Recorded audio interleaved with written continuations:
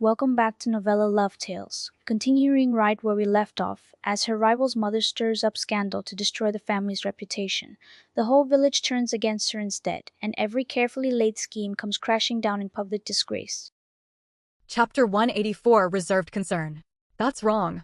You can't eat hot buns in one sitting. Take your time. Mr. Chi breathed a sigh of relief and finally listened to Jin's advice. Jinji put the grass back, took a few eggs and put them in his pocket, and then asked the old man to feed them to the cows. He bought the eggs with his own money to supplement the cows' nutrition. I heard that the Tang family and the Huang family had a fight yesterday. It seems to be Xiaonan. He heard it when he went to dig shepherds' purses just now. Su Wanru told her son the news she had learned. She did not move around with the people in the village. She washed clothes at home and never went to the river. The women in the village looked down on her, and Su Wanru and the others could not talk to each other.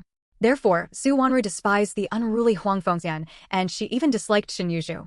The daughter Xiaomu and Huang Fengxian are easygoing, and the daughter they raise will naturally not be too decent. After such a comparison, Su Wanru felt that Tang Xiaonan was simply an angel. Although she is always called a vixen by the villagers, Su Wanru is actually the most conservative and upright woman from a good family. She has received the traditional education of 3 obediences and 4 virtues since she was a child. She abides by her duties, follows the rules, and does not cross the line even half a step. Otherwise, if she were replaced by another woman, her husband would abandon her for 4 years without any news. Early in the morning, she would live better with other men, which made the mother and son live a better life. Su Wanru blushed. She was too embarrassed to say those inappropriate words for children, and said vaguely, "Anyway, it was Huang Fengxian who did some bad things outside, and Su Jifeng found out. I would like to ask my grandpachi to stop talking to that girl from the Shin family in the future. That family is not a good one." The fat girl looked fierce and savage, but in fact she was useless at all. With her small body, anyone could beat her. It would be too easy for an adult like Huang Fengxian to deal with Tang Xiaopeng. Jinji stopped and frowned slightly. The fat girl seemed to be studying. She hadn't heard Tang Xiaopeng's chirping voice for a few days. In fact, she was really uncomfortable. What happened to Bu now? It seems that the little girl was beaten by Huang Fengxian at school. Huang Fengxian was the teacher of the little girl. The little girl's leg was almost broken. Su Jifeng beat Huang Fengyan. Her younger brother, who was very fond of Huang Fengxian, was also beaten. There was a big quarrel between the two families. Huang Fengxian was picked out. With Su Wanru's beauty, it was easy to find a man who could protect her mother and daughter. But although she was weak, she had never had such thoughts. Even though she suffered physical and psychological torture every day, her husband's steadfastness never wavered. Just now, Su Wanru went to the mountains to dig for shepherd's purse. The early spring morning vegetables had just emerged. When they were the freshest, they were full of melon heads, which are seasonal wild vegetables. Both Jinji and Mr. Chi loved to eat shepherd's purse dumplings. Su Wanru dug the shepherd's purse to make dumplings when she had free time. Now there was meat, flour, and enough seasoning. Su Wanru's cooking skills had also made a qualitative leap, and she cooked delicious dishes in different ways every day. Is Tang Xiaonan okay? Jinji was a little worried. But Jinji is not famous, and Huang Fengxian is very smart. How could he offend the Tang family for no reason? It seems a bit serious. I heard them say that their legs were almost broken. Otherwise Su Jifeng wouldn't be so angry. My little girl is Su Jinfeng's lifeblood. Jinji frowned even more. He wanted to visit Tang's house. Tang Xiaopeng was very coquettish. He would definitely not go to school if he was injured. He should be at home. When he walked to the door, a clear voice came from outside. "Aunt Su, is Brother Hua at home?" His brows relaxed. Jinji retracted his feet reservedly, picked up the broom, and swept casually. Tang Xiaonan was already at the door, holding onto the door frame and trying hard to cross the threshold, but she couldn't come over after a long time because her tailbone hurt so much. End of chapter. Chapter 185 Cheating. Are your feet rusty? Jinji couldn't bear it any longer, so he picked up Tang Xiaonan and crossed the threshold easily. However, when he put it down, his hand accidentally touched his lower back, and Tang Xiaonan screamed in pain. "It hurts." Tang Xiaonan's face wrinkled into a bitter gourd, and tears came out of her eyes. "Injured?" Jinji casually lifted up Tang Xiaonan's clothes. Tang Xiaonan was startled and ducked behind Su Wanru. Men and women were not close to each other. She was a young girl. Even the future boss could not touch her. Su Wanru was very happy. It was really interesting that the little girl knew the difference between men and women. This made her have a better impression of Tang Xiaonan. She liked girls who followed the rules, which showed that the family tradition was upright. Jinji rolled his eyes angrily. He was not too shy to look at it. What was so good about a 6-year-old yellow-haired girl? Su Wanru opened the clothes at the back of Tang Xiaonan and pulled out the sweater from her pants. The movement was very gentle, but Tang Xiaonan still screamed in pain. After the clothes were pulled out, a bruise was exposed on the back, but the surrounding skin was white and tender, which made it even more terrifying. Su Wanru was shocked because she didn't expect it to be so serious. How did you do this? It's all black. Have you applied any medicine? However, this fat girl should have dislocated her joint and should be in the hospital now. But Huang Fengxian still went too far. Even a teacher cannot physically punish a student for no reason, let alone a 6-year-old child. How big a mistake can he make? It doesn't matter if you don't. Your grandpa Qi is much more knowledgeable than your teacher Huang. Su Wanru agreed very much. She didn't look down on Huang Fengxian at all. His cultural level was not as high as hers, but he could be a teacher. It was simply misleading. Tang Xiaonan was lying on Su Wanru's body. It was so fragrant and soft that she couldn't bear to move away. No wonder the beauty was described as warm and fragrant soft jade. The ancients never deceived her. Anyone who has his approval cannot be bullied by outsiders, no matter how bad they are. This fat girl is now his junior sister, so naturally she will not be bullied by outsiders. Hu Jinji also saw the girl's right wrist, which had a large black circle, and there was a coldness in his eyes. He was very similar to the Tang family in that he protected his shortcomings. Tang Xiaonan nodded vigorously. Mr. Qi was a university professor, hundreds of times more powerful than Huang Fengxian. How could she learn from a woman who was carefree and ignorant? Rolling her eyes, Tang Xiaonan said mysteriously, I know why teacher Huang wants to hit me. She is my dad's old friend. Tang Xiaonan chirped and told what happened. Their family bullied me. I won't go to school anymore. Who did this? Teacher Huang broke my hand, and Brother Gu connected it for me. Just push it and it will be fine. Tang Xiaonan deliberately exaggerated to win the sympathy of the future boss. Sister Shin and Grandma pushed me and hit a rock. Grandpa was given medicine. Bosses all sympathize with the weak. If she is so miserable now, Hu Jinji must pity her to death, right? Hu Jinji frowned. Why did he feel so uncomfortable when he heard this fat girl call Brother Gu? Hu Di threw a thunderbolt. Su Wanru's eyes widened and she felt unbelievable. How could Huang Fengxian have an affair with Tang Laifu? How many lovers does this woman have? The corner of Hu Jinji's mouth twitched. She was indeed a good daughter who cheated her father. Who told you? Tang Xiaonan was very proud. My mother and father were arguing. I heard it. Teacher Huang ate dozens of kilograms of meat for my family. She almost married my father before, but luckily we didn't get married. I don't want her to be my mother. End of chapter.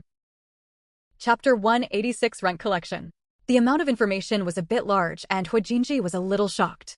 He didn't expect Huang Fengxian to have such a romantic past with the rich and powerful Tang Laifu.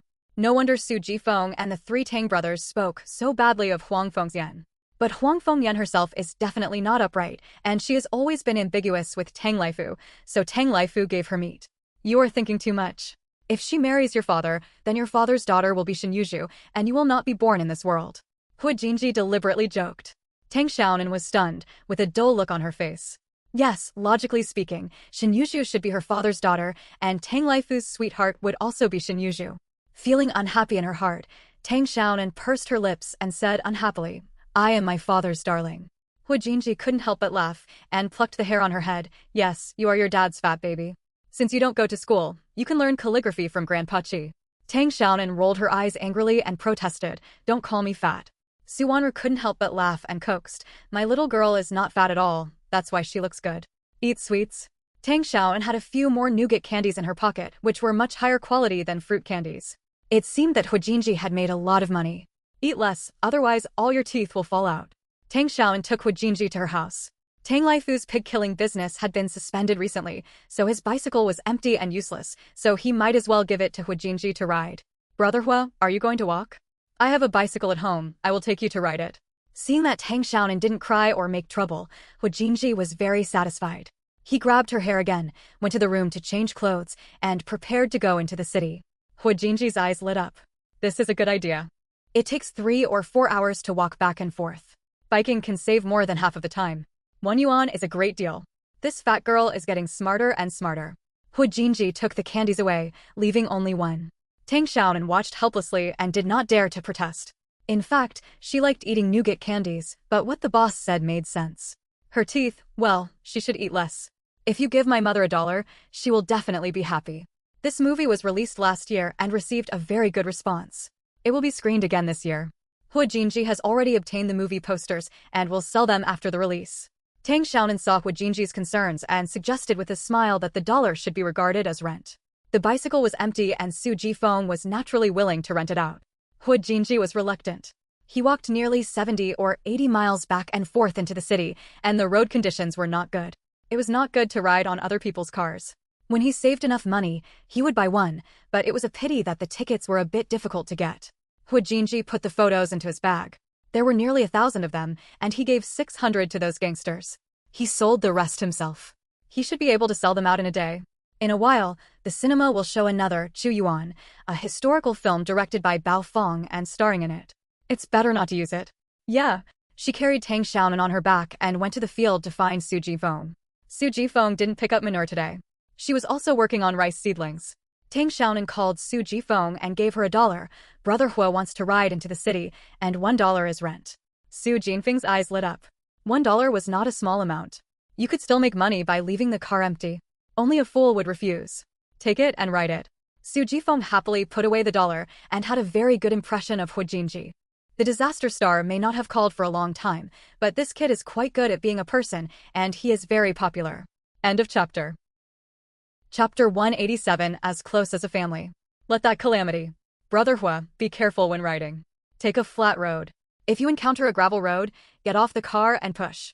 Su Jifeng did not forget to remind her that bicycles are the most expensive fixed assets in the family. Not many families in Mopanshan can afford a bicycle. A permanent bicycle costs 180 yuan, and you also need a bicycle ticket.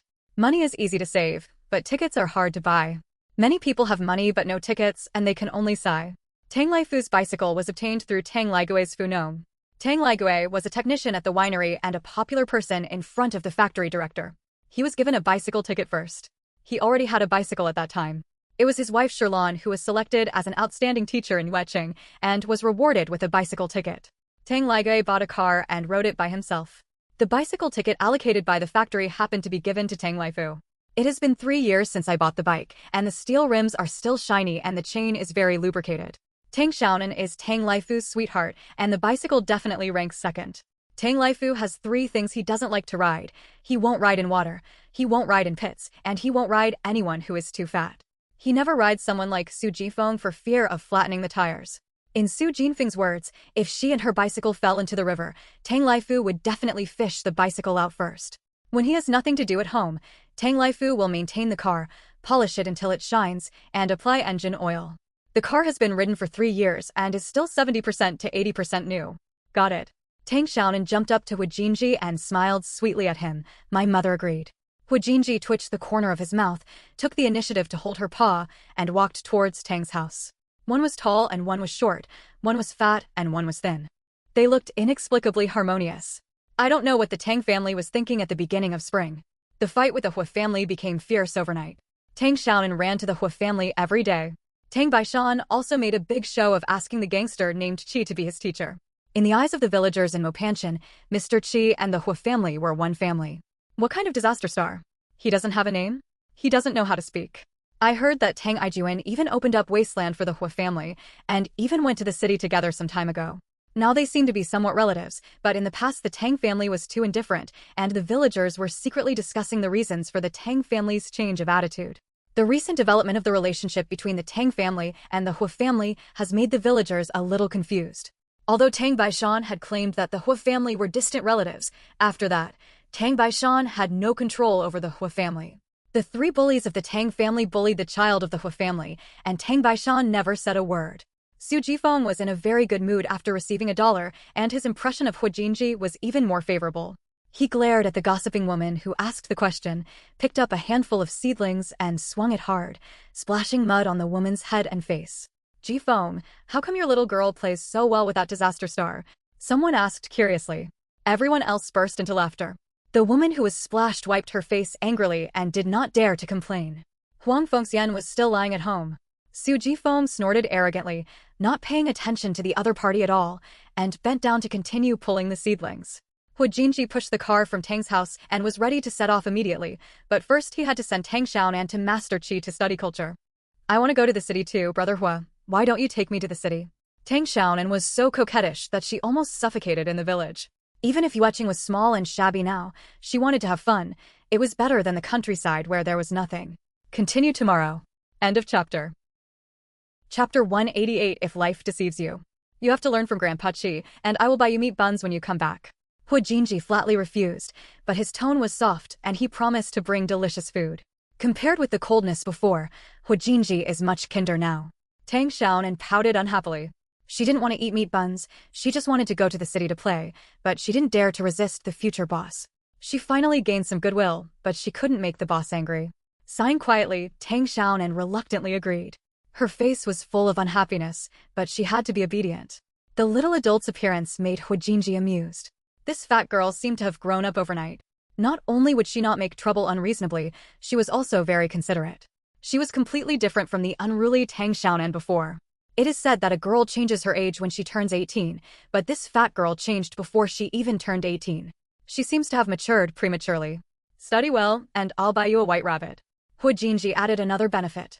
Both Mr. Chi and Su Wanra love to eat sweets, and they both have tricky tastes.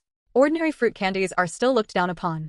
Weqing is a small county, and the highest grade candy is white rabbit.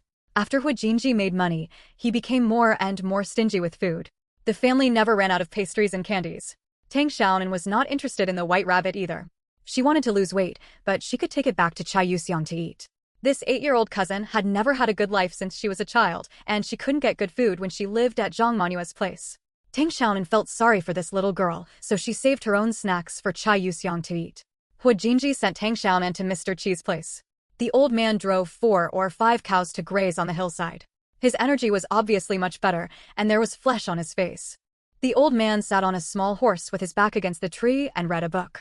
He felt as comfortable as leisurely seeing Nanshan Mountain. The eggs will be eaten by the cow later. Hu Jinji put the basket of eggs next to the old man. After a while, the people from the brigade would come to take the cows to plow the fields. Several cows were rotated to plow the fields, and the cows doing the hard work had to supplement their nutrition.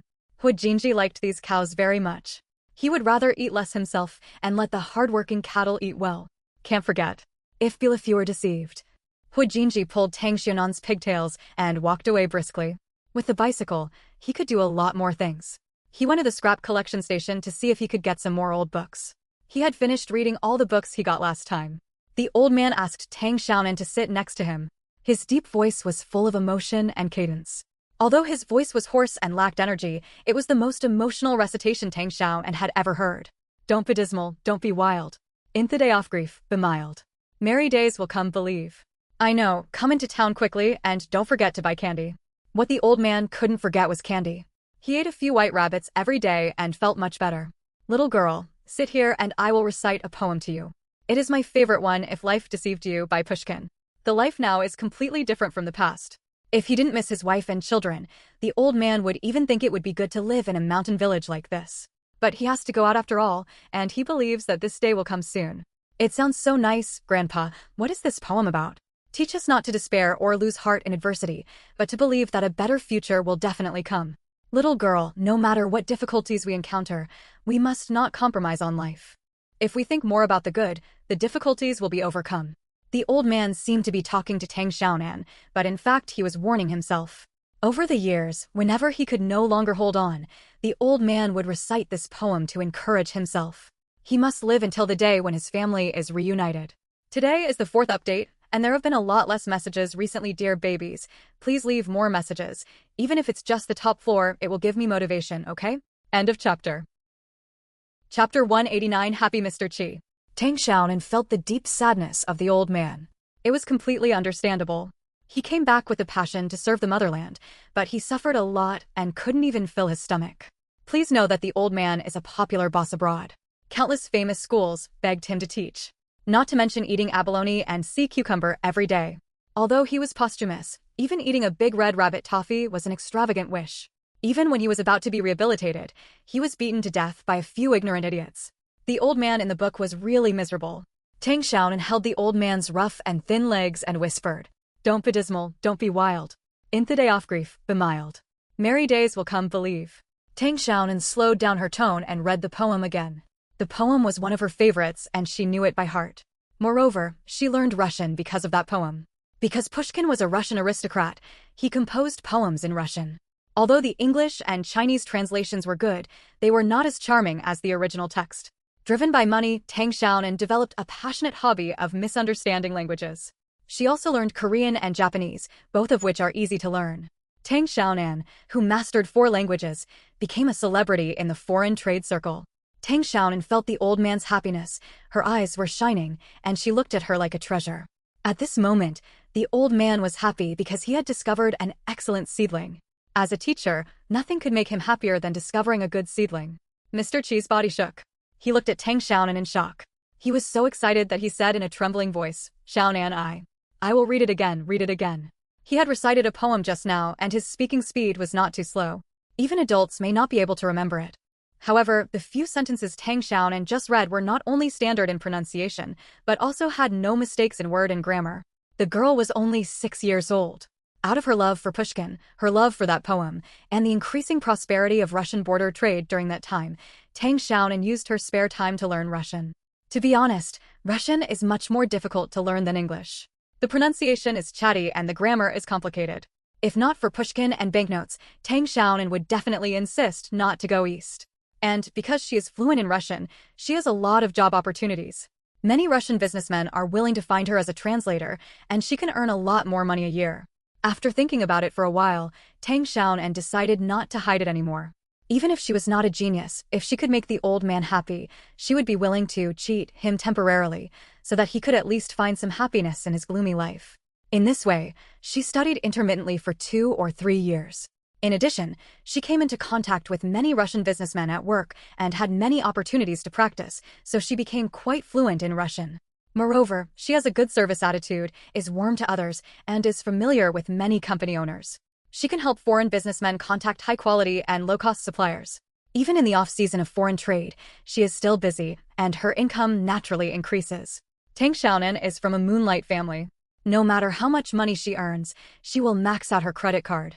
She doesn't know where the money is spent. Anyway, even if she earns 100,000 yuan a month, it will be useless. The old man was stunned for a while, then he slowly came back to his senses, hugged Tang Xiaonan excitedly, and laughed happily. "Do you know, Xiaonan, I am a genius, huh? God treats him well." The laughter frightened a flock of birds, and also alarmed Shinyuju, who had come to the mountain to collect firewood. Shinyuju, who was carrying a basket of thin firewood, looked at the old man and Tang Xiaonan hugging each other, and his eyes gradually became jealous and resentful. End of chapter. Chapter 190 Jealousy. Shinyuju clenched her fists and her nails dug into her palms. It hurt a little, but she didn't notice it at all. She just stared at the 2 men under the tree in front. Her lips were bitten with blood marks, and her heart was filled with breath. She really wanted to go over and question the old man now. Why would you rather teach that idiot Tang Xiaonan than teach her? She is obviously very smart and diligent. The old man praised her before and asked her to study hard, but now he praises Tang Xiaonan, Tang Ijuan, and the other 3 stupid pigs.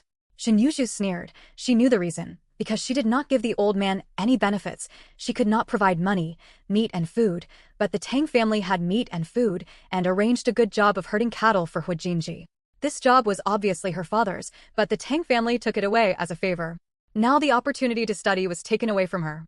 She finally got Mr. Chi to teach her English. No matter how hard the work was, he would still find time to study. When Huang Fengxian scolded her for paying for electricity when studying at night, she would go outside and watch under the moonlight. Her eyes were dry and stinging, but she did not give up studying. Would Tang Xiaonan go to this level just to study? It's simply impossible. This stupid girl is lazy and greedy. She is just learning a few words in English for fun. After a few days, when she gets tired of it, Tang Xiaonan will definitely walk around and fight like before. This stupid girl is not the material for learning at all. The more Shinyuju thought about it, the more she hated her. She was full of grievances and had tears in her eyes. She just wanted to get out of Mopin Mountain by studying, but no one supported her except her father, but her father's support was useless. It was her mother who had the final say at home. Her mother was injured and did not go to work. It was just a flesh wound, but her mother still made her wait at home and refused to let her go to school. Instead, she let that idiot Shin Yuhai go. Maybe in a few years, she won't even be able to go to school, right? I want to learn, Grandpa Chi, do you know Russian? Tang Xiaonan was secretly happy, but she was worried about how to speak Russian openly. Little girl, do you want to learn Russian? In fact, the original text of this poem is Russian. Pushkin was a declining Russian aristocrat. He was a very great poet, but he was killed by a political conspiracy and died young. Pushkin fell into a provocation and died of serious injuries in a duel with a French officer. Of course, Grandpa can also speak French, Japanese, German, and some ancient Greek and Latin. Does my little girl want to learn? The old man straightened his back and looked proud. He thought that he was also called a language genius back then. My mother had long said that she would go home to work after graduating from elementary school and get married when she turned 18. Her life had already been arranged, but she was unwilling to accept it. She is beautiful and smarter than others. As long as she is given a chance to study, she will definitely be able to go to college and live better than anyone else. But why does everyone have to hold her back? The Tang family took away her opportunities again and again, which was extremely abominable. The old man suddenly became enthusiastic about teaching. He couldn't wait to teach Tang Xiaonan all the languages he knew. Although he was an economist, he actually had deep attainments in literature and languages. The old man was an expert in several languages. I think Grandpa will teach me, and I will learn it seriously. Tang Xiaonan was overjoyed. She really wanted to learn it. After learning so many languages, she would be able to become a baifume even as a translator in the future. Knowledge is wealth. Okay, Grandpa will teach you, so listen carefully. The grandfather and grandson were in high spirits and having fun, but Shin Yushu's heart was as cold as ice, and his resentment was getting deeper and deeper. Gritting his teeth, Shin Yushu took the initiative to walk over. End of chapter. Chapter 191 Favoritism comes from comparison. Grandpa Chi, little girl, are we studying? Shin Yushu greeted him with a smile. There was no emotion in his eyes, and he was as gentle as usual. Yushu is not studying tomorrow? The old man's expression was unnatural, and he was really sorry, but Huijinji was wrong. The child Shin Yushu was too thoughtful, and his parents' character was not very good, so it was not a matter of staying away. To put it bluntly, although the Tang family is overbearing, they are bad in appearance and relatively simple-minded. The old man would rather deal with the Tang family, who are so bad on the surface, than with the Shin family, who cannot see their thoughts. Especially the girl Shin Yushu. Ever since he heard Huijinji say that she was just asking for information and deceiving a sugar seller, the old man felt unhappy. From small to large, Shin Yushu can deceive people in small things, but he can't stick to his principles in big things. His mother is not feeling well, and he is taking care of her at home. The old man originally sympathized with Shin Yushu, as the child was indeed suffering a miserable life, but when he saw Tang Xiaonan's fat paws in a circle of black and green, he couldn't help frowning. Huang Fengxian was very dissatisfied, and Shin Yushu's sympathy naturally disappeared. Shin Yushu looked at Tang Xiaonan while talking. Her mother's injury was a gift from the Tang family, which made her unable to study. The Tang family was her nemesis. As long as the Tang family was around, she would not have a good life. Furthermore, although the old man is not a greedy person, he is afraid of comparison in everything. Shin Yushu has been studying with her for so long, let alone Shuxiu, and has not even seen a piece of firewood. In front of the villagers, Shin Yushu pretends not to know him and seems very indifferent. Although the old man can understand it, he still feels a little bitter in his heart. The old man rubbed it gently, with kind eyes and a special feeling in his heart. When he returned to China, his eldest daughter-in-law was already pregnant. Later, he wrote a letter saying that it was a boy. She should be 14 years old now, right? Tang Xiaonan pursed her lips, deliberately raised her legs, and said coquettishly to the old man, "Grandpa Chi, rub it, it hurts." The Tang family was different. Not only did he receive a generous apprenticeship, he gave Huijinji an easy job, and he also let people know that he and Huijinji were now more polite to the villagers. These were real benefits. Comparing the two, the old man's heart naturally favored Tang Xiaonan. The pain will go away if you rub it. The younger son is studying very hard, and it's time for him to get married and have a son. He has a daughter, but he doesn't know if he has found his right husband. 14 years passed, and he never saw his wife and children again. Fortunately, although his wife was not well educated, she had a lively personality and was good at running the house. She was mostly the breadwinner of the family. Even if he was not at home, the family would not collapse. The old man had great confidence in his old wife. Her surname was Jiang Chanong. She was 3 years older than him, and she was ordinary-looking and talented. She was the daughter-in-law his mother had betrothed to him. He despised her absence, so he refused to return to his country to get married. When he was 16, he was admitted to study abroad at public expense. When he was 18, his mother betrothed him to a young lady from a well-to-do family, and she was his old wife for the rest of his life. To be honest, at that time, in addition to being able to study abroad and get good results, his family background was completely unmatched by his wife. Although he came from a scholarly family, his family fell into decline when his father was young. His father died young, and his mother barely survived by selling off her property. Moreover, he had no brothers or sisters to help him. There were only 2 mothers and sons in the family. Although Jung Chun-ong was ordinary in appearance and had no talent or education, she had a rich dowry. Her natal family was very rich in his hometown, so she married him to endure hardship. The 4th update is completed. Please leave a check-in vote and leave a message. The author needs motivation. Please express your feelings. End of chapter. Chapter 192, Missing the Tigress. The young and energetic old man felt a knot in his heart when he heard that Jung Chun-ong had not been brought to court. Then he saw the photo of Jung Chun-ong sent by his mother. She was short, fat, and dressed in a tacky way. She was not as good as the fashionable and beautiful female classmates around him. The knot in his heart became even deeper. If his mother hadn't lied about being seriously ill, he would never have returned to his hometown. As soon as he returned, he was forced by his mother to get married. It took him half a year to consummate the marriage with his wife. During those 6 months, he ignored her and was very cold. Thinking about it now, he feels that he went too far. But the wife abides by her duties as a daughter-in-law. Not only does she keep the housework in an orderly manner, but he and his mother also take good care of her.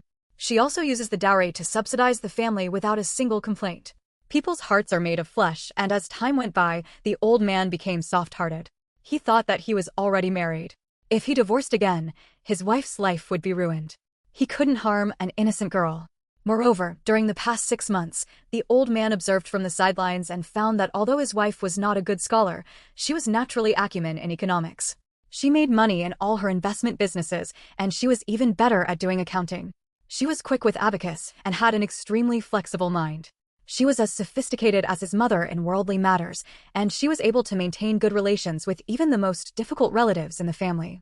In just half a year, his wife has captured the hearts of everyone in the family.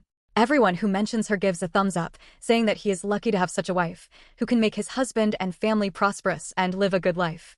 After that, the old man and his wife consummated their marriage in a confused manner. The wife became pregnant and gave birth to the eldest son, and then the second, third, and fourth children were born one after another. After giving birth to the children, the wife became fatter and fatter, but their relationship as a couple also became better and better.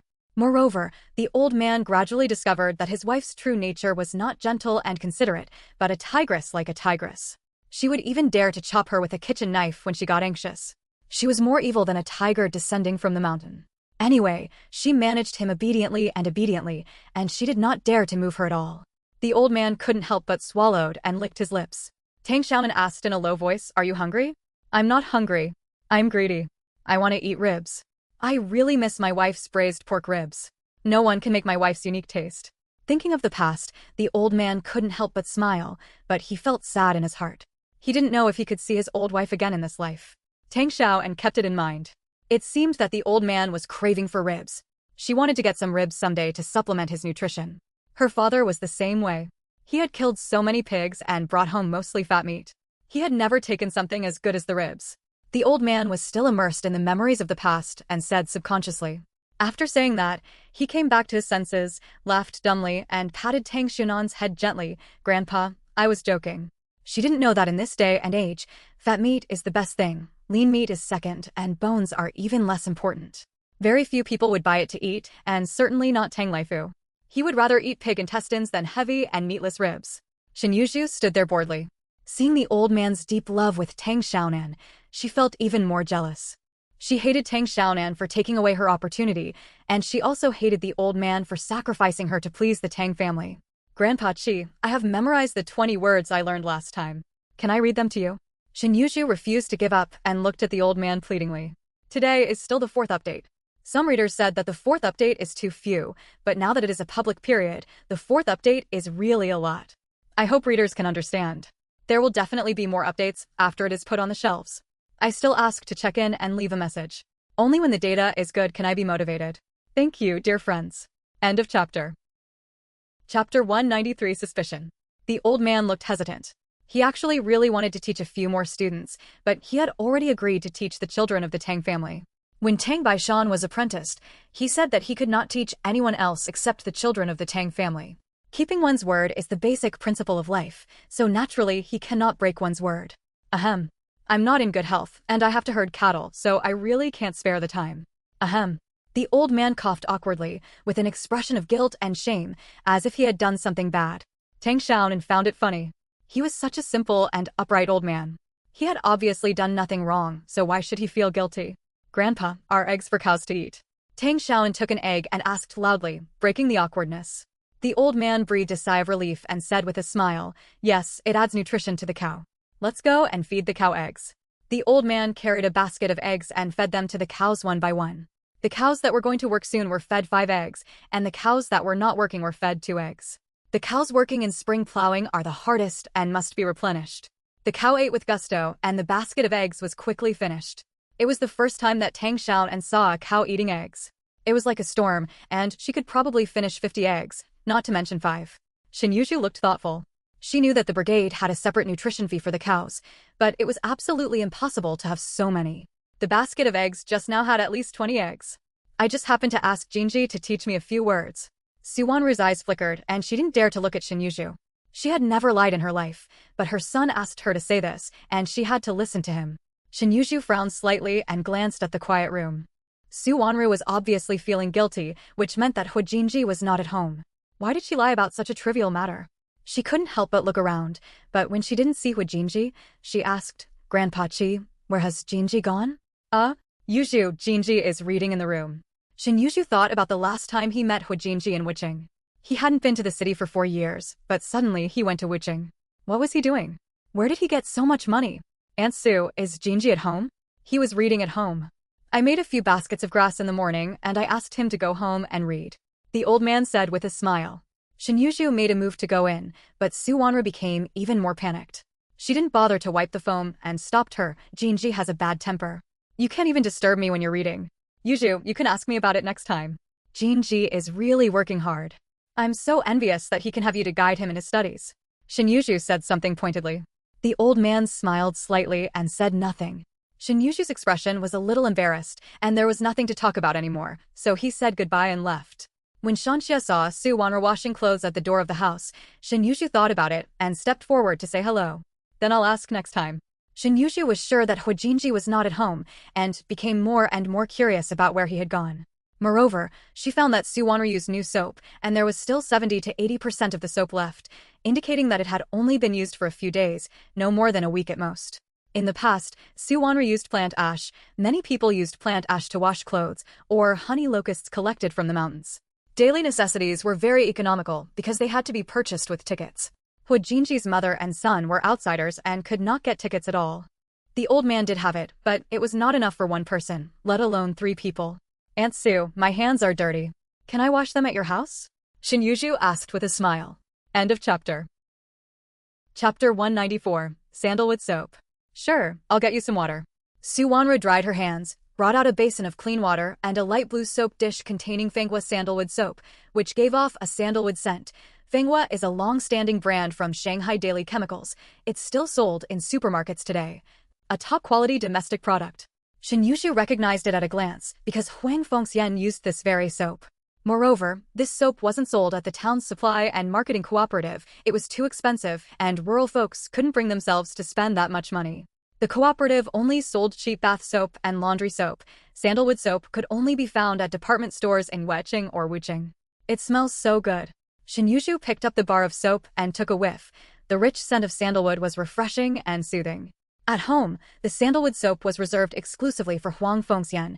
Shen Yuzhu wasn't even allowed to touch it, so she never imagined she'd get to use such high-quality soap today. It really did smell wonderful, and it felt great too, soft and smooth. Her hands were fragrant after washing them. Surely her whole body would smell just as lovely if she used it in the bath?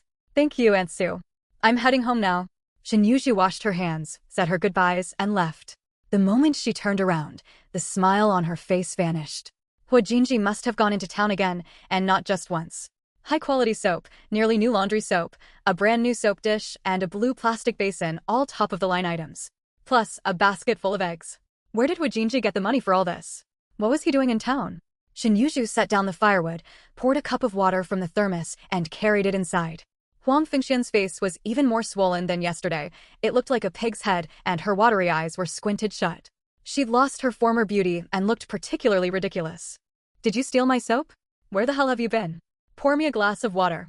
Huang Fengxian's impatient shout came from inside the room. Coming. Deep in thought, Shin Yuju returned home. Huang Fengxian was still lying in bed. She had left after eating breakfast. At that time, both Huang Fengxian and Shin Lixia had been eating. But now the table was a mess of empty cups and plates, and a pair of chopsticks lay on the floor. Shin Yuju felt a wave of irritation wash over her. She glanced toward Huang Fengxian's room, her gaze growing cold. But Shin Yuju was full of questions. Her intuition told her that Hu Jinji's trip into town couldn't be simple. He must have gone to make money. Otherwise, the Hu family's standard of living wouldn't have improved so quickly. Of course, it couldn't have been funded by the Tang family either. Su Jifeng herself couldn't even bring herself to buy high-end soap to wash her hands. Huang Fengxian, who had been complaining that she was too weak to work, turned out to be surprisingly strong when it came to hitting people. Shin Yuju didn't dare make a sound. She covered her head with both hands and let Huang Fengxian take out her frustration on her. The more she tried to talk back, the harder she was hit. She learned that lesson the hard way before. Huang Fengxian took a hasty sip and immediately spat it all out, smashing the teacup in the process. Fortunately, it was an enamel cup, so only a few chips of enamel came off. Hot water splashed onto Shin Yuju's feet, and Huang Fengxian then rained a few more blows down on her head. Puh, are you trying to scald me to death? Strangers bully me, and now you're bullying me too. You think you're all grown up now, don't you? Huang Fengxian caught a whiff of a familiar scent. It was the sandalwood soap she treasured like a precious gem. At several yuan a bar, she couldn't bring herself to buy it. It had been a gift from her lover. She only used it when bathing or washing her face, keeping it tucked away like a treasure the rest of the time. No, I didn't use it. Shin Yuju inwardly panicked and rushed to defend herself, but Huang Fengxian, seething with rage, wouldn't listen to her explanation. She was the only one in the whole village who owned such high-quality soap. If it wasn't hers, whose else could it be? Instead of learning to be a decent person, you're picking up the habits of a petty thief, even stealing my soap to use on the sly. What are you trying to do with this now? Are you planning to get married, you little slut? I'll beat you to death. End of chapter. Chapter 195, Slinging Mud. Huang Fengxian cursed and hit her at the same time, using particularly vile language and her favorite insult of all, that little slut. She'd picked it up from Dream of the Red Chamber, though Huang Fengxian had only learned a few insults. Dream of the Red Chamber was a vast and profound work. With her limited understanding, she could only manage to pick up a few abusive phrases. I'm such a failure. I washed my hands at Aunt Sue's house. I used her soap. Shin Yuju stammered in defense, choking back her tears and daring not to cry out loud. And now you're lying. Does that vixen even have the money for soap? I'd be a fool to believe you. Huang Fengxian didn't believe a word of it and struck even harder. Shin Yuju dodged helplessly, lowering her head as her gaze grew even colder. She was determined to leave this household someday and make Huang Fengxian beg to win her favor. What's the matter now? Your injury hasn't even healed yet. Why are you getting so worked up? Calm down. Shin Lixia, who had cut his shift short, came home to find his daughter being beaten. Rage surged through him, but he gave no sign of it on his face.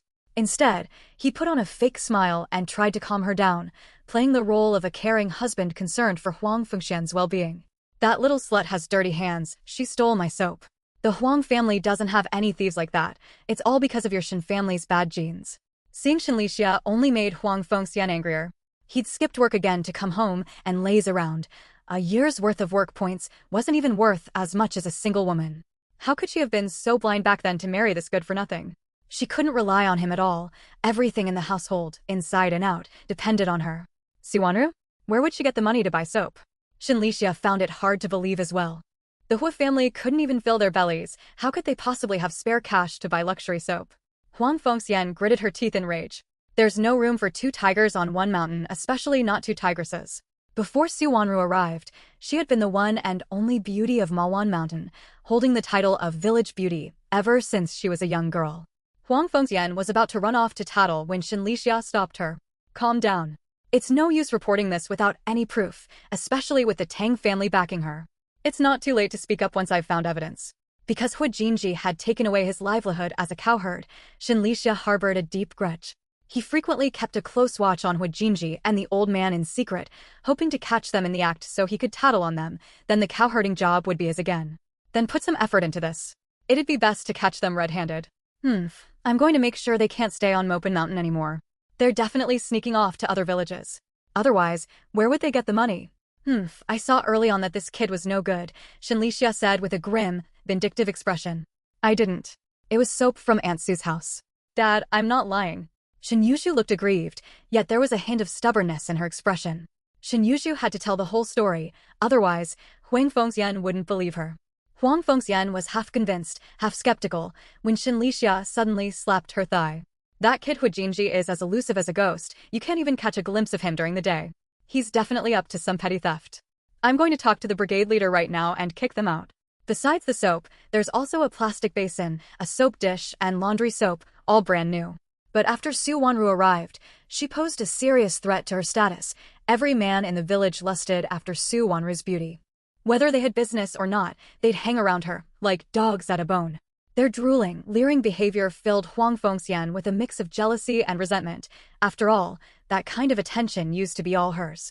Shin Yushu bit her lip, hesitated for a moment, but in the end, she said nothing. In truth, she didn't believe for a second that Huijinji would resort to petty theft. Huijinji simply wasn't that kind of person, and neither was old Master Qi. Shin Yushu was 100% certain of that. But even if she spoke up, her parents wouldn't believe her.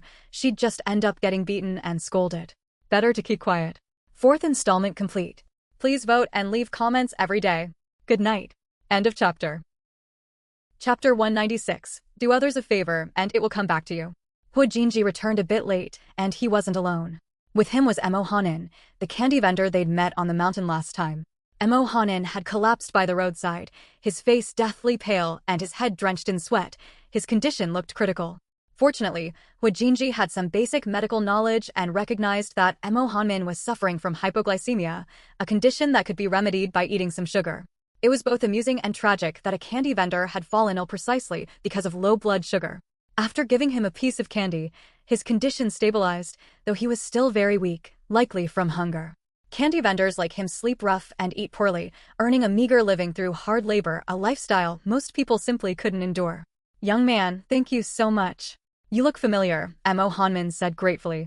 His vendor's cart was tied to the back seat, still filled with quite a few items, eggs, chestnuts, dried bamboo shoots, and pickled mustard greens, among others. Many families couldn't afford to pay in cash, so they traded goods for sugar. Mo Hanmin would then take these items to the market to sell them, earning a profit on the difference. Huijinji wasn't riding his bike. With his strength, he simply couldn't carry a grown man and 2 heavy loads, so he had to push the bike slowly along. Fortunately, they were only a few li away from their destination. We met last time when I bought some sugar from you up in the mountains. Your name is Mo Hanmin, and you're from Mo Village in Bailey Township, Huijinji said with a smile. He had a good memory and had remembered it after hearing it just once. So it's you. What a coincidence. Where's that brother Tang Liejin? He's your uncle, right? Mo Hanmin had a good memory too. He still remembered Tang Liejin's name. Distant uncle, it's already dark. Are you still trying to make it home? Huijinji asked with concern. Huijinji stood on tiptoe and touched his forehead. It was as hot as boiling water. In this condition, he certainly couldn't continue his journey. Otherwise, if he fainted on the mountain, he'd freeze to death. Mo Hanmin gave a wry smile and nodded. Of course, he had to make his way back. He had nowhere to stay for the night. It was just that his body was letting him down today. He felt weak and limp, with no strength at all. He guessed he must have caught a chill from getting soaked in the rain last time. The Tang family was having dinner. Tang Laifu was seething with anger because Su Jifeng had lent out his prized cart without his permission. He'd been sulking ever since she returned. Now that it was dark and Huijinji still hadn't returned, Tang Laifu's expression grew even gloomier. He worried that Huijinji, unaware of the consequences, might have damaged his prized car. You have a fever. Let me take you to get some medicine. Stay at my place tonight. Cough, cough. It's fine. I'm used to walking mountain trails. It'll take me 2 or 3 hours at most to get home. Mo Hanmin coughed a few times. His face was flushed, and he didn't look quite right. Mo Hanmin hesitated for a long time. He really didn't want to impose on others, but he was genuinely feeling unwell, so he smiled sheepishly and said, I'll be fine after a good night's sleep. Thanks for your trouble, young man. In the eyes of the future big shot, people will always come second to dogs. It's no big deal. Do unto others as you'd have them do unto you. Huijinji smiled slightly. He wasn't yet the deranged big shot from the book, though his personality was a bit extreme. He still had a warm heart and would lend a hand to the weak. If this were the big shot after he'd gone off the deep end, he'd simply stand by and watch. But if a dog were in trouble, he'd actually step in to help. Tang Xianwan, however, was worried that something might have happened to Huijinji. He should have been back by now. Could he have been taken away by the disciplinary squad? Ding-ling-ling. A crisp bell rang out in the courtyard. Tang Xiaonan breathed a sigh of relief and dashed out to greet him. Only when she saw that Huijinji was unharmed did she finally feel completely at ease. Hey, you're the candy-selling uncle, are you sick? Tang Xiaonan recognized Mo Hanmin at a glance. His complexion looked terrible, his breathing was irregular, and he seemed unable to even stand steadily. End of chapter. Chapter 197, Knowing How to Handle Things. Huijinji parked the car and hurried to support Mo Hanmin, who was about to faint, but he was too short, so it was very difficult for him to hold him up. Dad, big brother, come out quickly. Tang Xinhuan shouted. No sooner had she spoken than Tang Laifu and the three brothers came out in unison. Though they didn't quite understand what was going on, Tang Aihua hurried forward to support Mo Hanmin. He's from Wuching and was on his way to trade for sugar. He fell ill on the way and fainted. I happened to come across him, which is why we were delayed. Huijinji explained the reason for their late return. It's good that you're back. Let's help him inside. Tang Laifu then turned to Tang Aijuan and instructed, go get your grandfather. I'll go too. Tang Xiaonan scampered off after them. Tang Baishan had just finished his meal. Upon hearing there was a patient, he came over carrying his medical bag. Tang Liejin came along as well. After Tang Xiaonan told him it was the uncle who'd come to trade for sugar, he naturally had to come take a look. This is no minor illness. It's a good thing you ran into him. Otherwise, spending a whole night out in the cold could have led to serious trouble. Tang Baishan took his temperature, 39.5 degrees, and found thick phlegm in his airways. Although it was just a cold, it wouldn't clear up easily. He'd need to take it easy and recover gradually. Just take whatever I prescribe, it won't kill you. He gave Mo Hanmin an injection to bring down his fever, then handed him a bag of tree leaves and grass roots. Grab a handful and boil it in water. It clears heat, detoxifies, and relieves coughs. Still, he lived on Mopin Mountain for several years and had never heard of anyone dying under Tang Baishan's care. He figured that even if the medicine didn't cure the illness, it surely wouldn't kill anyone, right? Mo Hanmin took a bag of eggs, about 10 of them, out of his carrying basket and placed them on the table. A smile spread across Tang Baishan's face. This Mo fellow was more savvy than his own youngest son. Su Jinfeng beamed with joy.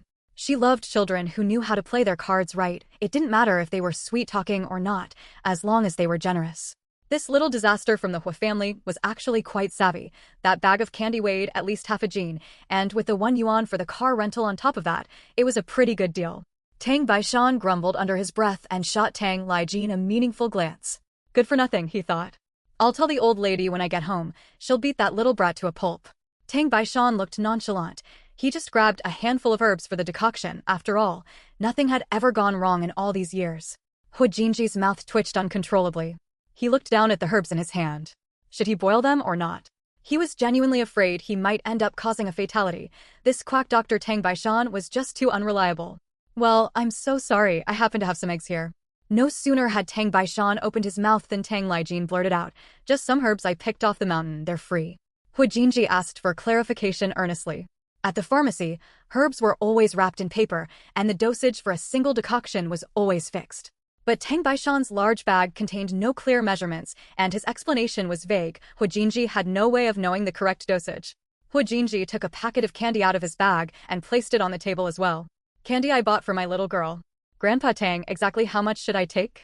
The fever-reducing injection worked very well. Mo Hanmin broke out in a sweat, his fever subsided, and his spirits improved considerably. After drinking a large cup of warm water, he felt much better. Thank you very much. How much do I owe for the medicine? The fever-reducing injection had been provided by the town health clinic, and the herbs were gathered locally, so the cost was zero. Tang Liejin felt it would be awkward to charge him, but Tang Baishan didn't see it that way. Next time you come into town, ride your bike again. Su Jifeng had already booked her next appointment. Tang Laifu shot her a warning glance, but she ignored him completely. When it came to family matters, she was the one who called the shots. Okay, thank you, Uncle Laifu and Aunt Jifeng. Huijinji couldn't have been happier. He'd be going into town more often than not, and since he couldn't get a bicycle ticket, he'd have to borrow the Tang family's bike for the time being. He'd managed to get a lot done today. Having a bike really made things convenient. He'd have to figure out a way to get a bicycle ticket as soon as possible.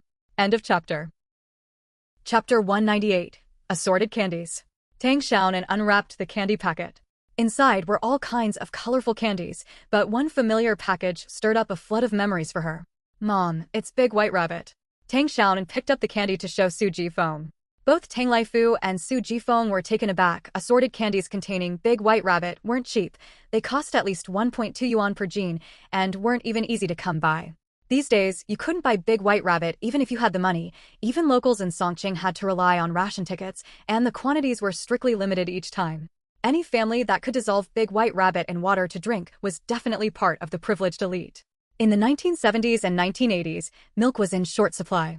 It was said that 5 Big White Rabbit candies could be dissolved to make a cup of milk. Back then, Big White Rabbit was made from genuine pure milk powder. As for the cities surrounding Songqing, forget about buying Big White Rabbit candy. At best, you could get assorted candies mixed with Big White Rabbit pieces. If you found 2 or 3 Big White Rabbit candies in a gene of assorted candies, you were lucky. They won't sell to buy 2 by itself, only in the mixed candy. Hu Jinji felt a bit embarrassed. He hadn't been able to keep his promise. The mixed candy is delicious.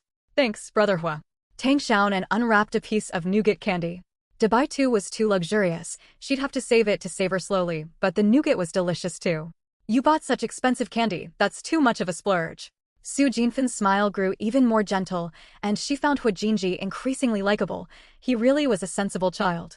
Hu Jinji smiled, said his goodbyes, and headed home, taking with him a basket full of fresh, tender Chinese broccoli. As soon as the weather warmed up, the Chinese broccoli shot up like crazy, tender and sweet. Su Jinfeng's harvest was far more than they could ever eat, but Su Wanru's wasn't enough, and it didn't taste as good as Su Jinfeng's either. No sooner had Tang Baishan reached out than Su Jinfeng's massive hand snatched the eggs away.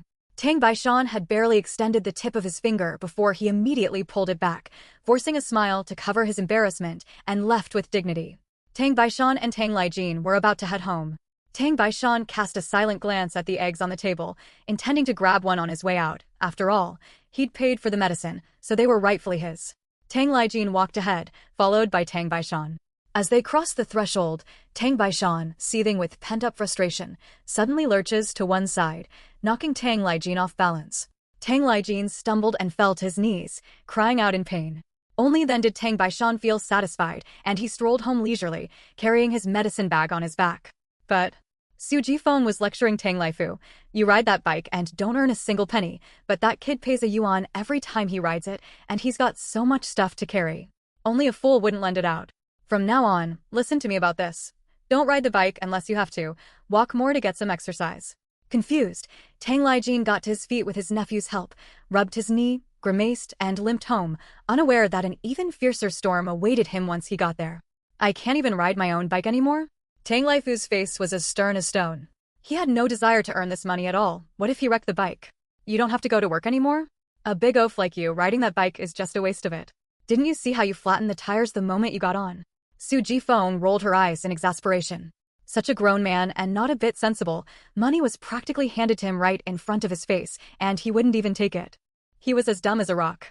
Tang Laifu shut up grudgingly, not because he agreed with Su Jifeng, but because Tang Xiaonan was glaring at him, her cheeks puffed out. He didn't dare provoke that girl, and of course, he didn't dare provoke Su Jifeng either. After all, Tang Laifu still felt a bit guilty about what had happened with Huang Fengxian yesterday.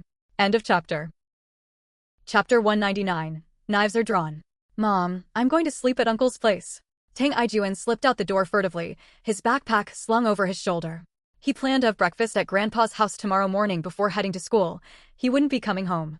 He'd slept at Tang Liejin's place last night too. He'd lie low for a few days to let the dust settle. Aren't there any beds at home? Tang Laifu was seething with pent-up anger and had nowhere to vent it.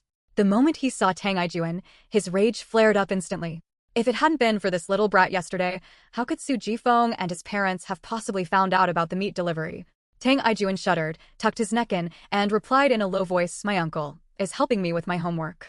Your uncle has never even passed an exam, and he's tutoring you? If you don't understand something, ask your older brothers. Stay put at home and don't go anywhere." Tang Laifu strode over and slapped Tang Ijuan hard on the back of the head. He couldn't be fooled by that little rascal's devious schemes. He was just afraid of being held accountable later, wasn't he? Humph. The slap sent Tang Ijuan spinning around a few times on the spot. His brain was all jumbled up, and his head was buzzing. Tang Xianwan was startled. It was the first time she'd ever seen Tang Laifu fly into such a rage. He truly lived up to his reputation as a fearsome demon. His menacing aura was so intense, it was unbearable even from 3 meters away. Tang Xianwan looked sympathetically at her third brother, who hadn't yet come to his senses.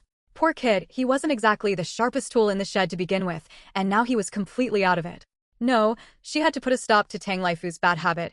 He was always slapping the back of people's heads, and with incredible force at that. Su Jifeng was just the same. This couple really was cut from the same cloth. Even their methods for disciplining their little monster were uncannily similar. Tang Laifu caught a glimpse of his daughter flinching out of the corner of his eye and quickly withdrew his hand. His scowl instantly turned into that of a loving father as he picked up Tang Xiaonan and gave her a few gentle pats on the back. Third brother didn't do anything wrong, no spanking.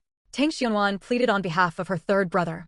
After all, Tang Laifu had been in the wrong yesterday. He couldn't let go of his feelings for his ex-lover, and when his son exposed the truth, he flew into a rage out of shame and anger.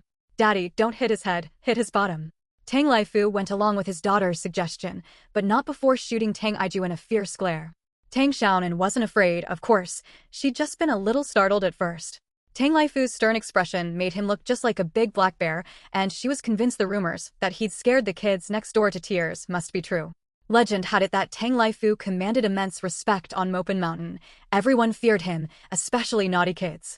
If a child was misbehaving, all it took was a single phrase, "The pig butcher's coming," and the child would immediately fall silent. It worked every single time. Although that was a bit of an exaggeration, there was some truth to it. Tang Laifu exuded a menacing aura, and when he had just shown his temper a moment ago, Tang Xianwan had felt it. It was quite unsettling. But she wasn't afraid at all, because Tang Laifu was the very, very best dad in the whole world to her. Fine. Next time I spank you, I'll beat your third brothers, but until it's all red. But Tang Laifu had his pride as a man. She couldn't let him lose face in front of so many people. While his anger was understandable, Tang Xiaonan still didn't like that Tang Laifu was scolding Tang Aijuan over a woman like Huang Fengxian. Exactly. What did third brother do wrong? Take your anger out on me. I'm the one who beat that filthy whore, and I'm the one who ripped off her clothes. You're feeling sorry for her, aren't you? Come on then, slap me instead. Su Jifeng came over wielding a butcher's knife, stepping in front of Tang Aijuan and glaring at Tang Laifu with murder in her eyes. Beating up her son over that filthy slut, she must be out of her mind. Tang Xiaonan was so scared her breathing quickened, and her throat felt like it was on fire. Holy shit, they're even pulling out knives now. Is someone going to get killed? Would she get caught in the crossfire? She'd finally returned to the age of a budding flower. She hadn't lived her life to the fullest yet. To be continued tomorrow. End of chapter. Chapter 200, A Fright. What am I thinking? Calling her, that woman, all day long. Does she have no name? Didn't yesterday's scene cause quite a stir? Tang Laifu lost his temper too.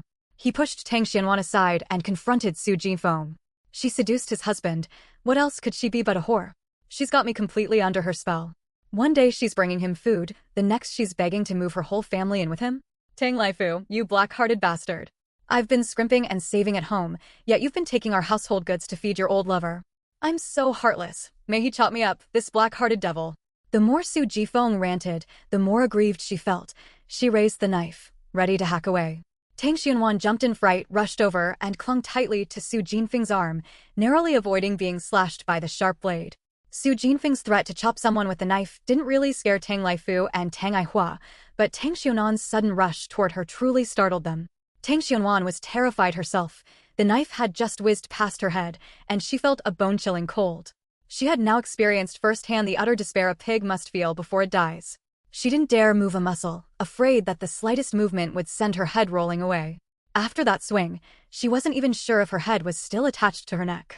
She'd heard that if a knife is sharp enough, even if it actually severs the head, it won't fall off immediately. A person can keep talking and won't feel any pain because the brain doesn't react fast enough. Little Nguyen, please don't do this.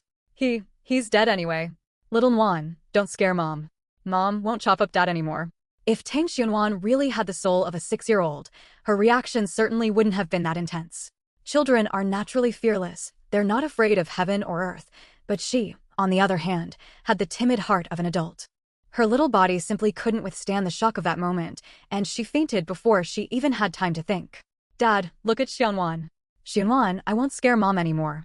Wake up, my little girl. Tang Laifu scooped up his daughter and ran toward Tang Baishan. His father was sure to have a solution. What's wrong with Xiaonan? She was just fine a moment ago. Stop crying. I told you not to play with knives in front of the kids, but I wouldn't listen. If anything happens to Xiaonan, I'll chop my own head off. Su Jifeng was the first to react. She immediately tossed aside the knife and clutched Tang Xianwan tightly. Seeing her daughter's dazed expression, her eyes fixed and unblinking, her little face crimson, as still as a wooden doll, she burst into wailing, filled with bitter regret. Su Jifeng followed behind, wailing, with the 3 brothers close behind, their expressions grave. They had already laid the blame squarely on Huang Fengxian. If it hadn't been for that slut, their parents wouldn't have fought to the point of drawing knives, and Xiaonan wouldn't have come to this. It was all that bitch's fault.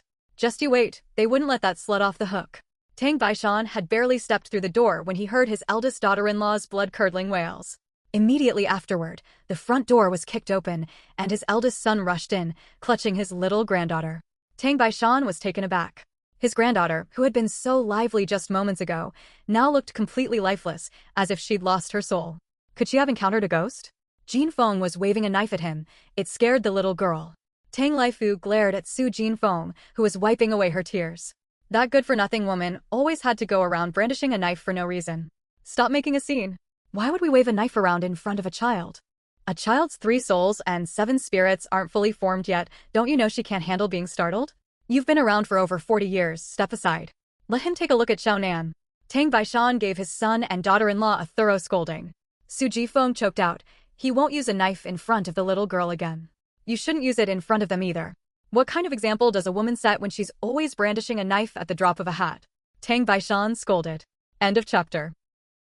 Chapter 201, A Past Life. Su Jifeng pointed at Tang Laifu defiantly and shouted, "It's all because he can't stop thinking about Huang Fengyan. I just said a few words about that slut, and he took it out on me. Dad, don't just blame me." Who's still obsessed with her? Tang Laifu retorted with a stern face, but before he could finish, he felt a slap on the back of his head from Zhang Manhwa. Enough already. Eldest son, if you give Huang Fengxian any more meat next time, I'll beat you senseless first, you good for nothing. The moment Zhang Manyu struck out, the entire room fell deathly silent. This time, she was firmly on her daughter-in-law's side, choosing justice over family ties. That good-for-nothing really deserved a beating. How's Xiaonan doing? Zhang Manyu asked with concern. Tang Baishan shook his head. She's lost her soul. We have to call it back. Stop crying. Jin Feng, come with me outside to call her soul back, Zhang Manyu ordered. Tang Baishan wrote Tang Xianwan's birth chart on red paper and placed it on the stove. He set a bowl of clear water next to the paper, lit some incense and candles, and kowtowed. Then he took a measuring cup, covered it with a cloth, and had Su Jinfeng hold it as she went outside to call her back. Go farther away. Xiaonan was terribly frightened this time. Her soul has wandered far, Tang Baishan instructed. Got it. I'll go call her at the foot of the mountain. Yet one could still make out the girl's delicate features. If she were to lose some weight, she would surely be a beauty. This was Tang Xiaonan as an adult, though she was already dead, and she had appeared at Tang Xiaonan's funeral. Please take comfort in this time of loss. This is a small token of my sympathy. It was a scene of desolation and sorrow, cold and desolate. With his entire family gone, he was the only one left. What was the point of living alone? Someone was coming. It was the tall, elegant Gu Yunchuan. Now a successful businessman, Gu Yunchuan exuded the commanding presence of a man in power, yet he remained refined and courteous. Dressed in a black suit and with a solemn expression, he offered incense at Tang Xiaonan's grave. Tang Aihua didn't react at first. It took her a while to return the gesture with trembling reverence, but she soon became numb again. Tang Xianwan's only sensation. Xianwan, I'm so sorry. I couldn't afford a nice urn, please don't blame me, Tang Aihua cried like a fool, having lost all will to live. Not a single mourner was present, only a middle-aged man with a scruffy beard sat blankly on the ground. At a glance, he appeared down and out and unfulfilled. This was Tang Aihua as an adult. He was the sole survivor of his family and had barely managed to arrange his younger sister's funeral. Su Jifeng nodded vigorously, and Zhang Manhua followed suit. As they walked, the mother-in-law and daughter-in-law called out, Xiaonan has returned. Did you ever have an experience with soul calling when you were little? I've been through it before, it felt so magical. It really did calm my mind instantly. Tang Xiaonan felt as if she were floating on water. Everything around her was a blur. She couldn't see a thing, but there was a glimmer of light in the distance. She struggled to drift toward it, only to see a memorial photo. The girl in the picture had 2 pigtails, and her round face looked like an inflated flatbread. Gu Yunchuan handed her a check. Tang Aihua glanced at it, then suddenly burst out laughing and pushed it away. The check fluttered lightly to the ground. You killed Xianwan, and now you're trying to play the good guys with money? Pfft. Shin Yuhai must pay with his life for Xiaonan. If the judge doesn't sentence him, I'll take him down with me. I've lived long enough anyway. Tang Aihua's eyes were bloodshot, his face contorted into a ferocious grimace. He was on the verge of losing his mind. Yuhai did make a mistake. He shouldn't have driven while drunk. Many things were unforeseeable. No one could have known how Xiaonan suddenly ended up there. I'm not trying to make excuses for Yuhai. He'll face the punishment he deserves, but no matter what, Xiaonan won't be coming back. Brother Aihua, you have to keep living your life. Gu Yuhai urged him earnestly. End of chapter. Chapter 202, Conspiracy. Shin Yuhai did this on purpose. He colluded with your wife to kill my little sister. You're an accomplice too. Your whole family are murderers. My little girl, you died such a terrible death. Big brother will avenge you. Tang Aihua screamed like a madwoman, pounding her chest and stamping her feet as she wailed. She wouldn't listen to a single word of advice. Gu Yunchuan sighed, placed the check next to Tang Aihua, and quietly left. Tang Xianwan was very puzzled. In the book, Tang Xianwan died in a car accident at Yuzhu Plaza. After Gu Yunchuan made his fortune, he ventured into real estate and built plazas in many cities, all named Yuzhu Plaza to symbolize his love for Shin-Yuzhu. Tang Xiaonan couldn't remember many of the details from the book. Why would her original self suddenly go to the newly developed Yuzhu Plaza? She got into a car accident as soon as she arrived, and the driver at fault was Shin Yuhai. It was too many coincidences. But Shin Yuhai certainly didn't do it on purpose. That coward grew up to be a good-for-nothing playboy, indulging in every vice imaginable, from drinking and gambling to womanizing, and he was as timid as a chicken. He definitely wouldn't dare commit premeditated murder. But if it was a coincidence, it was far too convenient. The moment my original self arrived at the plaza, Shin Yuhai, drunk as a skunk, drove right into her. It felt as if an unseen hand was pulling the strings behind the scenes. Both my original self and Shin Yuhai were victims. Who is that hand? Shin Yuzhu? Or Gu Yunchuan? Tang Aijuan was crying and laughing at the same time, muttering to herself and mentioning Shin Yuzhu's name. Tang Xiaonan wanted to get closer to see if she could hear more. If Shin Yuzhu really was pulling the strings behind the scenes, that woman would be truly terrifying. Xianwan has come home. Tang Laifeng and Chai Yuxiang were also fretting on the sidelines, unable to help in any way. They decided to pay their respects to the kitchen god. After all, he was a deity, and it was better to pray than not to. A hoarse voice drifted over from afar. Before Tang Xiaonan could get any closer, a powerful force yanked her back, plunging her into darkness once more. A cacophony of noise filled her ears. Tang Xianwan tried to open her eyes, but her eyelids felt as if they were glued shut. She simply couldn't pry them open. Xianwan, come back quickly. Third brother won't steal your candy anymore. It sounds like Su Jifeng is calling for Xianwan. Hasn't Xianwan come home yet at this late hour? Su Wanra wondered. Xiaonan, did you hear Dad calling you? Tang Aijuan looked at his sister, who lay fast asleep, with tears welling in his eyes. His heart felt as if it were being squeezed into a tight knot, an indescribable anguish, fearing she might never wake up to call him third brother again. The old master's expression turned grave. They're calling her soul back. It's a local custom. Something's happened to Xiaonan. I'll go take a look too. Hu Jinji lost his appetite and got up to leave. Su Jinfeng's cries grew closer and closer. Both the old master and Su Wanra could hear them. Mo Hanan asked, is Xiaonan that pretty, chubby little girl, about 6 or 7 years old? She's got such a sweet way with words. Su Jifeng and Zhang Manue's cries grew fainter as they ran further and further away, and before they knew it, they had reached the mountain. Hu Jinji's family was in the middle of dinner when they heard Su Jinfeng's soul-calling cries. Hu Jinji's heart skipped a beat. Had something happened to Tang Xiaopeng? I'll go take a look. The old man nodded. Mo Hanan muttered to himself in confusion. That girl was fine just this evening. How did she suddenly lose her mind? None of the three had any appetite left, so they went out together to find out what had happened.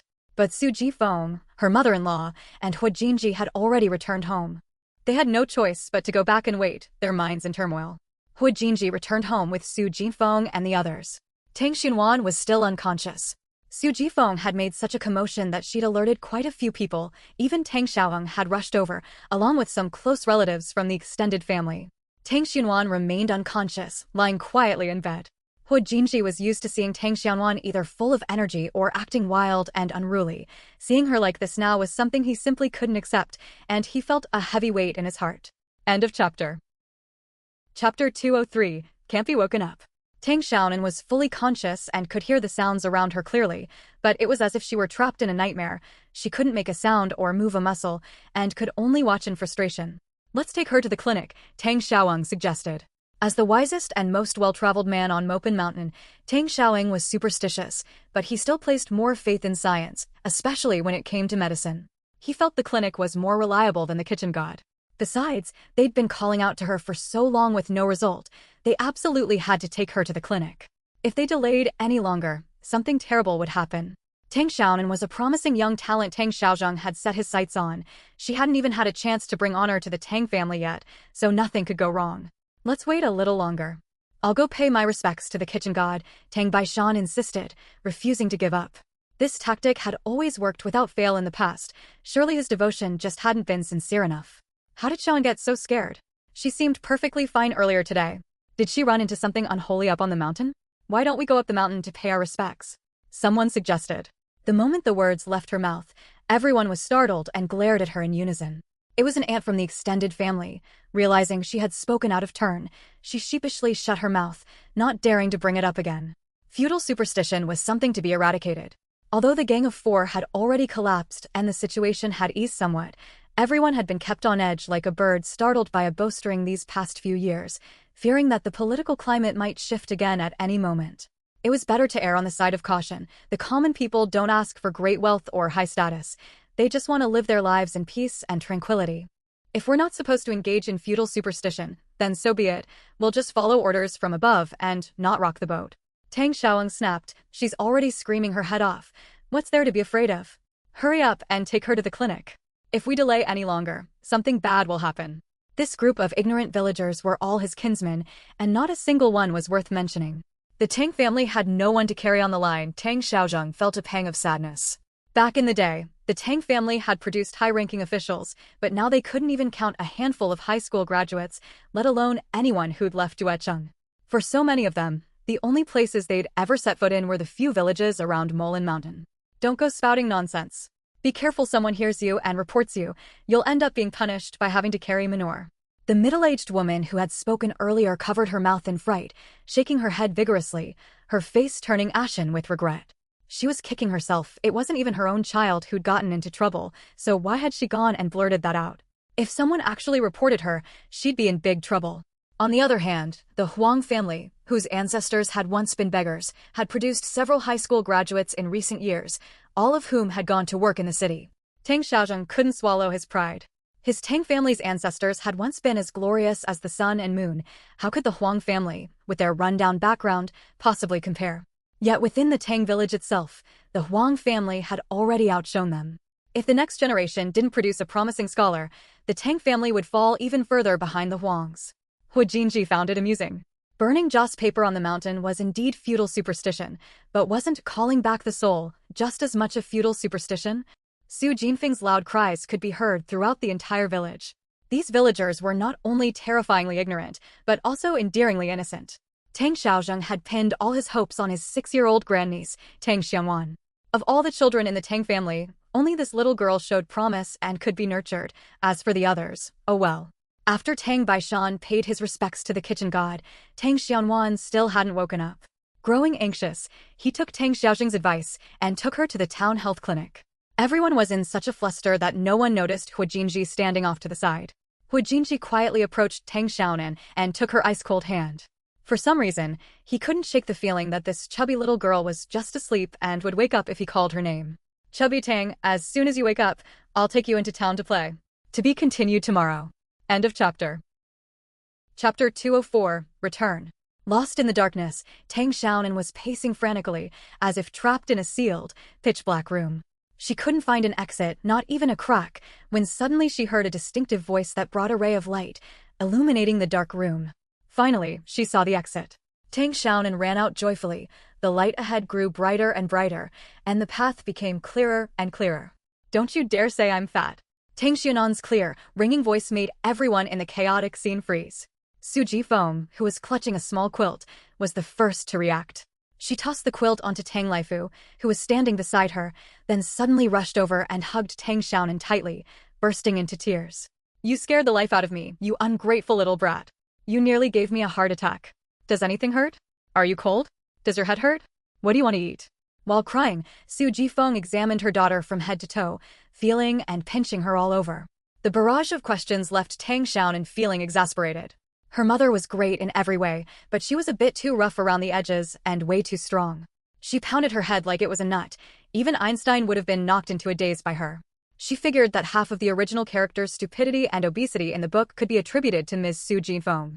Tang Laifu and the three brothers all gathered around, crying and laughing as they surrounded Tang Xiaonan. Hu Jinji had long since been pushed into a corner by them. He quietly slipped away from the Tang household. As long as Tang Xiaobang was okay, that was all that mattered. It was really dark and I couldn't get out. I saw so many cars and buildings so tall. But Tang Xianwan still didn't understand. The original character and Shin Yuju were worlds apart. They had no conflicts of interest or emotional entanglements. Why would Shin Yuju want to harm the original character? And even go so far as to sacrifice her own younger brother? Tang Xiaonan described what she'd seen in her dream in exaggerated terms. In fact, some of it was made up. Earlier, when Tang Xiaoang asked her what she'd seen while unconscious, she had a sudden inspiration and blurted out some details from her future life. She revealed the time and place of her original self's death, as well as the fact that the driver responsible was Shin Yuhai, but she didn't mention anything else, not that her original self's death was connected to Shin Yuju, nor that Tang Aihua had retrieved her sister's body, nor that Gu Yunchuan had come to pay his respects. She didn't know why she dreamed of the original host's funeral, especially since the author hadn't described the scene with Gu Yunchuan and Tang Aihua at the funeral in the book. Tang Xiaonan's death was glossed over in just a single sentence. Tang Xiaonan speculated that this might be a sign from heaven, warning her to be on guard against Shin Yuju and her brother. Her older brother wouldn't have said those things for no reason, and her predecessor's death was indeed shrouded in mystery. There were far too many coincidences. Shin Yuju was definitely a suspect. Tang Xiaonan now regarded Shin Yuju as a top priority threat. This female lead was far too dangerous, had ulterior motives, and was deeply calculating. Her original self had died under mysterious circumstances. Although she couldn't yet confirm that Shin Yuju was responsible, she still had to be careful. From now on, she'd minimize contact with Shin Yuju whenever possible. If she couldn't take her on, she could at least avoid her. Moreover, she needs to plan ahead.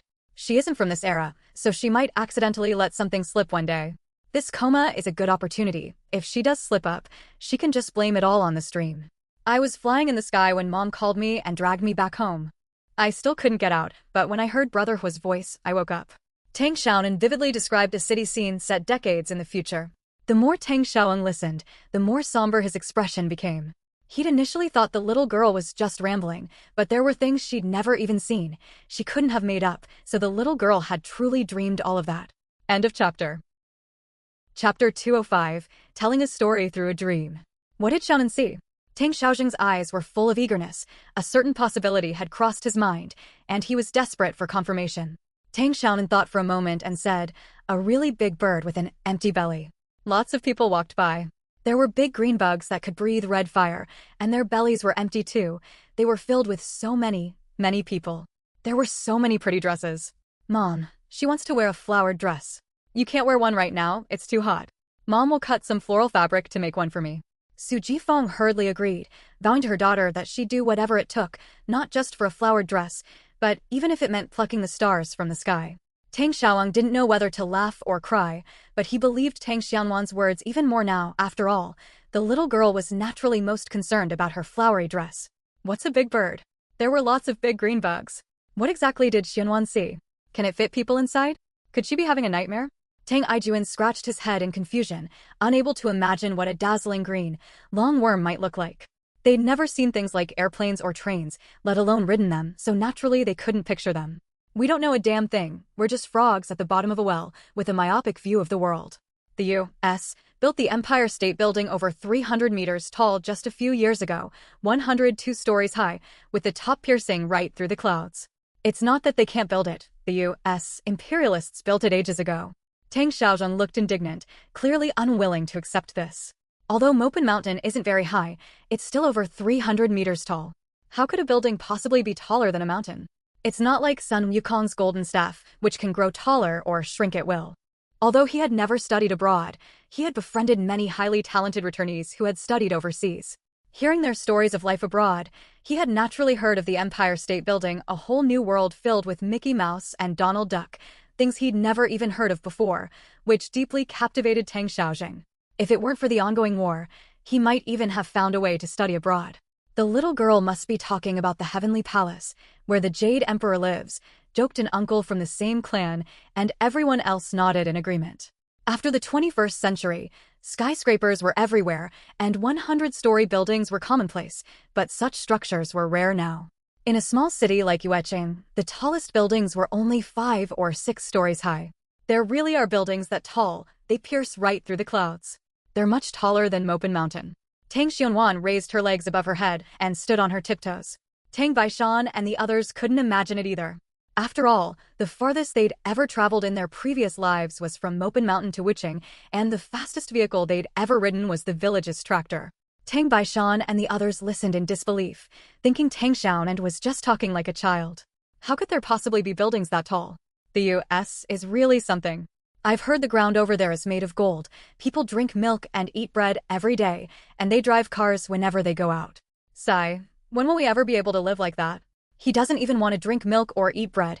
He'd be perfectly content just eating plain rice every day. From the beginning of the year to the end, he can't even fill his stomach. He doesn't even get to eat meat anymore.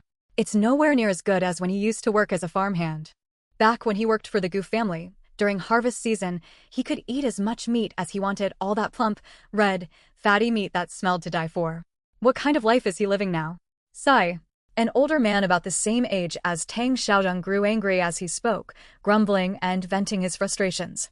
He was also a cousin of Tang Baishan, the seventh son, named Tang Xiaoqiang, and he shared the same grandfather as Tang Xiaozheng. Tang Xiaozheng's grandfather and Tang Baishan's grandfather were full brothers, so their blood ties were somewhat distant.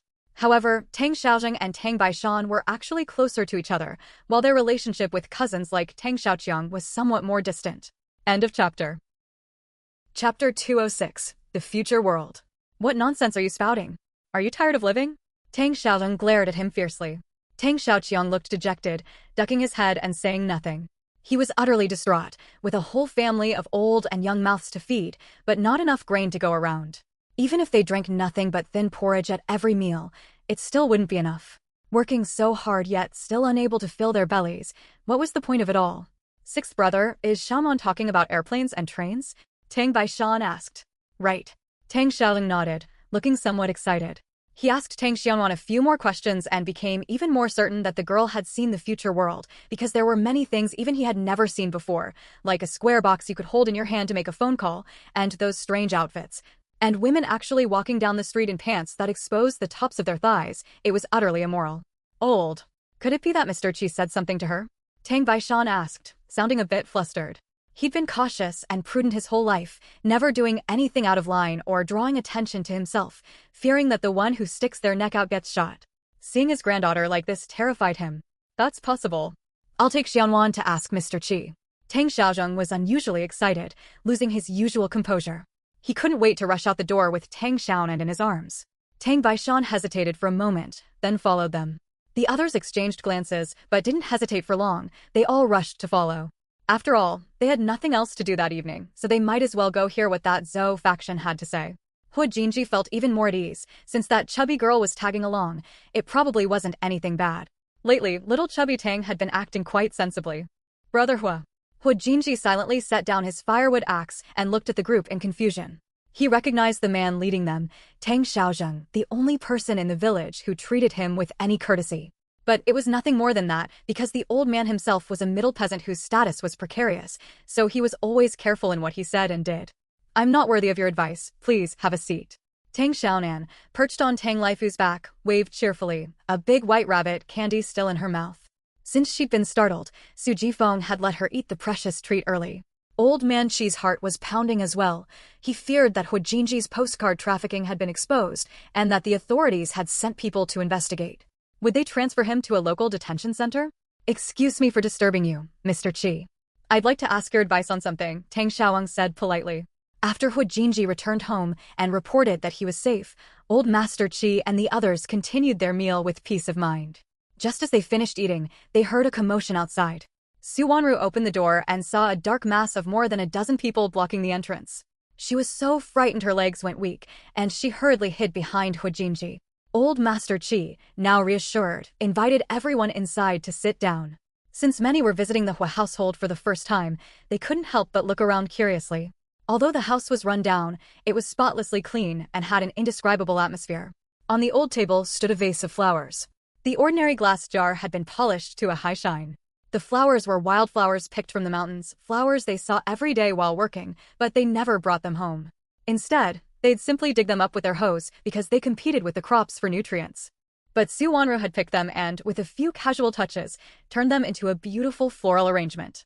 Even the dilapidated windows were draped with small, floral-patterned curtains, and the mottled walls were covered with colorful magazine clippings, old magazines Hu Jinji had picked up from a scrapyard. Suwanra cleaned them up and pasted them on the walls, turning them into the most beautiful wallpaper. What had once been a dilapidated old house was transformed by Suwanru's skillful touch into a clean and cozy home, one that looked quite different from an ordinary farmhouse. End of chapter. Chapter 207, A Mysterious Dream. Suwanra brewed some tea. The cup was carved from bamboo by Huijinji, and the tea leaves were wild chrysanthemums she had picked on the mountain. In fact, there were many tea trees on the mountain, but no one tended to them, so the villagers would go up the mountain themselves to pick them for tea. But Suwanra didn't dare go, for fear of being scolded by the villagers, so she had to settle for picking wild chrysanthemums and honeysuckle, which actually tasted quite good. Please have some tea. Suwanra didn't even dare to look up. She was still a bit overwhelmed by the attention. This was the first time anyone had ever visited her home. This chrysanthemum tea smells wonderful. Did you make it yourself? Tang Xiaozheng took a sip and couldn't stop praising it. Suwanra shyly nodded. Not daring to linger outside any longer, she set the tea down and returned to her own room. Her mother had taught her that a woman must not interact with men from outside the family, as it violated the virtues expected of a woman. The others initially looked down on this lousy tea. Wild chrysanthemums were plentiful in the mountains. They usually weeded them out to burn for wood ash, yet the Hu family used them to brew tea. And as for the cup, so poor they couldn't even afford a proper one, it was truly a disgrace. But seeing Tang Xiaoying drinking it with such relish made them curious, and they couldn't help but take a sip. The scent of bamboo mingled with the fresh fragrance of wild chrysanthemums, creating a very distinctive aroma, completely different from the tea leaves they usually drink. It was indeed very fragrant, and, before they knew it, they had drunk more than half the cup. Chrysanthemum tea clears heat and reduces inflammation, brightens the eyes, and calms the mind. It's good for your health, Tang Baishan said leisurely. He also enjoyed floral teas, but the chrysanthemum tea Zhang Manwei made didn't compare to the ones Suwanra brewed. The flavor was noticeably inferior. He decided he'd ask Suwanra later how she made it. Upon hearing of these benefits, everyone drank even faster, finishing their cups in one go and helped themselves to more water without hesitation. After drinking the tea, their previously parched mouths felt sweet and refreshing, making them feel much better. I never knew these wildflowers had this benefit. When summer comes, I'll have my old lady go up the mountain to pick some, dry them, and brew tea, Tang Xiaoqiang said with a laugh. There's a proper way to dry them. The ones my old lady dries aren't as fragrant as these, Tang Baishan said leisurely, earning a glare from Zhang Manwei. Tang Xiaozheng cleared his throat, and everyone immediately fell silent, sipping their tea in quiet contemplation.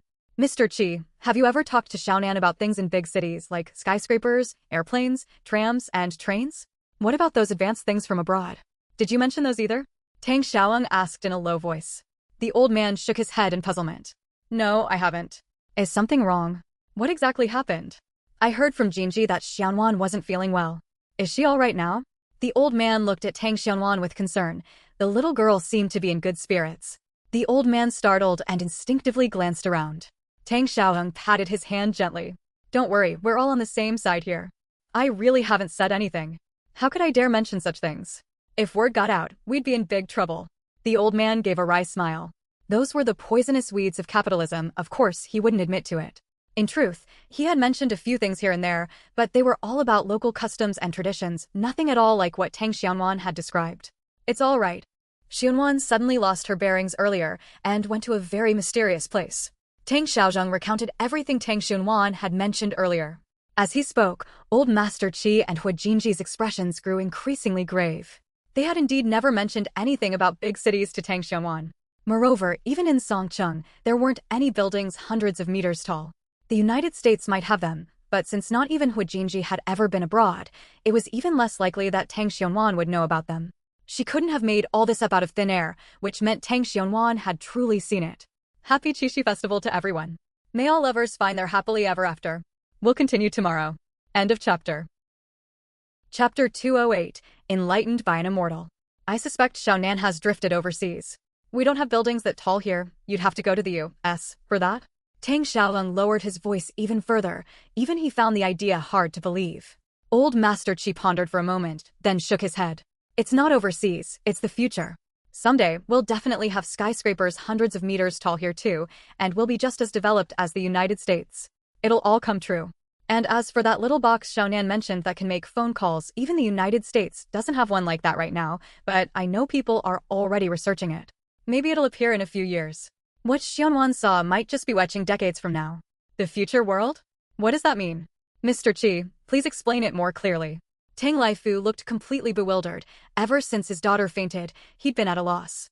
His daughter had fainted for no apparent reason, then woke up just as mysteriously and spouted a bunch of baffling things.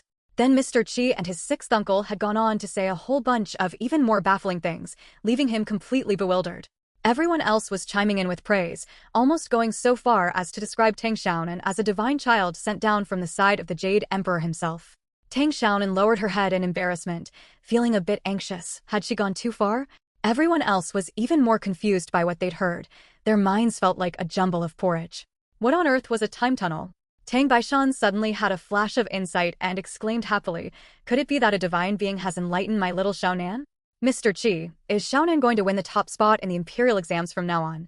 The others were just as baffled, their eyes wandering from old Master Chi to Tang Xiaonan and back again, still completely lost. Tang Xiaonan's lips twitched. Was she just a fart or something? Zhang Manhwa joined in the commotion. Xiaonan weighed 8 Jin and 8 Liang at birth. 88 is such an auspicious number. My little Xiaonan is definitely destined to be a female top scholar. Since she can even see things from the future, it must be the gods in heaven guiding her. Old Master Chi patiently explained, scientists have discovered that time tunnels do exist. Some people have indeed traveled back in time and even glimpsed the future, though it's extremely rare. What Xiaonan saw was the future, but it could also be due to other reasons. It's hard to say for sure. Tang Baishan was so delighted his eyes narrowed into slits, and he said, unable to contain his joy, "The moment little Nuan was born, I knew she was blessed. Before she was born, I had a dream that our courtyard was filled with flowers, and not long after, little Nuan was born. I didn't feel a bit of pain giving birth to Xunwan. It went smoothly, unlike with the first three, when the pain was almost unbearable. Giving birth to Xunwan was as easy as passing gas. She came out in an instant, and I didn't suffer a bit. Isn't that a sign of good fortune?" Su Jifeng boasted, beaming with pride. Setting aside her other academic talents, at least when it comes to foreign languages, that little girl is a genius. She'll be able to make a good living just by working as a translator in the future. The old man was at a loss for words. What did this have to do with immortals?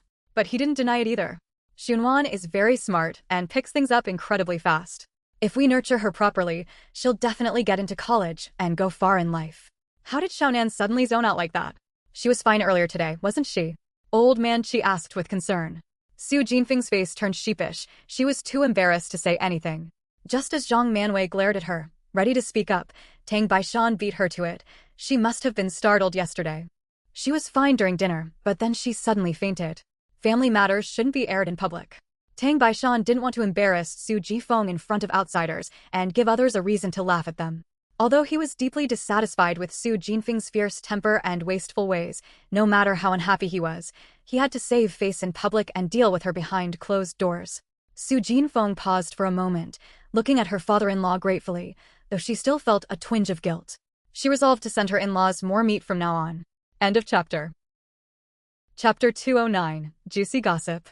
Everyone believed Tang Baishan's words without a shred of doubt, nor did they stop to wonder why the shock they'd experienced the previous day had taken a full day to surface.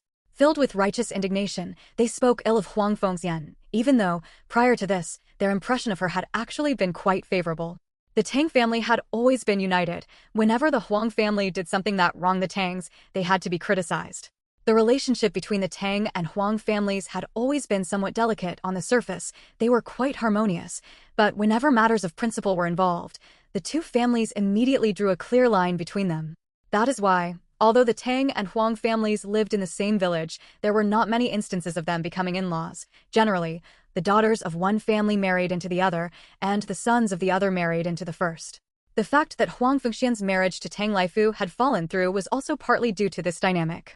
Huang Fengxian used to seem like such a nice person. I never would have guessed she was like that. I really couldn't have seen it coming, said one of the older women, sounding genuinely surprised. She wasn't the only one. Zhang Manwei was also taken aback. She'd previously had a very favorable impression of Huang Fengxian. She was charming, well-mannered, and good-looking, and since she was from the village, and everyone knew her well. Back then, Zhang Manwei had supported the idea of her eldest son marrying Huang Fengxian, but her husband had flatly refused, so the match fell through. Zhang Manwei still felt quite regretful about it. But in Buluo, those good impressions had already been largely eroded by the dozens of jin of meat that had been brought in from the east. Eating pork from her family's pig cut her to the quick far more than gnawing on the old lady's own flesh. Plus, since Huang Fengxian often beat her granddaughter, how could the old lady, who was so protective of her own, possibly like Huang Fengxian anymore? Did Huang Fengxian really cheat on her husband? And is it really not true about her and Ingchuan's husband, Jin Feng? The auntie winked suggestively, and everyone else pricked up their ears. Moreover, over the years, her relationship with Su Jinfeng as mother-in-law and daughter-in-law had been like oil and water, and the old lady found herself missing Huang Fengxian's good qualities more and more. Now, Zhang Manhwa thought Huang Fengxian was both lazy and promiscuous. Wasn't Su Jinfen better? Although she wasn't entirely satisfied with Su Jinfen either, despite her faults, Su Jinfen was, after all, hardworking and upright, and she could bear children. And she was the backbone of the household, both inside and out, earning her own work points, not relying on her husband's. Of course, if she were a bit more frugal in her daily life and had a gentler temperament, Zhang Manwei would like her even more. Sexual gossip is always appealing, especially in a backward mountain village where people have no other pastimes and pass the time by discussing such rumors or gossiping about this family or that. How could it not be true? Her family is from Gu village, the whole village knows it. That bastard Gu Songtao and Ingchun have been sleeping in separate rooms for over 10 years now. He's a man in his prime, he doesn't even work at dawn. He's got to take out his pent-up frustration on a woman somehow. It's got to be that slut Huang Fengxian, no doubt about it. Su Jinfen spoke with great enthusiasm, though she was actually exaggerating a bit. Huang Fengxian was very discreet. Few people in Gu village knew about her affair with her lover. Others merely suspected it, but no one in Gu village had actually caught them in the act. Even if they had suspicions, they couldn't just go around spreading rumors. Still, there were always some busybodies gossiping behind her back. Su Jifeng hadn't known about it before. It was only recently, when she returned to her parents' home for a wedding banquet, that she overheard them vaguely mentioning the affair. She hadn't even had time to spread the news around the village before Tang Xianwan's scandal broke. Adding new grievances to old grudges, Su Jifeng blurted the whole thing out, embellishing it quite a bit.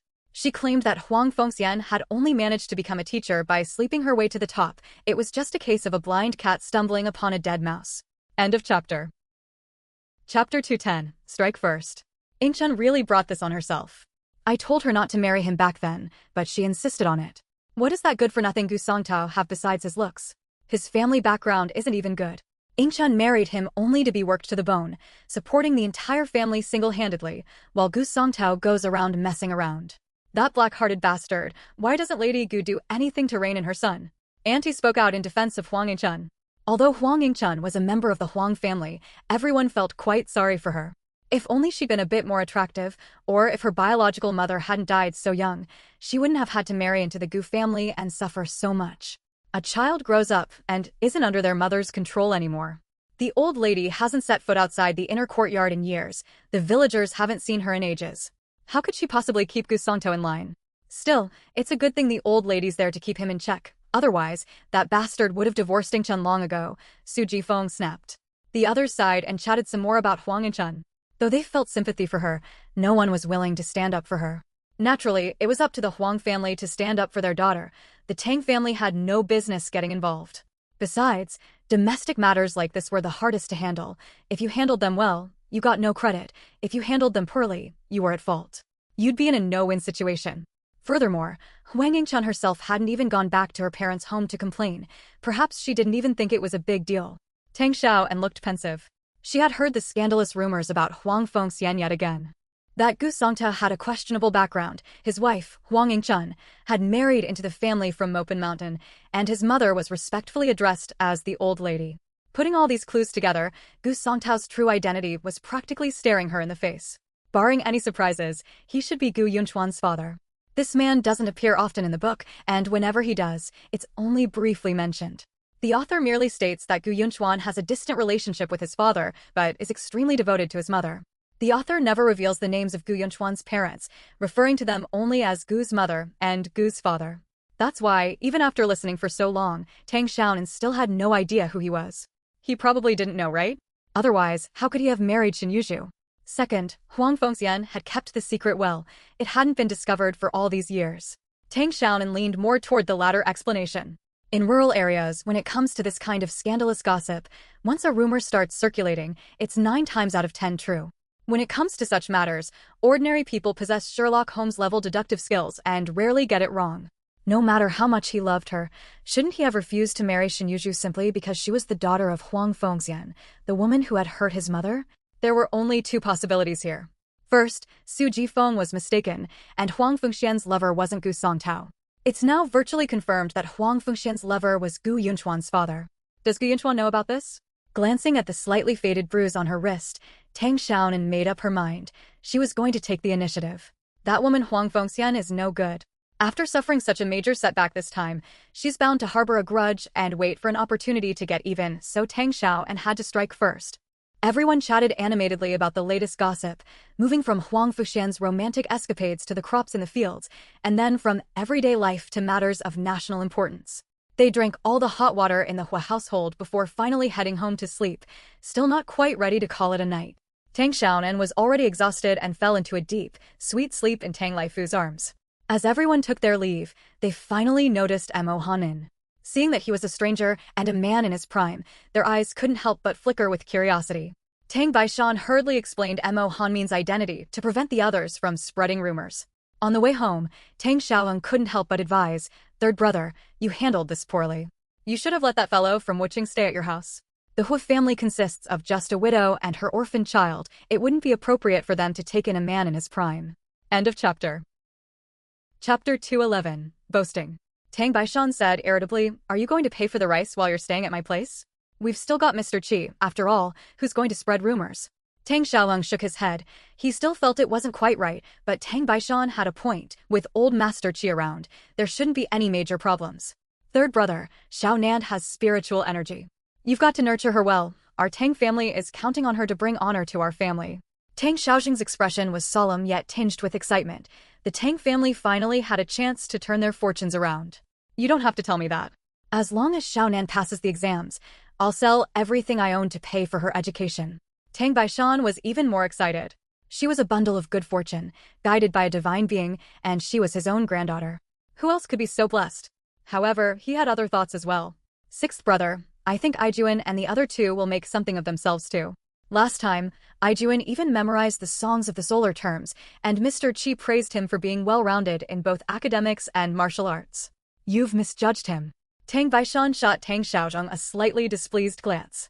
He'd already made up his mind. As long as his grandchildren could get into school, he'd sacrifice everything he had to support them. Who knows, with a stroke of luck, the Tang family might even produce 4 college graduates. If that day ever came, he'd definitely burn a tractor load of gold ingots for his ancestors so they could live in comfort down below. Tang Xiaoying looked skeptical. Did Mr. Qi really say that? He couldn't see where that good-for-nothing Tang Aijuan's scholarly side was, though he certainly had more than enough martial prowess. With plenty of performance experience under his belt, Tang Aijuan had grown bolder. He recited Shui Diao Ge Tu with ease, his voice ringing out so clearly that even the people walking ahead could hear him. They couldn't help but marvel. It seemed this little tyrant, Tang Aijuan, had truly turned over a new leaf. Just look how fluently he's reciting that poem. These were the very words Tang Xiaonan had spoken to him a couple of days earlier. At the time, he'd merely listened and let it go, but now, goaded by Tang Xiaozheng, a momentarily reckless Tang Aijuan blurted them out and regretted it the instant the words left his mouth. Mr. Qi said it himself. "Aijuan, come here and recite a classical poem for your 6th grandfather." Tang Aijuan was a bit dazed, yet also somewhat delighted. This was the first time he'd ever enjoyed such an honor. In the past, every time Tang Xiaowang saw him, he'd just shake his head and wouldn't even bother to speak to him. Now he'd actually patted him on the head and told him to study hard. It was all too much for him to handle. Tang Xiaozheng's gaze softened.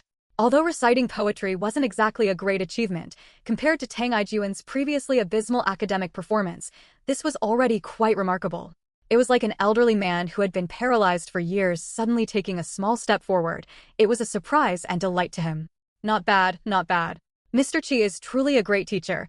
He can turn even a piece of rotten wood into something useful. Aijuan, you must study hard under Mr. Qi. Tang Baishan was displeased. How dare anyone doubt his grandson's abilities? He immediately summoned Tang Aijuan and ordered him to demonstrate his true capabilities. In the heat of the moment, Tang Aijuan couldn't help but reply loudly, "I'll definitely study hard and aim for a top rank on the midterm exam." Tang Xiaozheng was even more pleased. He switched from patting to gently rubbing Tang Aijuan's round head a few times. "Good, that's the spirit. 6th grandpa will be waiting. As long as you pass every subject on the midterm exams, I'll reward you with a big pork knuckle." In high spirits, Tang Xiaowang gave Tang Aijuan's head a loving pat. Tang Baishan was right. Tang Aijuan might actually amount to something. Tang Aijuan, now filled with regret, lit up at the mention of the pork knuckle. His head went all fuzzy again, and he pounded his chest in assurance. I'll definitely pass. It's a piece of cake. Aijuan's really grown up. He is a year older now, after all. With Baishan's full moon celebration, you two are truly blessed. Everyone else chimed in with praise. Tang Baishan and Zhang Manhwa were beaming with delight, their mouths agape with joy. Tang Aijuan opened his mouth but swallowed the words, I might fall a few points short, feeling a bit anxious inside. A passing grade was 60 points, such a high score. Did he really have what it took? To be continued tomorrow. End of chapter. Chapter 212, Wheat Milk Powder. Because she was so distraught, Tang Xiaonan was openly recuperating at home. Neither Su Jifeng nor Tang Laifu mentioned anything about her studies anymore. Tang Xiaonan lived a life of pure indulgence at home, sleeping until she woke naturally and eating only the finest food. Her second uncle, Tang Ligui, who lived in the town, heard that she was unwell and made a special trip to bring back some Ifu wheat milk. In those days, wheat milk was as rare as Big Red Rabbit milk candies, perhaps even rarer. It was impossible to buy in town. Sherlon had brought it back from a conference in Wecheng. During those days, Tang Xiaonan could enjoy a cup of fragrant, rich wheat milk powder every morning. The taste was completely different from what she'd had in her previous life. This version was spot on, with a rich, creamy flavor that was far better than milk tea. Xiaonan, the malted milk is ready. Drink it while it's still warm. Third brother, I'll stay home and watch over your little sister. Don't let anyone pick on her. We'll have lunch at Grandma's. After giving Tang Xiaonan a kiss on the cheek, Su Jifeng and Tang Laifu both headed off to work. People in the countryside don't have weekends. They're out working every day, especially during the farming season. Things are a bit better now, but back then, during the double harvest season, they'd work day and night without a break until their skin peeled off in layers. It doesn't taste good. Third brother. Su Jifeng brewed a steaming cup of malted milk and prepared a small bowl of egg fried rice. After Tang Xiaonan said she didn't like rice cakes, breakfast became egg fried rice. She was probably the only person in the entire township to enjoy such a treat. As soon as Su Jifeng and her husband left, Tang Xiaonan placed a cup of malted milk in front of Tang Aijuan. Tang Aijuan visibly swallowed a few times, looked away, and said very reservedly, Xiaonan, you drink it. The double harvest season is unique to regions that grow 2 rice crops a year. During the hottest months of July and August, right after the rice is harvested, farmers must rush to transplant the seedlings. It's truly exhausting for them. Tomorrow is Sunday, so neither Tang Aijuan nor Chai Yuxiang has to go to school. However, Tang Aihua and Tang Aigua, the 2 brothers studying in Budwa town, haven't come home. Usually, he comes home once a week, since the vegetables he brings are enough to last a week, but this time he didn't come home. There was no need to worry about the vegetables. Tang Ligui would take care of them, and since Sherlon taught at the middle school, they certainly wouldn't go hungry. If she didn't take a sip now, she was afraid she wouldn't be able to resist. The aroma was just too tempting. She figured her third brother must be dying of hunger too, poor thing. Tang Xiaonan shot a disdainful glance at him, then went off to play on her own. The malted milk was a treat reserved just for her. No one else in the family was allowed to drink it. She'd caught Tang Aijuan secretly sniffing the malted milk several times, but he'd only ever sniffed it. He wouldn't even lick it. It smells so good. How could it not taste good? Xiaonan, you have to drink this to stay healthy. Be a good girl.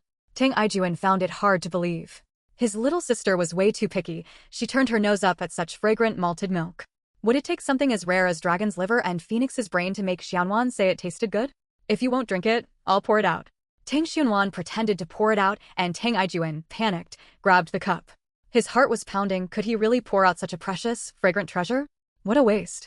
Seeing that Tang Xiaonan really didn't want to drink it, he reluctantly took a sip. He took just one sip, and his eyes suddenly lit up. Without even taking a breath, he gulped it down in one go. He'd never tasted anything so delicious in his entire life. My little sister's taste is pickier than the emperor's. I'll have to find her a rich husband someday, otherwise, I'm afraid I won't be able to support her. Tang Aijuan licked the cup clean right down to the bottom, smacking his lips with a look of lingering satisfaction as he mulled over Tang Xiaowan's future marriage prospects. His expectations for his future brother-in-law weren't particularly high. He had to be as handsome as Tang Aijuan, have a body just as fit, and truly care for and cherish Xiaonan. Most importantly, he had to be able to make money. Otherwise, if Xiaonan married him only to suffer, it would be better for her not to marry at all. End of chapter. Chapter 213, The Good Fortune Package Chosen by the Jade Emperor. Tang Xiaonan had just finished her egg fried rice when Chai Yuxiang arrived. After staying here for only a few days, Chai Yuxiang's face had already filled out a bit. Although Zhang Manwei was stingy, she was generous toward Tang Lai Feng, pampering her with good food and drink every day, and the quality of the meals had improved considerably. This was because Su Jifeng had generously sent over more than 10 jin of salted pork. The very next day after Tang Xiaon and had lost her memory, Su Jifeng had Tang Aijuan deliver the meat. As the weather grew hotter, the meat would spoil if not eaten quickly, so Zhang Manwei had no choice but to add a few extra slices to every meal. With the extra fat in her diet, Tang Xianwan's complexion improved almost immediately. "Xianwan, let's play flipping the field," Chai Yuxiang asked enthusiastically, holding a skein of red yarn in her hand.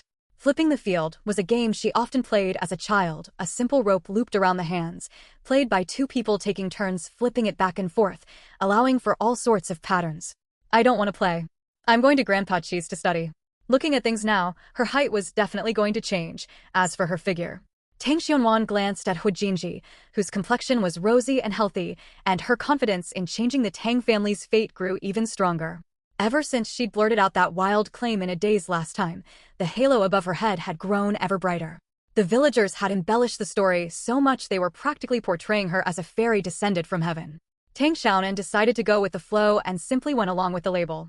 Tang Xiaonan had absolutely no interest in such childish games. She was now the blessing bringer, personally chosen by the Jade Emperor, the kind who occasionally manifested her divine power, so she could freely demonstrate her abilities without any reservations. Chai Yuxiang was deeply disappointed and looked hopefully at Tang Aijuan, but he merely turned his back on her. Plowing fields was something for girls to do. As a proper man, he wouldn't stoop to such things. This only made Chai Yuxiang even more disappointed. Suddenly, she felt a sweet taste in her mouth. Tang Xiao and had slipped her a piece of nougat. Chai Yuxiang's disappointment vanished instantly, and she broke into a beaming smile. A child's joy really does come that quickly. Grandma said second uncle and second aunt are coming back this afternoon and will stay for dinner before leaving. Chai Yuxiang was especially happy because she liked Tang Laigui. Every time second uncle came back, he'd bring her treats and second aunt would buy her hair ornaments. She'd never worn such beautiful ones before. Tang Xunan's heart began to race. Sherlan was coming back. This was exactly when the events in the book took place. She'd have to go over this afternoon to keep an eye on things. She absolutely had to prevent the tragedy from happening. In the past, Hu Jinji had only come up to Tang Aijuan's chin, but now he reached her lower lip.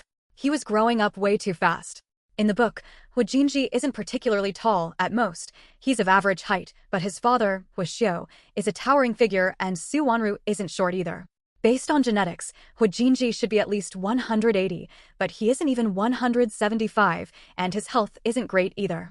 In the end, both Chai Yuxiang and Tang Aijuan accompanied Tang Xiaonan to her lessons, while Hu Jinji stayed home. In less than a month, Tang Xiaonan felt that the future big shot seemed to have grown a bit taller. She'd thought it was just her imagination, but when he stood next to Tang Aijuan, the difference was strikingly obvious. In any case, the benefits outweighed the drawbacks. If she did anything out of the ordinary in the future, outsiders wouldn't find it strange. Her arrival had indeed affected the world of the book, so it was bound to change the ending as well. Hu Jinji didn't plan to go into town today. He was preparing to clear another plot of wasteland to plant soybeans, and to grow some eggplants and water spinach near the house so they'd have vegetables to eat come summer. "Brother Hua, here's the newspaper." Tang Xiaonan shoved the newly collected newspapers into Hu Jinji's hands. With her status as a fairy descended from heaven, getting things done was much easier. As soon as she mentioned wanting to read the papers, Tang Baishan immediately went to Tang Xiaojing's place and brought back a thick stack. Tang Xiaonan had been picking them out for nearly a month before bringing them over. End of chapter. Chapter 214, Bizarre Taste. Hu Jinji skimmed through them, mostly issues of the People's Daily and the Z Province Daily from the past few days, and a look of joy spread across his usually impassive face. He couldn't resist tugging at Tang Xionan's braid. "Thanks. You're welcome. I'll get you some more next time." Tang Xionwan grinned from ear to ear, feeling absolutely great. While their relationship wasn't exactly harmonious, she and Hu Jinji were now good friends on fairly solid terms. Moreover, Hu Jinji's relationship with her three older brothers had improved significantly. Fighting was absolutely out of the question now. At most, Tang Aijuan might exchange a few words with him, but the future big shot didn't take it to heart at all, treating his third older brother's remarks as nothing but hot air. Moreover, Hu Jinji had started earning money ahead of schedule, which had greatly improved the family's standard of living.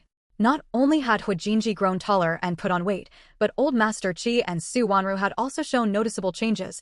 Their complexions were radiant, with that rosy, plump glow of well-fed people, a complete contrast to the gaunt, sallow appearance they'd had just a month ago. All right. Hu Jinji tugged at his braid again and shouldered his hoe to go till the fields.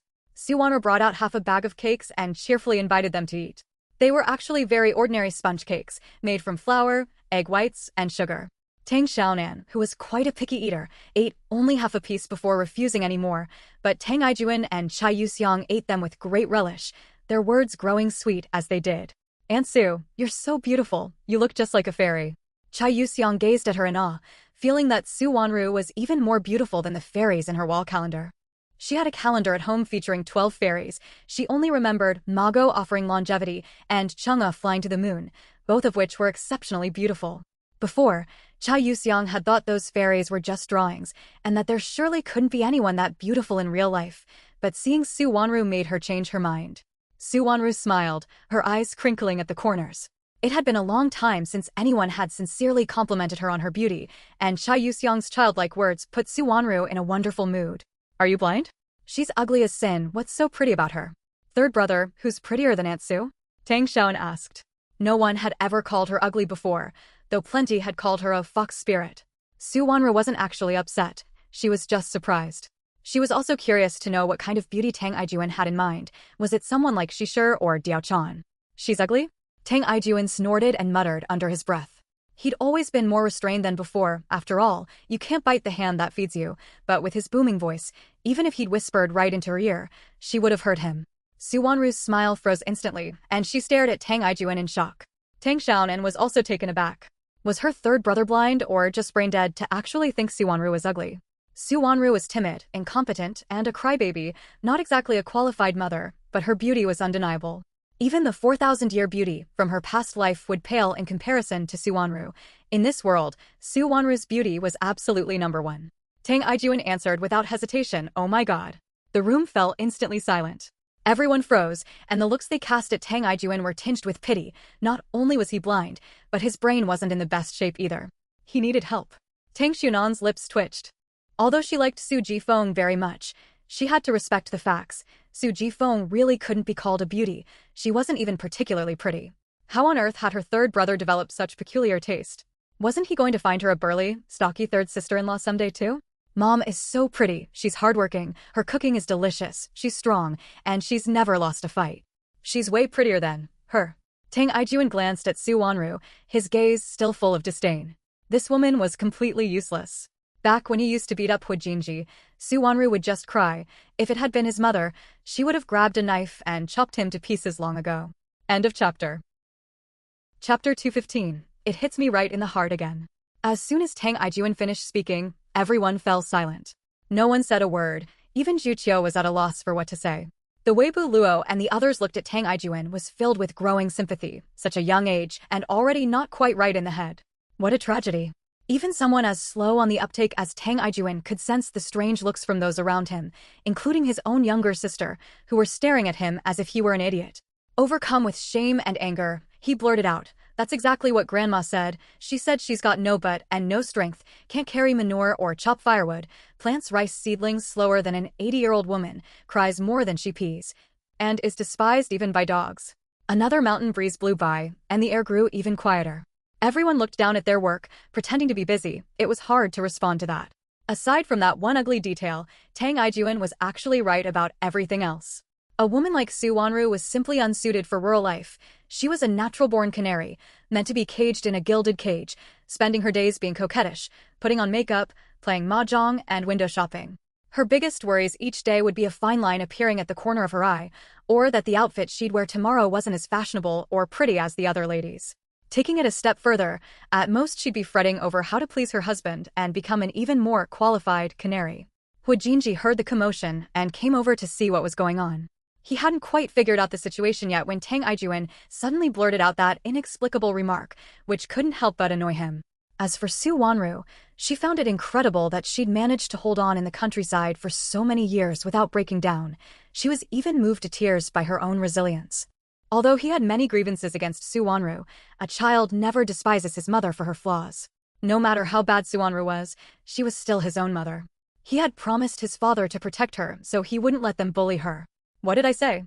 Deeply aggrieved, Su Wanru's eyes immediately reddened. She fought hard to hold back her tears, but that look on the verge of crying made her appear even more pitiful and evoked even greater sympathy. Yet, in Tang Aijuan's eyes, that woman just looked even uglier. Tang Aijuan's harsh words snapped Su Wanru out of her self-pity. She felt a little hurt and quite wronged. She thought she'd been doing a great job. Why was everyone berating her? Every day she cooked 3 meals, did the laundry, tended the vegetable garden, cleaned the house, and worked in the fields. She didn't have enough to eat or decent clothes to wear, and she had to put up with harassment from the village and ne'er-do-wells. She'd endured such a difficult life all this time, so why was she now so despised by everyone? She's just so annoying. She bursts into tears at the slightest provocation. All she does is cry, cry, cry. She can't do a single thing right. When she cries, she's even worse than Meng Jiangnu. It's driving me crazy. Tang Aijuan looked thoroughly exasperated as he shouted at Hu Jinji, who was walking over. Does my dad have bad eyesight or something? How could he have married me to a mom like that? She's not even as good as a calf's toe. Hu Jinji's expression immediately darkened. Tang Xiaoan silently groaned. Her third brother had struck a nerve again.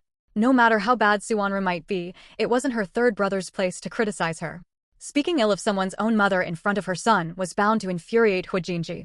Third brother, Aunt Su is actually a very nice person. You shouldn't talk about her like that. Tang Xiaoan put on a stern face and glared at Tang Aijuan. She had to correct her third brother's bad habit of speaking without restraint. He offended people far too easily. Tang Aijuan was annoyed too. He didn't say anything wrong. What's so great about her? He, big brother, and second brother all cared deeply about Xiaonan. When she got bullied outside, Mom's fiercer than a tigress. She'd beat those people half to death. But what about her? Back when he beat her son, all she did was cry and cry. She didn't even know how to step in and stop it. What good is a mother like that? Even a hen knows how to protect her chicks. Chapter 4 complete. Please vote, check in, and give it a 5-star review. Kisses. End of chapter. Chapter 216, Am I Fit to Be a Mom? Tang Xiaonan felt a vein throb on her forehead as she glanced at Hu Jinji. The future big shot's expression was calm, impossible to read any emotion, and his gaze was utterly unreadable, leaving Tang Xiaonan even more uncertain. So unpredictable and so secretive. What was the big shot thinking? It certainly wasn't something a mere mortal like her could fathom. She was afraid Hu Jinji was keeping score in his head, only to settle the score item by item later on.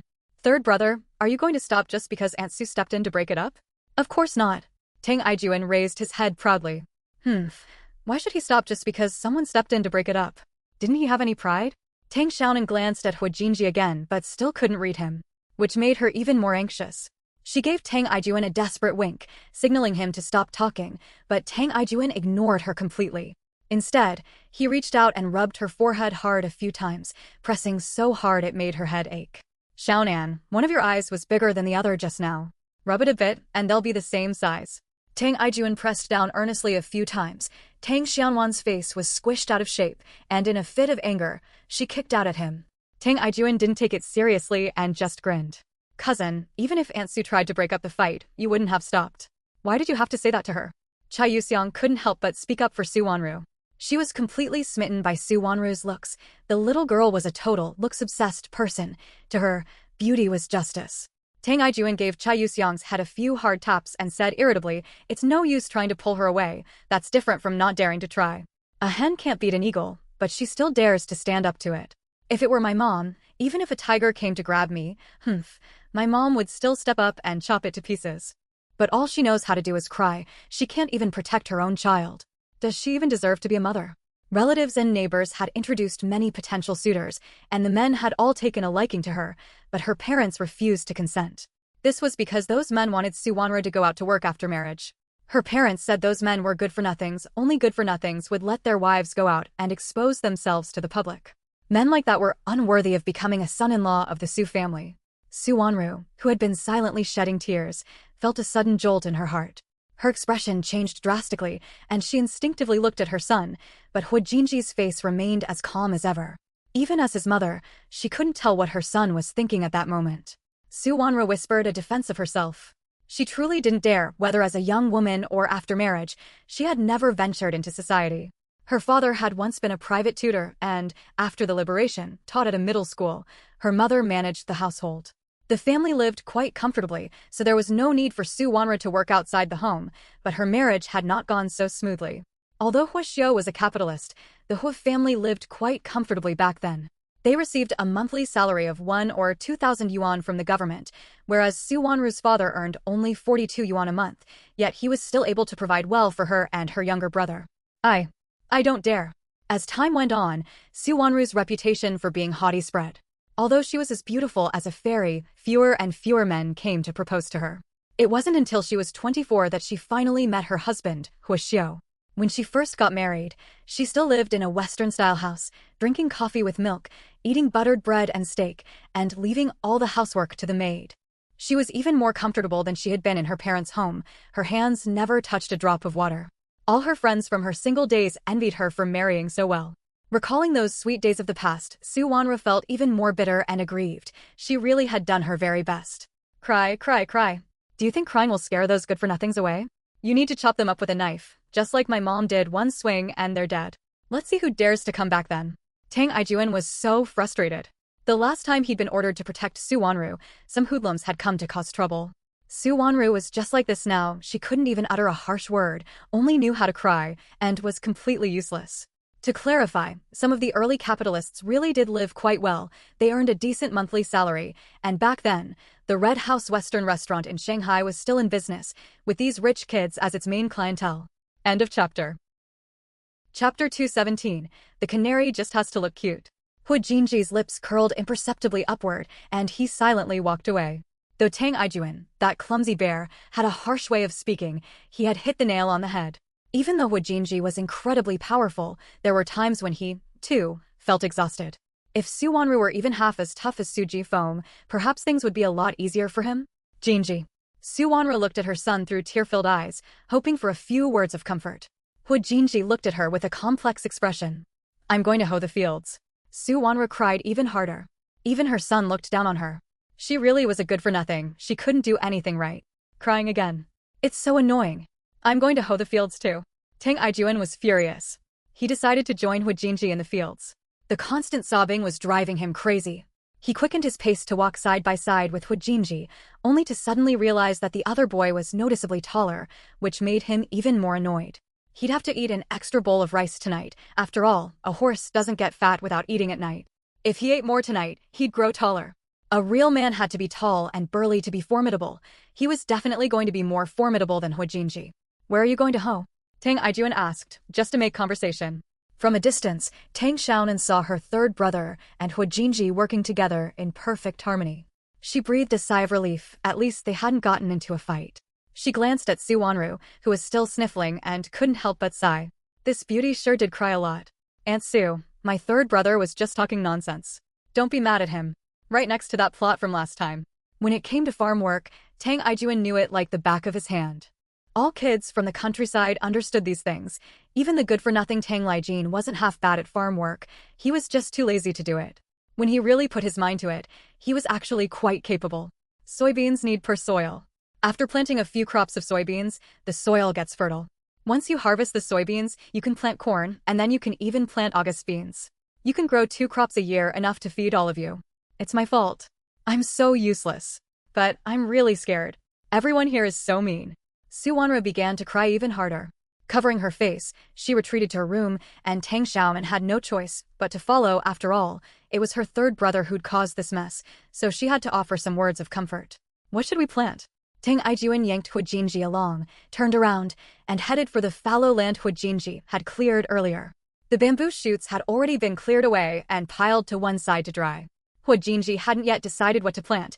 It wasn't yet the season for corn or sweet potatoes. Soybeans. Are you crazy? Planting soybeans on such fertile soil? Are you going to eat the leaves? Hu Jinji listened humbly. He really didn't understand these things. He'd thought all crops needed fertile soil, but it turned out soybeans actually thrived in poor soil. It was true that different fields were like different mountains. Every field had its own deep knowledge. She had assumed Su Wanru was crying her heart out in her room, but in fact, she was washing her face, using the finest soap available, which left her smelling wonderfully fresh. After drying her face and hands, she carefully applied pearl cream, taking her time, making sure every inch of her skin was covered. Then, looking in the mirror, she combed her hair through. Crying was one thing, but her hairstyle couldn't be a mess. Tang Xiaonan felt a bit stifled and quietly left. She didn't need any comfort at all. Her husband was a big shot, and her son was a big shot too. A beauty like Suwanra really only needed to look her best. Why was she worrying so much for nothing? Xiaonan, come home, it's going to rain. Tang Aijuan called from outside. The sky had grown overcast. This year had been blessed with favorable weather. The first month of the lunar year had brought clear skies perfect for weddings, but as spring plowing began, intermittent rains had set in, a sure sign of a bountiful harvest. Hu Jinji had also finished his work. Once the rain passed, he'd plant the soybeans tomorrow to save on watering. In a little while, he'd burn those bamboo shoots into wood ash and place a handful of ash in each planting hole as fertilizer. No need for any other fertilizer. Tang Aijuan had just taught him that. End of chapter. Chapter 218, Jealousy. Old Master Qi handed Tang Xiaonan a piece of paper with some simple English words written on it, words they had learned in class that day, and told her to go home and read them aloud. Shen Yuzhu was carrying a basket of firewood up East Hill, accompanied by a boy of about 13 or 14, Huang Weimin, Huang Fengxian's nephew. He got along quite well with Shen Yuzhu. Bu Luo was a bit slow on the uptake and easily provoked. He had a temperament similar to Tang Aijuan's, but he wasn't as tough as Tang Aijuan. He was much more of a coward. If I give all that firewood to her, my aunt won't scold me anymore. Huang Weimin was carrying a large bundle of firewood on his shoulder. The Shen family had run out of firewood yesterday, so Shen Yuzhu had gone to his house to get some. His mother had run over to Huang Fengxian's place to tattle. Huang Fengyan came home and scolded Shen Yuzhu, and naturally, Shen Lixia as well. That father and daughter had always been Huang Fengxian's punching bags. Thanks, Brother Weimin. With him gone, her only hope was cut off. If all else failed, she could go into the mountains to dig up medicinal herbs to make money. Like Gu Yunchuan's mother, who earned a decent income every year selling medicinal herbs. But she didn't know anything about medicinal herbs. She'd asked Gu Yunchuan to teach her and to show her how to process them. Properly processed herbs fetch a much higher price. Huang Yingchuan's herbs were always of the highest quality and sold for the most money, precisely because they were processed so well. Every day was nothing but work. Huang Fengxian had said long ago that she would send her home to work after 5th grade and would no longer support her education. Shen Yuzhu was frantic with worry. She had originally planned to go to the city to see if she could find a way to make money, but on her second trip there, she hadn't managed to find out anything. Shen Yuzhu gave a bitter smile. Her shoulder was throbbing. Huang Fengxian had hit her.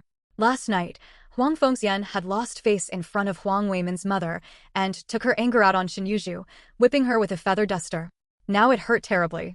Shen Yuzhu felt both angry and bitter. What made it even harder for her was that Grandpa Qi had refused to teach her anymore. The village teachers were truly incompetent. She couldn't learn anything from them at all, especially English. The town middle school didn't even have an English teacher. She'd have to go to the city middle school for that. She had originally thought that by studying with Grandpa Qi, she would one day surely be able to get into a foreign language university. Shen Yuzhu was very confident she could make it out of Melanchon. It wasn't her fault there was no firewood to burn. She did all the household chores and desperately tried to carve out time to study.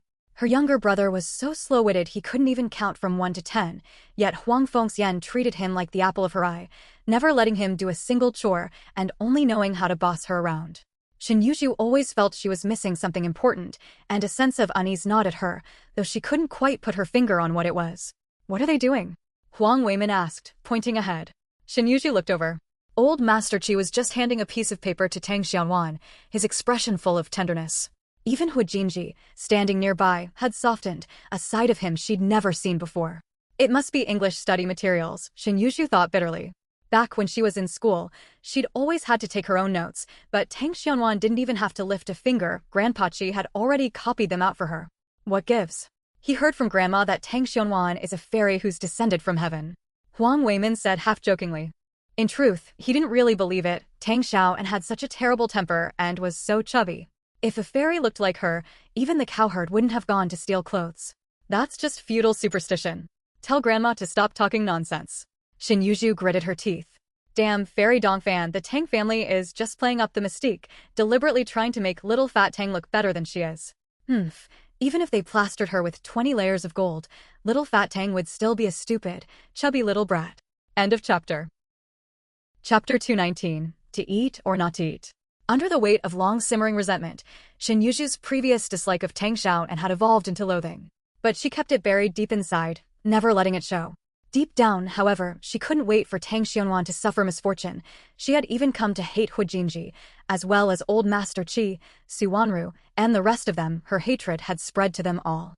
Her hopes had been dashed, and it was all these people's fault. It would be best if they all suffered a terrible fate. Huang Weimin didn't take it seriously and grinned. Everyone says so, it's not just my grandma. Actually, I think you, Yuzhu, are the one who's a fairy descended from heaven. Tang Xianwan is so ugly, how could she possibly be a fairy? Shen Yuzhu felt much better, but when she saw Tang Xiaonan perched on Tang Aijuan's back, holding that glaring piece of paper, and Hu Jinji even reaching out to tug at her little braid, only to be slapped away by Tang Xiaonan, Hu Jinji didn't get angry. Everything was so harmonious and joyful, a kind of treatment she had never experienced before. Jealousy and resentment filled Shen Yuzhu's heart. She was only 10 years old at the time, her thinking was not yet fully developed, and her future looked bleak. Her life was bleak and hopeless, with no light at the end of the tunnel. In her despair, Shen Yuzhu grew to hate the person who had dashed her hopes even more, and her psyche began to twist.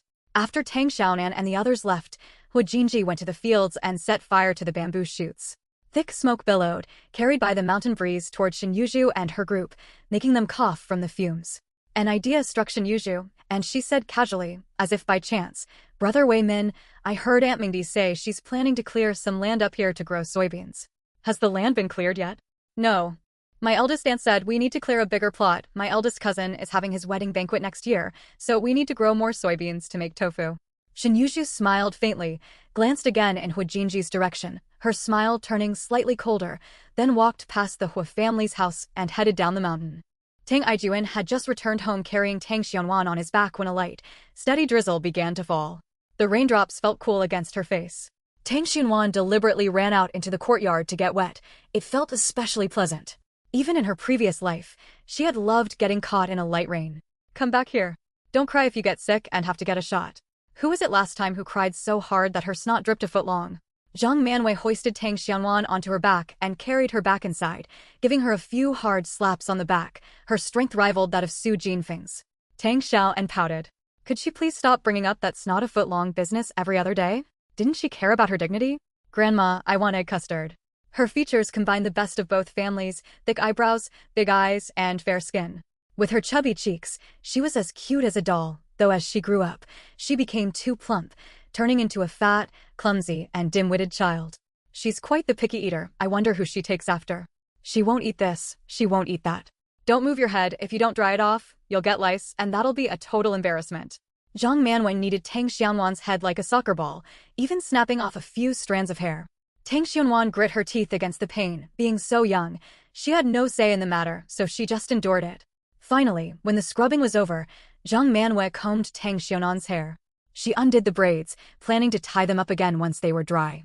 Tang Xiaonan had a lot of hair. When left down, it flowed like a waterfall. Everyone in the Tang family had particularly thick hair, dark, dense, and shiny. Tang Baishan was now in his 60s, yet he didn't have a single gray hair. Judging by the volume and color alone, one would definitely mistake him for a young man. But there was one drawback to the Tang family's hair. It was coarse and stiff, with a slight natural curl. Su Jifeng, on the other hand, didn't have much hair, but what she did have was black, straight, and silky smooth. Tang Xiaonan had inherited the best of both her parents' traits. Her hair was black, thick, long, straight, and silky smooth. Tang Xianwan ordered her meal. After all, Grandma had just told an embarrassing story about her. "Grandma, don't put scallions in the egg custard." Zhang Manwei went to the kitchen to cook, and Tang Xianwan followed behind her, nagging. "Do you want to eat this or not?" Zhang Manwei turned around and glared at her, her voice sharp and scolding. "You won't eat this, you won't eat that, you're just too spoiled. If you went hungry a few meals, you'd eat anything. 6 updates tomorrow. Please vote, check in, and give 5-star reviews. Kisses." End of chapter. Chapter 220, Let Grandma Have It. Tang Xianwan's lips twitched slightly. She finally understood where Tang Laifu's catchphrase came from. Feeling childishly playful, Tang Xiaonan couldn't help but retort, "Grandma, you eat it." Zhang Manwei paused for a moment, not quite catching on at first, but she quickly snapped out of it and raised her hand, menacingly, at Tang Xiaonan. "You little brat, how dare you talk back?" Tang Xiaonan shuddered in fright and bolted away, not forgetting to retort, "Grandma, if you tell me to eat a fart, I'll give it to you." Still talking back. Zhang Manwei chased after her a few steps in a fit of anger, though it was just for show. She actually ended up laughing at her own frustration. She shot a fierce glare at the cheerful Tang Baishan and Tang Laijin before returning to cooking, her face creased with laughter. A home with little ones is so lively. Back when her granddaughter didn't come to play here and her grandson rarely visited, the house felt cold and desolate. Seeing her old husband and her good-for-nothing younger son day in and day out drove her absolutely crazy. Now, this is what a real home feels like. In a rare fit of generosity, Zhang Manhwa, feeling exceptionally cheerful, prepared 3 bowls of meat dishes, a bowl of egg custard, with just 1 egg, of course, a bowl of steamed bamboo shoots with salted pork, a stir-fry of chives and eggs, and 2 large bowls of stir-fried green vegetable shoots. She also cooked a separate bowl of brown sugar and eggs just for Tang Lai Feng. Eating 2 eggs a day was a must. Since their own eggs weren't enough, Zhang Manwei bought some from the village. No matter how much she had to scrimp, she wouldn't skimp on food for the expectant mother. Back when Su Jifeng was pregnant and in her postpartum confinement, Zhang Manwei had pampered her with the finest food and drink as well, with the result that Su Jifeng ballooned up like a balloon and could never lose the weight again. Tang Xiaonan didn't offer to share the egg custard with her cousin either. Doing so would have been a disservice to Chai Yuxiang. Zhang Manwei drew a very clear line between family and outsiders. Chai Yuxiang was her granddaughter by marriage, and that by marriage meant she was an outsider.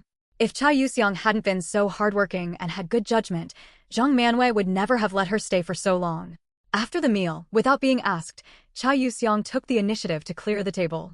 Watching Chai Yuxiang stand on a stool and wash the dishes with such skill, Tang Xiaonan felt a pang of sadness. She felt sorry for Chai Yuxiang. Tang Xiaonan glanced at her own chubby arms and short legs and dismissed the idea of helping out. She'd better just sit tight. She didn't want to get her cousin in trouble.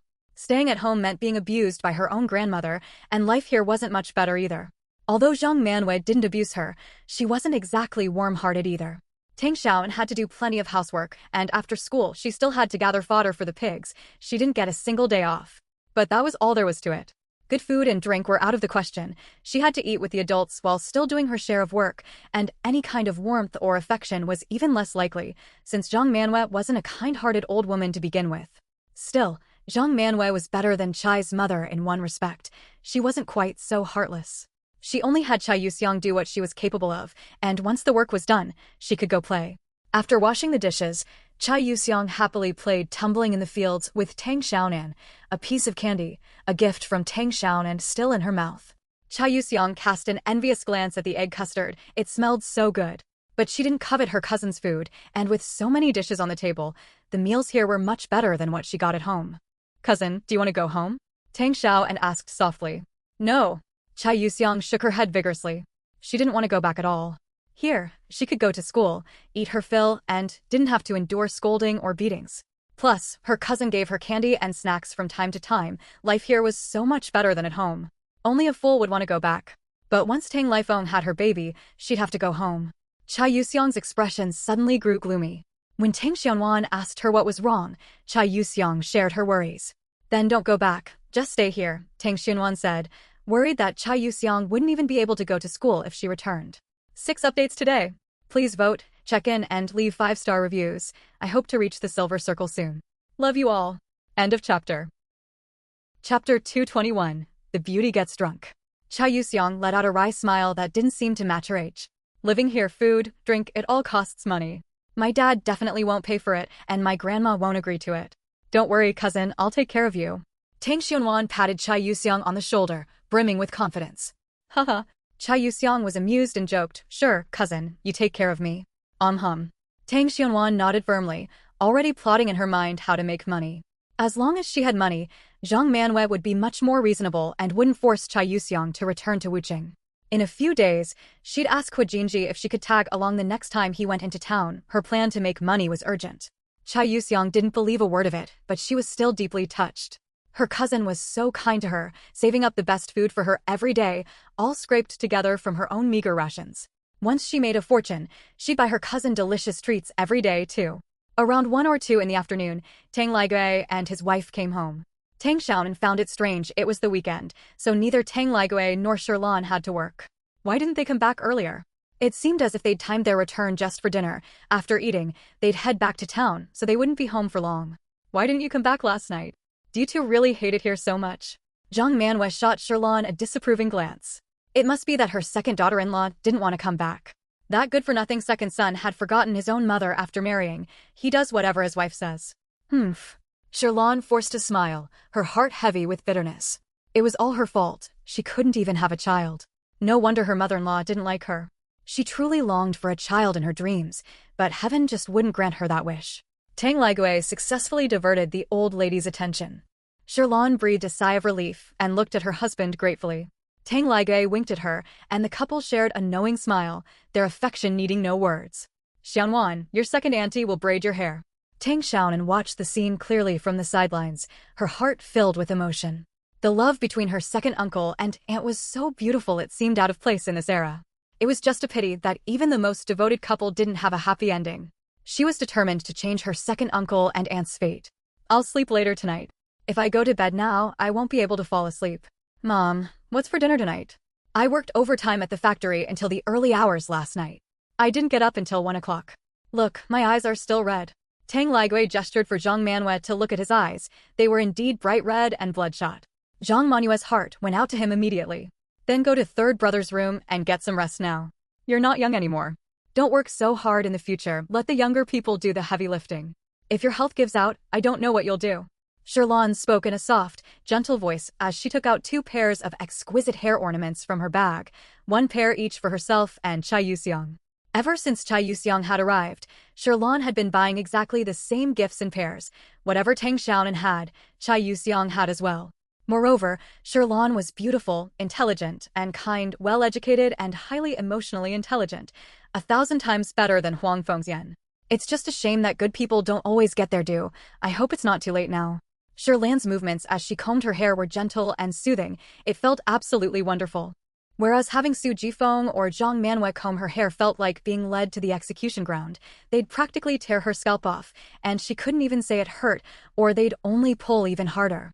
Every day before getting her hair combed, Tang Xiaonan had to spend 10 minutes mentally preparing herself. Unfortunately, she was all thumbs, so no matter how painful it was, she had no choice but to endure it. Dinner was a lavish spread, featuring chicken, fish, and pork, as well as stir-fried snails and steamed eel. It felt just like the Lunar New Year. Tang Laifu and Su Jifeng were also dining here, and the 3 of them, grandfather and his 2 grandsons, began sipping a little liquor, sorghum baijiu produced by the Tang Ligui distillery. The bright red liquor had a lovely name, Beauty's Drunkenness. End of chapter. Chapter 222, Noticeable Progress. Sales of Beauty's Drunkenness from the distillery were quite strong. It was one of Yueching's top taxpayers. The Tang family never lacked liquor. It was all brought back by Tang Ligui. AI Hua and AI Gua studied very hard that semester. They didn't daydream in class anymore. Their homework was neat and tidy, and they stopped copying each other's work. They did it all on their own, Sherlon said with a smile, looking pleased. But Tang Aihua was already in her sophomore year of high school, and it was unclear whether she could make up for lost ground in just a year and a half. After all, her previous foundation was simply too weak. She basically guessed her way through exams, only tackling multiple-choice questions. She never attempted fill-in-the-blanks or essay questions because she didn't know how to do them. Since multiple-choice questions allowed her to guess a few points, her grades were predictably dismal. She was consistently at the very bottom of the class, never moving up a spot. Tang Aigua is currently in 8th grade, and his grades are actually quite good. He ranks in the lower middle of the class. But the kid is very smart, just like his second uncle, Tang Ligui. He has a natural talent for learning, but he simply refuses to put in the effort. He's lazy and careless in class, never taking notes or doing his homework. His textbooks don't contain a single note, and he's torn up his homework books to make paper airplanes. The teachers have scolded him until their mouths are dry, but the kid lets it go in one ear and out the other. He doesn't take a single word to heart and is quite defiant toward his teachers. Teacher Kai will turn 40 next year. He was a top student at the provincial capital's normal university, brilliant and a great teacher, but fate has a way of playing tricks on people. The teacher being talked back to was surnamed Kai and taught math. At the time, Tang Aigua actually didn't know teacher Kai's story, since he was a new teacher who'd just been transferred there. He was just speaking off the cuff, but he happened to hit a raw nerve. What good is all that education? You can't even get a wife. Because of his outspoken nature, he had offended the school administration and been demoted from a high school in the provincial capital to a county town, and then from there to a rural township. At first, he wasn't even allowed to teach. His fiancée, whom he was about to marry, ended up marrying someone else, and his parents were too ashamed to show their faces in public because of him. Mr. Kai spent the best years of his life on a farm, never even managing to find a wife. It wasn't until last year that his name was cleared. Upon hearing Tang Aigua's outrageous remarks, Mr. Kai was so enraged that he stormed off, rushed to the principal's office and declared that from now on, in the classes he taught, if Tang Aigua was there, he wouldn't be, and if he was there, Tang Aigua wouldn't be. When Shirlan found out, she rushed over to apologize to Mr. Kai. Tang Ligai gave Tang Igua a thorough beating right in front of Mr. Kai. Mr. Kai felt quite embarrassed. He'd simply been so furious at the time that he'd spoken irrationally. How could a teacher ever look down on a student? No matter how mischievous or troublesome a student might be, there are always bright spots to be found in them, and Tang Igua was no exception. Moreover, Teacher Kai believed that Tang Igua hadn't meant to insult him. After all, what did a child know about stinking intellectuals? He had simply been influenced by the terrible environment around him. Afterward, when Tang Igua learned of Teacher Kai's tragic past, he felt quite remorseful. He truly had no idea Teacher Kai was an intellectual, not just some old bachelor. A gentleman doesn't rub salt in someone's wounds when insulting them. If he'd known earlier, he certainly wouldn't have spoken that way. So when Tang Ligui beat him up, Tang Igua didn't utter a single word and sincerely apologized to Teacher Kai. That semester, Tang Igua also turned over a new leaf. He shed his usual slacker ways, paid close attention in class, and though he didn't always take notes, he turned in his homework on time.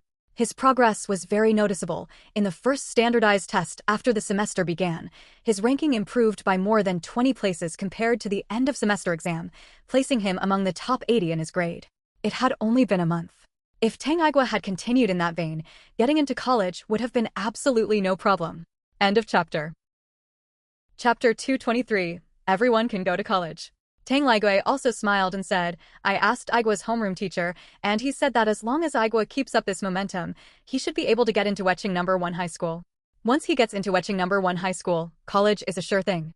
There were several loud clangs as Tang Baishan, Tang Laifu, and Su Jifeng dropped their chopsticks in shock. They looked at Tang Ligui in disbelief and asked in unison, Igua can get into No. 1 high school? They had never even considered such a lofty goal. They'd be grateful just if he could get through high school without any major issues. That's right. Last year, Igua ranked 118th in his grade at the end-of-term exams, and this time he's 79th in the monthly exam, a jump of 29 places. He's only been working hard for a month, and his progress is already so obvious. This just goes to show that our Igua has what it takes to be a scholar. Tang Ligui grew more and more excited as he spoke. His greatest regret was not having been able to get into college. It would be wonderful if his nephew could fulfill that dream for him. Besides, having a college graduate in the Tang family would be such a source of pride. After all, Mopin Mountain hadn't produced a single college graduate in decades. Tang Baishan beamed with joy and slapped the table with his palm. Great! Igua has brought honor to the old Tang family. As long as he's willing to study, our whole family, young and old, will tighten our belts to support him. Tomorrow he'd go find Tang Xiaoing to pay him back for everything the sixth brother had said before. His family had more than just Xiaonan who could make something of himself. There's no need for father to tighten his belt. I'm definitely going to earn enough to cover Igua's tuition. A smile played across Tang Laifu's face. He didn't really have high expectations for his children's studies, since he'd been a poor student himself back in school. He judged them by his own standards and didn't force them to get good grades. But not pushing them didn't mean he didn't care. What parent doesn't want their child to do well in school? Su Jifeng perked up as well and said boldly, in a few days, I'll go catch another piglet. Lai Gue, you help me get some more distiller's grains, even if we have to buy them. The crackdowns aren't as strict as they used to be, and raising one more pig will bring in quite a bit of extra money. The distillery's distiller's grains make excellent pig feed. Once hauled home, they're mixed with some pig fodder and rice bran, cooked, and then fed to the pigs. Over the course of a year, this saves a significant amount of grain. Many people covet these distiller's grains, but you need connections to get them. Without them, you definitely won't be able to get any. The distiller's grains are no problem. I've already worked it out with the distillery. You can go pick them up anytime, sister-in-law. Tang Ligui spoke casually. As a technician at the distillery, he had the authority to handle something as minor as this, though he'd need to run it by the plant manager first. Suddenly, the whole family had something to look forward to. A college student. If Tang Igua really managed to get in, the Tang family wouldn't just be the talk of Mopin Mountain, they'd be the talk of the entire Huaquan township. Su Jifeng used to raise just one pig. The family never lacked meat. One pig was enough. But now she wasn't satisfied. Her son would definitely have to move to the city for college, and living expenses there were high. If they looked too shabby, his classmates would look down on them, so she had to start saving money for her second son right away. In the 1970s, farmers were subject to quotas on the number of pigs, chickens, and ducks they could raise. They weren't allowed to keep too many. I'll go get a couple of piglets too, along with some chicks and ducklings. I'll have to raise a few geese as well. Ijuan needs to grow up now, Zhang Manhwa said enthusiastically. P.S. In the Shaoxing area, There's a custom of having boys eat goose meat during puberty. It's said to help them grow taller, so elderly villagers often raise a few geese for their grandsons. How are Aiwa's grades? Tang Baishan thought of his eldest grandson and looked at Sherlan expectantly. Sherlan answered honestly, Aiwa has been working very hard this semester, but his foundation is too weak. I don't know if he'll be able to catch up in just a year and a half. He can. Big brother, second brother, third brother, and me will all be college students someday. Tang Xiaonan said this loudly, brimming with confidence. End of chapter. Chapter 224. The Immortal has given another instruction. The college entrance exam questions these days are very simple. Tang Aihua isn't stupid, she just doesn't like studying. But as long as she puts her mind to it, a year and a half would definitely be enough. Tang Xiaonan had originally planned to gradually reform her older brothers, but she never expected that before she could even take action, the two of them would start studying on their own, saving her the trouble. Xiaonan, is this true? Will our family have 4 college students in the future? Did the Immortal tell you this? Su Jifeng was so overjoyed she couldn't tell east from west. If they really could have 4 college graduates, she'd definitely slaughter a pig and throw a banquet to announce it to the whole of Huaquan Township, just to drive that stinking slut Huang Fengxian crazy. You used to get scolded by the teacher all the time, didn't you? You'd just make a fool of yourself. Why don't you have second brother deliver it to the teacher? He can stop by my place to pick up the meat in a bit. I'm out working all day and don't have time. Tang Laifu chuckled, not the least bit concerned about the meat. Tang Xunan's mouth twitched slightly. It seemed she'd never be able to shake off this reincarnated immortal persona, but that was fine, at least from now on. No one would dismiss her just because she was young and spoke childishly. Whatever she said was what the immortals said. Who would dare not believe her? I dreamed that my eldest, second, and third brothers were wearing big red flowers and riding huge horses. Firecrackers were going off at home, and Grandma and Grandpa were hosting a banquet. Tang Aijuan grinned to himself, his confidence suddenly skyrocketing. Since the immortal had given his little sister instructions, he was sure he'd get into college someday. Lately, while studying with old Master Qi, Tang Aijuan had found that learning wasn't actually that hard. His teachers had praised him several times for his good homework. Surely getting into college wouldn't be too difficult either. Let's focus on Ai Hua first. He's got a year and a half left before the college entrance exams. Second son's wife, keep a close eye on him at school and ask the teachers to pay extra attention to Ai Hua. Eldest son, get some meat and send it over to the teachers. Ai Hua's been in school for over a decade, and you don't even know the teachers' last names. That's outrageous. Tang Baishan looked at his eldest son with disapproval. He wasn't paying enough attention to his child's studies. With so much meat at home, he hadn't even thought to send some to the teacher. These days, every family was short on meat, especially city dwellers, who only got 2 jin of meat ration tickets a month. What could they possibly eat with that? As long as his son made something of himself, it didn't matter if he went without meat himself. It was only right to give some to the teacher. Third son, study hard. If you get into college, your uncle will give you a big red envelope. Wearing a big red flower, riding a tall, fine horse, setting off firecrackers, and hosting a banquet, it's just like winning first place in the imperial exams. Oh my goodness, the Tang family's ancestral graves must be overgrown with mugwort. Our ancestors are surely looking down on us. Tang Laijin, overcome with excitement, gave Tang Aijuan, standing next to him, a hard slap on the shoulder. From now on, if anyone ever dared to say his nephew was good for nothing, he'd go smash that family's windows every night until they couldn't even have children. Tang Xiaonan simply said she dreamed it, which only made everyone believe her even more, especially Tang Baishan and Zhang Manhwa, whose jaws dropped in astonishment. No need, Tang Ligui said with a smile.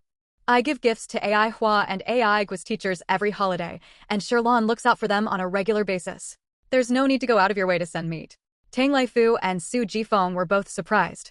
They hadn't expected their second son to care more than they, as parents, did, and they couldn't help but feel ashamed, looking sheepish. They hadn't known about this at all. Why didn't you say anything to me? That must have cost you quite a bit, right? Tang Laifu asked. What's there to say? Ai Hua and Ai Gua are my own nephews. Besides, it wasn't much money. As long as they turn out well, they'll take care of Sherlan and me in the future. Tang Ligui spoke casually, but his tone grew firmer as he added the last sentence, and his eyes took on a deeper meaning. Tang Laifu understood immediately and replied solemnly, absolutely. However Ai Hua and the other two choose to support me and your sister-in-law in the future, that's exactly how they must support you too. If they're not dutiful, I'll chop off their feet. End of chapter. Chapter 225, The Secret Recipe. There's no need to go out of your way to do anything. He and Sherlan both have retirement pensions, so they'll definitely be fine financially. Just come by every now and then to keep them company, that's all it takes. Tang Ligui didn't seem to mind. He was all smiles, but Sherlan looked despondent as she gazed at her husband with a guilty expression. It was all her fault. She'd caused her husband to remain childless even at such an advanced age. Sigh. He'll take good care of Uncle and Auntie too. He'll earn lots of money for them to spend. Tang Xianwan said loudly. Her childish words made Sherlan laugh. She looked at Tang Xianwan with tenderness. She truly loved that little niece and wished she had such an adorable daughter of her own. Tang Xiaonan felt a chill down her spine and shuddered suddenly. She turned her head and looked at Su Jifeng with a pleading expression, saying sweetly, I'll also earn money for Mom and Dad, and plenty for Grandpa, Grandma, Uncle, Aunt, and my cousin. She listed every family member in one breath. That way, she certainly wouldn't offend anyone. Tang Xianwan was panting heavily, but the others burst into laughter. The little girl was so clever, she knew how to keep both sides happy, and everyone found her utterly endearing. In truth, Tang Ligui didn't expect his nieces and nephews to spend money on him. He had his retirement pension, and so did Sherlan. They had no worries about food and shelter in their old age. They were just afraid of loneliness, and more than anything, of becoming bedridden with no one to care for them. That was why they could count on their nieces and nephews in the future. That thriving local distillery would suffer severe losses in a few years, and if it couldn't turn a profit, it would go out of business. In fact, the distillery was already running a massive deficit. It was only kept afloat by annual financial injections from the local government. Since it was state-run, they were robbing Peter to pay Paul. No one noticed for a while, but by the time the problem was discovered, it would be too late to save the distillery. Second uncle is counting on Xiaonan's support, haha. Tang Xianwan snuggled into her second uncle's arms, but her mind was elsewhere. When Tang Ligui had just mentioned retirement pensions, it reminded her of something else. Meanwhile, Shen Yushu's distillery had resumed production of Beauty's Drunkenness with the same flavor as before. Everyone who tasted it said it tasted just like the old days, so business was booming. Shen Yushu was also a natural at sales. Beauty's Drunkenness was exported overseas, successfully applied for national well-known trademark status, and became a renowned brand in China. In the book, Tang Ligui went mad after Sherlan's death.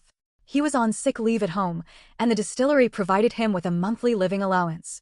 Though not much, it was enough for Tang Ligui to eat and drink. But after the distillery went out of business, that allowance dried up, plunging the Tang family into even greater hardship. Suffering from malnutrition and compounded by excessive worry, Tang Ligui's mental illness worsened. He wandered off on his own and met with an accident just a few days later. Tang Ligui picked up Tang Xiaonan and cradled her on his lap, doting on her. He loved his daughter just as much as Sherlan did. The couple treated Tang Xiaonan as if she were their own flesh and blood, and almost everything she ate and wore was bought by them. After the distillery went out of business, it was acquired by Shen Yushu. At that time, Tang Ligui's condition was unstable, sometimes better, sometimes worse. Shen Yushu had come by several times looking for the secret recipe for Beauty's Drunkenness, but Tang Ligui refused to give it to her. A few months later, Tang Ligui's condition took a turn for the worse. The more Tang Xiaonan thought about it, the heavier her heart grew. Where had Shen Yushu gotten the recipe? The Beauty's Drunkenness recipe was originally a family heirloom sorghum liquor passed down by the Xian family. However, the Xian family had few descendants, and by the time it reached Tang Ligui's master's generation, only one person remained. Since Tang Ligui's master had no children, he passed the recipe on to Tang Ligui. But that was just the prototype of Beauty's Drunkenness. Tang Ligui refined it further, which is how we got the current version with its richer, smoother flavor. So, Tang Ligui was the only one who knew the recipe. At that time, he was delirious. Sometimes he couldn't even recognize his own family, so how could Coco remember the recipe so clearly? Chapter 6 is complete. I'll continue with Chapter 6 tomorrow. I'd really appreciate your recommendation votes and check-in reviews. They mean a lot to me. Please don't mind me asking again, my darlings. End of chapter. Chapter 226, Immortal Lose Medicine. So, where did Shen Yushu get her recipe? After she sought out Tang Ligui, his mental illness worsened and he ran away from home, eventually drowning. Could Shen Yushu have had something to do with that? Tang Xiaonan's heart sank even further. Her death and Tang Ligui's death were both initially linked to Shen Yushu. How could she possibly believe Shen Yushu was innocent? Too many coincidences cease to be mere coincidences. Even if Shen Yushu didn't take direct action, someone like her is still terrifying. It's best to have as little to do with her as possible. Ideally, the Tang family should keep their distance from the Shen family. The atmosphere at dinner was cheerful. Tang Baishan was in a good mood and had an extra cup of liquor. His fair complexion was flushed, and he looked slightly tipsy. The three Tang Laifu brothers were the same, all showing signs of intoxication. The four of them, father and sons, polished off a 2-gene bottle of baijiu. No wonder they were all drunk. Tang Laifu and the others might each look like burly northern men, but they couldn't hold their liquor very well. Tang Laifu could handle at most 3 or 4 liang of baijiu, nowhere near as much as Su Jifeng.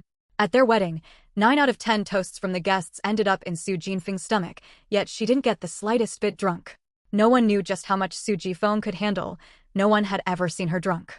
After the meal, Zhang Manwei brewed some tea to sober everyone up, and Chai Yuxiang took the initiative to clear the dishes without waiting for Zhang Manwei to ask. She was very perceptive. When Tang Laifeng tried to help, both Zhang Manwei and Chai Yuxiang stopped him. Every time her mother-in-law brought back one of her so-called folk remedies, she made them sound incredibly miraculous.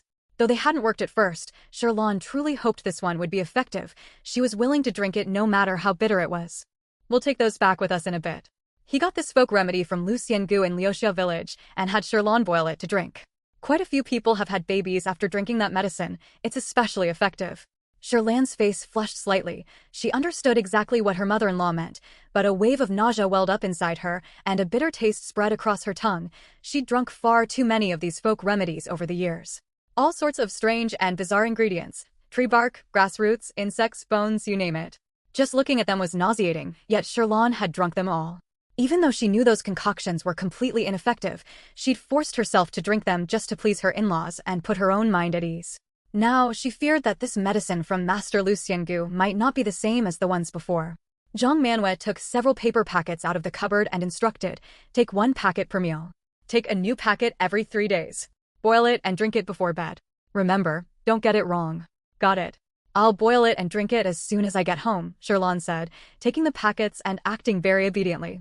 Her inability to conceive had turned the once cheerful and lively Sherlan into a much more quiet and melancholic person. Although Tang Laigui felt sorry for his wife, he couldn't say anything in front of his parents. Once they got home, he'd throw those medicines away and then go to the county hospital to get a fake medical report, claiming that there was something wrong with his health too, that he and Sherlan were an ill-fated match, a natural mismatch. That way, his mother would never again force his wife to drink those strange concoctions. All those years of trying to conceive had nearly ruined Sherlan's stomach. She simply couldn't drink them anymore. Having completely given up hope of having a child, Tang Laigui had figured out a way to exonerate his wife. During that period, he was too busy at the factory to make it into town, but once that busy stretch was over, he planned to go into town and ask a classmate who worked at the county hospital to help him. If they couldn't have a child, so be it. He had 3 nephews. After all, there would still be people to take care of him in his old age and see him off when the time came. What was there to worry about?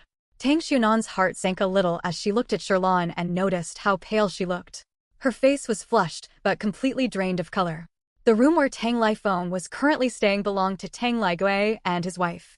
The desk was covered with a glass-topped display holding numerous photos, some of Tang Laigui, some of Sherlan, and many of the 2 of them together, mostly taken when they were young. There won't be a 6th update tomorrow. Please bear with me on this. The author's backend seems to be acting up a bit. I can't answer the questions the great god mentioned. I'm truly sorry. He usually replies to comments, though of course he can't respond to every single one. The author doesn't have that much time. He's truly grateful to all his precious fans. His greatest joy every day is reading our comments, which give him so much motivation. End of chapter. Chapter 227, Ulterior Motives. In her youth, Sherlan had a plump, round face, and when she smiled, her eyes crinkled at the corners, clearly a lively and cheerful young woman. She had a slightly plump figure, not exactly slender. But now, Sherlan was skin and bones, and she didn't smile as often as she used to. Instead, she had taken on a pitiful air, much like Lin Dayu. She must be worried about the child. Poor second aunt, oh dear. Now that she has become Tang Xianwan, she will certainly prevent the tragedy from happening, so. Auntie, hold me. Tang Xianwan reached out to Sherlan, asking for a hug. Sherlan smiled gently and reached out to embrace her.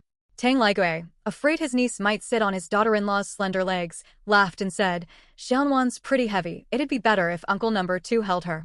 These few packets of medicine could very well be the spark that ignites the Tang family's tragedy. Was Huang Fengxian's mother truly looking out for the Tang family's best interests, or did she have ulterior motives? Tang Xianwan didn't believe Huang Fengxian's mother could be so kind as to help the Tang family grow and prosper. Just like Huang Fengyan, this old woman wasn't a good person. She certainly wasn't that kind-hearted. From now on, keep your distance from Huailin's mother. That family has more schemes than you have hairs on your head. Even 10 of you, Zhang Manwei, couldn't outsmart them, Tang Baishan said, his tone turning serious. Did Huailin's mother tell you all this too? Tang Baishan asked irritably. Zhang Manyu was instantly infuriated. She glared at him fiercely and muttered a few silent curses under her breath. For now, she'd give this dead old man some face in front of her children, but once they were gone, just wait and see how she'd deal with him. Tang Xianwan's heart skipped a beat again. Wasn't Huang Huailin Huang Fengxian's younger brother? Shirlan lost her life because of those medicines. Tang Ligui went mad and died as a result. Tang Baishan and Zhang Manwei, forced to bury their children while still alive, were so overcome with grief that they became bedridden. Not long after Tang Baishan passed away, Zhang Manwei also died, followed by Tang Laifu and Su Jifeng. The entire family seemed to be swept away by a flood, passing away one after another. I won't sink, Auntie, hold me. Tang Xiaonan was unhappy and tried to climb down on her own. Tang Ligui couldn't persuade her otherwise, so he had to let her go find Shirlan. Of course, Tang Xiaonan wasn't going to let Shirlan actually hold her. She stood with one half of her body and leaned the other half into Shirlan's arms, keeping most of her weight on the side she was standing on. Zhang Manwei paused for a moment, her expression turning sheepish. After all, she'd just had a falling out with the Huang Huailin family not long ago. Of course, back when she'd been talking about all this, her relationship with Huailin's mother had still been quite good.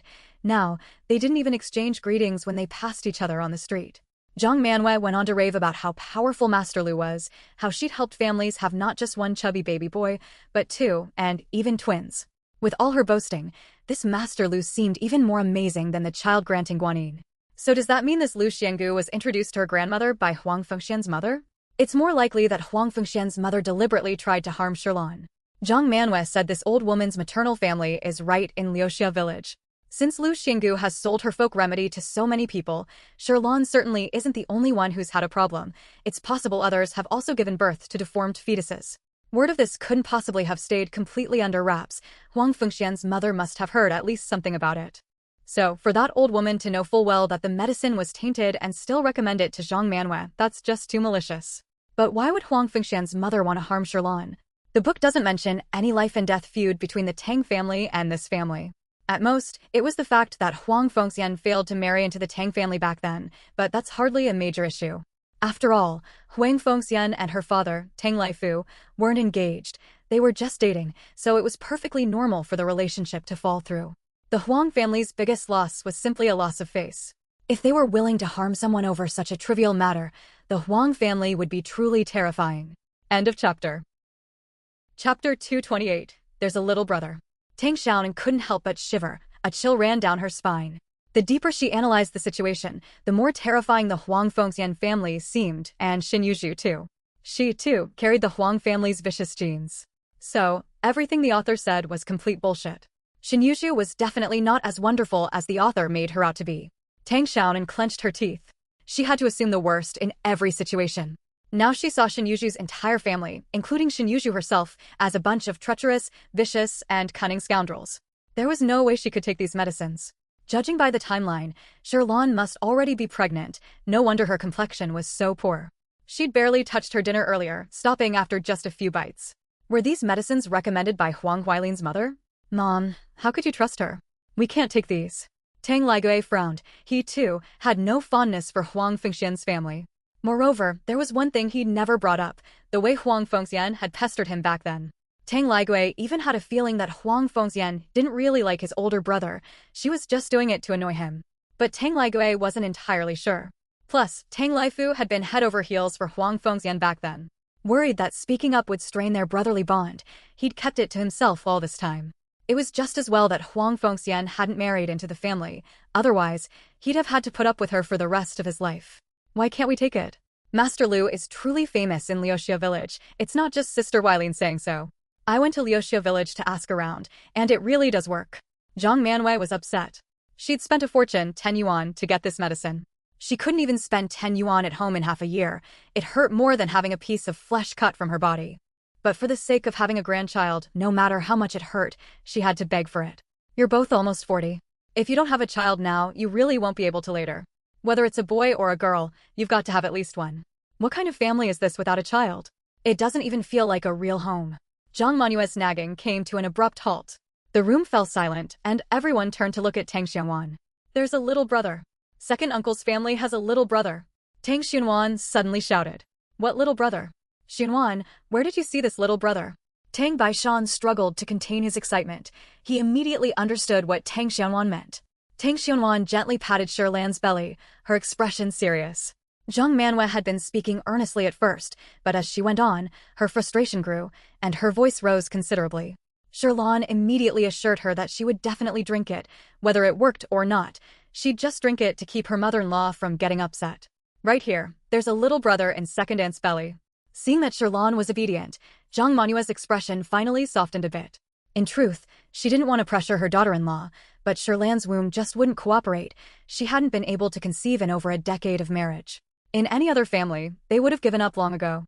She suddenly felt she'd been incredibly prescient by establishing the narrative of a reincarnated deity early on. Now she didn't have to worry that no one would believe her. The room grew even quieter, filled only with heavy breathing. Shirlan and Tang Ligui exchanged glances, neither daring to believe their own ears. How could she possibly be pregnant? But they'd also heard that children's words hold special power. Since Tang Xianwan had suddenly blurted out that there was a little brother, they had no choice but to believe her. If it were true, that would be wonderful. Xianwan, how do you know there's a little brother? Did you see him? Tang Ligui's voice trembled. Shirlan held her breath, waiting to hear Tang Xianwan confirm it before she could breathe again. There's a little brother. He calls me Big Sister. Tang Xiaonan didn't say anything else. She just insisted there was a little brother. After all, she was only 6 years old. She didn't need to explain it in detail. It was enough to state the result. Given how much Tang Ligui and Shirlan cared about their child, they would definitely go to the hospital to get it checked out. End of chapter. Chapter 229, Little Golden Mouth, now blessed. There's no way I'm wrong, my little Xiaonan is blessed. Shirlan, you're in for it now. Su Jifeng suddenly slapped her thigh, startling everyone in the room. Only then did everyone remember Tang Xianwan's latest identity. She was, after all, the little golden boy who had been consecrated. Zhang Manhua finally snapped out of it, so excited she started spinning in circles, muttering as she went, she's definitely pregnant. Old man, check Shirlan to see if she has the pregnancy pulse. Tang Ligui nodded vigorously as well. Dad, you'd better check right away. Shirlan hasn't been feeling well lately, it might be because she's pregnant. The smile on Tang Baishan's face faltered for a moment. If he knew how to detect a pregnancy pulse, he would have been working at a herbal shop long ago. But not wanting to lose face in front of his wife and children, he thought for a moment and came up with a plan. What's the rush? Do you understand observation, auscultation, inquiry, and palpation? We have to follow the proper procedure, we can't just wing it. Tang Baishan spoke slowly and deliberately, exuding the air of a seasoned herbalist. He pretended to examine Shirlan closely. Her complexion was indeed poor, and she had lost a lot of weight. She'd also had a poor appetite at dinner earlier, all symptoms consistent with early pregnancy. When was your last period? Shirlan blushed slightly and lowered her head, too embarrassed to answer. With both her older brother and younger brother-in-law present, how could she possibly bring herself to say it? Zhang Manwei grew impatient. You're not a little girl anymore. What's there to be embarrassed about? Just tell us when it was. Su Jifeng, however, felt a pang of envy. Tang Laifu was as careless as he was rough. He never kept track of her menstrual cycle. Even when she was sick, he never asked after her well-being. At most, he'd just tell her to rest at home. Tang Baishan had a pretty good idea by now, and his tone was very certain. In fact, his greatest confidence came from his granddaughter, the one who'd been blessed and guided by the gods. She certainly wouldn't be wrong. Her periods are irregular. It's not uncommon for them to be half a month late. Her last period was probably at the end of the month before last. Tang Ligui chimed in, knowing his wife's body inside and out. Dad, why don't you check again? Tang Ligui couldn't hide his excitement. He was so moved he kept rubbing his hands together. Shirlan, her eyes brimming with tears, never in her wildest dreams had imagined she'd have a child of her own in this lifetime. It's already been over half a month late. No need to test, it's definitely happening. Go to the clinic tomorrow to get it checked out. What about this medicine? Should I take it? No need to go back. Stay home tonight. Am I really going to be a dad? Haha. Xianwan, you really are a lucky little magpie. Uncle number 2 will have someone buy you some big white rabbit candy. Still, seeing Tang Ligui and Shirlan beaming with joy made Tang Xianwan happy too. She hoped she had truly changed the fate of her second uncle and second aunt, and that poor little brother of hers. Tang Baishan waved his hand dismissively. No need. It's a sure thing. Don't rush back tonight. Head back to town tomorrow morning. Zhang Manhua pouted. He was more devoted to his wife than to her. If only men could give birth. The second son would have taken over all the women's duties, leaving Shirlan at home to be a ready-made mother. Shirlan was truly blessed. Even though she couldn't have children, Tang Ligui still treated her so well. Tang Ligue was so excited, he was practically out of his mind. He picked up Tang Xianwan and tossed her up in the air several times, nearly scaring her to death. Not even a big white rabbit candy bar could soothe her frightened little heart. Zhang Manhwa was in a bit of a bind. It was 10 yuan, it would be such a waste not to eat it. But since Sherlan was pregnant, she definitely couldn't eat it anymore. Or maybe, Jin Feng, you take it home and eat it. Zhang Manwei shoved the medicine into Su Jinfeng's hands. Her eldest daughter-in-law was in good health, who knows, maybe she could have another baby. Tang Xiaonan was startled and immediately protested, "Mom, don't take it. I don't want a little brother with a tail." End of chapter. Chapter 230, Conspiracy. Su Jifeng had already received the medicine. She truly wanted to give Tang Xiaonan another little brother. Although she was already 40 years old, she had always been in excellent health, so having another child would certainly be no problem. She had a distant cousin who'd given birth to a son at 46 and was currently recuperating after childbirth with her daughter-in-law. She was 6 years younger than her cousin and in even better health. Having 2 more children would be no problem at all. But when Tang Xianwan mentioned a little brother with a long tail, everyone froze. What did she mean by long tail? Second and ate this, and the little brother grew a long tail. Second uncle cried. In her panic, Tang Xianwan started stuttering again. She didn't dare explain it too clearly, so she could only mumble a few key words, leaving the rest for the adults to figure out on their own. Xianwan, you saw in your dream that second aunt gave birth to a little brother with a long tail, didn't you? Tang Ligui's anxious expression turned somewhat grim, and Tang Xianwan, feeling a bit scared, instinctively burrowed into Su Jinfeng's embrace. Don't scare Xiaonan, Sherlan reminded him softly. She was anxious too, her joy had faded considerably. If they were going to have a child with a long tail, they might as well not have one at all. Tang Ligui tried to rein in his emotions, but he was simply too anxious to contain himself. Tang Xianwan understood how he felt, so she nodded vigorously, pointed at the medicine packet still in Su Jinfeng's hand, and said loudly, "You can't take this." Is there something wrong with this medicine, Xianwan? You can't take it, it's bad medicine. Tang Xianwan emphasized her words, her little face serious. If she took it, something terrible would happen. The medicine she'd taken before had, at worst, only upset her stomach, but this stuff would harm the fetus. Taking it would spell disaster. Tang Xianan's heart skipped a beat. Holy crap, her mom was really sharp. She'd actually thought that far ahead. She'd been thinking the exact same thing. This must be what they call a mother-daughter connection. Zhang Manwei didn't dare say a word, but inside she was seething with hatred toward Huailin's mother. That old hag must have colluded with Lu Xiangu to swindle her out of money. She was determined to get those 10 yuan back. Su Jifeng was so scared she flung the medicine aside. She wouldn't dare take poison medicine, and she certainly didn't want to give birth to some kind of freak. Her mother-in-law was way too unreliable, and Huang Fengxian's family, those good-for-nothings, were definitely out to get her. That old woman must have done it on purpose. She knew this medicine was poison, but she deliberately told you, Mom, so that my sister-in-law and I would take it and give birth to a freak, bringing terrible misfortune upon our Tang family. How can you believe that filthy woman's bullshit? Stay away from her from now on. Tang Baishan snapped in a deep voice. But Huailin's mom said plenty of people in her village took it and gave birth to big, healthy boys, Zhang Manwei muttered under her breath. After all, she'd paid 10 yuan for it. Su Jifeng, who rarely used her brain, would think quickly and deeply whenever anything involving Huang Fengxian came up. Before long, the conspiracy theory-loving Su Jifeng had come up with a perfect criminal plot. What nonsense! How could fellow villagers possibly do such things? Tang Laifu scolded, thinking Su Jifeng was talking nonsense. Although the villagers of Mopin Mountain were known for their feisty nature, they were also simple and honest folk. They'd all lived in the same village for decades. While they might bicker or squabble from time to time, nothing as serious as a murder had ever happened, especially not something as vicious as harming a child. Most people wouldn't do such a thing. It was simply too unconscionable. Why is it impossible? Wasn't it that slut Huang Fengxian who did this to Xiaonan's hand? That whole family is scum. Why couldn't they have done it? You just don't want to hear me talk about your old flame, do you? Su Jifeng sneered. Tang Laifu, feeling both annoyed and humiliated, grew angry, his face darkening. Just as it looked like an argument was about to break out, Tang Ligui suddenly said, "I think my sister-in-law has a point." End of chapter. Chapter 231, We must get to the bottom of this. Silence fell over the room once more, and everyone looked at Tang Ligui with puzzled expressions. Tang Ligui looked calm, but his fists were clenched, a sign that he wasn't as composed on the inside as he appeared on the outside. He packed several of the medicine packages into his bag and said, "I'll take these medicines to be tested." He had an old classmate who worked at the county hospital. He would make time to go to the county seat and ask his old classmate to help test these medicines. If there really was a problem, he would certainly not let Huang Fengxian off the hook. This matter was definitely orchestrated by Huang Fengxian behind the scenes. Huailing's mother didn't have the guts or the cunning for that. She'd always done as her daughter said.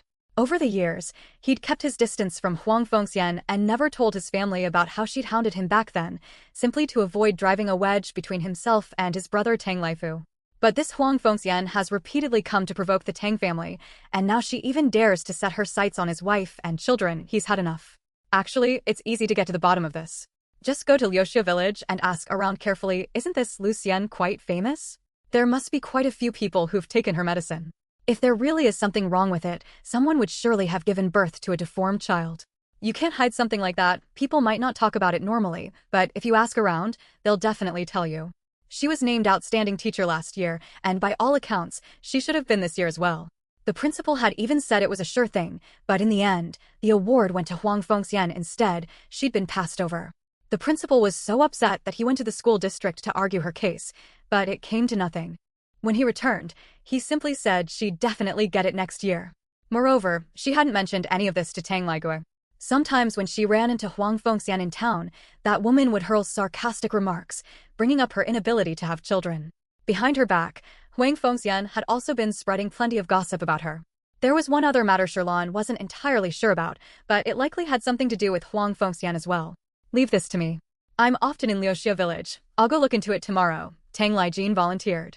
Sherlan had also vaguely heard that Huang Fengxian was on very friendly terms with the school district leadership. They'd gotten close over the past couple of years, and that's when Huang Fengxian's fortunes took a turn for the better. Her school was reclassified from private to public, and she was even named an outstanding teacher. To be honest, with Huang Fengxian's limited professional skills, she couldn't even teach first grade properly. She must have channeled all her outstanding abilities toward the officials. The mood in the Tang household grew somber. Although Tang Laifu felt his second younger brother and sister-in-law were overthinking things, he didn't say anything more. He'd find out once Tang Laijin got the details tomorrow. He hoped it had nothing to do with Huang Fengxian. After all, they'd been lovers in the past. Sherlan, who was usually even-tempered, found Huang Fengxian deeply off-putting, but she had always put up with it. This time, however, Huang Fengxian had dared to scheme against her child, and that was something she absolutely could not tolerate. It's good to get to the bottom of this. One should never harbor malicious intent, but one must always be on guard. If the Huang family really is plotting against us, I won't let them get away with it. Tang Baishan's gentle expression turned stern. Anyone who dared to harm his grandson would not be let off lightly. Thank goodness we have our little girl. The Huang family's schemes won't succeed. Su Jifeng suddenly scooped up her daughter and kissed her several times. Such a wonderful daughter. Was she born of her own womb, or was she a divine child blessed by the gods? That harlot Huang Fengxian couldn't give birth to a child like that even if she were beaten to death. This matter must be thoroughly investigated. Sherlan spoke in a soft, gentle voice. She agreed with Tang Laigue and also suspected that Huang Fengxian was up to no good. That's right. Little Nan was sent by the gods. The Huang family will never be able to oppress our Tang family, Tang Laijin said with a look of contempt. The atmosphere lightened again, and smiles returned to everyone's faces. With a divine child like Tang Xinhuan by their side, they feared no demons or ghosts. What was there to worry about? As for the truth of Tang Xianhuan's words, not a single person doubted them. After all, she was a reincarnation of a divine being, so she must be right. Chapter 6 is complete. Time to ask for votes again, along with check-ins, comments, and positive reviews. I'll continue updating tomorrow. End of chapter. Chapter 232, Shinyuju, who can't be kept out of it. Tang Laigue and Sherlan didn't return to town that night. They spent the night at home. However, the couple was so excited that they tossed and turned all night, unable to sleep well. All they could think about was for dawn to come quickly so they could go to the town health clinic for a checkup. The sooner they got confirmation, the sooner they'd have peace of mind. Early the next morning, the couple, their faces marked by dark circles under their eyes, hurried back to town on their bikes, taking the few packets of medicine with them. Tang Laigue was determined to get to the bottom of this matter. Tang Xianhuan hadn't slept well that night either. She was trying to recall the details from the book, but unfortunately, her memory was growing increasingly hazy, and she couldn't remember much. Perhaps at some point, she might inadvertently recall a few things. But for now, 3 things were certain. The medications that caused Sherlan to give birth to a deformed fetus were recommended by Huang Fengxian's mother. Sherlan's death and Tang Laigue's descent into madness were both directly linked to those packets of medicine. Not long after Shin Yuju's visit, Tang Ligui's mental illness worsened. He ran out, fell into the river, and drowned, while Marin, though drunk, gave birth to a healthy baby.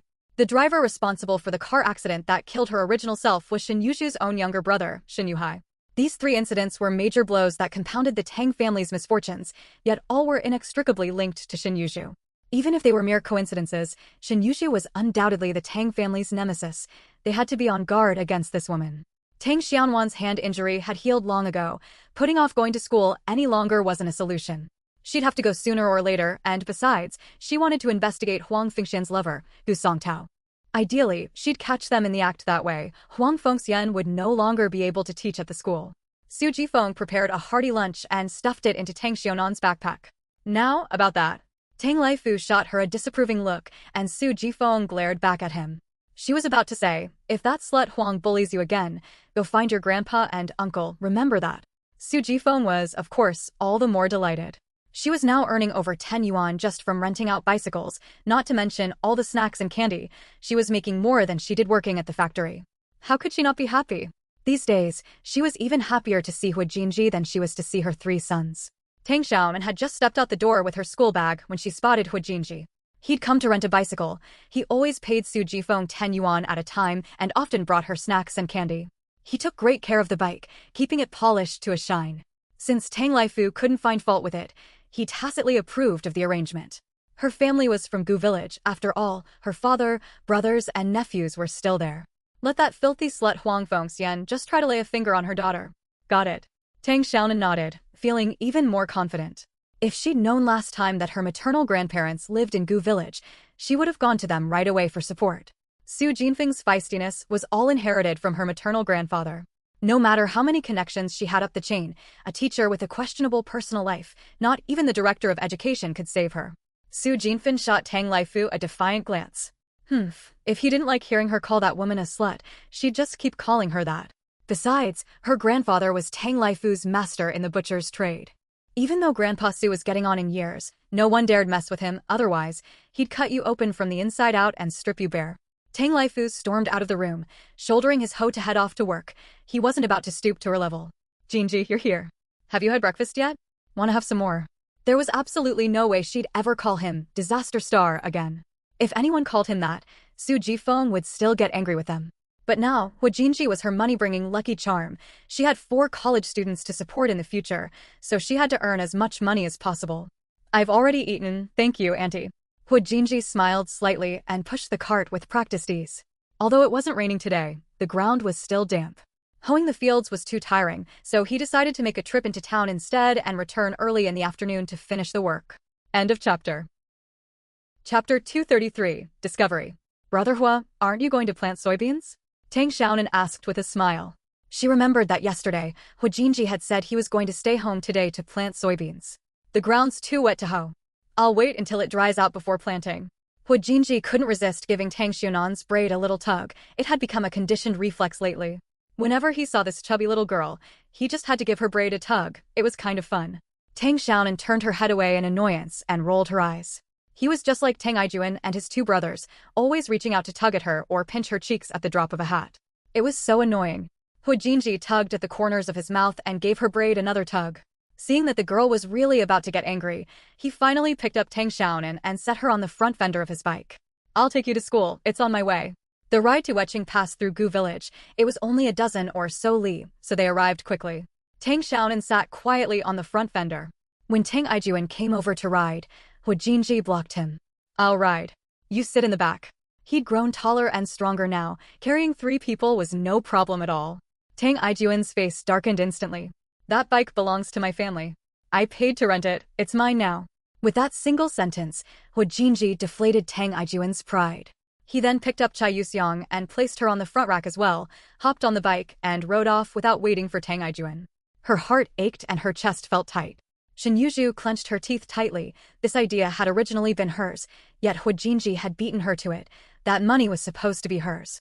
Last time, that disaster magnet Hu fell off his bike and scattered photos all over the ground, hundreds of them, all brand new.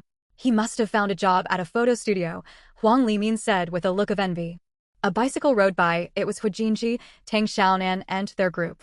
Huang Limin was green with envy and muttered to himself, I wonder if that disaster magnet Hua has started working at a photo studio, spending all day at home developing photos. On the way, they ran into Shin Yuzhu, who was walking with her cousin Huang Limin. Huang Limin was also Huang Fengxian's nephew, 1 month younger than Shin Yuzhu, and the son of Huang Fengxian's younger brother, Huang Huailin. Huang Weimin was the eldest son. Shin Yuzhu's heart skipped a beat, and she asked urgently, how do you know he's at home developing photos? If only he could work at a photo studio too, he could take pictures every day. How wonderful that would be. Shin Yuzhu's heart was practically leaping out of her chest. She finally understood how Hu Jinji made his money. He must be selling movie stills in town, just as the newspapers reported, selling them at the entrance to movie theaters. Business must be booming, otherwise Su Wanru wouldn't be able to afford sandalwood soap. Shin Yuhai didn't have to walk to school. Huang Fengxian gave him a ride on her bike. She doted on her son as if he were a precious treasure, just as Su Jifeng did with Tang Xiaonan, but she was indifferent toward her daughter, Shin Yuzhu, and even showed a hint of distaste. The back seat suddenly sank as Tang Ijuan jumped on, his face dark with suppressed anger.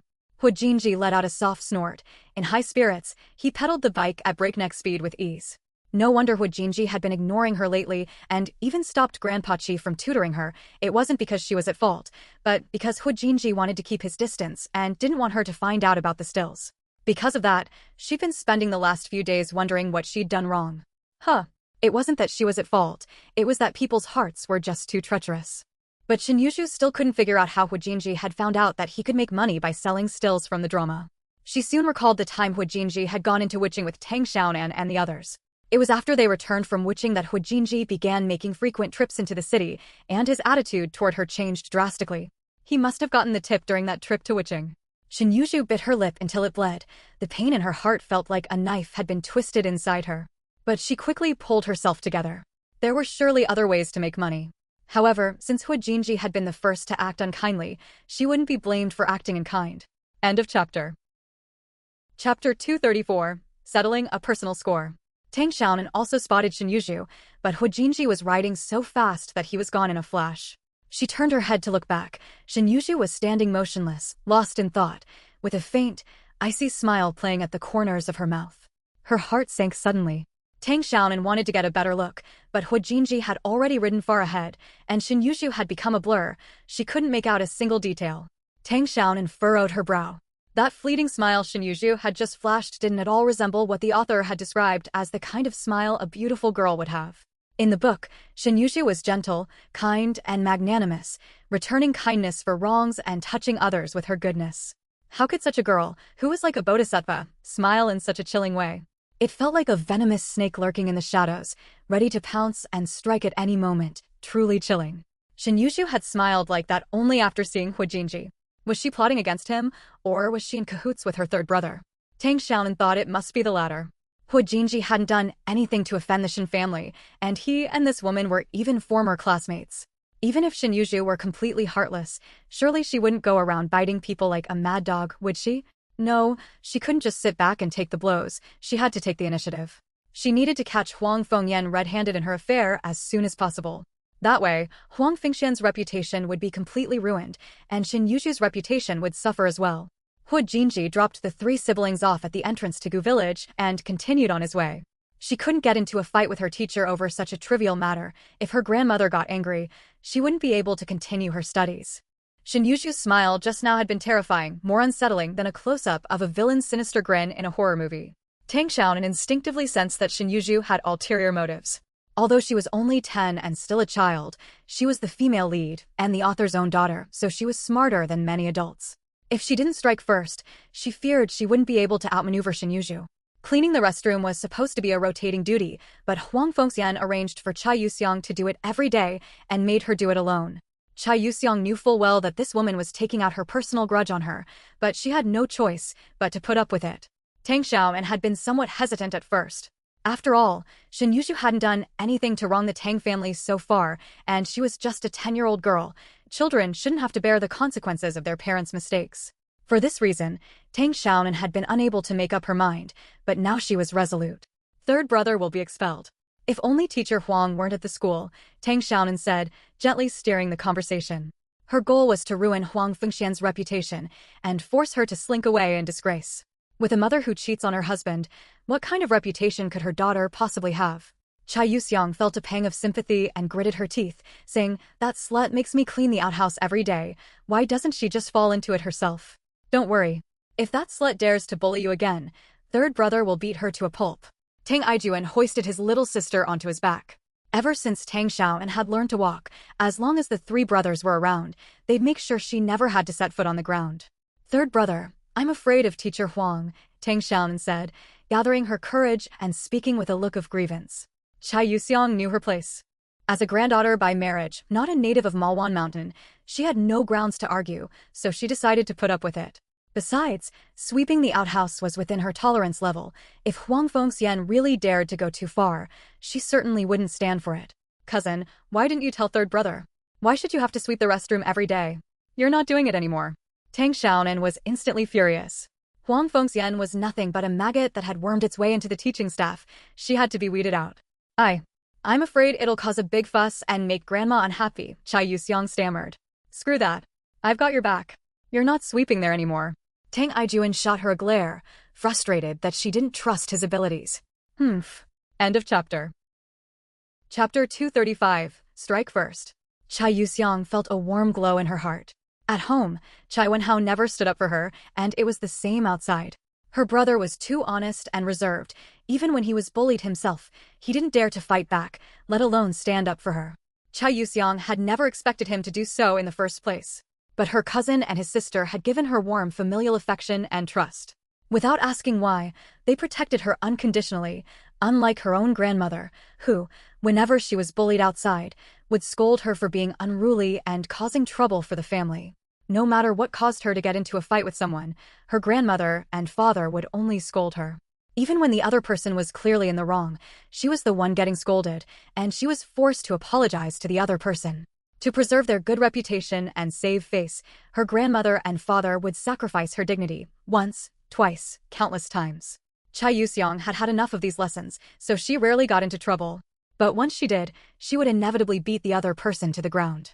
Since the outcome was always getting scolded anyway, she might as well fight to her heart's content, otherwise, she'd feel even more resentful. "Yeah, I'm not sweeping anymore," Cha Yuseong nodded firmly. To hell with it, she wasn't sweeping anymore. Huang Fengxian could forget about bullying her again. She had her cousin to back her up, after all. Tang Xianwan became even more determined to drive out Huang Fengxian, that scourge of the teaching profession. Someone like her was utterly unworthy of being a teacher. Her professional skills were lacking, her morals were corrupt, and she even punished students privately to vent her frustration. What a piece of trash. She had to be kicked out. "Third brother, cousin, let's get rid of Huang Fengyan." Tang Xianan's little face was very serious. She was ready to take on a big task, and Huang Fengxian would be the first to go. Tang Aijuan's eyes lit up with interest. "How are we going to get rid of her? Beat her out?" Tang Xianwan spoke slowly and clearly, her thoughts well organized. As Tang Aijuan and Cha Yuseong looked at their younger sister, who seemed completely different from her usual self, they couldn't help but feel a deep sense of admiration. Their younger sister, cousin, truly was a divine being sent down from heaven. She could come up with such a brilliant plan, while they couldn't even think of it themselves. "Third brother, do you know Gu Songtao?" Tang Aijuan shook his head. "No, I don't. But he must be from Gu village. Everyone with the surname Gu is from there." Tang Aijuan added, "You can ask my cousin. He'll definitely know." Tang Xiaonan rolled her eyes. All he ever thought about was fighting. Tang Aijuan chuckled. He liked a straightforward approach. Fighting was the most direct way to get things done. The three siblings hatched their plan to catch the female troublemaker and cheerfully headed off to class. Huang Fengxian's face had returned to normal. In truth, she wasn't particularly beautiful, but she had a great figure, and combined with her sense of style, she exuded a very unique charm. Tang Xianwan rolled her eyes. That was a load of nonsense. Let's find something to pin on Huang Fengxian. If the teacher makes a mistake, she'll get fired. Mom said Huang Fengyan is involved with a guy named Gu Songtao. Let's catch them in the act. Tang Xianan's eyes lit up. Right, her cousin grew up in Gu village, so he must know that Gu Songtao. If they kept a close eye on Gu Songtao and Huang Fengyan, they'd catch them red-handed sooner or later. Then they'd call a crowd to watch. Huang Fengxian would have to slink away in shame. Everyone wore linen jackets, women's jackets popular in the 60s and 70s, somewhat similar to blazers, but on others they looked drab and baggy, with no defined shoulders or waist, completely lacking any feminine curves. But Huang Fengxian had a deft touch. She was an excellent seamstress. Using the same piece of fabric, the Lenin-style jacket she made was cinched at the waist and tailored to her measurements, not too tight, yet the effect was worlds apart, both dignified and curvaceous. In this gray era, where military uniforms are preferred over red dresses, a woman like Huang Fengxian, who knew how to dress well and was quite attractive, certainly drew more attention from the opposite sex. But of all the men she could have flirted with, she had to go and flirt with her father, Tang Laifu, and meddle in her family's affairs. Naturally, she wasn't going to stand idly by. Tang Xiaonan stared coldly at Huang Fengxian on the podium, a plan already forming in her mind. To be continued tomorrow. Please keep voting, checking in, and leaving 5-star reviews. Sending you all a heart. End of chapter. Chapter 236, Getting Restless Again. Tang Xiaonan, come up to the front and solve this problem, Huang Fengxian suddenly called out, her expression inscrutable. It was math class. First grade math was very simple, addition and subtraction within 10, and Tang Xiaonan could do it with her eyes closed. But the problem Huang Fengxian had written was clearly not at the first grade level. 7 plus 8 equals? Tang Xiaonan sneered inwardly. This problem was clearly way too difficult.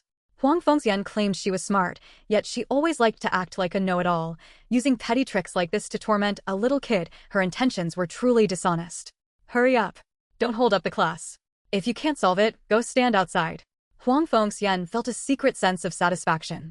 That brat definitely wouldn't be able to solve it, which meant she could openly make her stand outside all day. So what if the Tang family was powerful? They'd still have to hand that brat over to her willingly. Tang Xiaonan saw right through Huang Fengxian's scheme and despised the woman even more. She deliberately shook her head. I don't know how to do it. You didn't teach us, teacher. That's right. She didn't teach us. Chai Yuxiang shouted loudly. She came to class every day, and it was clear this had never been taught. That rotten woman wasn't a good person, she had ulterior motives. Did I ask you a question? You're disrupting class. Go stand outside. After school this afternoon, you'll be punished by cleaning the restrooms, Huang Fengxian snapped. No one knew better than Chai Yuxiang whether Huang Fengxian had covered this topic in class. Even though she was only 8 years old, she could see right through Huang Fengxian's malicious intent. She was deliberately trying to make an example of her cousin. Ugh, you shameless old witch. You still dare to talk back? I clearly covered this in class. You weren't paying attention, yet you blame the teacher for not teaching it. Class, did the teacher cover this or not? The other students looked hesitant, unsure of what to say. In truth, they didn't know how to solve it either, but students have a natural sense of reverence for their teachers. Whatever the teacher says is right. If Huang Fengyan said she'd taught it, then of course she had. Maybe they just hadn't been paying attention in class? You did. Chai Yuxiang had the stubborn streak typical of the Tang family deep in her bones. Once she set her mind on something, there was no turning back. It had been such a struggle for her to get into school, so she paid close attention in every class. Even when Huang Fengxian's lectures were dull and uninspiring, she still took careful notes. Old and new grievances welled up inside Huang Fengyan. How dare some brat talk back to her? Being a teacher was just too frustrating. Today, she was determined to make those two little brats stand outside all day. After school, they'd have to clean the restrooms. She'd have those two little brats handle the restrooms for the entire semester. Chai Yuxiang shuddered, then mustered her courage to protest. You clearly didn't teach it. I've been taking notes every day. Huang Fengxian strode up to Chai Yuxiang, gave her a hard shove, and the petite Chai Yuxiang was dragged out of her seat. Chai Yuxiang clung tightly to the desk, glaring defiantly at Huang Fengyan, refusing to budge. You clearly didn't teach it. I listened carefully every class and took notes, but you just didn't teach it. You're just picking on Xiaonan on purpose. You're the one who wasn't paying attention in class. You can't do the problem, yet you're making excuses. Now go stand outside, hurry up. The classmates answered in unison, all thinking the same thing. They couldn't let the teacher know they hadn't been paying attention in class, or else they'd end up like Chai Yuxiang and Tang Xianwan, forced to stand outside as punishment, and that would be so embarrassing. Huang Fengxian immediately felt smug, regaining her sense of superiority as a teacher. Aside from those two brats from the Tang family, all the other students respected her. Even if she called a deer a horse, no one would dare contradict her. Did you hear that? All the other students were paying attention, only the two of you weren't. Both of you, go stand outside. Huang Fengxian struck harder, and with a clang, Chai Yuxiang slammed into her desk, crying out in pain. End of chapter. Chapter 237. Questions Beyond the Syllabus.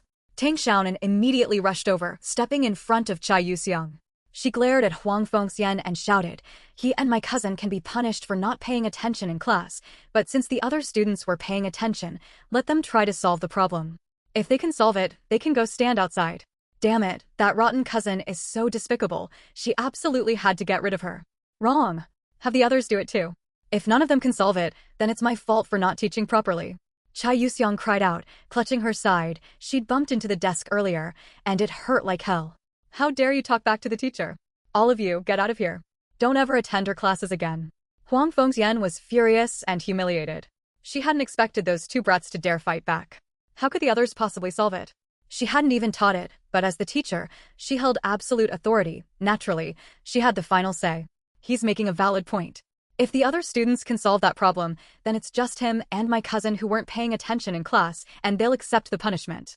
But if none of the students in the class can solve it, then that means teacher Huang didn't teach it well, or didn't teach it at all, did she?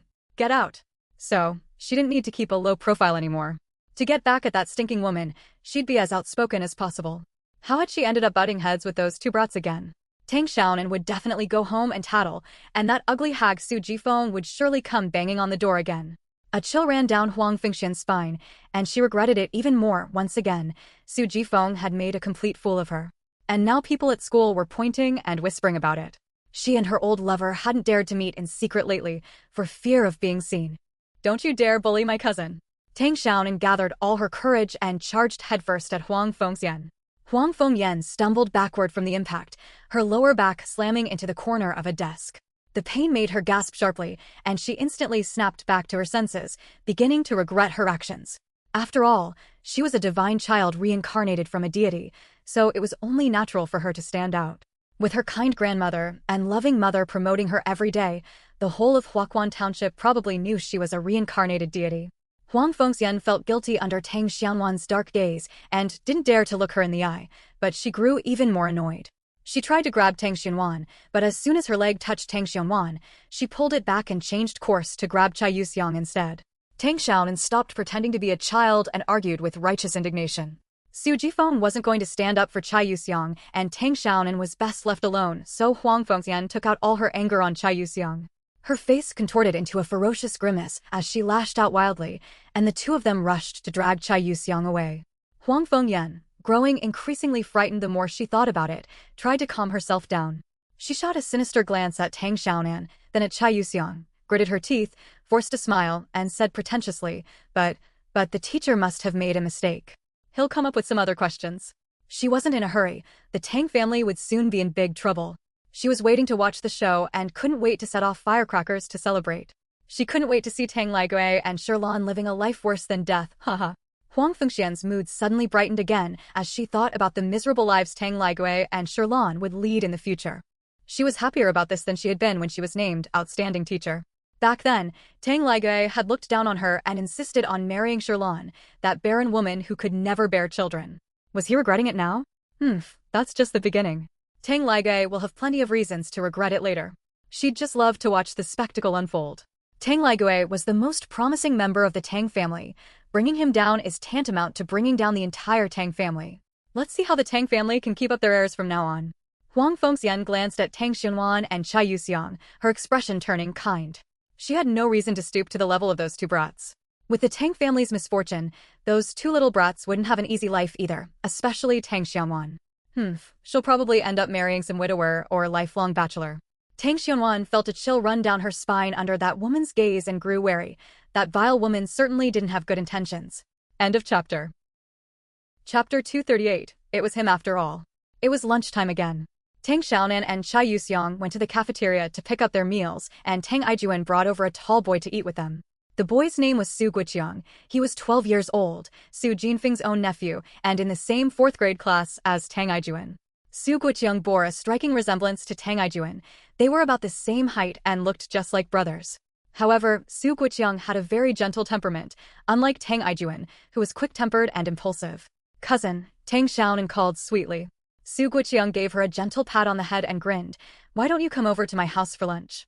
He went home for lunch. It was just a short walk away, and eating hot, freshly cooked meals there was much more enjoyable than eating cold leftovers. Tang Xiaonan shook her head vigorously.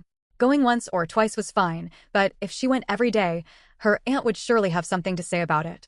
Besides, there was a place at school where they steamed rice, and the hot meals there weren't bad, they just didn't taste as good as freshly cooked ones. Cousin, who is Gu Songtao? Tang Xiaonan asked. She wanted to confirm whether this man was really Gu Yunchuan's father. Su Guiqiang tilted his head, thought for a moment, then shook his head. I don't know. What does he do? He knew everyone in the village, but he couldn't recall their names. Tang Xiaonan was a little disappointed. This Gu Songtao was way too mysterious. Even her cousin, a native of the village, didn't know him. Tang Aijuan blurted out, he's Huang Biaozi's lover. My mom said everyone in your village knows it. How come you don't, cousin? Tang Xiaonan lifted the hem of Chai Yuxiang's shirt, revealing a bruise on her side, and said angrily, this morning, that rotten woman tried to make my cousin and me stand outside as punishment again, and she even shoved my cousin onto the table. Tang Aijuan sprang to his feet in a rage, reaching for his lunchbox to start a fight, but Su Guoqiang grabbed him and held him back. Let's think this through. She's a teacher, and you're a student. You definitely can't fight her, you'd have no grounds to stand on. We need to come up with a better plan. He probably wouldn't know her name if asked, but he was well aware of this kind of scandalous gossip. The affair between Gu Songtao and Huang Fengxian was the talk of Gu village. Many people discussed it over tea and meals, and Su Guoqiang had heard about it countless times. So, Gu Songtao was Gu Yunchuan's father. Su Guoqiang, who was mature beyond his years, spoke in a refined, literary manner, a stark contrast to his rugged appearance. Moreover, Su Guoqiang loved listening to the village elders recount stories from the romance of the Three Kingdoms. Although the elders' accounts were often incomplete, they had broadened Su Guoqiang's horizons considerably. As a result, he naturally spoke in a refined manner, preferring to solve problems with wit rather than resorting to violence. Su Guoqiang suddenly slapped his thigh. I know who it is, it's that landlord. He and Huang Biaozi are having an affair. As soon as Tang Xiaonan heard the word landlord, she knew exactly who it was. There was only one landlord in Gu village, and that was the Gu Yunchuan family. Gu Yunchuan probably didn't know about Huang Fengxian and Gu Songtao's affair, did he? Otherwise, how could he have married Xin Yuju with a clear conscience? Why are you asking about this? Su Guoqiang asked curiously. Although Su Guoqiang was no slouch when it came to fighting, after all, he was Su Jinfeng's own nephew. Tang Xiaonan was quite surprised by Su Guoqiang's demeanor.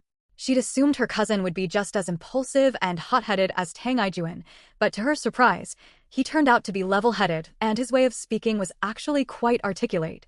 So, what do you suggest we do? Tang Aijuan asked irritably. Su Guoqiang rubbed his chin, an idea forming in his mind, and said calmly, all we have to do is catch Huang Fengxian and Gu Songtao in the act. You block the door, and I'll get the villagers to come watch. Huang Fengxian has a questionable personal conduct record. The school will definitely have to expel her. Tang Xiaonan was overjoyed finally. She had a resourceful ally. Su Guoqiang was on the same page as her. End of chapter. Chapter 239. None of them are any good. It's settled then. He's determined to catch that filthy whore red-handed. Tang Aijuan gritted his teeth. That filthy slut had been picking on his sister time and time again. If he didn't drive her out, he wouldn't be worthy of the Tang surname. Take it slow. There's no need to rush. Huang Fengxian is very careful. Even Teacher Song hasn't been able to catch her after all this time. Su Guoqiang said leisurely. The teacher Song he was referring to was none other than Song Hongmei, the person at the school who wanted Huang Fengxian to fail the most. We'll definitely catch her. I've got my guys keeping an eye on her, Tang Aijuan said with full confidence. Tang Xiaonan also didn't think it would be much of a problem, unless Huang Fengxian and Gu Songtao stopped having an affair, but could those two really resist? A cat that's tasted blood will never be content with just grass again. Similarly, there's a difference between having an affair once and having it countless times. Tang Xiaonan went to the 4th grade classroom to let Tang Aijuan know she wouldn't be waiting for him after school. She asked her cousin if she could go home first. It was only about 12 or 13 li, a distance she could walk with her eyes closed. A thought struck Tang Xiaonan, and she ran over to the bike shed to check. Huang Fengxian's bike was gone. There were only 3 or 4 bicycles on campus in total, and Huang Fengxian rode a women's model. It was very conspicuous. Now there were only 3 men's bicycles parked in the shed. Huang Fengxian had ridden off, and she wasn't heading home. No sooner had she reached the school gate than Tang Xiaonan spotted Xin Yuhai walking home alone. She couldn't help but wonder. Huang Fengxian doted on that son like the apple of her eye, never letting him do a single chore. At Dongxue, Huang Fengxian always rode her bike to take him there. How could she possibly bear to let her precious son walk home by himself tomorrow? Where had Huang Fengxian gone? And where had she gone? Tang Xianan's heart was pounding wildly. Not going home at that hour meant she was surely meeting her lover. But Gu village was so big, where could Huang Fengxian and Gu Songtao possibly go for a secret rendezvous? It must be somewhere deserted. His dad loves finding secluded spots to be with Widow Wang, Chai Yuxiang said with absolute certainty. Chai Yuxiang had naturally been dragged away by her as well. Let whoever wants to sweep go ahead and sweep. She and her cousin certainly weren't going to do it. If it had been any other child, they might have been hurt by that kind of emotional neglect, but Tang Xiaonan had the soul of an adult, so she naturally didn't give those petty tricks a second thought.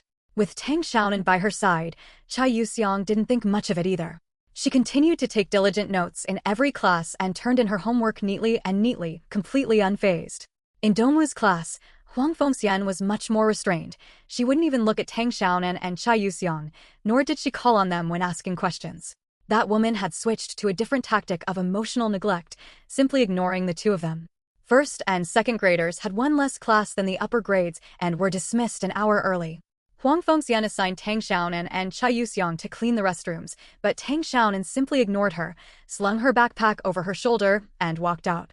Screw cleaning the restrooms. Besides, the restrooms weren't even part of the first graders' cleaning area. They belonged to the upper grades. First graders aren't even tall enough to reach the broom. Why the hell should they be sweeping the restrooms? That bitch Huang Fengxian was clearly settling a personal score. The more you engage with her, the more she'll push it. Just ignore her. Tang Xiaonan's eyes widened. Holy shit, Chai Buliang is already hooking up with that widow. Does Auntie know about this? Tang Xiaonan asked through gritted teeth. She probably does, Chai Yuxiang replied, sounding unsure. What exactly did I see Uncle doing with Widow Wang? Tang Xiaonan was afraid she might have misinterpreted things, so she needed to ask for more details. Chai Yuxiang's face flushed red, and she stammered. They were kissing. Her dad was kissing Widow Wang, and they were really all over each other. Anyway, it wasn't anything good. Xiaonan, I don't want to hear any more. Part 4 is done. I'll continue tomorrow. There'll be an extra update on Friday. I'd love your votes, check-ins, and 5-star reviews. End of chapter. Chapter 240, The Tofu Beauty. Widow Wang sold tofu at the vegetable market. People called her the Tofu Beauty. Fair-skinned, voluptuous, and strikingly pretty, her lifestyle was naturally loose. She had relationships with many men. Her job selling tofu was also something she'd secured through men, like Huang Fengxian. She used her body to make a living. Chai Yuxiang went to the market every day to collect vegetable scraps. That day, halfway through her work, she got thirsty and went to Chai Baoyang's office to get a drink. But since it wasn't yet quitting time, the office door was locked tight. Out of curiosity, Chai Yuxiang peered inside through the corner of the window that wasn't covered by curtains. She saw her father and Widow Wang tightly embraced, flirting and teasing each other. Her father's hand was even forcefully reaching under Widow Wang's clothes, and the sight of him acting so impatiently made her feel utterly sick to her stomach. But at that moment, Chai Yuxiang felt only fear that Chai Buliang would discover her and beat her. She slipped away quietly and never mentioned the incident to anyone, not even Tang Lifeng. Yet from that moment on, Chai Yuxiang's respect for Chai Buliang vanished completely, leaving only disgust in its place. Tang Xiaonan felt equally disgusted. In the book, Chai Buliang's affair didn't happen until several years later, and it was also with a widow at the market, who was likely this very Widow Wang. She never expected they'd already been hooking up. Tang Lifeng probably didn't know about this, did she? Otherwise, why would she still be having children with Chai Buliang? They say when a man cheats, his wife is the last to know. Tang Lifeng definitely didn't know. Your dad really is a piece of work, Tang Xiaonan said angrily. Chai Yuxiang nodded vigorously. He really is a piece of work. I'll definitely never marry a man like my dad. He's incompetent, has a terrible temper, and cheats on the side. Her mom is like a beautiful flower stuck in a pile of cow dung. These weren't her own words. She'd overheard the neighbors whispering about it. They all said Tang Lifeng had married far below her station. With her outstanding looks and character, she clearly could have married a much better man, but instead she ended up with a good-for-nothing like Chai Buliang. What a shame. Your mom is Su Jinfeng, right? Haha, everyone says Su Jinfeng gave birth to a pretty girl, and she really is quite lovely. Just look at how cute she is. The two sisters, having shared their secret, exchanged a smile, their hearts growing even closer. Hand in hand, they went off to pick mulberries. Auntie is so pitiful. Should we tell her about this? Tang Xiaonan asked, looking worried. Everyone knew immediately who Tang Xiaonan was. Seeing her dressed neatly and beautifully, with her fair, clear complexion, speaking clearly and politely, they had an excellent impression of her and were absolutely delighted. If they told her, they feared it might upset Tang Lifeng. If they didn't, they felt it was a shame for Tang Lifeng to keep it bottled up. Sigh. Chai Yuxiang, however, wasn't nearly as troubled. She'd been bottling this up for a whole year. It had been weighing heavily on her, and only felt relieved after finally speaking up today. Now that her cousin was sharing her worries, she felt much better. My maternal grandfather is Su Lujin, and my uncle is Su Jinhu, Tang Xiaonan said clearly, sounding just like a little adult. Let's talk about it after my mom gives birth. The doctor said she can't get upset right now. It was only around 3 in the afternoon, and many people were working in the fields. When they saw the two pretty little girls walking over, the farmer smiled and asked them whose family they belonged to. Tang Xiaonan nodded. Once Tang Lifeng had given birth, she would tell her grandparents about this and let the adults decide. Tang Baishan and Zhang Manwei doted on their daughter. They certainly wouldn't let Tang Lifeng suffer any hardship. You're going the wrong way. Your maternal grandfather's house is over there, someone kindly pointed out, assuming Tang Xianwan was on her way to see her maternal grandfather. Thank you, uncle. Tang Xiaonan decided to go with the flow. She waved to the man who'd given her directions, then pulled Chai Yuxiang along with her. Ahead lay nothing but farmland. Huang Fengxian would certainly not have an affair in such an open area. They'd have to look elsewhere. Gu Songtao, hurry up, you're as slow as an old granny. In local dialect, slow granny describes someone who moves slower than an old woman. Someone grumbled in frustration. End of chapter. Chapter 241, The Handsome Man. Tang Xiaonan stopped and turned her head toward the source of the sound. A group of people were planting rice seedlings. Everyone moved quickly, and the seedlings were planted in neat rows, as if measured with a ruler. Yet one man stood out as an odd fit. His movements were slow, and the seedlings he planted were crooked and uneven. The man said nothing. He straightened his back and patted it a few times. He was a handsome man, with fair skin and delicate features. Unlike the thick eyebrows and large eyes that were in fashion these days, he looked more like a classic heartthrob. He wore old clothes, his pant legs rolled up high, his feet caked in mud. His demeanor was still starkly different from that of the farmers around him, like a crane mixed in with a flock of chickens. He stood out like a sore thumb. What's the rush? Whether I plant slowly or quickly, it won't cost you any work points. Tang Xiaonan was a little disappointed, but she didn't lose heart. It wasn't as if she had to catch him right away. She'd just take her time. Sooner or later, she'd get results. Tender purple vetch could be eaten to stave off hunger. People in Wecheng didn't call it purple vetch, they called it grass seeds. It was delicious stir-fried on its own or with rice cakes. During past famines, many people would sneak into the communal fields in the middle of the night to steal purple vetch to take home and stave off hunger. Compared to the bitter langy roots, purple vetch was practically a delicacy. 2 days passed without incident. Huang Fengxian continued her silent treatment, but Tang Xiaonan didn't care at all. She had no intention of answering those childish questions. If it weren't for catching her husband in the act, she wouldn't even have bothered coming to class. Tang Xiunan's mind wandered during class. She wondered how far Tang Lijin and Tang Ligui had gotten with their investigation. There seemed to be no commotion at home. Given the Tang family's restless nature, if they'd uncovered anything, it certainly wouldn't have been this quiet. Tang Xiaonan picked some wildflowers and foxtail grass and wove a simple wreath. She and Chai Yuxiang each took one and wore it on their heads. Chai Yuxiang was overjoyed. She ran as fast as she could and was soon way ahead, only to run back to wait for Tang Xiaonan. She had boundless energy. Since their plan to catch someone in the act had failed, the two had no choice but to head home. With Qiming Festival approaching, the roadsides were blooming with calla lilies and purple vetch, sprouts that had germinated from seeds scattered along the field ridges. Purple vetch was particularly easy to grow. It could thrive anywhere there was soil and would produce beautiful little purplish-red flowers. She also wondered how Huijinji's business was going. It had been less than 2 days. She'd go check on him after school today. She'd drop off her homework while she was there. Grandpachi had given her a special assignment, so she had to go back and finish it. Gu Songtao spoke slowly. The person yelling at him realized he had a point. After all, he'd earned his full work points, so why meddle in other people's business? He bent down to continue planting rice seedlings, though his movements were noticeably slower. Since Gu Songtao was working in the fields, Huang Fengxian certainly wasn't there to see him. So why wasn't she going home? Tang Xiaonan was already certain that this Gu Songtao was Huang Fuxian's old flame. No wonder Huang Fengxian didn't mind this man's landlord background. Gu Songtao was a strikingly handsome man. Shen Lixia was considered good-looking, but compared to Gu Songtao, he immediately paled in comparison. They clearly weren't in the same league. After school, Tang Xiaonan went to the bike shed to check again. The bike was still there and Xin Yuhai was waiting in the shed. When he saw Tang Xiaonan, he ducked his head and didn't dare say a word. Tang Xiaonan knew there was no chance today either. Since Huang Fengxian had told her son to wait, she certainly wouldn't be sneaking off for an affair. She shot Xin Yuhai a fierce glare. He was the bastard who had run over and killed her previous incarnation. Xin Yuhai was startled and tucked his neck in even tighter, not daring to make a sound. He was afraid of getting beaten. He was no match for Tang Ijuan. Tang Xiaonan frowned slightly. The Xin Yuhai she saw now was just as the book described, a cowardly, spineless wimp who'd been spoiled rotten by Huang Fengxian. He was no good at school and couldn't learn anything, but the guy had good luck. Huang Fengxian doted on him as a child, and Shin Yushu doted on him as an adult. End of chapter. Chapter 242. Trouble is coming. After Shin Yushu started making money, she was very generous toward her younger brother. Even if Shin Yuhai didn't get into college, she would still pay for him to study abroad, but that good-for-nothing went abroad and learned nothing. Instead, he developed a drug addiction. By the time her original self died, Shin Yuhai still hadn't kicked the habit. What's more, this guy was a complete scoundrel. He indulged in every vice imaginable: drinking, gambling, prostitution, and drugs. A good-for-nothing despised by everyone. Yet Shin Yushu was genuinely kind to her younger brother. No matter what mistakes Shin Yuhai made, even when Gu Yunchuan could no longer tolerate them, Shin Yushu would clean up after him and give him money to spend.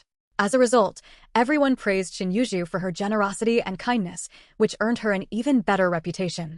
Many business owners were willing to work with her, believing that someone who treated her family so well must surely be a person of good character. Yuhai. Huang Fengxian's voice drifted over. Tang Xiaonan let out a soft snort, grabbed Chai Yuxiang and ran off. Shin Yuhai let out a long sigh of relief. They were finally gone. That had scared the life out of him. You've been waiting a while, haven't you? Get in the car. Huang Fengxian looked at her precious son with tender affection and lifted Shin Yuhai into the car. Mom, aren't we going to wait for my sister?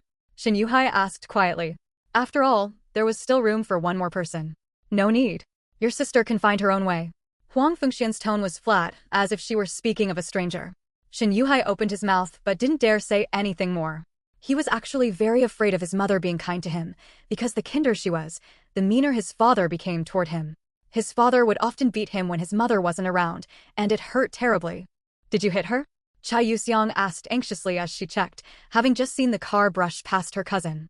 When we get back, I'm going to tell my aunt to beat that stinking cousin to death, Chai Yuxiang said angrily.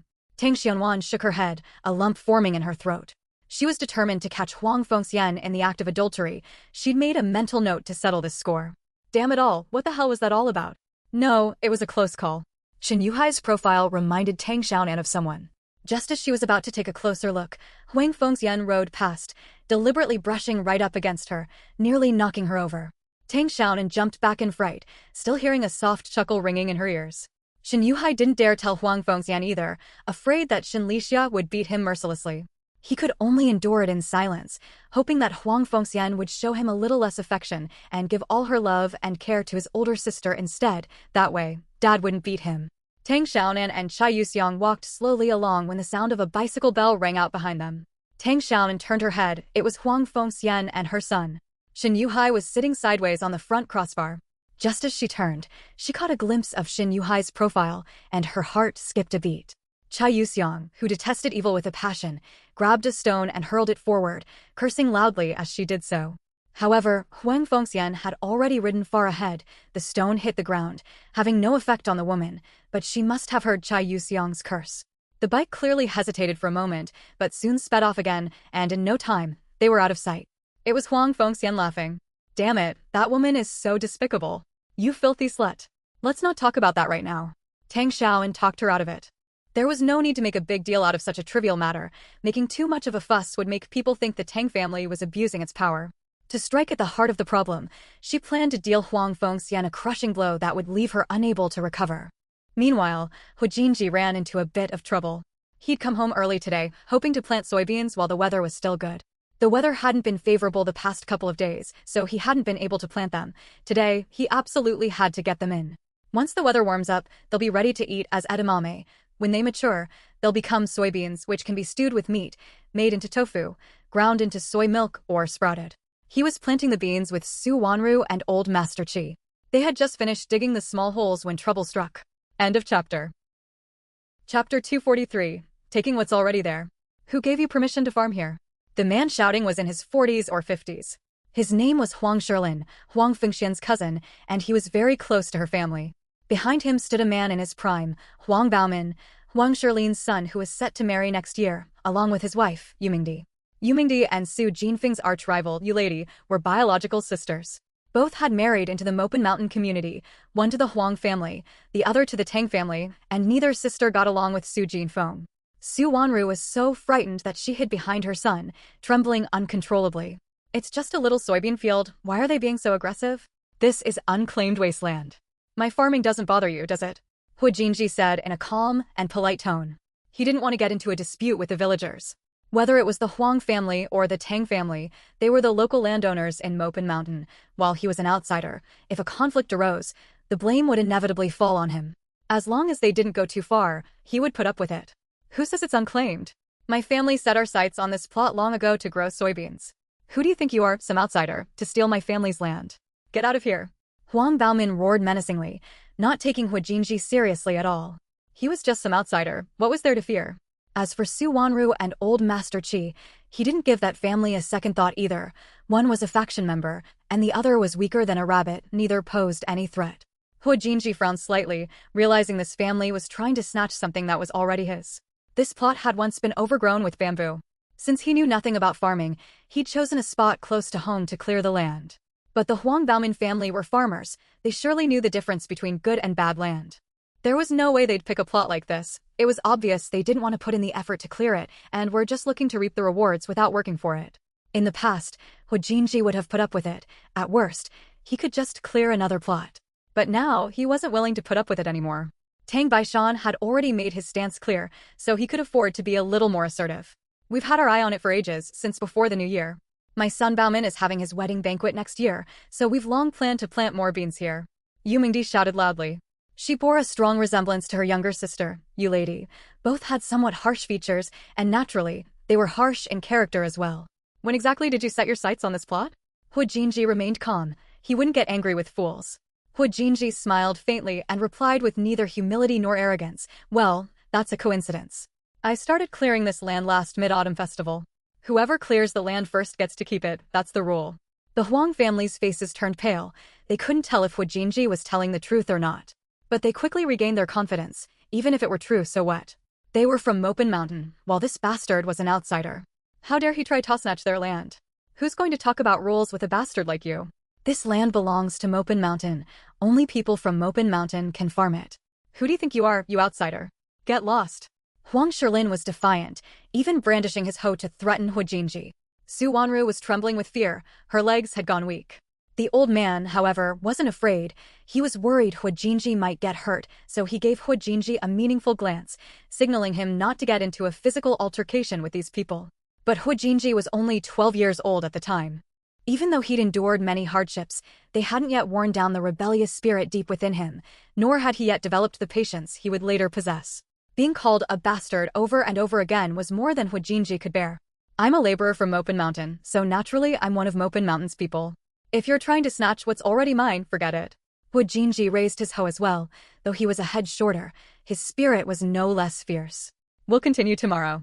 Extra updates start Friday for the PK event. Please show your support, everyone. End of this chapter. Chapter 244, Group Brawl. Huh. You've lost your mind. I'll beat you to death, you little bastard. Huang Baomin had a short temper. He took a step forward, ready to hit Hu Jinji. Although he was taller than Hu Jinji and stronger, he relied solely on brute force and lacked agility. After Hu Jinji dodged, he swept out with his leg, tripping the man and sending him crashing to the ground. You little bastard. You dare hit my son? I'll kill you. Yu Mingdi charged forward like a madwoman. Neither she nor her son managed to gain the upper hand. They were no match for Hu Jinji. But Hu Jinji held back. He didn't want to hurt anyone, so he only struck lightly. But the mother and son struck with vicious intent, showing no regard for the fact that their opponent was just a child. Huang Baomin even grabbed a hoe, his eyes bloodshot with rage. Old Master Qi said to Su Wanru, I'm going to find Tang Baishan. You keep an eye on things here. At this point, only the Tang family could stop them. The old master ran down the mountain. He had to hurry. If he was too late, something terrible would happen. Su Wanru watched the ferocious-looking family in fear. Huang Shilin and Huang Weimin, father and son, also joined the fray. The four of them ganged up on Hu Jinji alone. No matter how skilled Hu Jinji was in a fight, he was still just a 12-year-old boy. Moreover, he was hesitant to strike back for fear of harming his father, so it wasn't long before he was overwhelmed and took several blows. All he can do when his son gets bullied is cry? If it were my mom, she'd have grabbed a knife and chopped them to pieces by now. Tang Aijuan's contemptuous voice rang in Su Wanru's ears. She mustered her courage and grabbed the hoe lying on the ground. For the past 4 years, her son had always been the one to protect her, this unworthy mother. Today, she too would be brave for her son's sake. Su Wanru was so frightened that she dropped the hoe to the ground and backed away in terror, tears streaming down her face. Huang Shilin glanced in her direction and actually felt a twinge of pity. Any man faced with a woman like Su Wanru would feel the same. Huang Shilin had been struck in the stomach by Hu Jinji. The pain was so intense he nearly lost his breath. Burning with rage, he grabbed the shoulder pole and swung it down at Hu Jinji. Gritting her teeth, Su Wanru broke into a light jog and charged forward, bringing the hoe down toward Yu Mingdi. But she was naturally weak and timid as a mouse. Just as the hoe was about to strike Yu Mingdi, she flinched back, so the hoe actually only tapped her lightly, causing no real harm to Yu Mingdi. "What are you doing bothering her? Come here and teach this little beast a lesson." Huang Shilin roared. Hu Jinji let out a furious roar, broke free from the Huang family members, his face and body covered in wounds, his eyes bloodshot and gleaming with a ferocious, beast-like glint, and charged toward Yu Mingdi, who was already being held by Su Wanru. But Yu Mingdi's jealousy and hatred only grew stronger. There wasn't a single woman on Mopin Mountain who didn't envy and hate Su Wanru, and now Huang Shilin was even speaking up for this vixen. She was determined to tear off this slut's fox-like skin. Su Wanru clutched the hoe tightly, her hands trembling uncontrollably, her eyes brimming with tears. She was absolutely terrified, but she also wanted to save her son. Hu Jinji took another slap, this time from Yu Mingdi. The sharp crack echoed in Su Wanru's heart, piercing her with agonizing pain. But it only fueled Yu Mingdi's rage. She glared at Su Wanru with a ferocious expression. "You slutty whore, I'll tear you to pieces." Ouch! That little brat actually dares to fight back. "I'll beat you to death, you undisciplined bastard." "Let go of my mom." "Stop it." Tang Xiao and let out a shriek. She had just been on her way to old Master Qi to hand in her homework when she saw him running back, gasping for breath. Realizing something was wrong, she told Chai Yuxiang to go look for Tang Laifu in the fields while she rushed over herself. Huang Shilin's carrying pole froze midair. When he saw it was Tang Xiaonan, he roared, "Get lost, little girl. This has nothing to do with you. Brother Hua and Aunt Su are my relatives. Bullying them means you're disrespecting the Tang family. Try hitting them one more time, and I'll have my dad chop you all to pieces." Tang Xianwan ran to stand in front of Hu Jinji, spreading her arms to shield him as she glared furiously at Huang Shilin. A whole family bullying a single child, they were truly scum. End of chapter. Chapter 245, Tang Xiaonan standing in front to protect him.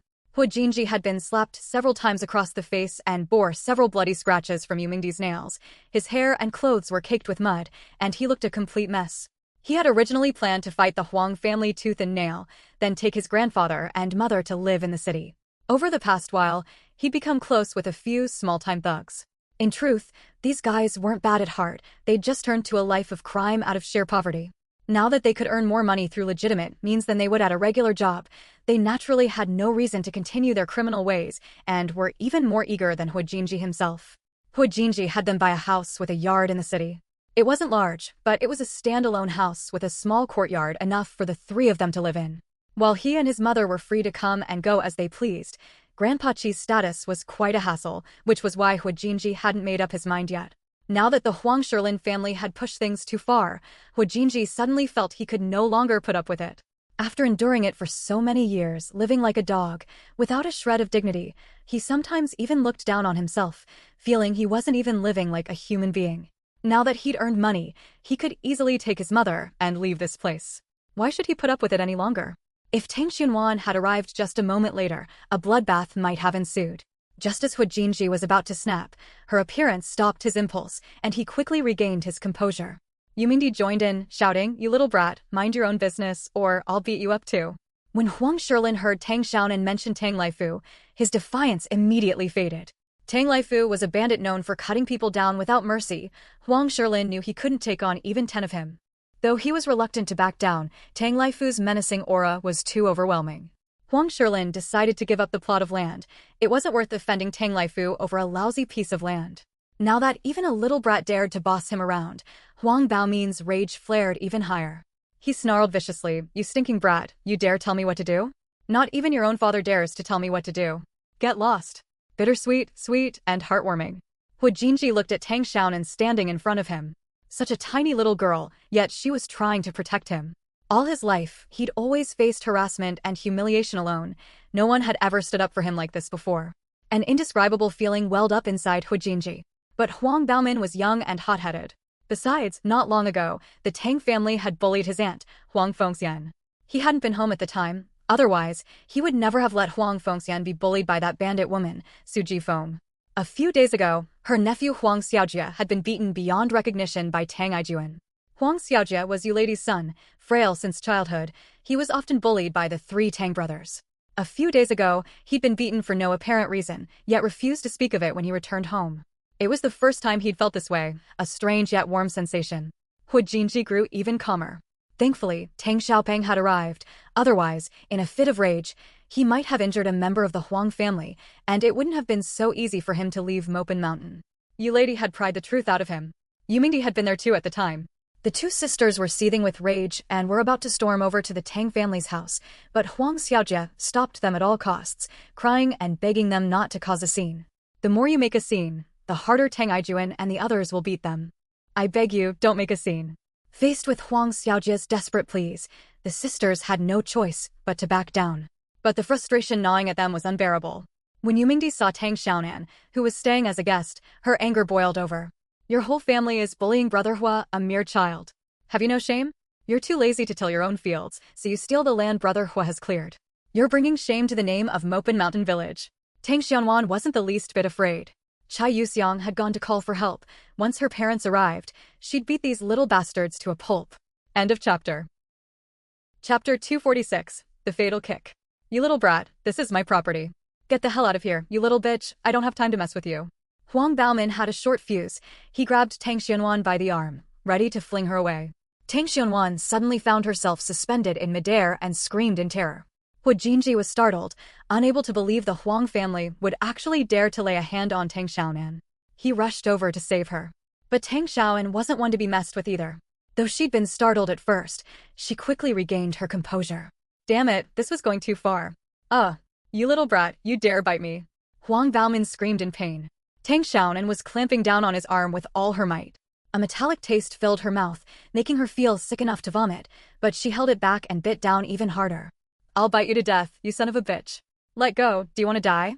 Huang Baomin shook his arm several times, but Tang Xianwan didn't let go. On the contrary, she bit down even harder.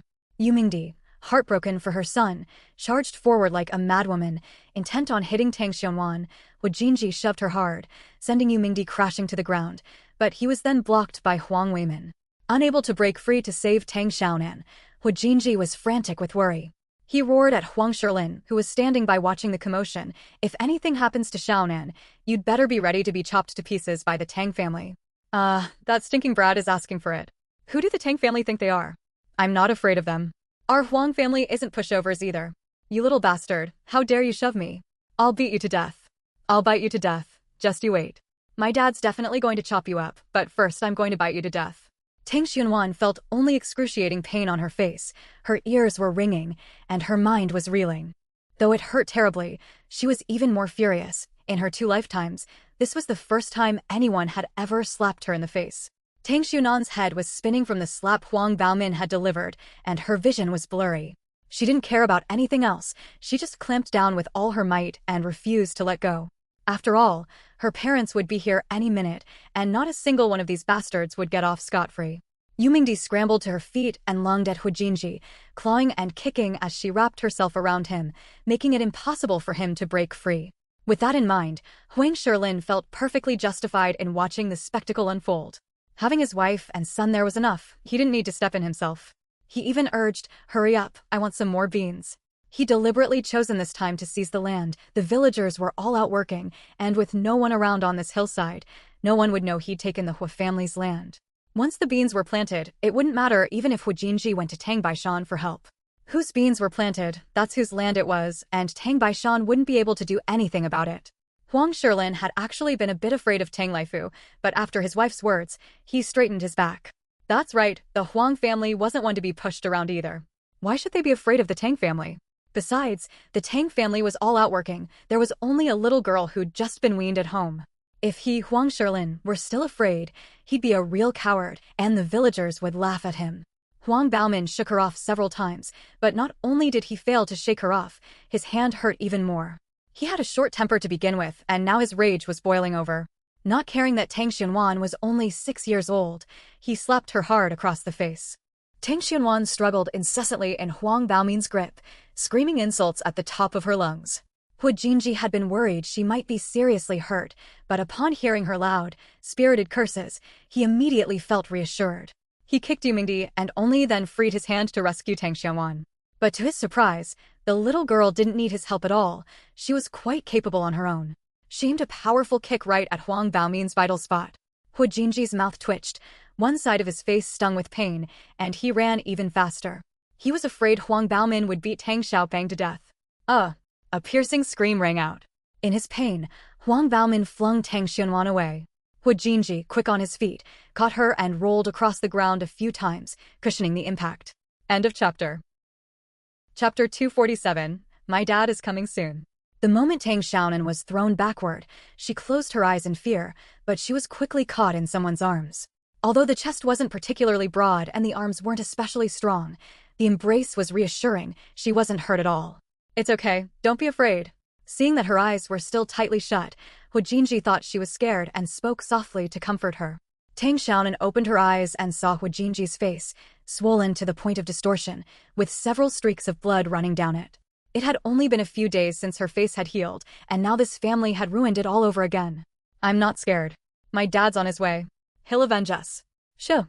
Tang Xiaonan gritted her teeth, wincing as she moved the wound on her face. It stung like fire. A wave of pity welled up in Hu Jinji's eyes. This chubby girl must be going through such a terrible ordeal for the very first time, right? Or was it because of the injuries he'd sustained? The way she'd fiercely shielded him just now, like a little leopard, Hu Jinji would never forget that sight for the rest of his life, and his impression of Tang Xiaonan had completely changed. Tang Xiaopan had genuinely protected him, and he would certainly repay her with the same sincerity. It's broken. That little brat kicked it off. Mom, you won't be able to hold your grandchild anymore. Ouch! Huang Baomin was lying on the ground, wailing and clutching his leg with both hands. He didn't dare let go, afraid that if he did, it would really break. In reality, how much strength could a child possibly have? It was just a momentary pain at the time. The pain had subsided considerably by now, but Huang Baomin's psychological panic made it feel excruciating. What a coward. Yumingdi couldn't help but shudder. Facing the fierce Hu Jinji, she actually felt a sense of fear that made her want to turn and run away. But upon hearing Huang Baomin's wails, Yumingdi found her courage again. She strode over, cursing under her breath. Brother Hua, you're glaring at a dog, a old bitch. Tang Xiaonan poked her head out and shouted. She had to buy some time. Even 1 second would help. Yumingdi was so furious she could barely speak. You little brat. Your whole Tang family are dogs. Don't think I won't beat you. Seeing her eldest son like this, Yumingdi thought he was truly dead. She was both furious and heartbroken. She glared viciously at Tang Xiaonan and Hu Jinji, her face contorted with hatred and her eyes filled with murderous intent. Tang Xiaonan was genuinely scared. She hadn't realized her kick had that much power. If the leg really was broken, would this family actually kill her? I'll gouge out your dog eyes, you little bitch. Yumingdi advanced step by step, and Tang Xianwan couldn't help but tremble. This woman was too terrifying. Her frail little body stood no chance against her. Dad. Mom. Please come quickly. Don't be afraid. Why weren't Mom and Dad coming yet? If they didn't come soon, she'd never see them again. You made my son a eunuch. So vicious at such a young age, you're a monster, born without a mother's love. I'll teach you a lesson, you little brat, on behalf of the entire Tang family. Hu Jinji shielded her behind him, his aura of aggression growing ever stronger. Even if it meant beating this woman to death today, he wouldn't let her harm Tang Xiaopeng. Go ahead and hit me, you old sow, you ugly monster, you old witch. You're still a pig even with clothes on. Tang Xiaonan hurled insults with even greater fervor, listing every animal in the village. Yumingdi's face turned ashen, her expression growing even more ferocious. All she wanted now was to strangle Tang Xianwan, but Hu Jinji kept shielding her. The three of them were like an eagle chasing chicks, one chasing, the other dodging, and the scene looked utterly ridiculous. You can't catch me. Come on. You can't catch me, can you? Tang Xiaonan had grown bolder. She teased Yumingdi like a child playing with a kitten or a puppy, driving her nearly mad, yet Yumingdi couldn't even touch the hem of Tang Xianan's clothes. Chapter 4 is done. We've got a PK tomorrow, so the author will be posting an extra chapter. Please vote lots, my darlings. I hope we can advance. End of chapter. Chapter 248, Tattling. Huang Shilin helped his eldest son, who was whimpering, to his feet. He felt the injury a few times to make sure nothing was broken, and only then did he relax. Seeing Yumingdi being led around by the nose, he snapped angrily, "What are you and that brat up to? Get over here and sort the beans right now." If they didn't start sorting the beans soon, the villagers would all be finishing their work for the day, and it wouldn't look good if anyone saw them. Yu Mingdi gritted her teeth in frustration and glared fiercely at Tang Xianwan.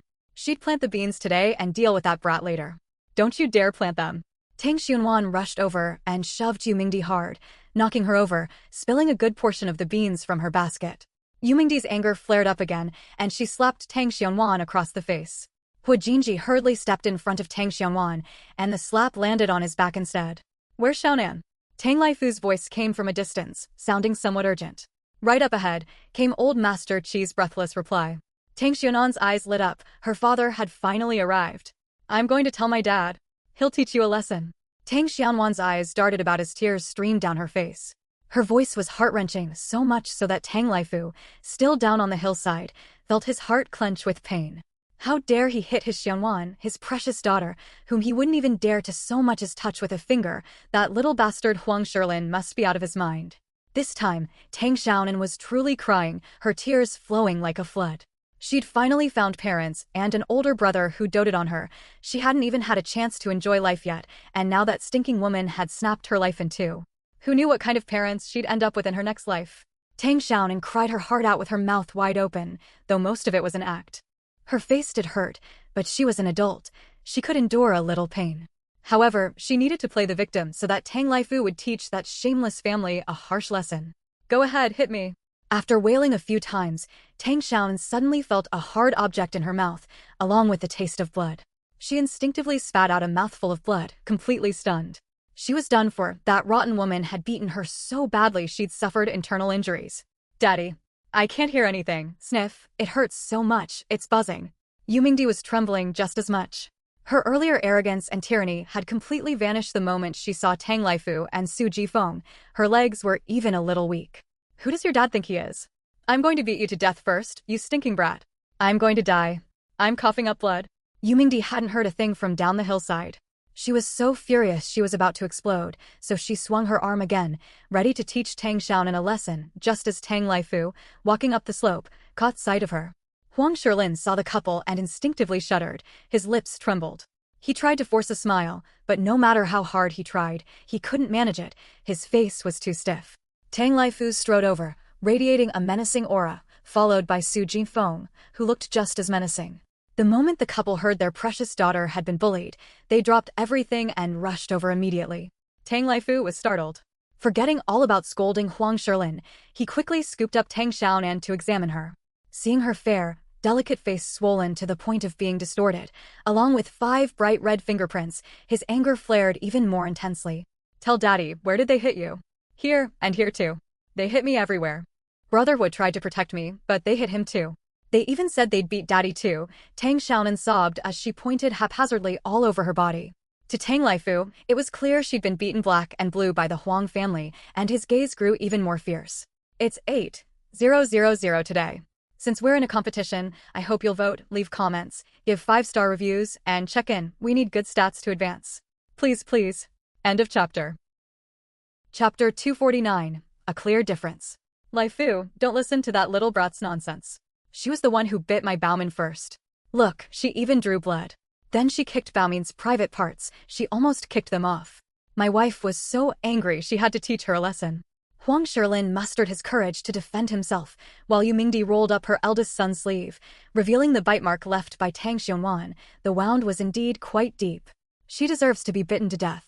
Your whole family is bullying my little Xianwan, a 6-year-old child. Are you even human? If you've got the guts, come at me. I'll chop you up into meat floss and feed you to the pigs. Su Jifeng launched into a tirade, glaring contemptuously at Huang Baomin. A grown man who can't even beat my little Xianwan, you deserve to have your manhood kicked off. A good-for-nothing like you doesn't even deserve to have a wife. Su Jifeng, renowned throughout the entire village for her sharp tongue, immediately struck fear into the family the moment she stepped forward. Yu Mingdi wasn't having it. We're planting beans here, and your little brat comes along and causes trouble, scattering all our beans. If you don't discipline that girl properly, someone else will teach her a lesson. But it's not your place, you old hag, to teach her a lesson. Su Jifeng didn't waste any words. She stepped forward, grabbed Yu Mingdi by the collar, and slapped her hard across the face. The crisp sound was more melodious than a symphony. Tang Xianan's own face didn't even hurt that much, but she was still terrified. She'd already coughed up blood. How many more years could she possibly live? Would she end up like Lin Muir, meeting a pitiful, tragic, and wretched end? It's okay, she just lost a tooth. Hu Jinji picked up a small, blood-stained tooth, a smile in his eyes. He'd been terrified just a moment ago, thinking Tang Xiaobang was really going to die, but thankfully it had all been a false alarm. Tang Xiaonan licked her gums. The loose molar was gone, and she tasted a metallic aftertaste on her tongue. Her gums were still bleeding. She must have bitten Huang Baomin too hard just now. Keep an eye on Xiaonan. Chang let out a long sigh of relief. His anxious heart settled. A lost baby tooth would grow back. It was no big deal. She was sure to live to be 100, and might even break the 150-year mark. Anything was possible. A weight was lifted from Tang Laifu's heart, as well. As long as there were no internal injuries, that was good. He'd given his daughter a quick once-over just now. She had no internal injuries. Her arm and face were the worst off, but those were just superficial wounds. Still, he'd make them pay back every bit of it with interest. Hu Jinji nodded emphatically, took Tang Xianan's hand, and stepped aside, waiting to watch Tang Laifu teach that scumbag a lesson. Tang Laifu looked at Hu Jinji, his gaze softening considerably. Just now, Hu Jinji had risked taking the beating himself to protect his daughter at all costs. He was a thoughtful young man. It was no wonder Xianwan always had this boy's best interests at heart. In the past, he'd believed that protecting his mother was a son's duty, and since he'd promised his father, he had to keep his word, so no matter how weak or incompetent Su Wanru was, he'd never complained.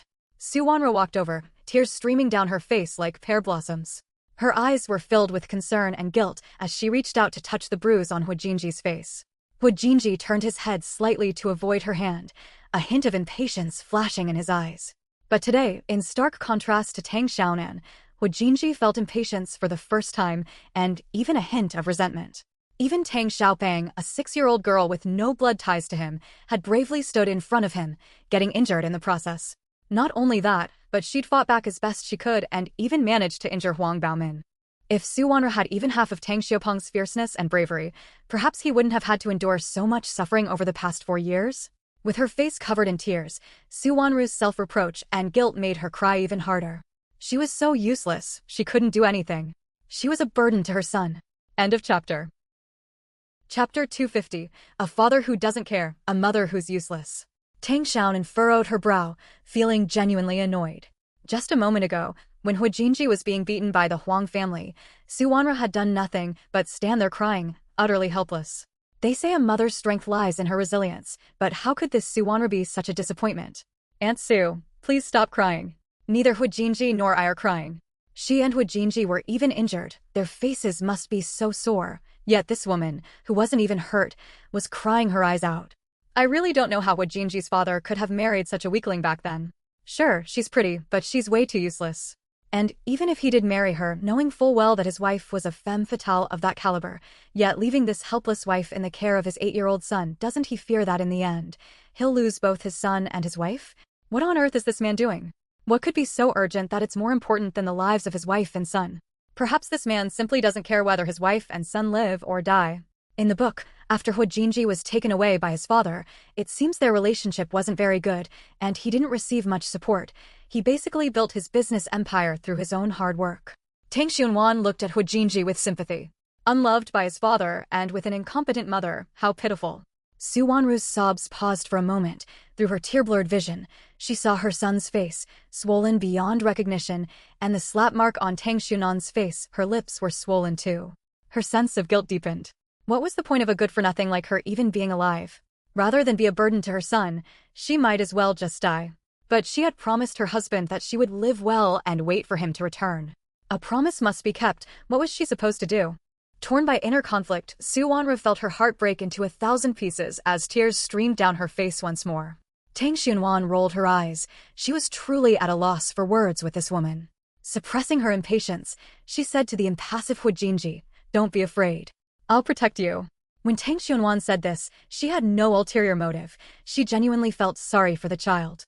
Even if Hu Jinji never amounted to anything in the future, she would do everything in her power to help him. "Let go of my dad."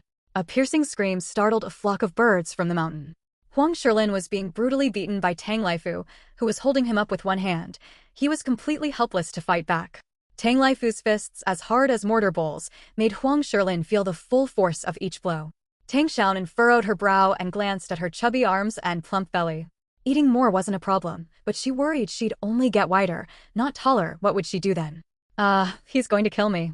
Help me. I'm going to die. Hu Jinji said this with a straight face. He wasn't refusing her, just joking with the little girl. He didn't need anyone's protection. If it weren't for Su Wanra holding him back, he'd be doing just fine. Then you need to eat more so you can grow taller and get stronger. Hu Jinji's cold expression softened once more, and his heart grew even warmer. This chubby little girl actually wanted to protect him, even though her teeth weren't even fully grown yet. Huang Baomin, who had been wailing on the ground, actually showed a bit of filial piety. He scrambled to his feet to come to his father's aid, and the two of them ganged up on Tang Laifu. Huang Baomin even brandished a hoe, looking like a fierce demon. "Dad, watch out." Tang Xiao panicked. The little bundle of energy charged forward and slammed into Huang Baomin from behind. How shameless, 2 against 1, and they were even using a weapon. Hu Jinji also rushed over. Before Huang Baomin could get back on his feet, he leaped into the air and executed a Mount Tai crush, nearly forcing Huang Baomin to shit himself. Hu Jinji snatched his shoulder pole and began fighting him. End of chapter. Chapter 251, How Lucky I Am to Have Such Tough Parents. Meanwhile, Su Jifeng was also mercilessly beating Yumingdi. Yumingdi was completely helpless. Her face was already swollen like a pig's head, but Su Jifeng didn't stop for a second, hurling insults with every blow. That little brat hasn't been hit since the day she was born. I'm not afraid to teach her a lesson. Have maggots eaten my brain? If I beat her to death, I'll toss her in a dung pit to rot. It's my daughter who stuck her nose where it didn't belong. What the hell does she care about their bean crop? That wild little brat, born but never raised, deserves to be taught a lesson. Yumingdi was all talk. In reality, she just felt sorry for the girl. The injuries weren't serious. They'd heal in a few days.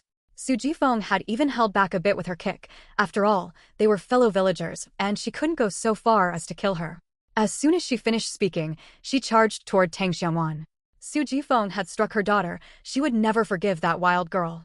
Yumingdi had a clever plan, hoping to snatch Tang Xianwan and use her as leverage while Su Jifeng wasn't looking. But she hadn't counted on Su Jinfeng's agility, which was directly proportional to her burly build. After running just a few steps, Yumingdi felt a sharp pain at the back of her head. Su Jifeng had grabbed her by the hair. What kind of elder am I anyway? Was Xiaonan wrong to call me a bitch? There are 4 of us adults in this family. Bullying her little girl, we're worse than dogs. If you've got the guts, bring your 3 dogs to fight me. I'll chop them all up and feed them to the pigs. Tang Xiaonan leaped up and moved in on Huang Baomin, landing several consecutive mountain crush strikes. Huang Baomin was completely dazed, his face a mess of tears, snot, and mud, a pitiful sight. Su Jifeng watched with great satisfaction. Her daughter had real spirit. She wouldn't be taken advantage of once she got married.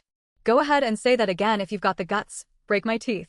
Su Jifeng felt even more pleased. Her daughter's skill at hurling insults was also quite impressive. She wouldn't have to fear a mean mother-in-law in the future. When the time came, she'd pass down her family's ancestral pig-slaughtering skills to Xiaonan. Let's see who dares to bully her daughter. Yumingdi was so furious she was trembling all over. Pointing at Tang Xiaonan, she shouted, "Did you hear that? He's her senior. You disrespectful little brat, he's off limits." Su Jinfeng applied a little more force.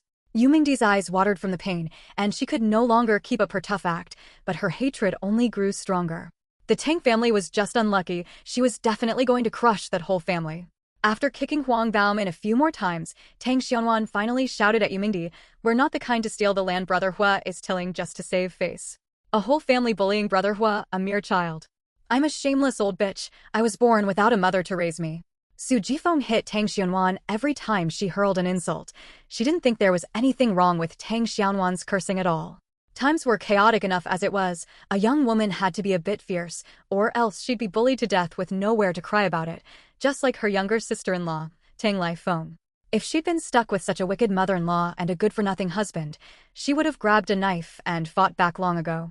Whoever made her unhappy, she'd make that whole family miserable, even if it meant risking her own life to take them all down with her. Tang Xianwan watched with great satisfaction. If you end up with a family of scoundrels and thugs, you need parents who rule with an iron fist like hers. Today, she'd finally witnessed her parents' martial prowess. No wonder they could walk all over Huaquan Township. Her mother alone could take on that whole family of 3 by herself. She's absolutely badass. Tang Laifu had already beaten Huang Shilin to a pulp. He lay sprawled on the ground, unable even to groan. Tang Laifu then picked up Huang Baomin and told Hu Jinji to step aside and rest. "Daddy." He hit him in the face and called him a piece of trash. He really squeezed his arm. It hurt so much. Tang Xianwan jumped up to tattle. Having a dad with such incredible fighting skills is just so wonderful. End of chapter. Chapter 252. The Gentle Tang Laifu. Daddy will get even for Xiaonan. Tang Laifu smiled gently at his daughter. When he saw the shocking red handprint on Tang Xiaonan's face, his heart ached as if being torn apart. He wanted nothing more than to chop Huang Baoman into mincemeat and feed him to the pigs. His precious daughter had never been so much as touched by a finger in her entire life, yet this beast had slapped her across the face. The blow to his daughter's body was a pain in his own heart, and this debt would not be settled so easily. Which hand did it come from? This one. Tang Laifu's voice was calm, but Huang Baomin's legs went weak. He could barely stand. It was said that if Tang Laifu cursed fiercely, he wouldn't actually lay a hand on you, but if he spoke to you gently and softly, you'd better watch out. After all, before Tang Laifu slaughtered a pig, he would chat with it gently too. You shouldn't have hit Brother Hua, and you even stole his land, you shameless bastards.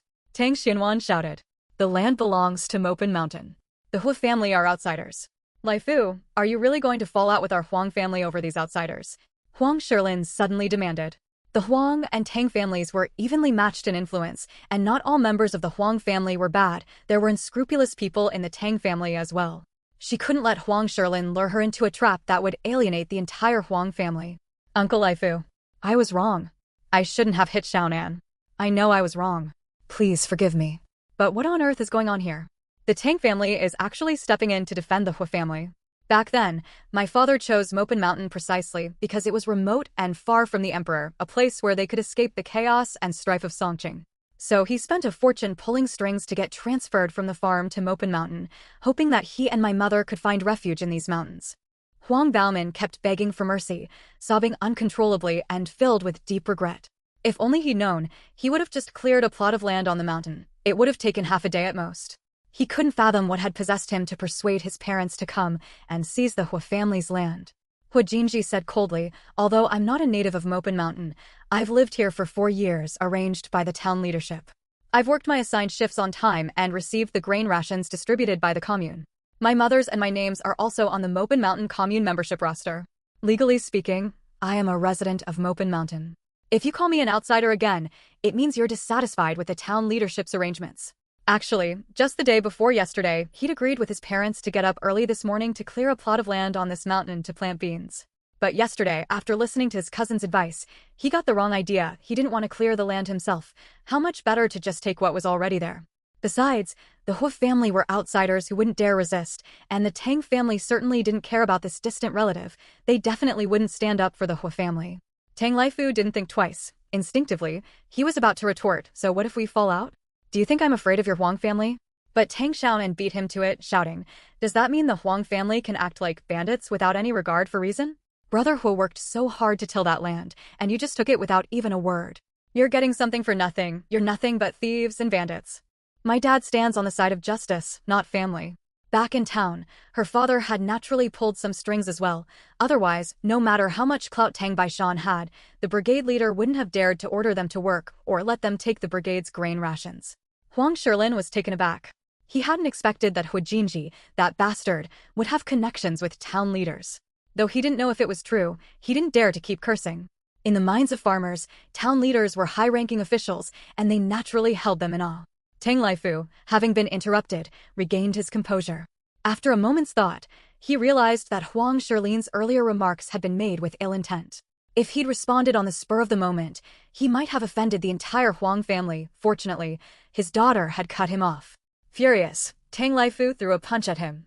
You shameless bastard, do you think you speak for the Huang family? I'll go ask Uncle Huang-san. Is it your family's role to act like bandits and steal things? End of chapter. Chapter 253, Regret. Uncle Huang-san's full name is Huang Jinqiao. He is the de facto head of the Huang clan on Mopin Mountain. About the same age as Tang Baishan, he is highly respected on Mopin Mountain. His background is somewhat similar to Tang Xiaoxing's, though Huang Jinqiao's education is not as advanced as Tang Xiaoxing's.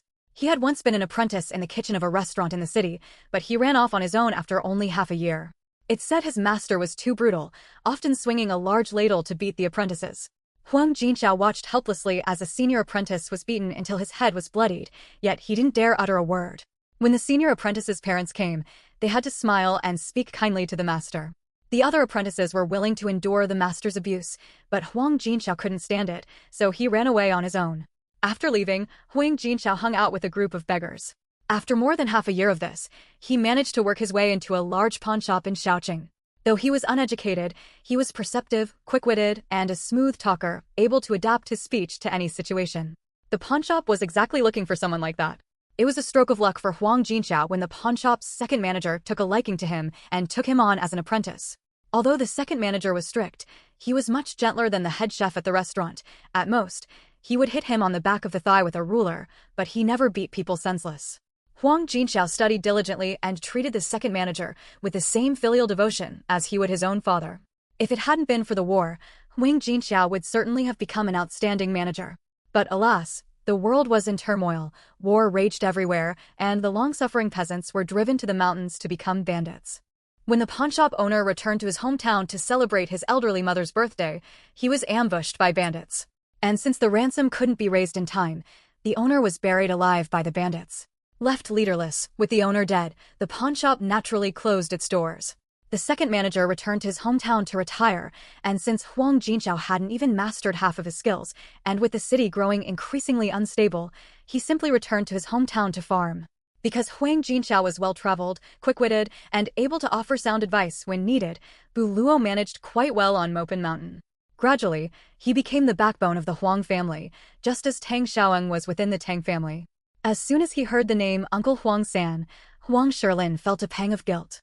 He certainly couldn't bring up the land grab openly, an adult taking a child's property. Uncle Huang San would undoubtedly scold him, and the other clan members would surely point fingers and gossip. Huang Shilin was filled with regret. He'd been completely blinded by greed. How could he have listened to that good-for-nothing eldest son and come to seize the land belonging to that jinx, Wu Jinji? Not only had he ruined his reputation and deeply offended the Tang family, but he'd also been beaten so badly he wished he were dead. And he'd wasted half a day's work. It was truly a case of losing both the wife and the army. He hadn't gained a single benefit. Lai Fu, he knows he was wrong. It was all that stinking brat's lousy idea. Ouch! I've already beaten him, and he's not asking for the land back. Let's just call it even. Don't take this to third uncle. Huang Shiroyang put on a friendly face, smiling and speaking sweetly, then kicked Huang Baomin, who was still lying motionless on the ground, hard in the stomach. Tang Xiaonan furrowed her brow. So it was Huang Baomin who'd egged him on? That guy might be a good-for-nothing, but he was so carefree, the sort who wouldn't worry even if the sky fell on his head, yet he'd actually bothered with such a trivial matter as the family's bean crop? He's lying. Huang Baomin is as dumb as a pig. Where would he even get an idea like that? Tang Xiaonan shouted. It must have been Huang Shilin who deliberately pinned the blame on his eldest son. As an adult, Tang Laifu couldn't very well pick a fight with a younger generation, so the matter was swept under the rug. That was quite a clever move on his part. Tang Laifu's gaze turned cold. Just a moment ago, he'd almost believed it. If it weren't for his daughter's sharp mind, Huang Baomin, that idiot, whose test scores were far worse than his third son's, a fool with nothing but maggots in his head, how could he possibly have come up with such an idea? End of chapter. Chapter 254, related to Xin Yuzhu. You think I'm as stupid as you are, trying to pull a fast one on me? Are you that desperate? Tang Laifu landed a few punches, and Huang Shilin howled in pain. I really wasn't lying to you. Ouch! It's true. Baomin said the Hua family had just plowed a plot of land. Since they're outsiders, the locals didn't dare say anything even though they took the land. I was blinded by greed at the time and just listened to that little bastard. Ouch! Stop hitting me. You good for nothing. Tell Uncle Laifu right now, did you say those things or not? Huang Shilin kicked his son a few times. Huang Baomin grunted a few times, his head still spinning, and mumbled, I did. I said it. Stop hitting me. Dad, how did you know I'd been hoeing a plot of land over here? You haven't been up the mountain at all these past few days. Hu Jinji didn't believe it either. Huang Baomin was only good at fighting and being tough. Scheming was too difficult for him. How could such a rough-and-tumble guy possibly worry about not having a place to plant the family's beans? There was surely more to the story. Besides, Huang Baomin hadn't been up the mountain at all these past few days. If he had gone up, he would have had to pass by Hu Jinji's house, yet Hu Jinji hadn't seen him even once. So how did Huang Baomin know he'd been hoeing this plot of land? I heard it from Wei Min. A few days ago, he and Yuzhu came to chop firewood together and just happened to see it. Huang Baomin said vaguely, his eyes shifting nervously. Hu Jinji frowned. Huang Wei Min and Xin Yuzhu? When was that? Why didn't I see them? The day before yesterday. Wei Min said he saw them. They didn't walk past your front door. They took a detour. Huang Baomin looked up, glanced at Hu Jinji, then quickly looked down again, acting all sneaky. Only a thief would take a detour. Tang Xinhuan snapped. Her gut told her this had something to do with Xin Yuzhu. She had absolutely no regard for the scheming woman, and since Huang Baomin was so simple-minded and blunt, she was certain he wouldn't have thought of stealing someone else's territory on his own. But if someone had whispered the idea in his ear, that would be a different story. Hu Jinji harbored the same suspicion. He'd already thought of what Tang Xiao and had just realized, and he understood Huang Baomin better than she did. The man was an even bigger fool than Tang Aijuan. If no one had been whispering in his ear, there was absolutely no way he would have thought to steal his land. As soon as Huang Baomin heard the word thief, his bull-like eyes widened and his expression turned menacing. But Tang Laifu merely snorted, and Huang immediately wilted, meekly withdrawing his hand. She studied English with Grandpa Chi and was on good terms with Hu Jinji. Even if she didn't lend a helping hand, she wouldn't go so far as to secretly harm him, would she? Tang Xiaonan began to waver again. No matter how hard she thought about it, she couldn't come up with any reason why Shen Yuzhu would want to harm Hu Jinji. Perhaps she was wronging her after all. Barring any surprises, the one instigating this was almost certainly Shen Yuzhu. But why would Shen Yuzhu want to harm Hu Jinji and Grandpa Chi for no reason? What was Shen Yuzhu's motive? Was it really just because Grandpa Chi had refused to teach her English? Hu Jinji sneered to himself. If that were the only reason, then he'd been blind all along, mistaking a venomous snake for a good person. Although Tang Xiaoping used to be mischievous and loved to stir up trouble, it was all just childish pranks. He never schemed behind people's backs. The same went for the three Tang Aijuan brothers. If they were unhappy, they'd settle it with a fight, but they never engaged in underhanded schemes. That was why he tolerated the Tang siblings for so many years. Straightforward opponents were far more likable than scheming hypocrites. Oh my god, someone's been beaten to death. Huang Shilin, you good for nothing. Your wife's about to be beaten to death. Yumingdi screamed and cursed as Su Jifeng grabbed her and toyed with her like a cat with a mouse. Her face was slapped until it looked even more swollen than a pig's head, and her eyes were squinted shut. Unable to fight back or escape, Yumingdi simply sat down on the ground and threw a tantrum, howling like a banshee. End of chapter. Chapter 255, Father is Mighty. Laifu. You've had your fight and you've let off your steam, let my wife go. Huang Shilin pleaded desperately. He didn't dare go over to rescue her. He was no match for Su Jifeng, so going over would be pointless. It was better to humble himself and beg for mercy. Enough. Tang Laifu barked at Su Jifeng. Su Jifeng slapped her one last time before letting her go. Yumingdi staggered over to Huang Shilin, her hair a tangled mess, her face smeared with tears, snot, and blood. She looked like a ghost. Huang Shilin breathed a sigh of relief. She'd finally let her go. He frantically picked up the hoe and the shoulder pole. Today's deal had been a total loss. He hadn't earned any work points, hadn't managed to plant the beans, and had even taken a brutal beating. Sigh. I'm not done venting yet. Baomin beat my little girl's face until it's all swollen. Do you know that in all the time she's been alive, I've never even laid a finger on her? Your son's really something. Tang Laifu glared menacingly at Huang Baomin. This wasn't over yet. Huang Baomin felt a chill run down his spine, and his calves began to tremble. He truly regretted it, but time couldn't be turned back, and regret was useless. The way Tang Laifu was looking at him made him feel like a pig waiting to be slaughtered, with a cold, clammy sensation at the back of his neck. Tang Xianwan was a little scared, too. She was afraid someone might end up dead. The way her father looked, he seemed ready to slaughter a pig. If a single slap led to a death, wouldn't she be the one who'd gotten her father into trouble? Dad. She really believed it. To save his own life, Huang Shilin was willing to sacrifice his eldest son, actively pushing Huang Baomin into Tang Laifu's path. Tang Xiaonan cried out, trying to stop Tang Laifu. Beating the Huang Shilin family into this ghastly state was bad enough. There was no need to actually kill anyone. Tang Laifu forced a smile. Before Tang Xiaonan could react, Huang Baomin let out a scream like a pig being slaughtered, one that echoed across the entire Mount Mopen. Tang Xianan's heart sank to the pit of her stomach. Her first thought wasn't to flee, but how to kill him to silence him, then dig a pit to bury the body. Mopen Mountain is so vast. If I dig the hole a little deeper, no one should find it, right? He believed it. If I were to wipe you all out, not a single one of you would survive. One stab each, then a hole to bury you, believe it or not. Tang Laifu suddenly smiled. Huang Shilin's face paled. She instinctively took a few steps back, cold sweat beading on her forehead. But she quickly breathed a sigh of relief. There was no need to kill anyone to silence them. Huang Baomin was still alive, though he wasn't exactly in good shape. My arm's broken. Mom, my arm's broken. Dad's going to get you even. Huang Baomin doubled over in agony, drenched in sweat, his left arm hanging at a strange angle, as if it were broken. Tang Laifu could slaughter a pig weighing several hundred jin with ease. Killing a person was nothing to be afraid of. His family of 4 wasn't even enough for this demon to finish off. Lai Fu, don't go too far. It's bad enough that you've beaten our whole family to a pulp, but now you've broken Baomin's arm? Are you trying to wipe us all out? Huang Shirlin's face darkened. He'd already backed down, yet Tang Lai Fu was still pushing his luck. He clearly had no regard for the Huang family. Lai Fu. I was wrong. Have you vented enough yet? Or do you want to break his other hand too? Get lost. Tang Lai Fu snapped dismissively. Huang Shirlin felt as if he'd been granted a pardon. He dragged his son away, while Yu Mingdi stumbled along behind them, too distraught to even think about their belongings. Tang Xiaonan blinked.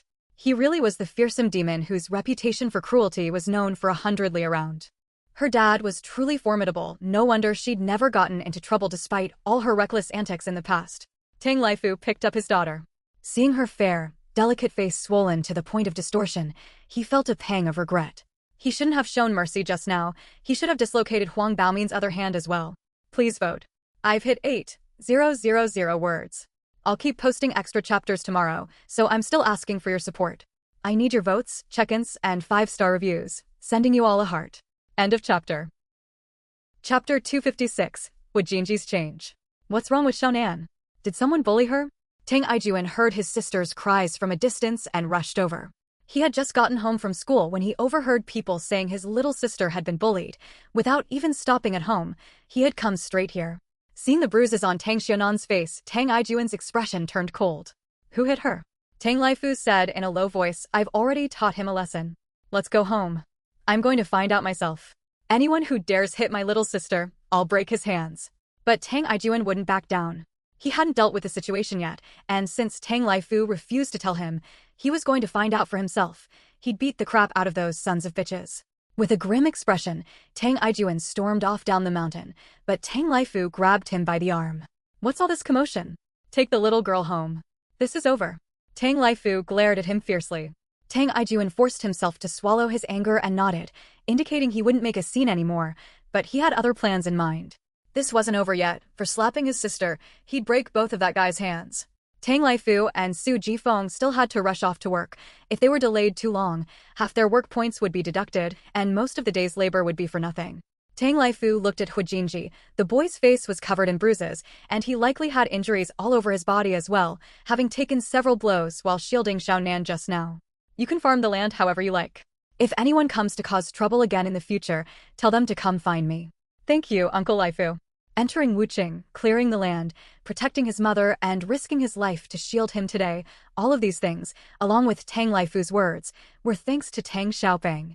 Hu Jinji's heart, which had long been cold and indifferent, warmed slightly, and his dark, menacing gaze softened, but only toward the Tang family, especially Tang Xiaowan. Even he himself didn't realize that when he looked at this chubby girl, his expression grew unusually gentle, having changed without him even noticing. He knew full well that Tang Laifu's change of heart was by no means due to the 500 yuan his father had given him, but rather because of Tang Xianwan. Worse than a beast. Su Jifeng, however, had a different opinion. She looked at Su Wanru with contempt and snapped harshly, What good does crying do? You're a mother, you're supposed to fight tooth and nail to protect your child. If you can't even protect your own child, you should have tightened your belt back then and not had a kid with a man. A faint smile tugged at Tang Laifu's lips. He glanced again at Su Wanru, who was still sobbing, and furrowed his brow slightly. With a mother like that, this child really was unlucky. But he felt that Hu Jinji's father was an even bigger scoundrel, a grown man who'd abandoned his young wife and child and run off, without a single word for 4 years. If he were dead, that would be one thing, but if he were still alive, he'd be a complete piece of work. It was also thanks to Tang Xiaopeng that he was able to go into town to sell the playbills. Ever since Tang Xiaopeng had accidentally brought back that first newspaper, everything this chubby girl had done, whether intentionally or not, had been helping him. Hu Jinji expressed his gratitude. Today, Tang Laifu had taught the Huang Shirlin family a lesson and made that statement, effectively taking him and his mother under his wing. Any villager with even a shred of sense would certainly stop discriminating against or humiliating them, unlike the past 4 years, when even a 3-year-old dared to humiliate him and his mother. Useless piece of trash, can't even protect her own son, and on top of that, she's harmed her little girl. What a good-for-nothing. Su Wanru's face turned deathly pale, filled with shame and guilt. Tears streamed down her face like a flood as she sobbed and choked out her grievances. I wanted to hit Yu Mingdi with a hoe, but I wasn't strong enough. I'm such a good-for-nothing. She wanted to protect her son too, but she was so useless, she couldn't even lift a hoe, and she dragged her son down with her. If it weren't for the promise she'd made to her husband, she'd really want to end it all, just to spare her son from suffering any further. Thanks to No. Mengxian Yiling and Cat-Loving Fish, Jli 69, Lian, Flying Bottle, Vast Sky, Sai, being rejected was purely accidental. Thank you to Ling 6619, Vivine, Mating 86, and other dear readers for your repeated tips. Thank you to Little Study, Reader 2018122261355187118, JAS, Knights Purple Ice, Liu, Vast Sky 109. Book Friend 20200717010356408, Book Friend 16060722544373, Xiaomi Jia, Nangu, Lonely Little Beauty, Mixiao Aici Ro, Sai. I've Been Rejected, Wild Little Pig, Summer Heat and Cool, Fish Roasted Over a Fire, and many other dear readers for your generous support. I love you all. There will be 8 updates again today. End of this chapter. Chapter 257. Su Wanru can still be saved. Su Jifeng, however, grew even more impatient. Nothing annoyed her more than a woman who cried all the time. Rather than wasting time crying, she'd be better off doing more work. You've been in the countryside for 5 or 6 years now, and you still can't even lift a hoe. You eat your fill every day, besides going to the bathroom. What else do you do? You don't even go out to work anymore. You just stay home all day combing your hair and primping for who? If you've got that much free time, go clear more land on the mountain and plant more potatoes, soybeans, corn, and sorghum. Don't always make your son do it, he's only 12. You're his mother. If you don't care about him, I feel sorry for him just watching. I really don't know how you're doing your job as a mother, and you think you're some rich lady. Under normal circumstances, Su Jifeng wouldn't have bothered with Su Wanru, do as you please, she'd have thought, but not now. Her precious daughter was always clinging to brotherhood to play. There were too many sneaky, underhanded types in the village, especially those scoundrels from the Huang family. Hardly any of them had good intentions. If a situation like today's happened again, as long as Su Wanru showed a little more backbone, her little girl wouldn't be bullied. Su Jifeng, always one to prepare for the worst, felt a sense of crisis. She couldn't watch over her daughter 24 hours a day, and Su Wanru, that vixen, was a troublemaker. She could attract those ne'er-do-wells to cause trouble even while sitting at home, and since her daughter was so attached to her brother Hua, she had no choice but to train that vixen Su Wanru to become a tiger mom. What are you dawdling for? Hurry up and get to work. Tang Xiaonan, however, had a different perspective. She hadn't seen Su Wanru's resistance earlier and had assumed Su Wanru had just been standing by, crying the whole time. Now she realized there had actually been progress. At least Su Wanru had the courage to fight back, even if she was still outmatched. Tang Laifu was urging them on from ahead. If they didn't head out to work soon, others would start complaining. Su Jifeng shot her a disdainful glare, then gave Tang Xiaonan a loving smile. Xiaonan, go home. I'll make you some steamed egg custard tonight. No matter the outcome, the fact that Su Wanru was able to take that first step was progress. At the very least, it showed that she, too, wanted to protect her son. She wasn't the kind of woman who was utterly self-centered. Startled, Su Wanru stopped immediately and began to sob, looking quite pitiful. But none of those present felt any inclination to show her compassion. Hu Jinxi's expression was somewhat complex, his feelings equally mixed. Not knowing what to say, he simply remained silent. Although Su Jinfeng's words had been crude, her point was sound. If Su Wanru had even half of Su Jinfeng's feistiness, things would probably be a lot easier for him, wouldn't they? Okay, bye, Mom and Dad. Su Jifeng was in a hurry to get to work and had no time for a lecture, so she hurriedly tossed out, "Strength comes from training, no one's born a strong man. You're weak because you don't do any work all day long. From now on, work harder for me. Since you've come to the countryside, don't act like you're some precious gem. Who cares about you anyway?" Su Wanru was still sobbing, her eyes swollen as big as walnuts. Tang Aijuan was fed up with it and shouted angrily, "Stop crying like a baby. If you've got that much energy, go hoe the fields, you're just a whiny woman." Tang Xiaonan waved her hand, and Tang Laifu and Su Jifeng strode away. Before long, they were out of sight. "Aunt Su, you actually want to protect Brother Hua too, don't you? Just like my mom, she's so tough, right?" Su Wanru's heart ached, and tears welled up again. Tang Xianan's words struck a chord deep within her. She truly would have traded all her beauty for the strength to knock men to the ground like Su Jifeng that way. Her son wouldn't have to suffer so much. But she was so helpless, she couldn't even beat a child, let alone a man. She couldn't handle the heavy farm work either, and could only do light chores. Su Jifeng was right when she scolded her. She shouldn't have given birth to Jinji, bringing him into this world to suffer. Still, Tang Xiaonan felt a sense of relief. The fact that Su Wanru was willing to change meant there was still hope. End of chapter. Chapter 258. You have to adapt to your environment. Aunt Sue, do you want to be as awesome as my mom? Su Wanru's eyes lit up as she looked at her hopefully. Me, could I? She was such a weakling, could she really become as tough as Su Jifeng? Even if she could be half as strong, that would be good enough. She wasn't asking for much. Of course you can.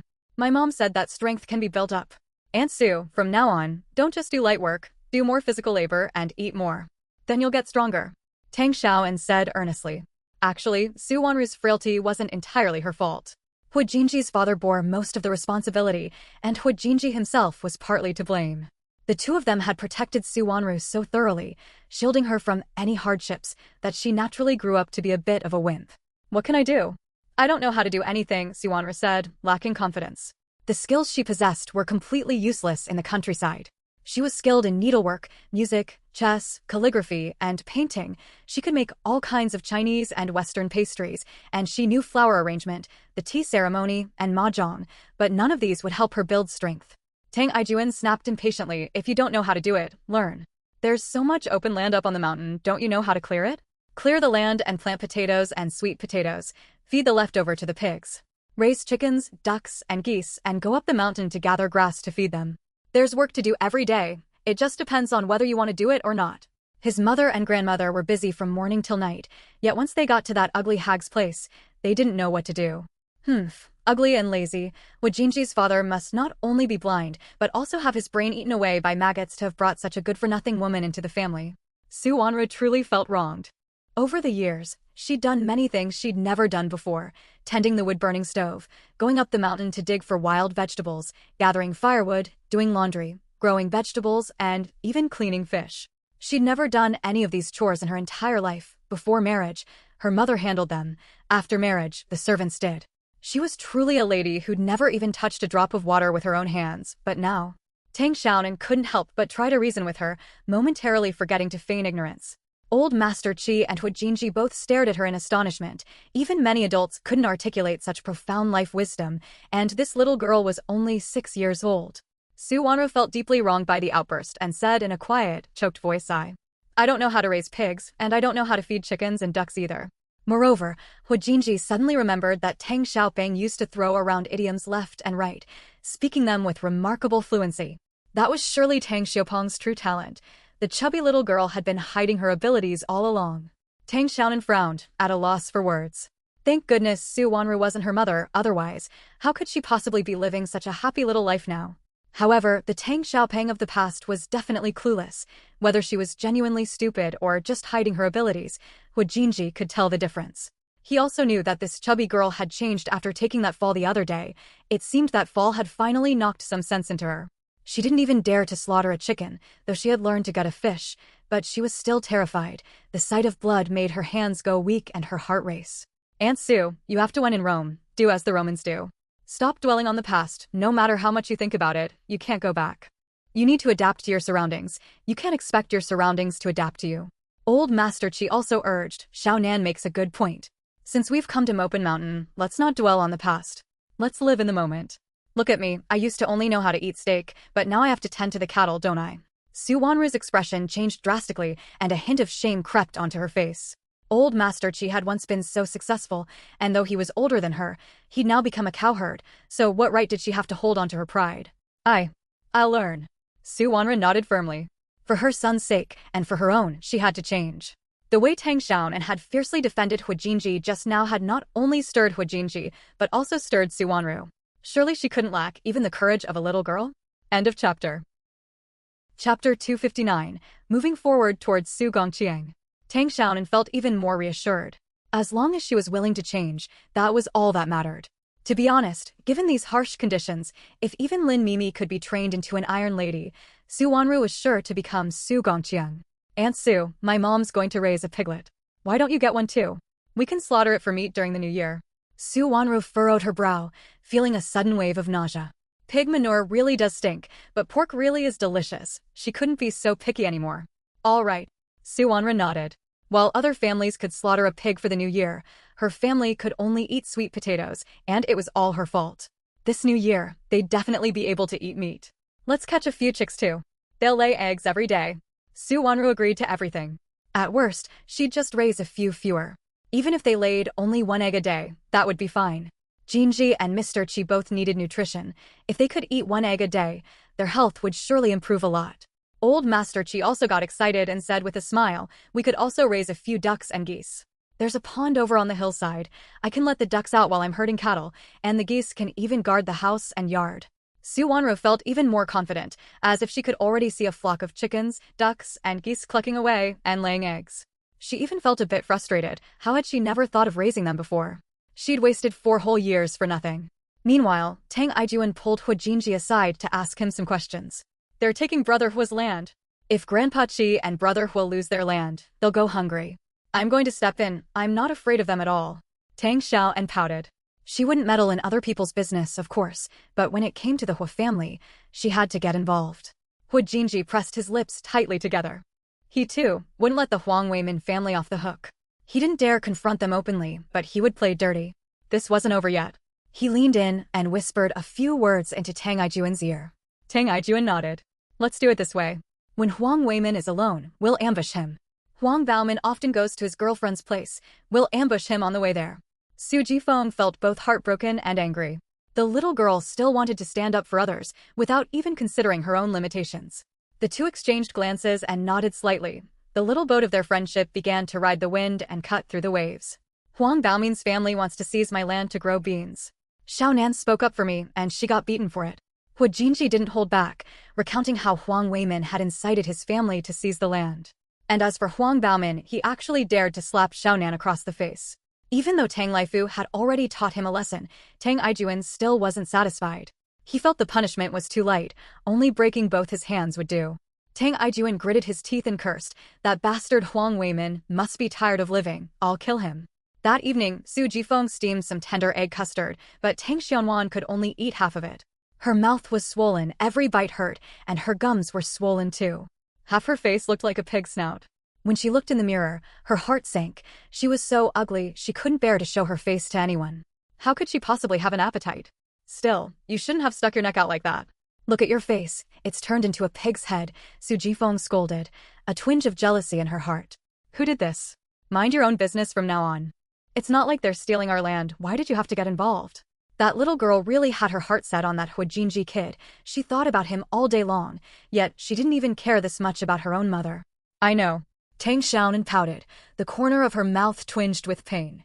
She hated Huang Baomin to death. How could a man like that even get a wife? That girl must be blind. Tang Baishan and Zhang Manwei had also come over upon hearing the news. After asking what had happened and learning it was the Huang Shilin family's doing, Tang Baishan's expression darkened. He turned around to have a word with Huang Jinqiao. But in truth, there was no need for Tang Baishan to seek them out. Word had already spread throughout the village that the Huang Shilin family had forcibly seized the fallow land cultivated by Hu Jinji, beaten Tang Xiaonan, and been taught a lesson by Tang Laifu and his wife. End of chapter. Chapter 260, You Can't Beat a Dog Without Considering Its Owner. There are no secrets in the countryside. By dinner time, almost everyone in the village already knew. After all, Tang Laifu had dislocated Huang Baomin's arm, and he was howling at home like a pig being slaughtered. It would have been impossible not to hear him. It hurts so much." Huang Baomin lay on his bed wailing, his left arm still twisted into an awkward position, sweating profusely from the pain. Huang Shilin and Yu Mingdi looked just as bedraggled. Many people had seen them on their way back and even approached to offer concern, which embarrassed them to no end. Huang Jinqiao had also heard about the incident. As the backbone of the Huang family, he was quite close to Huang Shilin's family. Huang Shilin's father, Huang Jinqiang, and Huang Jinqiao were first cousins on their grandfather's side, while Huang Fengxian's father, Huang Yinqiao, was also a first cousin, albeit a more distant one. Nevertheless, Huang Fengxian and Huang Shilin's family were very close. When it came down to it, every household on Mopen Mountain was somehow related. Aside from a few families with different surnames, it was essentially just 2 large clans. If anything happened to any branch of the Huang family, the others would step in to help, and the Tang family was, of course, no exception. Huang Jinqiao ran over to Huang Shilin's house. From a distance, he heard Huang Baomin's pig-slaughtering cries and couldn't help but frown. What a good-for-nothing. Third uncle. Huang Shilin and Yu Mingdi both stood up and greeted him respectfully. All 3 members of the family had been injured. Not a single one had escaped unscathed. Huang Jinqiao snorted coldly and went to check on Huang Baomin. Having once been part of the beggar sect, he knew a thing or two about martial arts. At a glance, he could tell that Tang Laifu hadn't gone all out, he'd merely dislocated Huang Baomin's joints. Third uncle, the Hu family are outsiders. What right do they have to clear land on our open mountain? We didn't do anything wrong, Yu Mingdi muttered under her breath, still feeling wronged. Huang Jinxiao's face darkened even further, and he kicked her. You've brought utter shame upon the Huang family. You're a grown woman, yet you went and stole land from a child. You eat human food but act like a beast. You deserve the lesson Tang Laifu taught you. Huang Shilin was completely in the wrong on this matter. No amount of arguing would make it sound reasonable.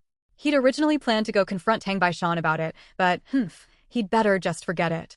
He'd already lost all face. Huang Shilin shuddered. He feared Huang Jinxiao even more than he feared his own father, so he didn't dare even think of putting up a fight. And sure enough, he confessed meekly. The more he spoke, the more embarrassed he became. Now that he'd calmed down, he realized his own behavior had been utterly unreasonable, and he hung his head in shame. Huang Jinxiao's face was stern as he glared at Yu Mingdi, who was about to speak. He didn't want to hear any of this niece-in-law's nonsense. Not a single word of it was true. Snap. Huang Jinxiao yanked and shoved Huang Baomin, who screamed even more pitifully, loud enough for the whole village to hear.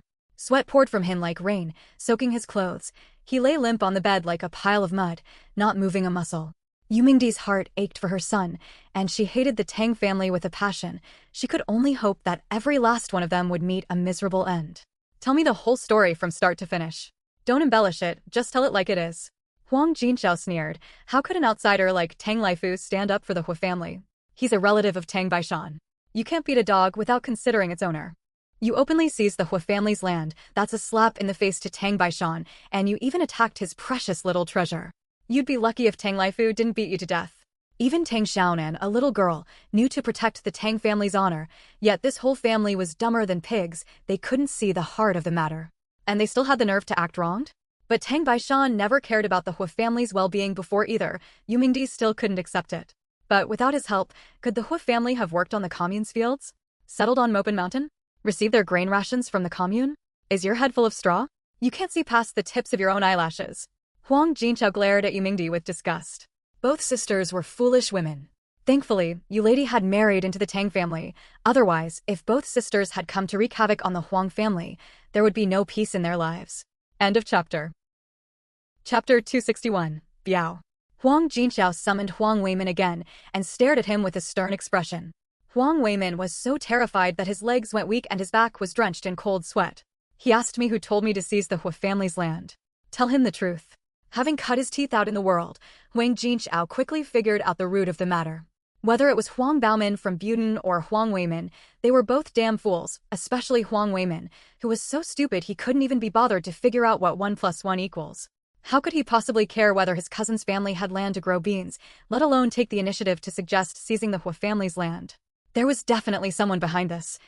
And he had to find out who had ulterior motives and was disrupting the harmony of Mopen Mountain. Huang Weimin hung his head, looking sheepish. He didn't dare hide anything from Buluo and recounted the entire sequence of events, including the evolution of his own mindset. From now on, just work hard and stay out of trouble. Baomin is going to ask for a bride next year, so let's behave ourselves and not make a spectacle of ourselves. Huang Jinxiao asked a few more questions, but didn't uncover anything else. It seemed that Huang Weimin, that fool, had simply acted on a sudden whim. He gave the whole family a thorough scolding, berating them mercilessly. Huang Jinxiao then glared at Yu Mingdi and barked at Huang Shilin. As a grown man, I must stay level-headed and not be swayed by what I hear. Don't listen to that ignorant, foolish woman. She's asking me about things she doesn't understand.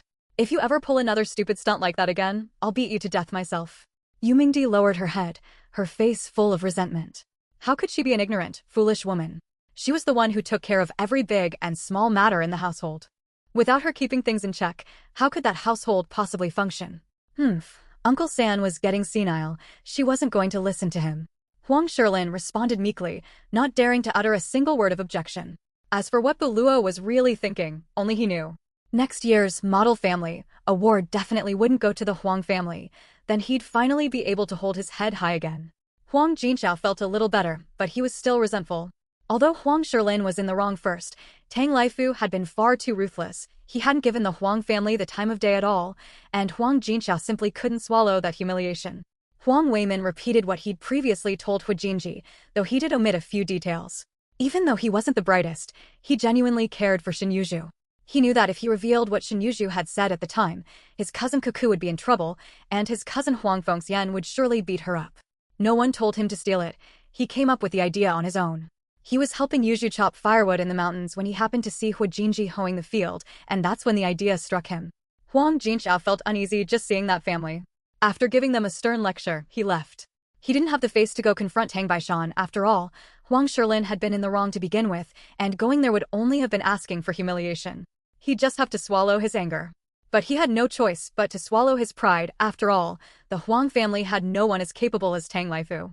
Word of the incident had spread to other families as well. That evening on Mopin Mountain, every household discussed it over dinner, recounting the story with great enthusiasm and embellishing it considerably. Naturally, Huang Baomin's injuries were described as far more severe than they actually were. Baomin's leg was broken by Laifu, and his manhood was shattered too. Apparently, it was Tang Xianwan who kicked him. You could hear Baomin howling from a mile away, saying that Yu Mingdi would never hold a grandchild again. TSK, TSK, TSK.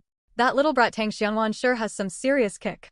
After breakfast that morning, the villagers, with nothing better to do, gathered in small groups to chat idly. They were all deeply concerned about Huang Baomin's manhood and, incidentally, expressed their admiration for Tang Xianwan. She's truly a product of the Tang family, one word. Tough. End of chapter. Chapter 262, Playing the Victim. The villagers didn't have much sympathy for Huang Baomin. Needless to say, the Tang family was naturally taking their own side, and some members of the Huang family also looked down on the Huang Shilin family's behavior. They despised Huang Baomin even more for being unable to hold his own against a 6-year-old girl. He'd been a freeloader for 20 years. Has Baomin found a bride yet? What if his manhood is severed? We're supposed to have the wedding banquet next year. It definitely isn't severed. How much strength could a little kid have? It just hurt for a moment. If it had really been severed, the Shilin family would have rushed to the hospital ages ago. It definitely wouldn't have been broken. It doesn't look like his hand was broken either. Uncle Huang Sen said it right. Laifu just dislocated the joint. A few people who knew the truth spoke up. They were Huang Shilin's immediate neighbors and were in the know. Laifu really went too hard on her. We all live in the same village. He didn't know when to hold back. Someone spoke up in defense of the Huang Shilin family. It was Huang Fengxian's father, Huang Yinxiao, who was cut from the same cloth as Huang Shilin. I think Tang Laifu showed quite a bit of restraint. The Huang Shilin family, the adults, bullied a little girl. They even beat her face until it was swollen. And everyone knows how much Laifu adores Xiaonan. He wouldn't even bring himself to scold her. Huang Shilin slapped Xiaonan's face, so the fact that Tang Laifu didn't chop the whole family to pieces was actually showing them a lot of leniency. Everyone else nodded in agreement. That was exactly how it was. When someone hits another man's precious daughter, how could a father not be furious? Moreover, Huang Shilin's family had seized the fallow land that the child had cleared. That was utterly inhumane. They deserved a lesson, and the group felt not a shred of sympathy for them. The group was chatting away enthusiastically. After finishing their discussion of the Huang Shilin family, they moved on to juicy gossip from the neighboring village, which father-in-law was having an affair, which daughter-in-law was cheating, and which widow was sleeping around. The storytellers were beaming with excitement, and the listeners were all wide-eyed with anticipation. Tang Xianwan emerged with half her face swollen like a pig's, walking alongside Tang Aijuan. Tang Xianwan deliberately walked ahead, chest puffed out and head held high, while Tang Aijuan shone his flashlight, the beam occasionally sweeping across Tang Xianwan's face. All the villagers turned their gaze toward Tang Xiaonan, with half her face swollen like a pig's. It was impossible not to notice her. Tang Xiaonan spoke with a look of grievance on her face, rolling up her sleeves to show the bruises on her arms and opening her mouth wide to reveal her missing front tooth, a pitiful sight of a little girl bullied by a bully. Huang Baomin did this. I can't even hear out of one ear anymore, and he pinched my arm and knocked out my tooth. She'd come out here on purpose to play the victim, so the whole village could see just how brutal the Huang Shilin family was. She was the vindictive type. She'd hold a grudge like this for at least a year. Xiaonan, who hit you in the face? A nosy villager asked pointedly, exactly what Tang Xiaonan had been hoping for. Oh my. That Bao Min is such a scoundrel, laying hands on a little girl like that. It's absolutely outrageous. Oh my goodness, the injury to her face is quite severe. Where's the fresh-faced, pretty little girl she used to be? Now she looks like a wreck. No wonder Tang Laifu flew into such a rage. The Huang Shilin family has it coming. Bao Min has a terrible temper. He'll lash out at the drop of a hat. He's been spoiled rotten by Yumingdi. Shilin has no say in the household. He does whatever Yumingdi says. Any new bride who marries into that family won't have an easy life. I heard she's a girl from Liuxiu village, though I don't know which family she's from. If the new bride has a strong personality, it'll be fine, but if she's a pushover, she's in for a rough time. The villagers' attention shifted back to Huang Baomin's soon-to-be bride.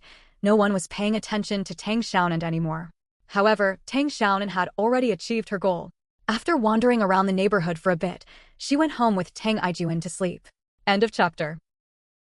Chapter 263, Shin Yuzhu's Thoughts. Shin Yuzhu didn't find out about the incident until dinner.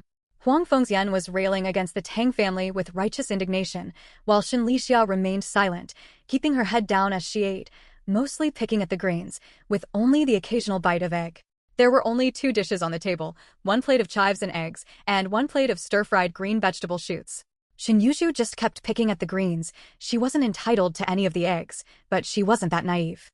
She was the one who usually fed the chickens, so she knew exactly how many eggs the hen laid each day. Every day, she'd secretly stash 1 egg away, bake it in the stove during mealtime, and eat it without anyone knowing.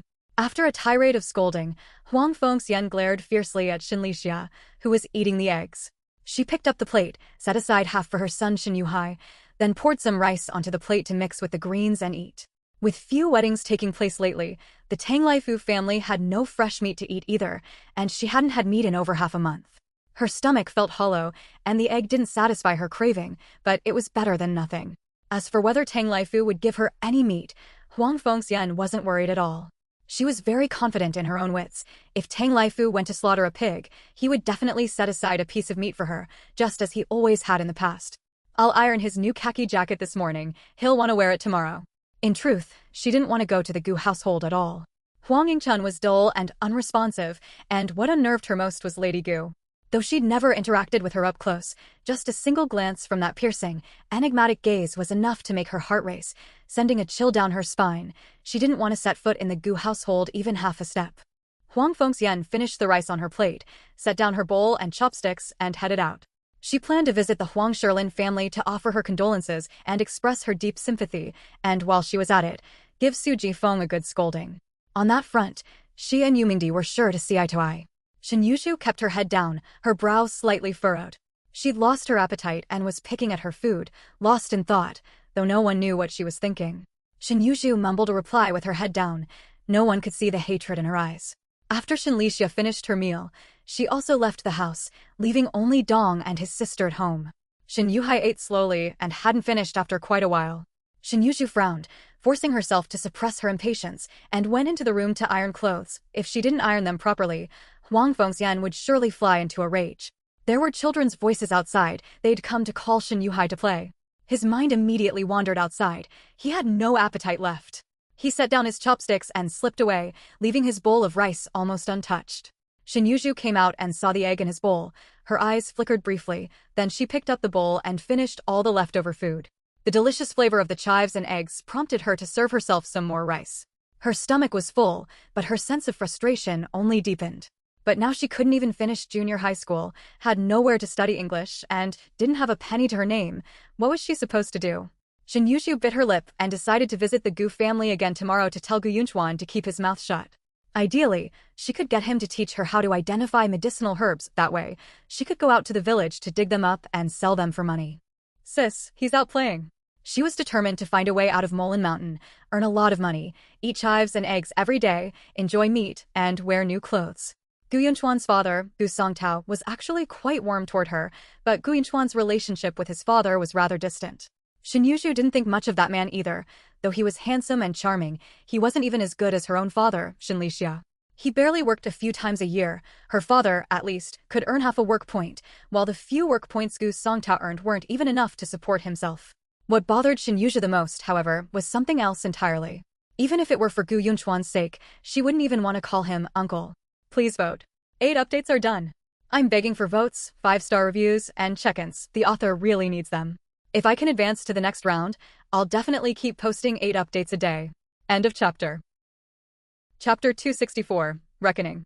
A few days passed, and the Huang Shilin family affair gradually faded from people's memories. New stories began circulating in the village, and no one would dwell on a single topic forever. There was no shortage of daily gossip. Even though there was no internet or celebrities back then, the villagers' social lives were far from barren, and they chatted animatedly every day. But Tang Aijuan and Hua Jinji hadn't forgotten. They still had a score to settle. They had deliberately waited a few days to settle the score, precisely to lull the Huang Weimin brothers into a false sense of security. Of course, this certainly wasn't Tang Aijuan's idea. With his hot temper, he would have loved to go to the Huang family's house that very day to settle the score, but it was Hu Jinji who had persuaded him otherwise. It was evening again. The weather was getting warmer, and with a gentle evening breeze blowing, the villagers had come out once more to gossip. Every now and then a few mosquitoes would flit overhead. Tang Aijuan and Hu Jinji set out together to settle the score with Huang Weimin. Huang Weimin and a group of teenage boys were catching yellow eels in the fields. At this time of year, the yellow eels were plump and there were plenty of loaches. They could fill a bucket in a single night. The yellow eels were delicious when steamed, and the loaches were delicious when sun-dried and stir-fried. Huang Weimin, someone's looking for you over there, a boy came over to say, his eyes darting about. Who is it? Huang Weimin, unaware that danger was approaching, continued to happily catch yellow eels. You'll find out when you get there. The boy who delivered the message pushed past Huang Weimin and started catching yellow eels himself. Every rural boy was an expert at catching them. They could spot an eel's burrow at a glance, know where the big ones were, and with sharp eyes and quick hands, never missed a catch. Tang Aijuan let out a cold laugh and unleashed a flurry of punches, landing blow after blow on Huang Weimin, while Hu Jinji yanked a clump of grass to stuff into Huang Weimin's mouth, watching coldly from the sidelines. Only after Tang Aijuan had vented his anger did he let Huang Weimin off. After all, this guy wasn't the one who directly attacked his sister, a light punishment would suffice. He kicked Huang Weimin, who was slumped pitifully on the ground, and barked, "Keep your eyes open next time. Got it? If you dare bully anyone from the Hu family again, I'll kill you." Huang Weimin shook his head vigorously. Even if he had 100 times the courage, he wouldn't dare mess with the Hu family anymore. God only knows why the Tang family had suddenly gotten so close to the Hu family. In the past, Tang Aijuan had been the one who beat Hu Jinji the hardest, yet now he'd become Hu Jinji's bodyguard. That was my parents' business, it's in the past. But for me, it's not over yet. Why won't this ever end? Huang Weimin couldn't put up any resistance at all. Even though he was taller than Tang Aijuan, he was all head and no substance. He wasn't as strong as Tang Aijuan, nor was he as agile. He was defeated after just a few moves, taking a beating like a punching bag. Huang Weimin washed his hands and walked suspiciously toward the field's edge. After just a few steps, someone clamped a hand over his mouth, and he was forced to follow them, none other than Tang Aijuan and Hu Jinji. The messenger boy had a piece of candy in his mouth, full of energy. He was feeling around for eels, and had a few more candies in his pocket, enough to last him several days. Tang Aijuan dragged Huang Weimin to a secluded spot, completely deserted and far from the village, where even if he screamed his head off, no one would come to his rescue. Huang Weimin's legs went weak with fear, and he looked at them with a mournful expression. Isn't this all in the past? Hu Jinji yanked the grass from Huang Weimin's mouth. Huang Weimin spat several times. His mouth tasted bitter and astringent, filled with the flavor of grass juice. It was utterly disgusting. I'll ask a question, you answer it. Don't hold anything back, or I'll cut off your manhood and make you a eunuch for life. Hu Jinji gave an abrupt chuckle, his toe pointing at Huang Weimin's most vital spot. A chill ran through Huang Weimin's body. He instinctively clutched his manhood, shaking his head repeatedly before finally nodding. I'll tell you. I'll definitely tell you. What do you want to know? He hadn't even married yet, he hadn't even tasted a woman's touch, so there was no way he could end up as a eunuch. Thanks to Ijia Baobei for the 30,000 book coin tip, I've added an extra chapter at the end. Thanks to Liu Suo and Ran, Tingzi, and One Flying Bottle One for their tips. Thanks to all my dear readers for your support, I'm still posting 8 chapters today. End of chapter. Chapter 265, It was Shinyuju after all. Did you go up the mountain with Shinyuju to chop firewood that day? Hu Jinji asked. Yes. Did you see me hoeing the field? Or did Shinyuju remind you? It was me.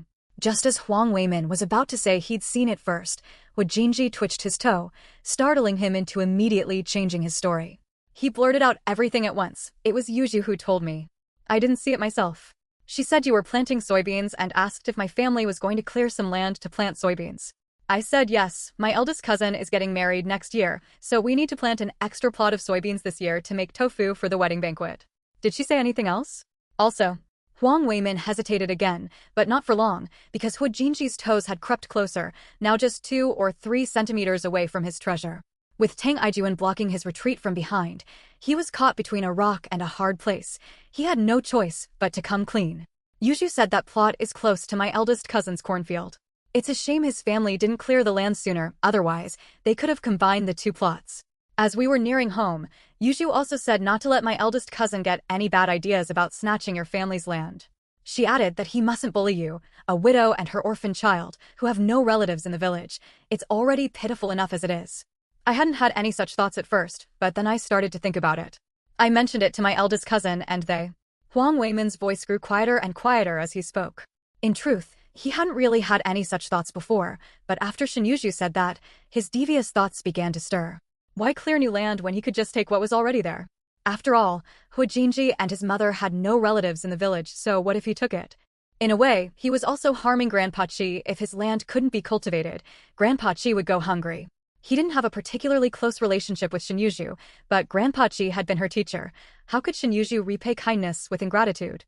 Tang Aijuan glanced at Hu Jinji, who gave a slight nod. With that, he kicked out and Huang Weiman, as if granted a pardon, scrambled away, rolling and crawling. Huang Weiman kept begging for mercy. He felt more wronged than Do Yi. He'd merely suggested an idea, yet he'd been beaten twice. How unfair was that? Get lost. It was that bastard Huang Weiman who had ulterior motives. Don't worry, he definitely won't dare do it again, and Huang Baomin's family won't dare do anything to you either. Seeing Hu Jinji's cold, impassive expression and hearing him say nothing, Tang Aijuan assumed he was worried the Huang Baomin family might cause trouble again, so he tried to reassure him. Now that he and Hu Jinji were practically brothers, it was only natural to look out for each other. After all, men have to stand by their word. Hu Jinji let out a cold laugh. That idiot Huang Weiman isn't that devious, he was being used. I've told you everything, Aijuan. Please let me go. I didn't hit Xianwan, it was my eldest cousin who did it. Please stop hitting me. It was Shin Yuzhu after all, he hadn't guessed wrong. But he couldn't figure it out. He and Shin Yuzhu had no history of animosity, so why would she set him up? Who manipulated Huang Weiman? Shin Yuzhu? But didn't she tell Huang Weiman not to get any funny ideas? Tang Aijuan couldn't figure it out. Although he disliked Shin Yuzhu, surely she was innocent in this matter, wasn't she? Think about it carefully. Huang Weiman is so stupid, there's no way he would have come up with the idea to seize the land on his own. It was only after Shin Yuzhu said that he got the wrong idea, so she's the one who started this whole thing. Hu Jinji's expression grew even colder. He had underestimated Shin Yuzhu. Though the girl was only 10 years old, her mind was unusually deep, and she was a master at putting on a show. She had previously deceived both him and Grandpa Chi.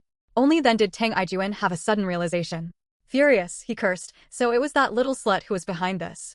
I knew she was no good, just like her slut of a mother. Hu Jinji was very curious.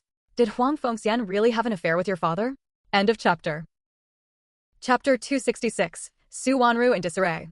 Tang Aijuan's expression shifted slightly, and his eyes reddened with irritation. How would he know? Anyway, it's true that that slut was hitting on his dad, but his dad kept his pants on and resisted the temptation. In truth, Tang Aijuan suspected that Tang Laifu had almost certainly failed to keep his pants on. After all, even a dog would take a bite of meat offered right at its doorstep. His old man wasn't a celibate monk. How could he possibly resist? But in front of Hu Jinji, he was trying to save his own father some face. Family scandals shouldn't be aired in public. When it came to matters of principle, he wasn't one to compromise. Hu Jinji also thought Tang Laifu would have given in after all. Wang Fengxian was indeed much prettier than Su Jifeng, and she'd taken the initiative to seduce him. They had a solid emotional foundation. It would be a miracle if Tang Laifu could resist the temptation. When's the thing with Huang Baomin happening? Tang Aijuan asked. Tomorrow, Huang Baomin is going to the Qiuxiang family's house to deliver Qiming rice cakes. I'll intercept him on the way. Hu Jinji had already made inquiries. With so many poultry and even a pig suddenly added to the household, just feeding them, cleaning up after them, and tending to their needs left her with aching muscles every day. Su Wanru had never endured such hardship before. Many times she'd wanted to get rid of the pigs, chickens, ducks, and geese, but whenever she caught Su Jinfeng's contemptuous gaze, which spoke volumes, Su Wanru gritted her teeth and persevered. Hu Jinji parted ways with Tang Aijuan and returned home alone. Su Wanru was doing laundry. In the courtyard, a few chicks, ducklings, and goslings were chirping and quacking. Next to the cow shed, a brand new pigsty had been built, housing a plump, rosy-cheeked little piglet that was oinking away. Both the 80s and the 60s described the method for making Qiming rice cakes in detail, so I won't go into it here. In short, it's a very, very delicious treat. In the Shaoxing area, people make Qiming rice cakes every Qiming festival. He had noticed how flustered Su Wanru had been during those days. His mother certainly didn't do that kind of farm work, and asking her to do it was indeed putting her through a lot. In truth, he hadn't been counting on the meat and eggs Su Wanru raised. So far, his net profit had already reached nearly 600 yuan. Far more than the money his father had left him. The village children were the easiest to bribe. A few pieces of candy were enough to coax them into doing favors. He had the Huang Shilin family's every move under control. With Qiming festival approaching, Wecheng had a custom of making Qiming rice cakes, and it was customary for engaged couples to exchange them. Typically, the groom's family would send them to the bride's family first, and then the bride's family would reciprocate. Please don't raise them anymore. We can buy eggs and meat. Hu Jinji's expression was impassive. Even when speaking words of concern, he showed no extra emotion. Compared to the neat and tidy home of the past, it seemed a bit more cluttered now, yet it had gained a much warmer, more lived-in feel. Hu Jinji liked his home as it was now because he was no longer struggling alone. With everyone working together, life was bound to get better and better. She couldn't be a burden to her son any longer. The women in the village were all so capable, she could do it too. I've heated some 8-treasure porridge in the pot. You can have some if you get hungry while reading in the morning. Su Wanru wiped the sweat from her brow and gave Hu Jinji a gentle smile. A strand of hair fell slightly askew across her forehead, and her clothes and pant legs were speckled with dirt. Compared to her former neat and beautiful self, Su Wanru was still very beautiful now, but she looked a bit disheveled. Moreover, his income had basically stabilized. At the very least, he could easily earn 300 or 400 yuan a month. With a little more effort, he could make 500 or 600. So even if Su Wanru stopped doing those jobs, he could still ensure the family had meat and eggs. Su Wanru was content just to think about making a change. She had no desire to go back to the way things used to be. Su Wanru shook her head and said softly, "We spent so much money on this, we can't let it go to waste. Let him give it a try first. I'm going to go read a book." Buying the piglets, chicks, and ducklings had cost quite a bit, all money her son had earned through hard work, so she had to make sure to raise them well. End of chapter. Chapter 267. Tang Xiaopeng is still cuter. Hu Jinji stopped trying to dissuade her. Since his mother wanted to give it a try, he'd let her. She'd naturally give up when she couldn't take it anymore. His mother found even playing a few extra rounds of mahjong too tiring. How could she possibly handle all this? He'd be more than satisfied if she could just prepare 3 meals a day and do some light housework. However, the Su Wanru he saw now brought him great comfort and warmth. Hu Jinji also reflected on his own behavior. He shouldn't have demanded too much from his mother. After all, his mother's abilities were limited. She had already done her best to love him. He couldn't ask for more. Maintaining things as they were now is good enough. The Hu Jinji of today isn't mentally unstable, nor has he become heartless toward his family. His personality is a bit gentler than what's described in the book, and he's learned to consider others' feelings. A few days ago, he resented Su Wanru, but now he no longer holds a grudge. He couldn't expect someone who could only carry 30 jin to carry 100 jin. That would be unfair to her. What Su Wanru was doing now was already beyond her capacity, so he should be content. Hu Jinji took the book to Old Master Chi's place. Although he could now afford to buy new books, he still went to the scrapyard to hunt for used ones. Every time he went, he made new discoveries, and the managers at the scrapyards in both Guecheng and Wuching had become very familiar with him. Not only did he find the books he needed, but he also occasionally stumbled upon unexpected surprises. He'd even unearthed several small treasures like ancient calligraphy, paintings, and antiques, which could fetch a decent sum once things settled down. Is that Yuju? Is it really her? Old Master Chi was utterly taken aback, his eyes wide with disbelief. He never could have imagined that the mastermind behind it all was his student, Shin Yuju. Although he hadn't formally taken Shin Yuju on as a student, he had still taught her for nearly a year. He had poured his heart and soul into her education, only to be repaid in this way. That must be it, Hu Jinji said with certainty. She's been harboring a grudge and has been waiting for an opportunity to take revenge. The old master let out a cold laugh. This child is already using others as tools to get what she wants at such a young age. She'll be something else when she grows up. Jinji, you must be careful around her. Don't offend her openly. Fortunately, we saw through her true colors early on. We'll just need to be more careful from now on, Hu Jinji reassured him. Old Master Chi quickly put 2 and 2 together. When it came to the English lessons, he and Shin Yuju were in the same boat. If she spoke up, he'd be in trouble too. Beyond that, there wasn't much else to worry about. Old Master Chi laughed self-deprecatingly. After suffering so many setbacks, he still couldn't read people's hearts. What was wrong with the world? Even a 10-year-old girl had such deep schemes. Had the world changed, or had people's hearts changed? The old man muttered to himself, unable to fathom Shin Yuju's motives. Why on earth is she trying to harm us? Could it be because I refuse to teach her English anymore? I've got it under control. We'll just keep our distance from now on. Hu Jinji shook his head. I don't think so. If she revealed that, it would also expose the fact that she's learning English. She's not that stupid. Don't worry. Old Master Chi nodded, but his expression quickly shifted slightly as he worried. Could she reveal that I was teaching her English? The old man sighed again. Looking at it this way, Xiaonan really is much more endearing. We owe it all to that little girl today, though it's a shame she had to go through such a hard time because of us. Hu Jinji's gaze softened. Compared to Shin Yuzhu, he now found Tang Xiaoping 100 times more endearing. Even the former, willful and headstrong Tang Xiaoping was more likable than the honey-tongued, backstabbing Shin Yuzhu. He wasn't afraid of open hostility, but he dreaded those underhanded schemers who played dirty behind his back. I'm not trying to whitewash Suwanri here. This woman certainly has many flaws, and she's not a fit mother, but within her capabilities, she does love her son. Old Yang hates women like her too. If this were a few years ago, he would have definitely written Suwanru out of the story. Haha, old Yang has always had this hot temper, but as I've gotten older, my mindset has changed a bit. I've learned to be more understanding and tolerant, and I'm trying to reconcile with my mother. We used to be like oil and water, but now I'm trying to understand her, or rather, be tolerant of her. It feels pretty good, actually. That's why I created Suwanru here, a very unfit mother, but one I don't want to give up on. I hope readers can understand. End of chapter. Chapter 268, Chiming Rice Cakes. Tang Xiunan's breakfast these past few days has been all about chiming rice cakes, savory, sweet, green, and white. Su Jifeng made some herself, Zhang Manwei made quite a few, and her grandmother also made some to bring over. There were so many chiming rice cakes at home that they couldn't finish them all, so every morning's breakfast was chiming rice cakes. Baigua refers to rice cakes made without chiming grass. They're typically filled with savory ingredients such as pickled mustard greens, pork belly, firm tofu, and spring bamboo shoots, and diced scallions stir-fried until tender.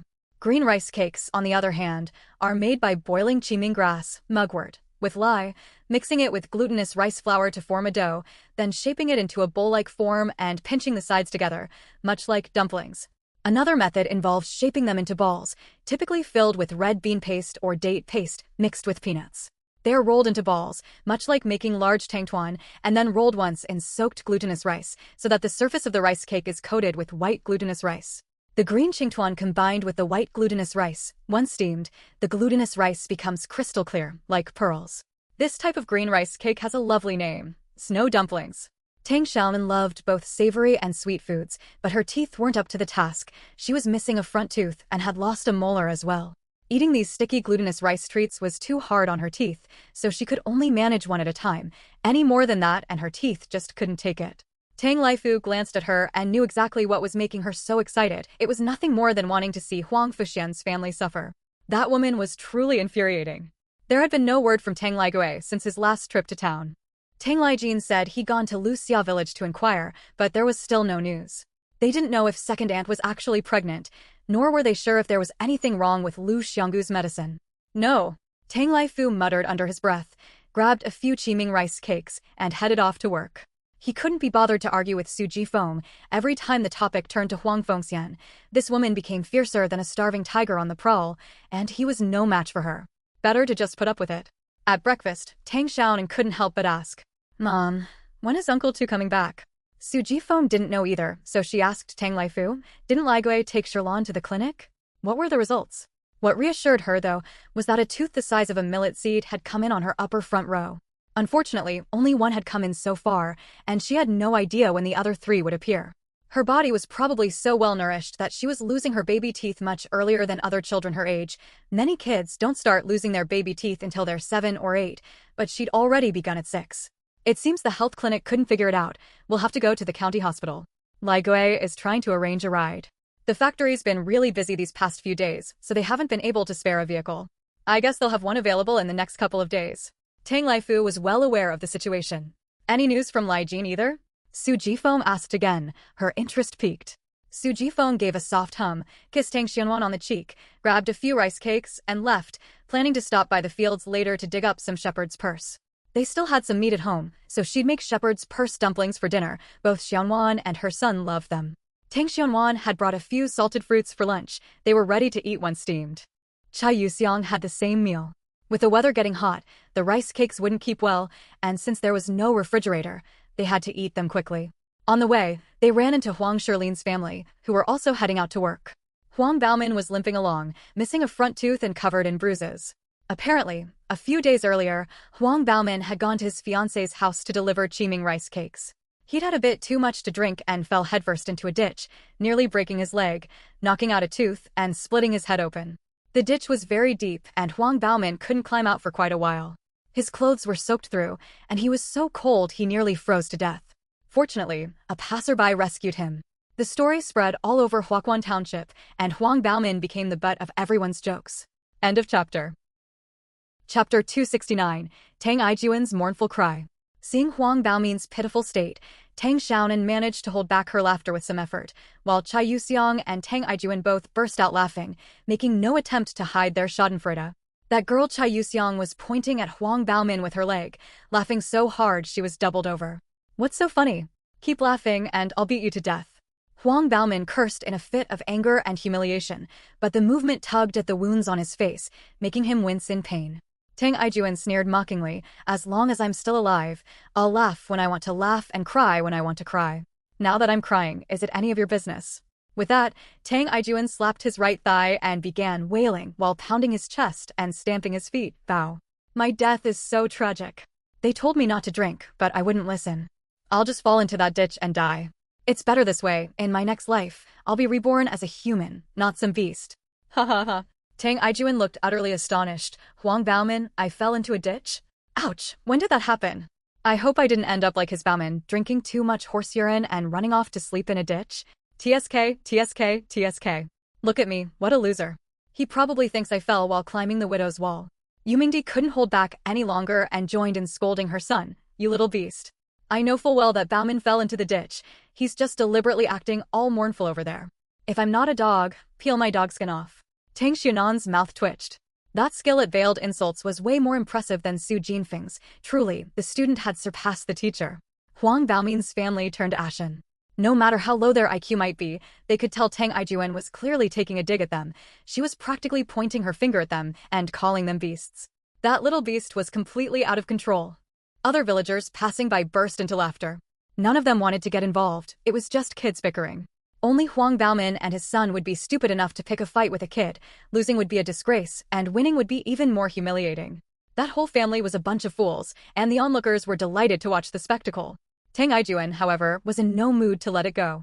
He continued his performance, howling bow. At least I didn't fall into a dung pit. If I'd fallen in, I'd be rotting and swarming with maggots by now. In your next life, don't be a beast, be a proper human being. What's my bow like? I'm not even cursing his son, you little beast. Why should I say anything when you're calling him a beast? That's really funny. I've seen people rushing to become someone's grandfather, but I've never seen anyone so eager to admit they're a beast. Tang Aijuan wore a scornful expression. That fellow had not only inherited Tang Laifu's ruggedness, but also Su Jinfeng's talent for street-level cursing.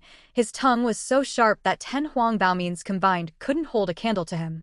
Calling him a beast at every turn was enough to make anyone's blood boil. Huang Baomin couldn't hold back any longer.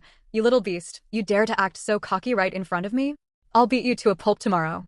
Yumingdi was so furious she forgot about the scar that had just healed, and was about to teach Tang Aijuan a lesson when Huang Shilin grabbed her. It's time to go to work. Why should I get into a fight with a kid? Am I dead?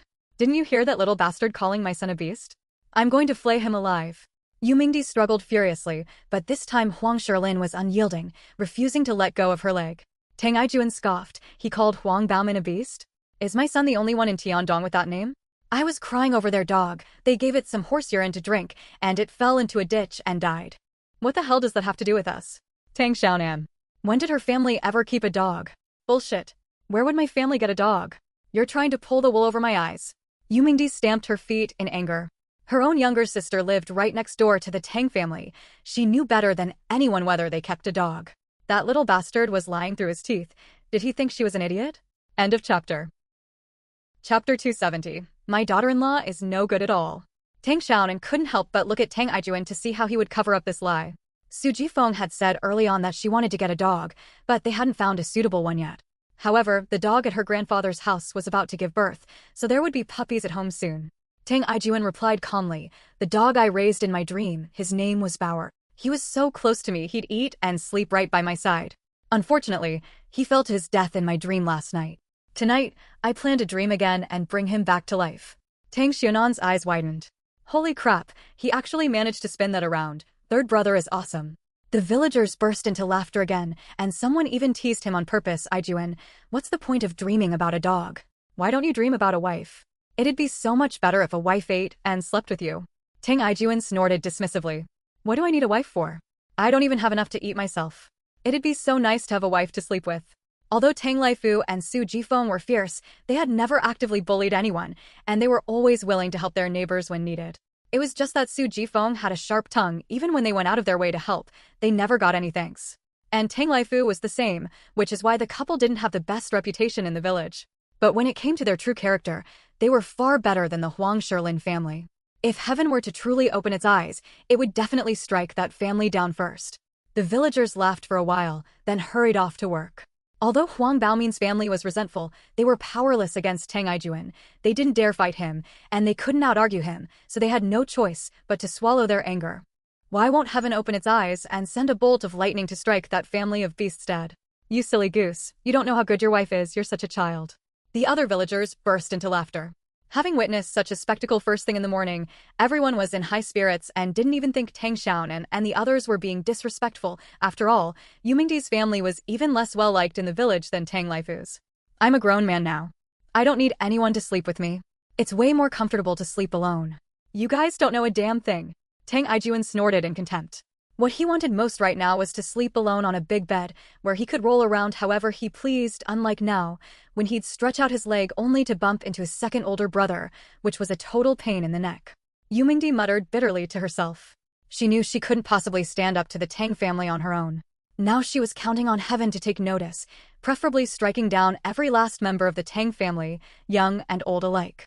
Tang Ijuan and Chai Yuxiang were like lit firecrackers, berating Yumingdi until she was red-faced with anger. With all three siblings joining forces, the Huang family had no chance of holding their ground and fled in disarray. Tang Xiaoan had sharp ears. She heard Yumingdi's mutterings and immediately fired back. Although Su Jinfeng's words were harsh, she was generous and willing to lend a hand. Yumingdi, on the other hand, was not only sharp-tongued but also stingy and mean-spirited, let alone willing to help with any work. The two sisters were cut from the same cloth. Even if they had to hold it in until they were about to burst, they'd rather go home than let outsiders benefit from their hard work. May God strike your whole family dead first. People who are this petty, mean-spirited, and stingy won't be well-liked anywhere, but the two sisters didn't need friends anyway. It was enough for them to keep in touch with each other as sisters. There was also Huang Fengxian, who didn't look down on them and often took the initiative to chat with them. Huang Baomin's curses still drifted over. They were truly vile. Tang Ijuan picked up a pebble from the ground and hurled it at him. The pebble bounced a few times near Huang Baomin, but didn't hit him. With a dark look on his face, Huang Baomin was about to pick a fight with Tang Ijuan when Huang Shilin grabbed him and held him back with all his might. How old is he? How old are you? Get back to work. It wasn't that Huang Shilin was particularly smart. He was simply afraid of being scolded by Huang Jinxiao.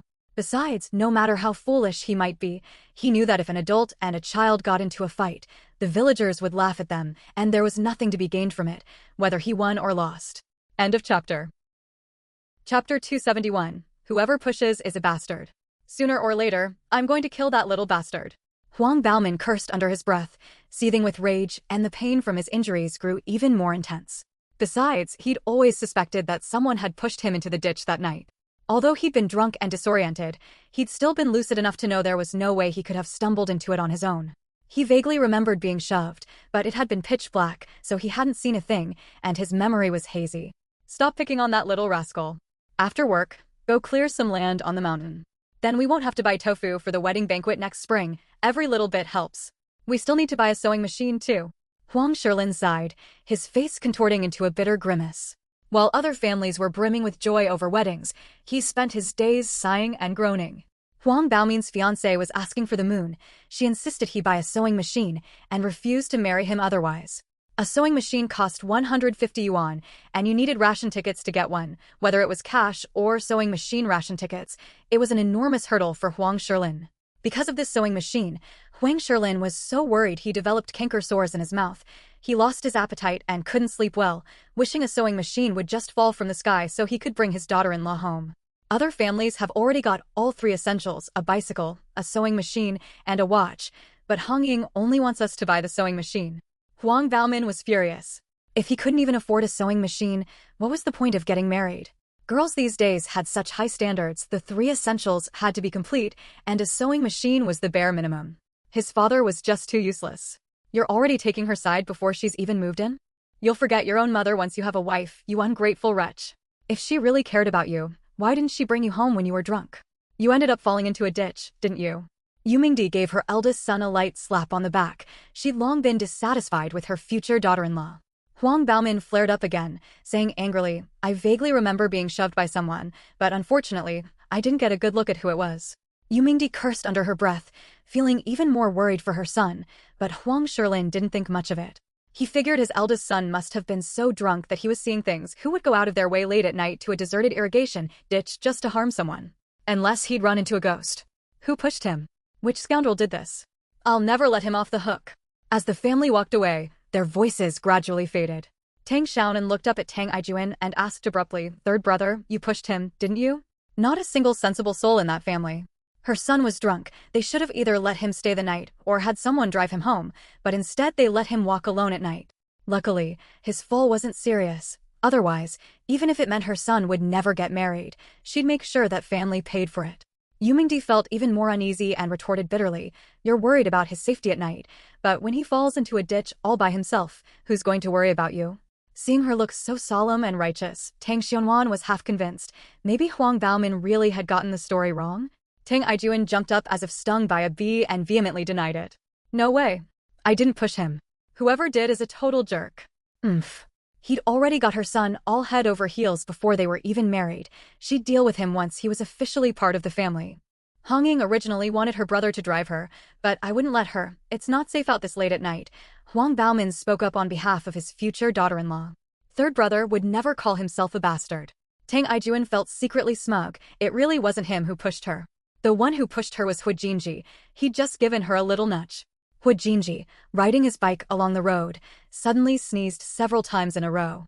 He rubbed his nose suspiciously and continued on his way. He had to go to Old Man Wu's place first. Last time, the old man said he needed to see him and asked him to stop by. Votes, please. Chapter 8 is done. Please vote for me.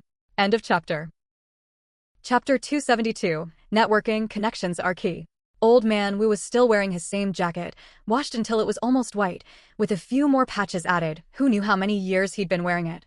But it was neatly pressed and spotlessly clean.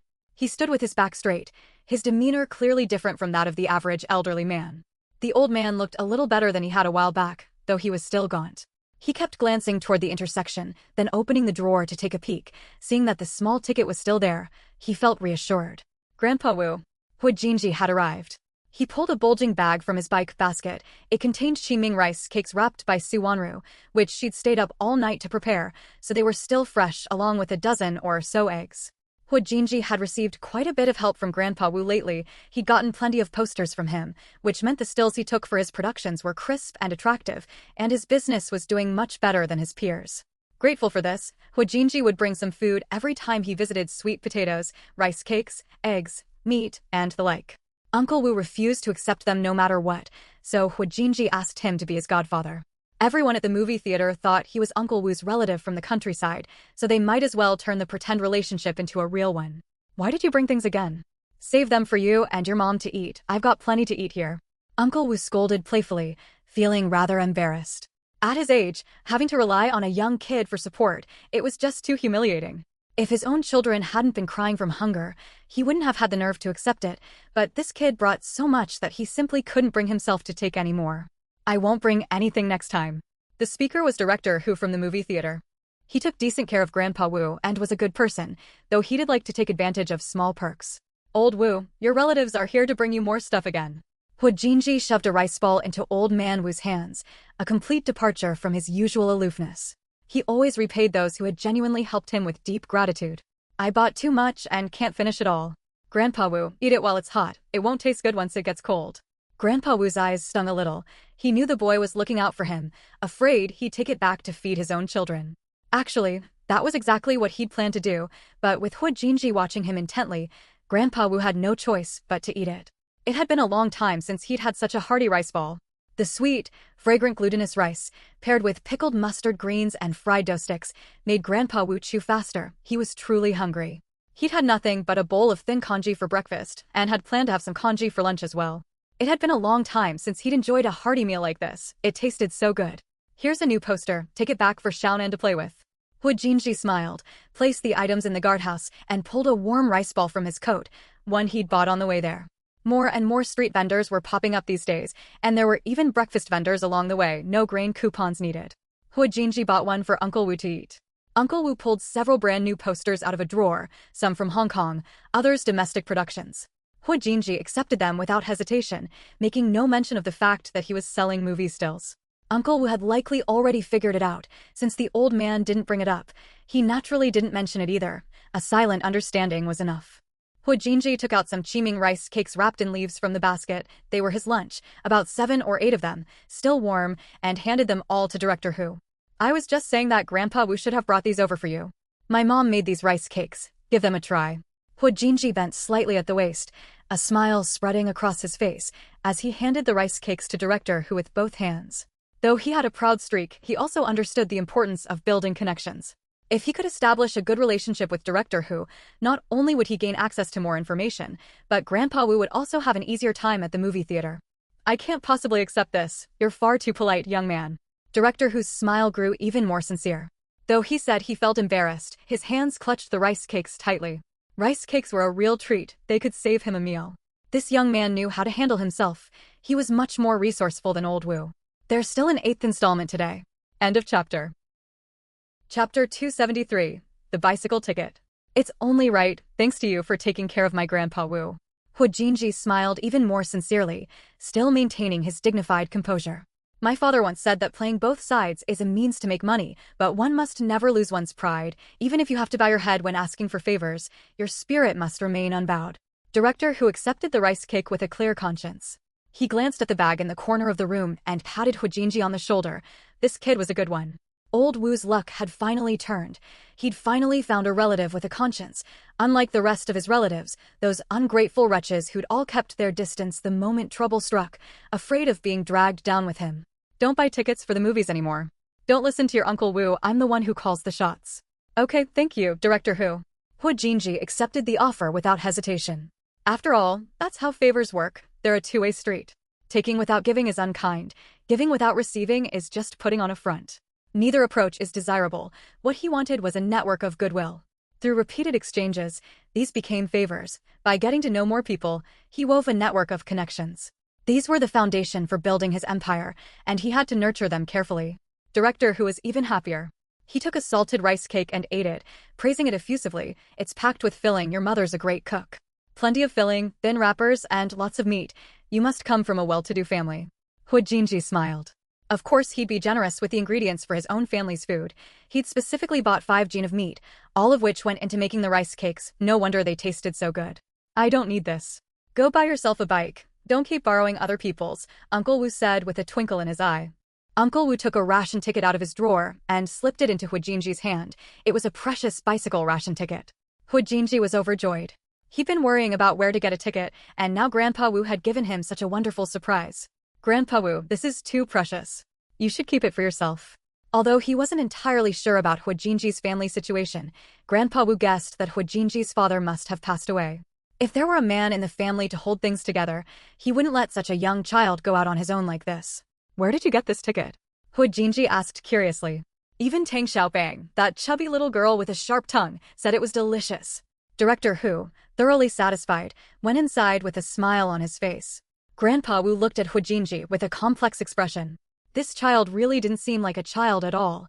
He understood the ways of the world better than most adults. It must have been forced upon him by circumstances. On the black market, a bicycle ticket had already skyrocketed to 100 yuan. They were nearly impossible to come by. If Uncle Wu sold this ticket, it could help improve his family's living conditions. Hu Jinji had originally planned to buy one at a high price on the black market if he couldn't get one any other way. Here, kid. This is for you. This ticket had been given to him by an old comrade in arms who worked at the Armed Forces Department. His comrade was far better off than Uncle Wu and often looked out for him, though Uncle Wu was reluctant to accept charity. He'd specifically requested this bicycle ticket for Hu Jinji. It was allocated by the movie theater. Uncle Wu mumbled, urging Hu Jinji to hurry off and take care of business. He could repay the favor to his comrade later. As soon as Hu Jinji heard this, he knew old man Wu was lying. How could a movie theater possibly distribute a bicycle ticket to a janitor? They'd long since been snapped up by people with connections. He asked abruptly, "It was given to you by your comrade, wasn't it?" Grandpa Wu paused for a moment. This kid was really sharp, nothing could be hidden from him. Since he'd been called out, he admitted, "An old comrade gave it to me. We've been through life and death situations together. One ticket is no big deal." Huajin knew exactly what was going on. He planned to bring over a few chickens and have Grandpa Wu deliver them to that old comrade. He couldn't let Grandpa Wu pay for them out of his own pocket. End of chapter. Chapter 274, Mappa Huang Yingchen. Tang Xiaonan had been keeping a close eye on Huang Fengxian these past few days, but to no avail. She hadn't caught Huang Fengxian and Gu Songtao in the act. However, when she visited her maternal grandfather's house, she did run into Huang Yingchen a few times. She was a simple, honest woman, but her appearance was truly ordinary. One might even say she was ugly. Her features were actually quite delicate, but Huang Yingchen's face was covered in pockmarks all over it, reportedly left over from chickenpox she had as a child. That's why Huang Yingchen has the nickname Pockmarked Lady. It was precisely because of this pockmarked face that she ended up marrying Gu Songtao, whose social background was considered unsavory, and after marrying into his family, she was treated coldly. She's truly a woman with a hard life. Huang Yingchen got along well with both Tang Xiaonan's grandmother and her aunt. She often dropped by for a visit. Though she spoke slowly and deliberately, she worked with great efficiency. Otherwise, she, a woman on her own, wouldn't have been able to support such a large family. Every member of the Gu family, young and old, depended on her alone. Gu Songtao was nothing but a heartless scoundrel. Tang Xiaonan felt great sympathy for Huang Yingchen. This woman was both timid and resilient. She showed no desire to resist her tragic fate, working tirelessly without complaint. No matter how hard or exhausting it was, nothing could break her. Everyone said the matriarch of the Gu family had the heart of a bodhisattva, but Tang Xiaonan felt that this matriarch was actually heartless. If the matriarch truly cared about Huang Yingchen, she would have disciplined her son to go out and work, and she wouldn't have kept her grandson cooped up at home studying without helping Huang Yingchen with even a fraction of the housework. Everyone in Gu village knew that Gu Yunxuan never worked in the fields because the matriarch wouldn't allow it. On several occasions when he went out to work the fields, the matriarch called him back, insisting that he focus solely on his studies. Everyone in Gu village thought the old lady was senile. Because of his landlord background, he couldn't even attend high school, let alone college. No matter how well he studied, it was useless. Even though the authorities had recently issued a directive stating that talent shouldn't be judged by class background, political vetting was still required for college admissions. Last year, a child from a landlord background scored high enough, but was denied admission because he failed the political vetting. Enraged, the boy drank pesticide and died before he could even be taken to the clinic. His parents were heartbroken. So everyone in Gu village thought Gu Yunxuan was wasting his time. They believed he'd be better off facing reality sooner rather than later and learning to farm. Otherwise, he wouldn't even be able to put food on the table in the future. But the old lady was very stubborn. Huang Yingchen lacked a mind of her own, and the others didn't dare say much. They just felt sorry for Gu Yunxuan. Her aunt, Shou Chuan-tao, came running out with a hard-boiled egg and stuffed the still-warm egg into Tang Xiaonuan's pocket. "Eat it when you get hungry." Xiaonuan. "Grandma, Auntie, I'm full." "Thanks, Auntie." Tang Xiaonuan was full after just one rice cake. Today she was having lunch at her grandmother's house. Both her grandmother and aunt had lovely personalities, though they were both feisty types. After all, birds of a feather flock together. Shou Chuan-tao had given birth to 3 sons but no daughters, and she probably wouldn't have any in this lifetime. So she was very fond of the plump, fair-skinned Tang Xiaonan. Especially now that Tang Xiaonan was sweet-tongued and well-behaved, Shou Chuan-tao liked her even more. Even if Tang Xiaonan didn't go to her grandfather's house for lunch, Shou Chuan-tao would have her son, Su Guoqiang, bring her a hard-boiled egg. Tang Xiaonan's words were as sweet as honey. Shichunto gently pinched her cheek. "My girl is so thoughtful," she thought. "It's just a shame my womb wasn't up to the task. I couldn't even have 3 sons." Sigh. She shared the egg with her cousin Su Guoqiang. She ate the white, and Su Guoqiang ate the yolk. Tang Aijuan and Chai Yuxiang were having lunch at school. After they finished eating, they wanted to play with their classmates and didn't feel like coming over to eat. On the way to school, she had to pass by the Gu family's house. From a distance, she saw Gu Yunxuan and Xin Yuzhu standing at the gate, talking. When Xin Yuzhu saw Tang Xiaonan approaching, her eyes flickered and she fell silent. "Brother Gu." Tang Xiaonan called out with a smile, but she didn't address Xin Yuzhu. She was so fed up with this female lead right now that she simply chose not to speak to her. End of chapter.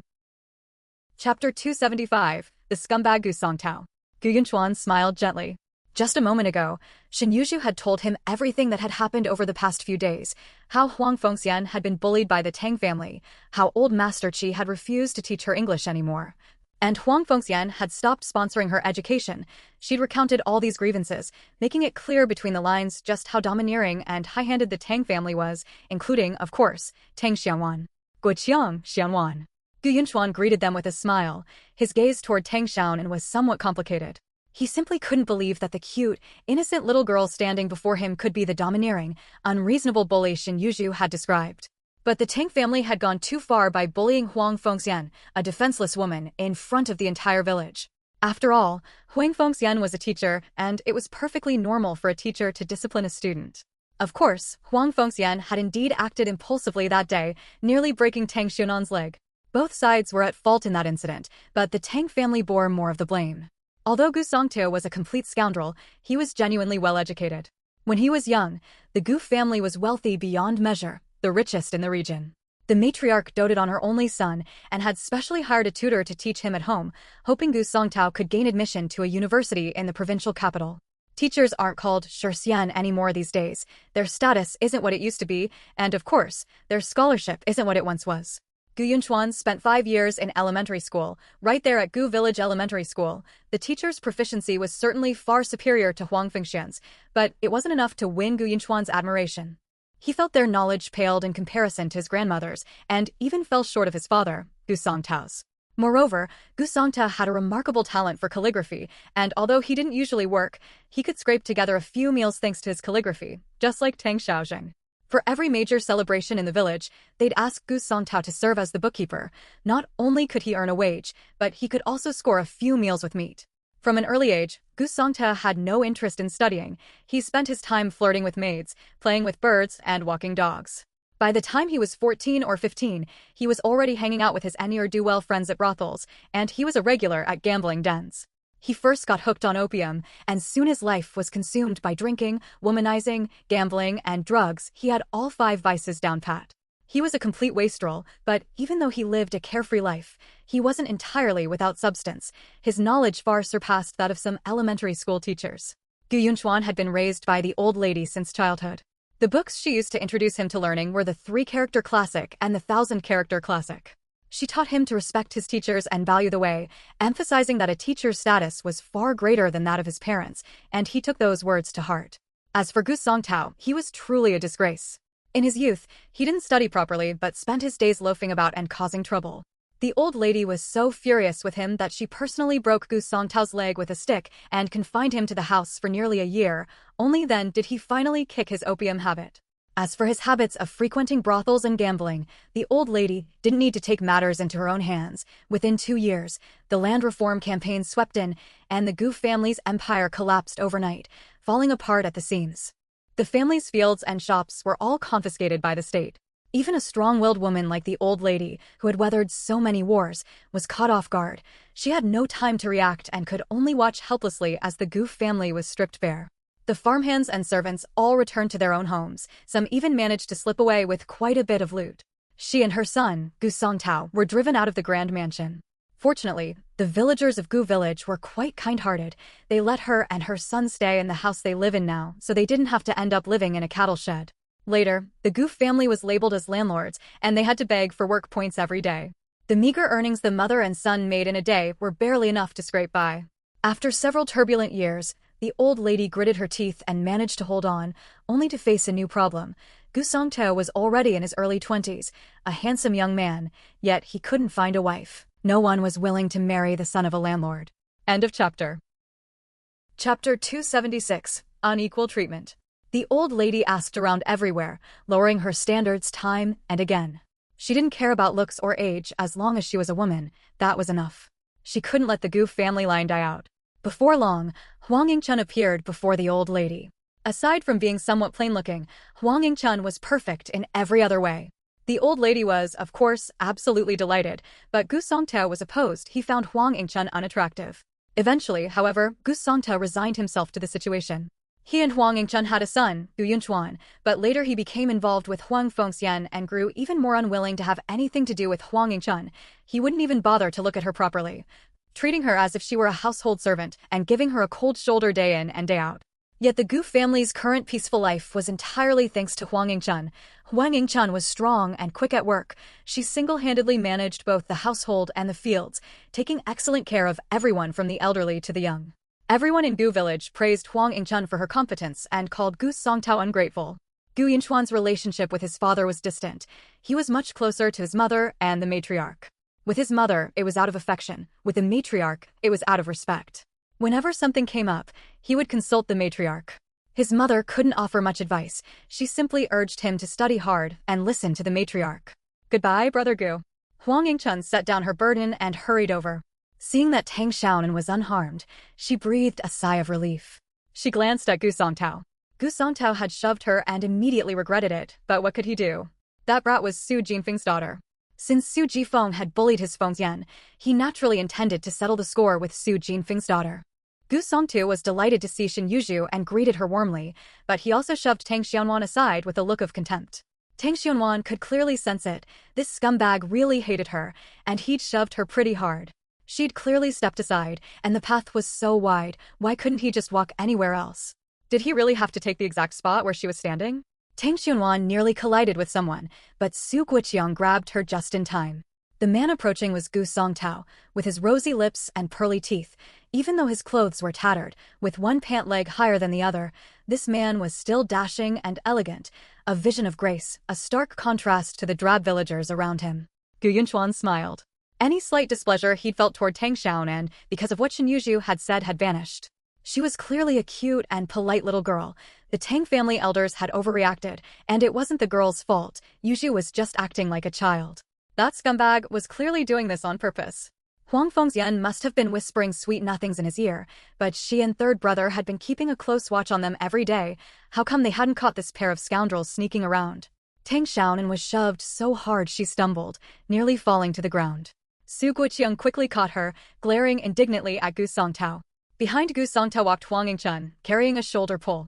The two were 5 or 6 meters apart, acting like strangers. There was not a trace of the intimacy and familiarity one would expect from a married couple.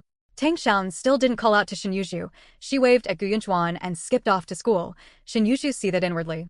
This Tang Xianwan had gotten a big head. She didn't even say hello anymore, and clearly didn't give her the time of day. What an ill-mannered, wild little brat. Why isn't Yuzhu coming inside to sit down? What's she doing standing out here? But Gu Songtao dared only to pull off petty stunts like this. He was classified as a landlord, while Tang Xiaonan was a poor peasant. If things got out of hand, he'd be in for a world of trouble. After Huang Yingchun shot him a glare, Gu Songtao grudgingly went inside, but not before calling out to Shin Yuzhu. Have you eaten yet, Yuzhu? Why don't you stay for dinner? Shin Yuzhu sensed Gu Songtao's completely different attitude and felt secretly pleased. She gave a shy smile, ready to accept the invitation. In truth, she had already eaten, but she wanted to share a meal with Gu Yunchuan even if it meant just sitting across from him for a while. She'd be happy. But we don't have anything special to eat here, so we won't be serving you. Yunchuan, go help me tend the fire, Huang Yingchun said indifferently. End of chapter. Chapter 277, Protecting My Mother. The smug look on Shin Yuzhu's face vanished instantly. She was so embarrassed she wanted to crawl into a hole. She gave an awkward smile and said, I've already eaten. Huang Yingchun looked impassive, not even glancing at Shin Yuzhu, but she gave Tang Xianwan a faint smile and asked gently, Have you eaten yet, Xianwan? I ate at Grandpa's house, Tang Xianwan replied obediently, though her mind was filled with questions. Huang Yingchuan's attitude toward Shin Yuzhu was quite strange. Both her grandmother and aunt had a very good impression of Huang Yingchun, praising her for being kind-hearted, efficient at work, and a good homemaker. Moreover, Huang Yingchun and Huang Fengxian were first cousins, within the 5 degrees of kinship, so Shin Yuzhu was supposed to address her as aunt. But Huang Yingchun seemed to really dislike Shin Yuzhu, disregarding even the most basic courtesy. This didn't fit Huang Yingchuan's kind and down-to-earth personality. Tang Xiaonan didn't wonder about it for long. The reason wasn't hard to guess. It had to be because of Huang Fengxian. Everyone in Gu village knew that Huang Fengxian and Gu Songtao were having an affair. There was no way Huang Yingchun didn't know. With her husband involved with her cousin, she must have been furious. It would be a miracle if she were to treat Shin Yuzhu with any kindness. I'm heading back to school. Shin Yuzhu looked a bit glum. The sense of superiority she'd just felt over Gu Songtao had been completely shattered by Huang Yingchun. She didn't want to stay another minute, so she hurried back to school. Aunt Yingchun, I'm off to school, too. Tang Xiaonan called out. When he was a child, Gu Songtao used to beat Huang Yingchun, and he hadn't been able to protect his mother. But now that he'd grown up, he could stand up for her. Go on, be careful on your way. You two are teaming up against me, aren't you? Fine. You've really made something of yourselves. Besides, given his status, having multiple wives and concubines used to be perfectly normal. This ugly hag wasn't even fit to be his cleaning maid. If it weren't for these damn times, would he have married such an ugly woman? This woman is ugly, stupid, and petty. She shouldn't even bother to take a good look at herself. With her ugly face, how could she possibly compare to Feng Tian? Although she was only as tall as Gu Songtao's shoulder, Gu Yunchuan's imposing presence made Gu Songtao cower. His raised hand froze midair, and for a long while he didn't dare bring it down. Just the sight of that ugly hag made him lose his appetite, let alone sharing a room with her. The more Gu Songtao thought about it, the angrier he got. He glared viciously at Huang Yingchun and raised his hand. Today, he was determined to teach that ugly hag a lesson. She wasn't giving him, Gu, any face at all. She must be asking for a beating. Father, why are you taking your anger out on a child? You've been living off the family for decades. Gu Songtao was seething with rage. He'd seen Shin Yuju's hurt and disappointment just now, and he was furious with Huang Yingchun. Gu Yunchuan's expression darkened as he stepped in front of Huang Yingchun, gazing sternly at Gu Songtao. Huang Yingchun waved her hand with a smile. Only after Tang Xiaonan and Su Guiqiang had walked far enough away did she go inside to prepare lunch, without so much as a glance at Gu Songtao, whose face remained dark. The couple had long since become more like strangers than spouses. They exchanged fewer than 10 words a year, and even a single glance felt like too much. Gu Songtao cursed under his breath, his expression fierce, but he remained relatively polite toward his son. In the end, his hand didn't come down. Gu Yunchuan said in a deep voice, "If you have extra energy, father, go earn work points, don't waste it at home. Is it any of your business what I do? Don't think I'm afraid to beat you. If you meddle in my affairs again, I'll beat you too." Gu Songtao was furious, his face growing even more ferocious. His son's contempt had left him humiliated, and living off his wife filled him with both shame and anger. But he simply refused to work. He decided to throw caution to the wind and sink to the lowest depths, and his temper had grown even more volatile than before. "Come up here." The old lady's hoarse voice rang out from the second floor. Gu Songtao's rage instantly subsided, and he grudgingly went upstairs. End of chapter. Chapter 278. A son is a mother's destiny. As soon as Gu Songtao came upstairs, Huang Yingchun breathed a sigh of relief. Seeing her son standing before her, taller even than she was, her heart swelled with warmth. No matter how bitter, exhausting, or difficult life became, she could persevere, because she had the best son in the world. She would even give her life for her son. This little bit of hardship was nothing at all. "Why don't you go read? You don't need to tend the fire," Huang Yingchun said gently. Gu Yunchuan walked over to the stove and said with a smile, "I've been reading for a while, and my eyes are a little tired." "Then eat your meal and go for a walk outside. Don't strain your eyes. I'll steam some egg custard for you." Huang Yingchun pulled open the drawer of the cupboard, but paused in surprise. She had clearly counted 6 eggs yesterday morning, yet now there were only 4 left. Where had the other 2 gone? She quickly grew angry. It had to be Gu Songtao who took them, and she knew exactly what he'd used them for. He must have given them to Huang Fengxian to eat. "Yunchuan, you tend the fire. I'm going upstairs to talk to your grandmother about something." Huang Yingchun rinsed the rice, beat an egg, added the seasonings, placed the mixture in a bamboo steamer, and set it to steam before calmly heading upstairs. Gu Yunchuan, oblivious to his mother's anger, continued tending the fire methodically. Upstairs, Gu Songtao stood meekly before the old lady, who sat upright and stern, saying nothing and leaving Gu Songtao standing there on his own. Her son was Huang Yingchuan's Achilles heel. She didn't care if her husband left her for another woman. She could live with that, but letting anyone take her son's egg was absolutely out of the question. Her son studied so hard every day, and since she couldn't afford to buy him meat, she could only steam a bowl of egg custard for him each day to supplement his nutrition. Anyone who dared to steal her son's eggs would have her to deal with. "You crazy hag. So what if I ate 2 of your eggs? If you keep acting like this, I'll beat you to death." Gu Songtao was furious and humiliated. After all, he was the head of the household, and now he wasn't even allowed to eat eggs. This ugly woman had gone too far. Smack. "Yesterday morning? I know you two were fooling around together again yesterday. Gu Songtao, are you even human? Those eggs were meant to nourish Yunchuan. It's bad enough that you don't care about your son, but to steal his eggs for your mistress, do you have any conscience left?" The old lady suddenly stood up and slapped him hard across the face. "If you dare eat another egg, there'll be 1 more spirit tablet for you in this house." Though the old lady's voice wasn't loud, it carried a chilling intensity that sent a shiver down Gu Songtao's spine. He trembled violently, breaking out in a cold sweat, and dared not meet her gaze. Gu Songtao's eyes flickered, and he vehemently denied it. No, why would I take your eggs? Huang Yingchun hurried up the stairs, walked straight up to Gu Songtao and demanded, "You boiled 2 eggs, didn't you?" Ever since he was a child, he had been afraid of his mother, not out of reverence, but out of sheer fear. Although the old lady treated him very well, providing him with the finest food, clothing, and daily necessities, it was merely material. Gu Songtao felt that his greatest value to the Gu family was to carry on the family line. Before Gu Yunchuan was born, the old lady had still shown him some kindness, but the moment his son was born, she wouldn't even look at him. Gu Songtao was absolutely convinced that the old lady was capable of taking such a ruthless step, turning him into a spirit tablet in the ancestral hall.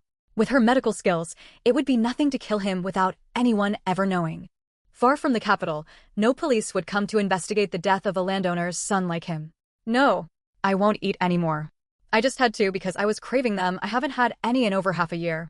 A cold sweat broke out on Gu Songtao's back, his body trembled, and he bowed his head even lower. End of chapter. Chapter 279, Deep Mother-Son Bond. A flash of contempt crossed the old lady's eyes as she sneered, "If you want eggs, go earn your own work points. Don't eat my grandsons, this is the last time." Got it. Gu Songtao seethed inwardly but dared not show it. He was truly afraid of the old lady. He still remembered the hideous expression on the old lady's face when she had personally broken both his legs all those years ago. That was definitely not the look a mother gives her son, yet he was, after all, the old lady's own flesh and blood, the young master of the Gu family. Huang Yingchun shot him a disdainful glare and went downstairs on her own. In fact, if the old lady really did turn Gu Songtao into a memorial tablet, that would be for the best. She'd rather be a widow than have to see this man every day, let alone hear the villagers gossiping about his affair with her cousin. Every time she heard it, it only made her more upset.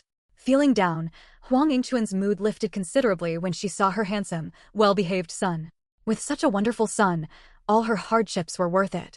As for that bastard Gu Songtao, she might as well think of him as a stud boar she'd used to conceive. Without his seed, she certainly wouldn't have been able to give birth to such a handsome son with her looks alone. Finish the book? I've saved up some more money. We'll go into town to buy some books next time. Huang Yingchun chatted with her son while stir-frying vegetables. The atmosphere was warm and cozy. The medicinal herbs she dug up last time sold for 8.58 yuan, enough to buy a few books. Not just yet, I haven't finished the books I bought last time. Gu Yunchuan shook his head and added some dry firewood to the stove. Huang Yingchun, however, grew anxious. Mom can earn money, don't worry about not having enough to buy books. In a few days, I'll be able to sell more medicinal herbs again. This time, Mom got lucky and dug up a root of astragalus that's over 10 years old. It'll fetch a good price. Just go ahead and buy whatever you want. Usually, the books her son brought home were finished in a month at most, sometimes even in just half a month, but this time it had been over a month. There was no way he hadn't finished it yet. I don't need it. I work all day. It's time to eat. Turn down the fire. Gu Yunchuan looked with a pang of sympathy at the patched-up clothes Huang Yingchun was wearing. His mother did the most work around the house, yet she had the worst clothes and food. He desperately hoped he could grow up quickly, get into college, and lighten his mother's burden. Of course I do. I bought these used books at the scrapyard. New books cost over 10 yuan, but used ones are only 2 yuan. From now on, I'll only buy used books. It'll save a lot of money. Mom, please don't go out digging for medicinal herbs every day, Gu Yunchuan urged. What kind of books are so cheap? Are they even worth reading? Huang Yingchun finished stir-frying the vegetables, then lifted the lid of the pot. Steam billowed out. A bowl of egg custard, a serving of stir-fried greens, and a bowl of steamed pickled mustard greens, seasoned with a pinch of coarse salt and white sugar, and a few drops of lard. The rice was sweet potato rice, but Huang Yingchun served her son plain white rice without a single piece of sweet potato, while her own bowl was filled entirely with sweet potato. Mom, why don't you go call Grandma? I'll set the table. It's still wearable, no need to make new clothes. You should make something for yourself. Huang Yingchun felt relieved and said with a smile, then I'll cut a piece of fabric to make you some clothes. Last year's shirt and pants are both too short now. I went to town again the other day and bought over a dozen books for 2 yuan. That'll keep me reading for a long time. Gu Yunchuan sent Huang Yingchun away, quickly scooped half the rice from his bowl into hers, placed the sweet potatoes on top, and then arranged the dishes one by one. It was like this almost every meal, but Gu Yunchuan didn't know that Huang Yingchun didn't eat that rice, leaving it for Gu Yunchuan to eat as his breakfast the next day. Whether it was congee with pickles or fried rice with eggs, Huang Yingchun did her utmost to ensure her son got proper nutrition and ate his fill. I've finished writing 8,000 words today. If I advance to the next round tomorrow, I'll keep posting 8 updates. Hey, guys, I'm asking for votes again. Huang Yingchun is based on one of my elders, and Gu Songtao is also based on one of my elders, though I've exaggerated their characters a bit. My elders weren't as despicable as Gu Songtao in real life. Huang Yingchun also married the handsome son of a landowner because of her pockmarked face, and she toiled like a beast of burden her whole life. It wasn't until she grew old and her children had made something of themselves that she finally enjoyed some comfort. I really feel that women of the older generation were exceptionally hardworking and uncomplaining. No matter how hard life was, they never complained of fatigue and didn't know how to ask for anything, they just worked and worked. Although they didn't have much education, they raised their children very well. End of this chapter. Chapter 280, A New Bicycle. Time flew by. Qiming Festival had passed, and the wild greens growing along the field ridges and on the hillsides were becoming increasingly lush. Tang Xunwan had already eaten several meals of shepherd's purse dumplings. As for mugwort, which would become particularly popular in later generations, hardly anyone ate it back then. Melon leaves taste good only when paired with meat and plenty of oil, otherwise they're astringent and bitter, quite unpalatable. Nowadays, it's basically used as pig feed. Even shepherd's purse wasn't widely eaten. Those weren't times of famine. Every household could barely scrape by with enough to eat. They didn't lack vegetables. What they lacked was fat, oil, and meat. No one really cared about wild vegetables. But back then, huxiao bamboo shoots, as thick as a finger and incredibly delicious, were all over the mountains. You could fill a basket just by picking them at random. Every year, the town's purchasing station would come to buy dried bamboo shoots, which was a great opportunity for villagers to earn some extra money. Moreover, with spring plowing mostly finished, the entire village, men, women, and children alike, would head to the mountains to harvest bamboo shoots. These slender huxiao shoots, weighing 10 to 20 jin each, now is the perfect time. After blanching the tiger roar bamboo shoots, stir-fry them with snow cabbage, they're even more delicious than meat. When dried, they're excellent in stews with pork or duck. Old duck and bamboo shoot soup is truly a masterpiece. The bamboo shoots taste far better than the duck meat. Braised hairy bamboo shoots with salted pork is another specialty of Yueching, so delicious it'll make your tongue fall off. The Tang family has plenty of salted pork, so Su Jifeng asks them to braise a big pot every few days. Tang Xiaonan just drinks the broth. She doesn't eat the meat or the bamboo shoots. It's so delicious. Not even for dragon meat. So during those 2 years, the village chief led the village officials in personally supervising the process, checking every household one by one. During the purchase, they also had to conduct random spot checks. If anything substandard was found, labor points would be deducted, and the offender would be shunned by the entire village. As a result, the quality improved significantly. No one dared to risk the village's collective disapproval. After the tea harvest came the spring bamboo shoots, which could bring in a few dozen yuan. In the summer, they cut mozo bamboo, truly backbreaking work, but it paid well. Many women would accompany the men into the mountains to haul bamboo. Tang Laifu and Su Jifeng spent every year in the mountains. The couple was strong, so they earned a lot of money. After that, there weren't many other opportunities unless, like Huang Yingchun, one dug for medicinal herbs in the mountains. But that was a skilled trade that few understood. Tang Baishan knew a little about it. He usually harvested them for his own use, but he earned even more by treating others. Tang Baishan was very shrewd with his finances. Mopen Mountain offers several opportunities each year to earn extra money. Spring tea, specifically pre-rain and pre-Qingming teas, is the most prized, commanding high purchase prices. Tea picked after the Qiming festival can also be sold for money. If you work hard, you can earn up to 100 yuan. Buluo works extremely hard. In just a few short days, he's worn out to the bone. Any bamboo shoots they couldn't eat were used to make dried bamboo shoots. After peeling and slicing them, they were boiled with salt and then sun-dried, enough to last a whole year. For Buluo, making dried bamboo shoots was a matter of integrity, but some people mix in shoots from mature bamboo to pass off inferior quality as the real thing. This causes the grade of the entire village's dried bamboo shoots to drop, naturally reducing their income, yet no one can pinpoint which unscrupulous person is responsible. During that time, Mopen Mountain was peaceful and quiet, with villagers rising at sunrise and resting at sunset, repeating the same routine day after day. But when Wajinji suddenly rode back on a brand new bicycle, it shattered the tranquility of that small mountain village. The entire village was abuzz, and everyone rushed over to the Hua family's house to see the commotion. The brand new, permanent bicycle was parked right outside the Hua family's gate, gleaming so brightly that the villagers' eyes lit up. They were even more excited than people in later generations would be at the sight of a Mercedes or a BMW. How much did that bike cost? About 200 yuan, right? Someone asked. Huang Shilin was among the crowd, green with envy. He'd been racking his brain over where to get a sewing machine voucher, and seeing Hua Jinji's new bike only deepened his regret. If he'd known that bastard had that kind of clout, he wouldn't have stolen the other guy's land. Sigh. No need, it was 150 yuan. I bought it at the department store in the county seat, Jinji replied. We've leveled up. Thanks to all my dear readers' tremendous support. Since we've leveled up this time, there won't be 8 updates tomorrow. Let's work hard to make it to the 3rd round of the Eastern Region competition. Old Yang is back begging for support again. Please help in every way you can. I'm begging for votes, daily check-ins, bookmarks, and 5-star reviews. End of chapter. Chapter 281, Relatives in the City. You need a ticket to shop at the department store, right? Where did you get yours? I heard those tickets cost several dozen yuan. Someone voiced what everyone was thinking. Even 150 yuan was no small sum. Among the 100 or so households in Mopin Mountain, very few could come up with 100 yuan, except for the Tang Baishan family. Tang Laifu slaughtered pigs for a living, and Tang Laigui worked for the government, so they could certainly afford 100 yuan, but the rest of the families couldn't earn that much in a whole year. Jinji had thought through his explanation long ago. This spike was likely to attract a lot of envious glances, so he had to answer carefully. But every cloud has a silver lining. The bike could also bring him some benefits. The ticket was given to me by a relative in the city. He had an extra bicycle ticket he didn't need, so he gave it to me. The money came from that relative, too. The villagers exchanged surprised glances. Did the Hu family actually have a wealthy relative in the city? Why haven't we seen your relative come here? Jinji replied calmly. He used to work out of town, but was just transferred to Weching this year. We've only just gotten in touch. No wonder you've been going into town so often lately, so you've been visiting relatives. What does your relative do? His family must be pretty wealthy, right? A nosy villager asked.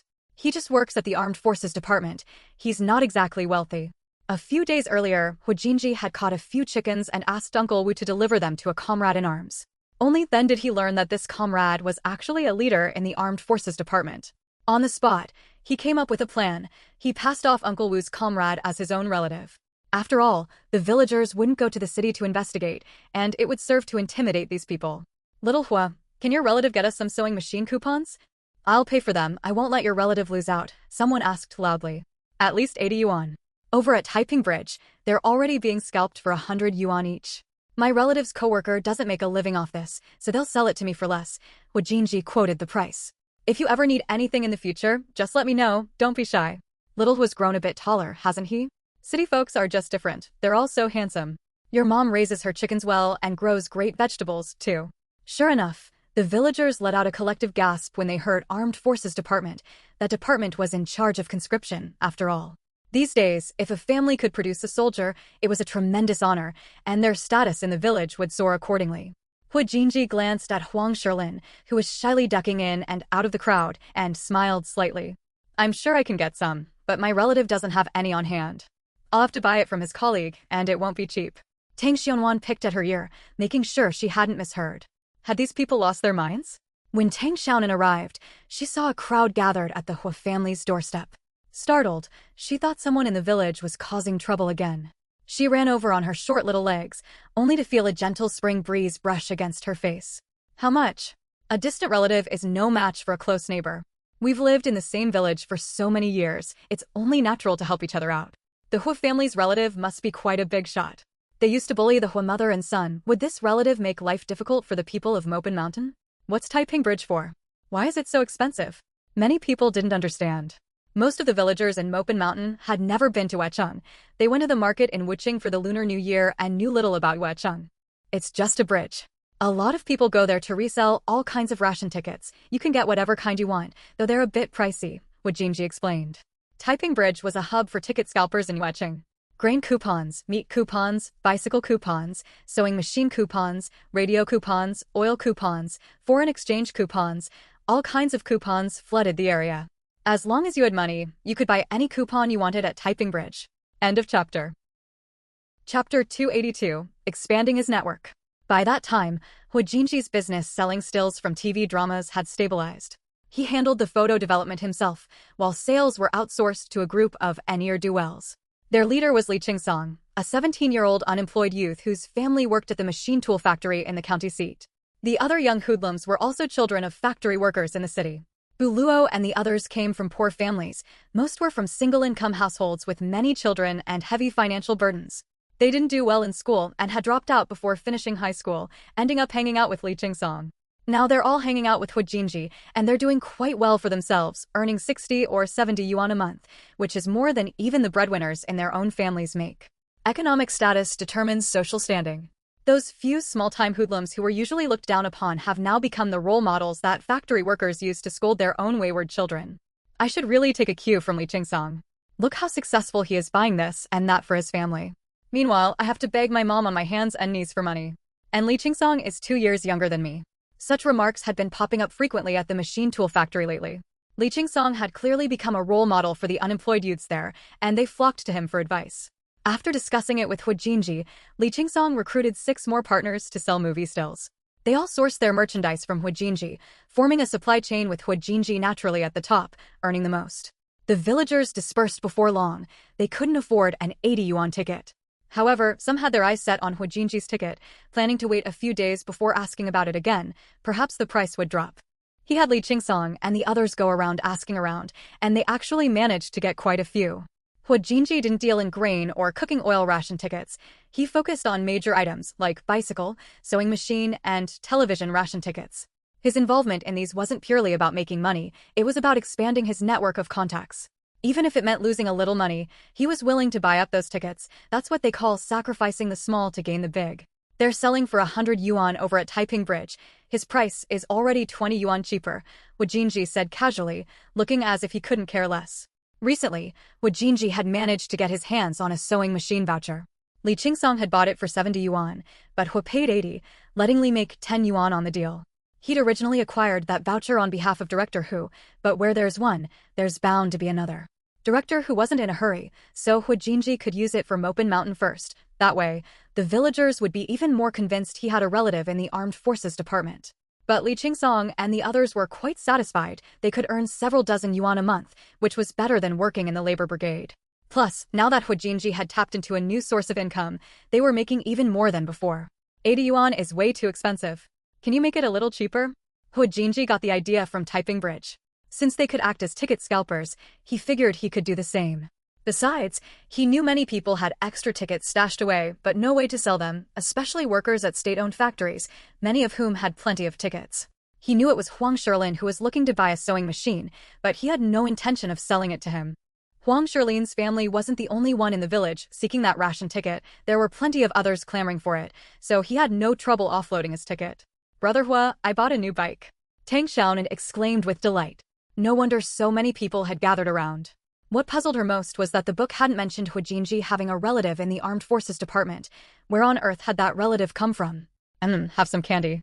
Hwajinji unwrapped a big red rabbit candy and stuffed it into Tang Xiaonan's mouth, while he ate the glutinous rice paper wrapper himself. He liked the wrapper but didn't care for the candy, so it worked out perfectly to split the treat with Tang Xiaopeng. End of chapter. Chapter 283, Growing Lonely. The milky flavor spread through her mouth, rich and aromatic. Perhaps because of the current shortage of supplies, Tang Xiao had never found big white rabbit candies this delicious before. Hwajinji, no one knew where he got them, always kept a few stashed in his pocket, and every time he saw her, he'd offer her one. Brother Hua, here, have one. Tang Xianwan pulled a golden yellow malt ball out of her snack bag, one fried by Su Jifeng. During the Qingming festival, besides Qingming rice cakes, malt balls were another traditional treat, and families who could afford it would fry some. The ingredients for malt balls are simple, and the process is straightforward, but getting the heat just right is a bit tricky. Glutinous rice flour is mixed with water to form a dough, which is then shaped into a bowl-like form. Add some brown sugar as filling, white sugar works too, then roll it into a ball, coat it in sesame seeds, and fry it in oil until it becomes a golden, fragrant sesame dumpling. Su Jifeng fried quite a few. She took some back to her parents' house and gave some to her in-laws as well. These days, her relationship with Zhang Manhwa is much more harmonious, though of course, it hasn't reached the point of being as close as mother and daughter. That's absolutely impossible. After all, Su Jifeng argues with her own mother every other day. However, now that Su Jifeng cooks delicious meals, she doesn't need Tang Xianwan to remind her. She takes the initiative to bring some over on her own. Zhang Manwen naturally returns the favor, and back and forth, the mother-in-law and daughter-in-law have grown much closer. Plus, with Tang Lifeng acting as a mediator, the minor conflicts that used to cause a rift between them are now nipped in the bud by Tang Lifeng the moment they arise. There were still some sesame balls left. Su Jifeng put them in a basket and hung it from the ceiling beam, giving Tang Xiaonan one every day as a snack. Tang Xiaonan rarely ate them herself, usually sharing them with Chai Yuxiang and Tang Ijuan half for each. Today, however, she saved this one for Hu Jinji. It had been several days since she'd tried to curry favor with the big boss. Hu Jinji glanced at the glutinous rice balls. They were the kind of glutinous rice treats he loved. He wasn't fond of wheat-based pastries, but he had absolutely no resistance to glutinous rice treats like tangyuan, qiming rice cakes, New Year's rice cakes, and zongzi. Hu Jinji could eat these glutinous rice treats for every meal of the day without ever getting tired of them, and they never gave him heartburn or an upset stomach. On the contrary, eating too many wheat-based foods would make his stomach feel uncomfortable. You eat it. Hu Jinji shoved the glutinous rice ball back toward Tang Xianwan. The chubby little girl surely only had enough for one herself. He couldn't eat a child snack. When he had time, he'd go to other villages to buy some glutinous rice flour and oil so Suwanru could fry some glutinous rice balls too. Hu Jinji found it amusing and consoled her, "Eat more, and you'll grow taller." She used to reach at least up to Hu Jinji's neck, but now she only came up to his shoulder. Had she been eating pig feet or something?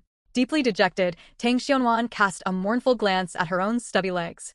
Third brother had grown taller, her cousin had grown taller, and Hu Jinji had grown taller, but she hadn't grown at all. Where was justice in this world? She was afraid she'd just get whiter. Tang Xiaonan pouted, shook her head in despair, and said, "No, I won't eat it." Tang Xiaonan stood next to Hu Jinji and compared their heights, only to feel even more dejected. Had he grown taller again? Tang Xiaonan shook her head vigorously. It wasn't that she didn't like it was that her teeth weren't up to the task. The glutinous rice pastries were too sticky, and besides, she preferred big white rabbit candies. Holding the glutinous rice ball, she stood on her tiptoes to stuff it into Hu Jinji's mouth, but her arm grew sore before she could even reach his chin. "If you don't eat, you won't grow any taller. You'll be as short as a bean sprout, and a yellow one at that," Hu Jinji teased. Lately, Tang Xiaoping had slimmed down quite a bit. Her face wasn't as round as before, even her 3 chubby chins had shrunk to just 2, and her cheeks didn't feel as soft to the touch as they used to. Hu Jinji asked Tang Ijuan and learned that the chubby girl had lost her appetite and was eating only a little at each meal. The Tang family was worried sick about it. Tang Xiaonan glared indignantly, shoved the glutinous rice ball into Hu Jinji's hand, and stormed off to find old Master Qi. Don't think she doesn't have a temper just because she's young. Humph. End of chapter. Chapter 284, Dark Fairy Tale. Hu Jinji shrugged, paying no mind to Tang Xiaonan's anger, and went in the darkroom to develop the stills. With sales on the rise, he had to develop stills every day, but his technique was now so polished that it didn't take much time. Tang Xiaonan handed in her homework to old Master Qi and recited a beautiful English poem. The old master corrected a few pronunciation mistakes and taught her some Russian words. Since Tang Xiaonan already had a foundation in languages, she picked them up with ease, so old Master Qi gradually increased the workload. At this rate, Tang Xiaonan would be able to converse fluently in English in less than 2 years.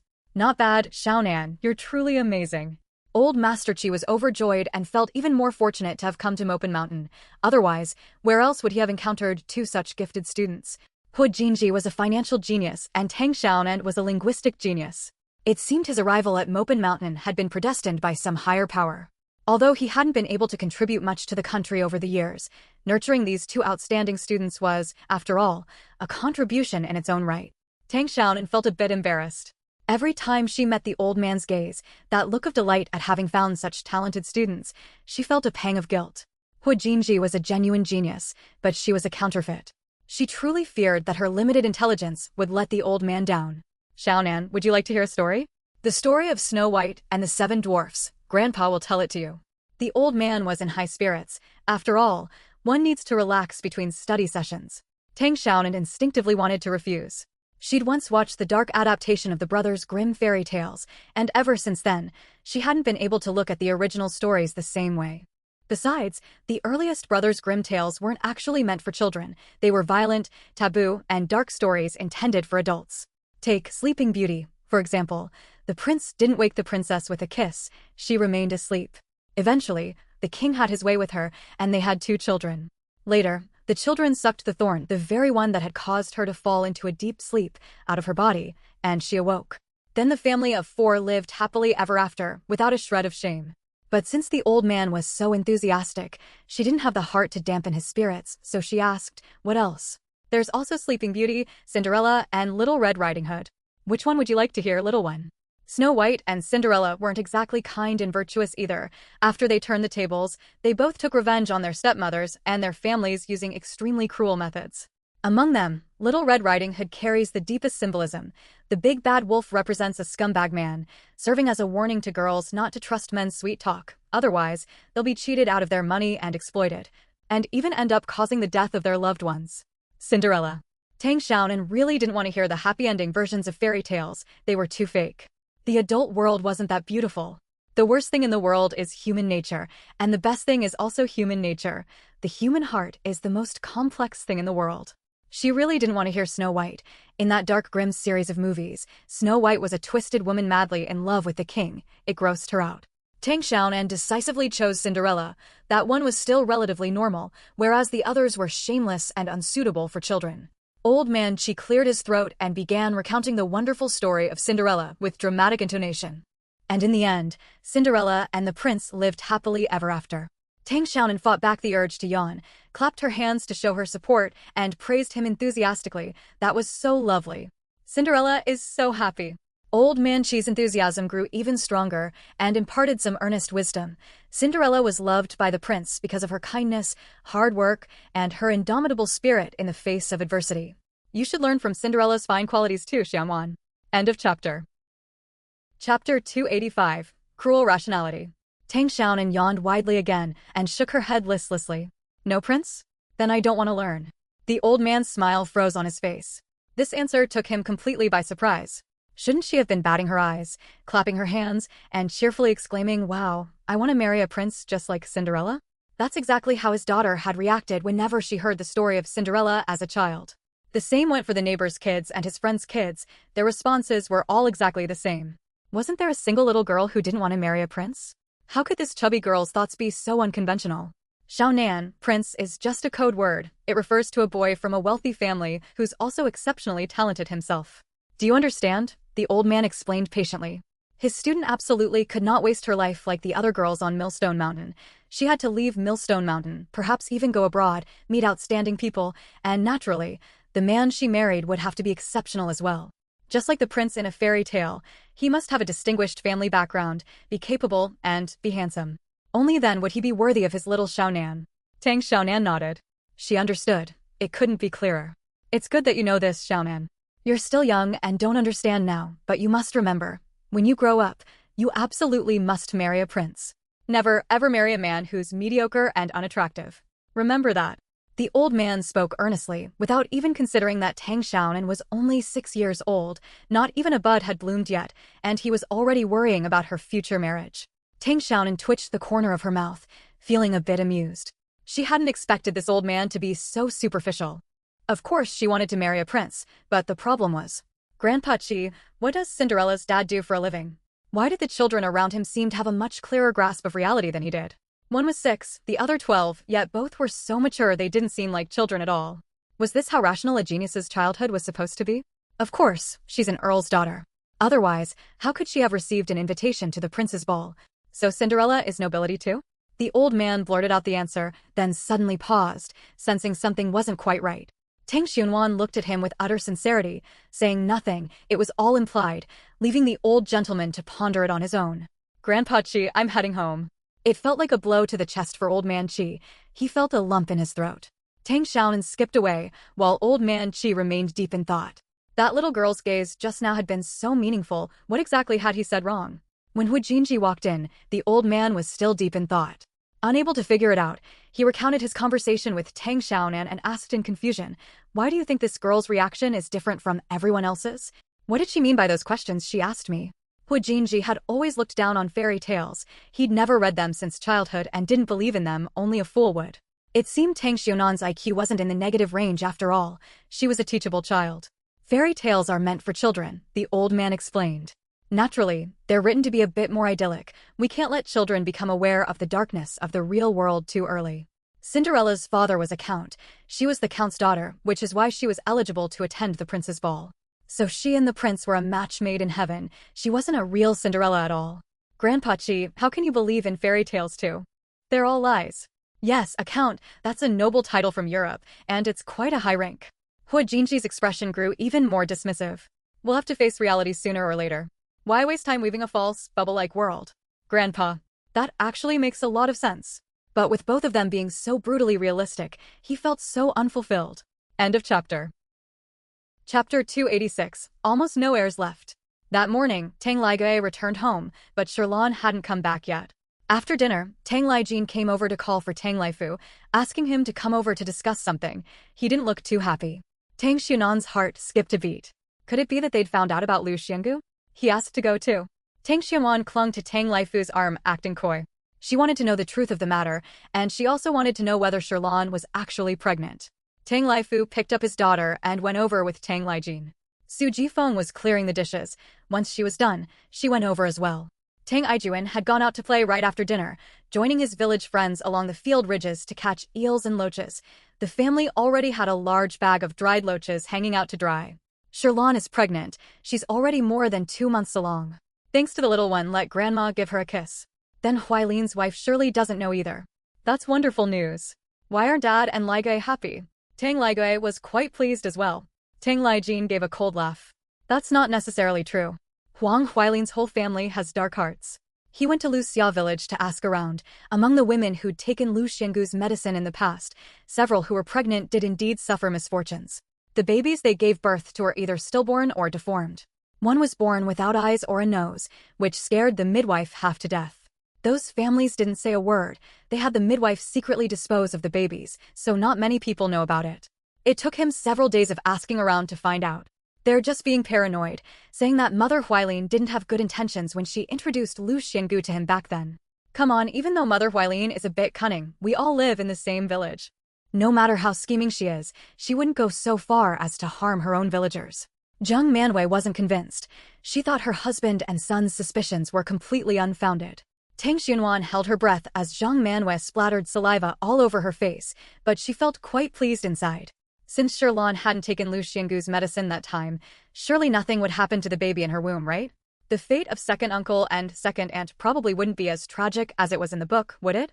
Zheng Manwei, beaming with joy, picked up Tang Xianwan and planted several kisses on her face. After waiting for more than a decade, she'd finally seen her second son have a child. Whether it was a grandson or a granddaughter didn't matter, at least there would be someone to take care of him in his old age. After all, a nephew can never be as reliable as a biological child. The atmosphere in the Tang household felt a bit strange. While Zhang Manuel's face was radiant with joy, Tang Baishan and Tang Ligui, father and son, looked somber and deep in thought. As soon as Tang Lifu walked in, he asked, "Did you go to the county seat? How did it go?" It wasn't that Zheng Manwei was particularly close to Huailin's mother. She just felt that a fellow villager shouldn't do such an unscrupulous thing, especially one that harmed her daughter-in-law and grandson. What good would it do to blame Huailin's mother? Huailin's wife was the kind of person who liked to take advantage of small opportunities. She never did anything that was thankless, and she certainly wouldn't do anything that harmed others without benefiting herself. He didn't quite finish his story. Although those few households haven't said a word, you can't keep a secret forever. Word has already gotten out. Otherwise, he wouldn't have found out. Over the past 2 years, Lu Xiangu's business has dropped significantly. The people coming to ask for medicine are all from other villages. The people of Liuxia village no longer trust her.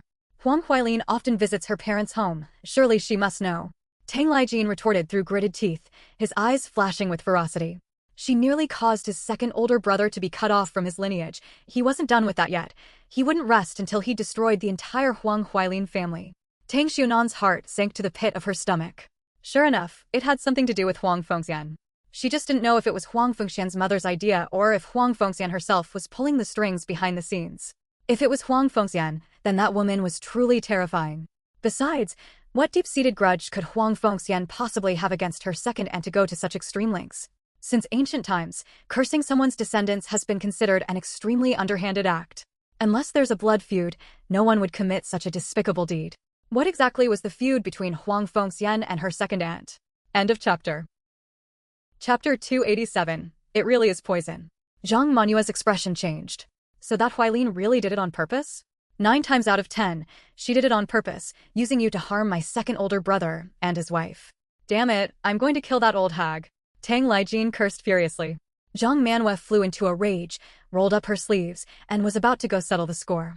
I won't let that old hag get away with this. What are you going to do without any proof? Use your head next time. You treat every little thing others do as if it were gold. I told you ages ago not to associate with that family, but you wouldn't listen. Now you've learned your lesson, haven't you? If it weren't for Xiaonan, you'd have nearly killed your own grandson. Tang Lifu glared at her. Why bring up that old wound? It had been nearly 20 years since his affair with Huang Fengxian. Now that she'd suddenly brought it up out of the blue, Su Jifeng was about to lose her mind again. The doctor said Alon's pregnancy is unstable and she can't be jostled during the first 3 months, so she won't be coming back, Tang Ligui said. That's really not necessary. The doctor said she can still go to work. Getting some moderate exercise is actually good for the baby, as long as she doesn't get too tired. Alon is only teaching math to 2 7th-grade classes this semester. It's much lighter than last semester, Tang Ligui said with a smile. Who knows? What grudge does that Huailin woman have against my family? Could it be because of what my older brother did all those years ago? Tang Lifeng immediately stopped himself, glanced sheepishly at Su Jifeng, and didn't say another word. There's nothing for you to do here anyway. Just stay home, and tell your daughter-in-law not to go to class either. The baby comes first, Zhang Manwei advised. Tang Baishan called Zhang Manwei over and gave her a stern lecture. Zhang Manwei didn't say a word, but her expression grew even more sullen. She didn't shout about going to teach someone a lesson anymore, but she was plotting in her mind how to deal with that old woman. Any excuse would do. She wasn't the type to just swallow her grievances and let them go. Su Jifeng snorted coldly and glared at Tang Laifu, though she didn't say anything. Tang Laifu breathed a sigh of relief. As long as she didn't lose her mind, that was fine. He was genuinely afraid of this tiger of a woman when she went off the rails. Taking time off was simply out of the question. Schools were currently short on teachers, and every teacher had to teach 1 or 2 elective courses in addition to their main subject. Sherlon had taken on music classes last semester, but now that she was only teaching 2 classes, her workload was much lighter. Plus, since Sherlon was currently staying at her parents' house, commuting to and from work was very convenient. Why hasn't Sherlon come back yet? Su Jifeng asked with concern. She and Sherlon still got along quite well as sisters-in-law. Su Jifeng had rushed over. Tang Lifeng explained the situation to her. Su Jifeng was taken aback, then flew into a rage. Why on earth would that old hag try to sabotage my sister-in-law? My sister-in-law doesn't even have anything to do with her. Does she have nothing better to do? Tang Ligui's in-laws live on campus. His father-in-law is a retired teacher, and his brother-in-law works in the town school district. The couple has their own home, and his in-laws would love nothing more than for him and Sherlon to come home and stay every day. Still, you'd better be careful. When you go back, grab a couple of chickens and have your mother-in-law slaughter them to make soup for Sherlon. Your wife just doesn't eat enough normally. She needs to eat more at a time like this. Zhang Manwei, abandoning her usual stinginess, generously offered up 2 chickens. Whenever her daughter-in-law was pregnant, Zhang Manwei would become exceptionally generous. She was very thorough in this regard. Su Jinfeng's plump figure was the result of 4 months of postpartum nourishment, and Zhang Manwei took great pride in that achievement. Tang Ligui nodded and took out a packet of medicine from his bag. It was indeed the herbs from Lu Xingu. Upon seeing them, Tang Ligui's gentle expression turned menacing, and he gritted his teeth, saying, I had someone investigate these herbs. They contain phytolacca, peach kernels, safflower, centipede, aconitum carmaculi, and even 5-step snake and centipede. Please vote for me. 8 updates are done for today. I'll continue with 8 more tomorrow. End of chapter. Chapter 288. Huang Fengxian is the true vicious woman. Tang Lifeng couldn't help but say, I've heard before that safflower and peach kernels are supposed to help with conception. It seems Sister Lu's medicine was actually somewhat effective. Su Jifeng and Zhang Manwei both nodded. It sounded like a good thing, so how could it have resulted in a deformed baby? Tang Ligui sneered and said bitterly, safflower and peach kernels do indeed help with conception, but they must be taken before pregnancy. If a pregnant woman consumes these blood-activating substances, she's very likely to miscarry, and it could also cause fetal deformities. Safflower aids conception when taken before pregnancy. It must never be consumed after conception. Thank goodness Sherlon didn't take them. It's all thanks to Xianwan. She's our family's lucky star. Su Jifeng picked up Tang Xianwan, kissed her happily several times, and, unable to bear putting her down, simply held her close. Tang Ligui gave Tang Xianwan a gentle pat on the head and said with relief, it's all thanks to Xianwan. Otherwise, it's hard to say if Alan would have been able to carry this pregnancy to term. Even if she had, there was a very good chance she would have given birth to. He couldn't bring himself to say the words, deformed fetus, that followed, but his hatred had reached its peak. After waiting for more than a decade, they'd finally been blessed with a child, only to have it nearly ruined by a treacherous villain. He was itching to go confront Huang Fengxian face-to-face right then and there. Tang Ligui was certain that Huang Fengxian was the mastermind behind this. It had to be that venomous woman who had instigated her mother to go to Zhang Manwei and say those things. Everyone in Malwan Mountain knew that Zhang Manwei went to great lengths to find medicine for Sherlon. Whenever she heard of any good medicine, Zhang Manwei would spend a fortune to buy it. Huang Fengyan simply wanted to use his mother's hand to harm his wife and child. 20 years have passed, yet this venomous woman still refuses to let it go. He would no longer cover for her either. Today, he would reveal the truth of what happened all those years ago. And then there's Phytolacca, aconite, centipedes, and five-step snakes, all highly toxic. Even if a woman isn't pregnant, drinking these medicines causes the toxins to accumulate in her body. If she becomes pregnant later, the toxins will be transferred to the fetus, resulting in a deformed child. My classmate said the probability is very high. These medicines are harmful. Even healthy people would suffer problems if they took them. Tang Xiaonan nodded repeatedly. She agreed with her aunt. Lu Xiang'o couldn't be allowed to get away with this. Although no one in Liuxia village had sought medicine from her, people in other villages had. Everyone needed to know that Lu Xiang'o was a heartless fraud. Tang Ligui grew angrier as he spoke, his eyes red with rage. If it weren't for his niece, Sherlan would never have escaped this ordeal. But she still didn't understand what grudge did Huang Fengxian's family have against hers. I've already filed a report with the police. Those medicines are the evidence. Lu Xiang'o is definitely going to jail. Tang Ligui sneered coldly. He wouldn't let these people off the hook. Lu Xiangu deserved what was coming to her. It was just a pity there was no direct evidence against Huang Fengxian. Still, he would warn his entire family to be on guard against that venomous woman, especially his eldest brother, who, even now, still thought of her as a kind-hearted fairy. She deserves it. Beasts like that belong in prison. Too bad Huailin's mother can't go to jail. She's getting off easy. Su Jifeng felt a bit resentful. In truth, she'd much rather see Huang Fengxian behind bars, but unfortunately, the Public Security Bureau doesn't pursue mistresses. Tang Ligui's face darkened as he sneered. Weilin's just a pawn. The one who really wants to harm me is that venomous woman Huang Fengxian. She's the mastermind. That Lu Xiangu is truly heartless. We have to expose this. Otherwise, many more people will fall for her tricks. And we can't let that old hag Huailin get off scot-free either. We've got to teach her a lesson. Tang Lifeng said angrily. Everyone's expressions changed, especially Tang Lifu's. He stared wide-eyed in disbelief. How could that be possible? Huang Fengxian was too soft-hearted to even kill a fish. How could she possibly do something so heinous? Had the second son gotten it wrong? Thanks to Yin by Veen, Fonger 1970, Book Friend 20200806111619669, One Flying Bottle 1, Jli 69, Mating 86, Sean 99, and On a Pilgrimage for the Scriptures, and Teasing Ghosts on the Naiha Bridge for their generous donations. There will still be 8 updates today. End of this chapter. Chapter 289, finally, the truth about what happened back then. Why is Huang Fengxian even in this? What did she do to my second sister-in-law? Second brother, aren't you getting this wrong? Tang Lifeng fired off a barrage of questions, completely baffled. Su Jifeng, however, perked up immediately.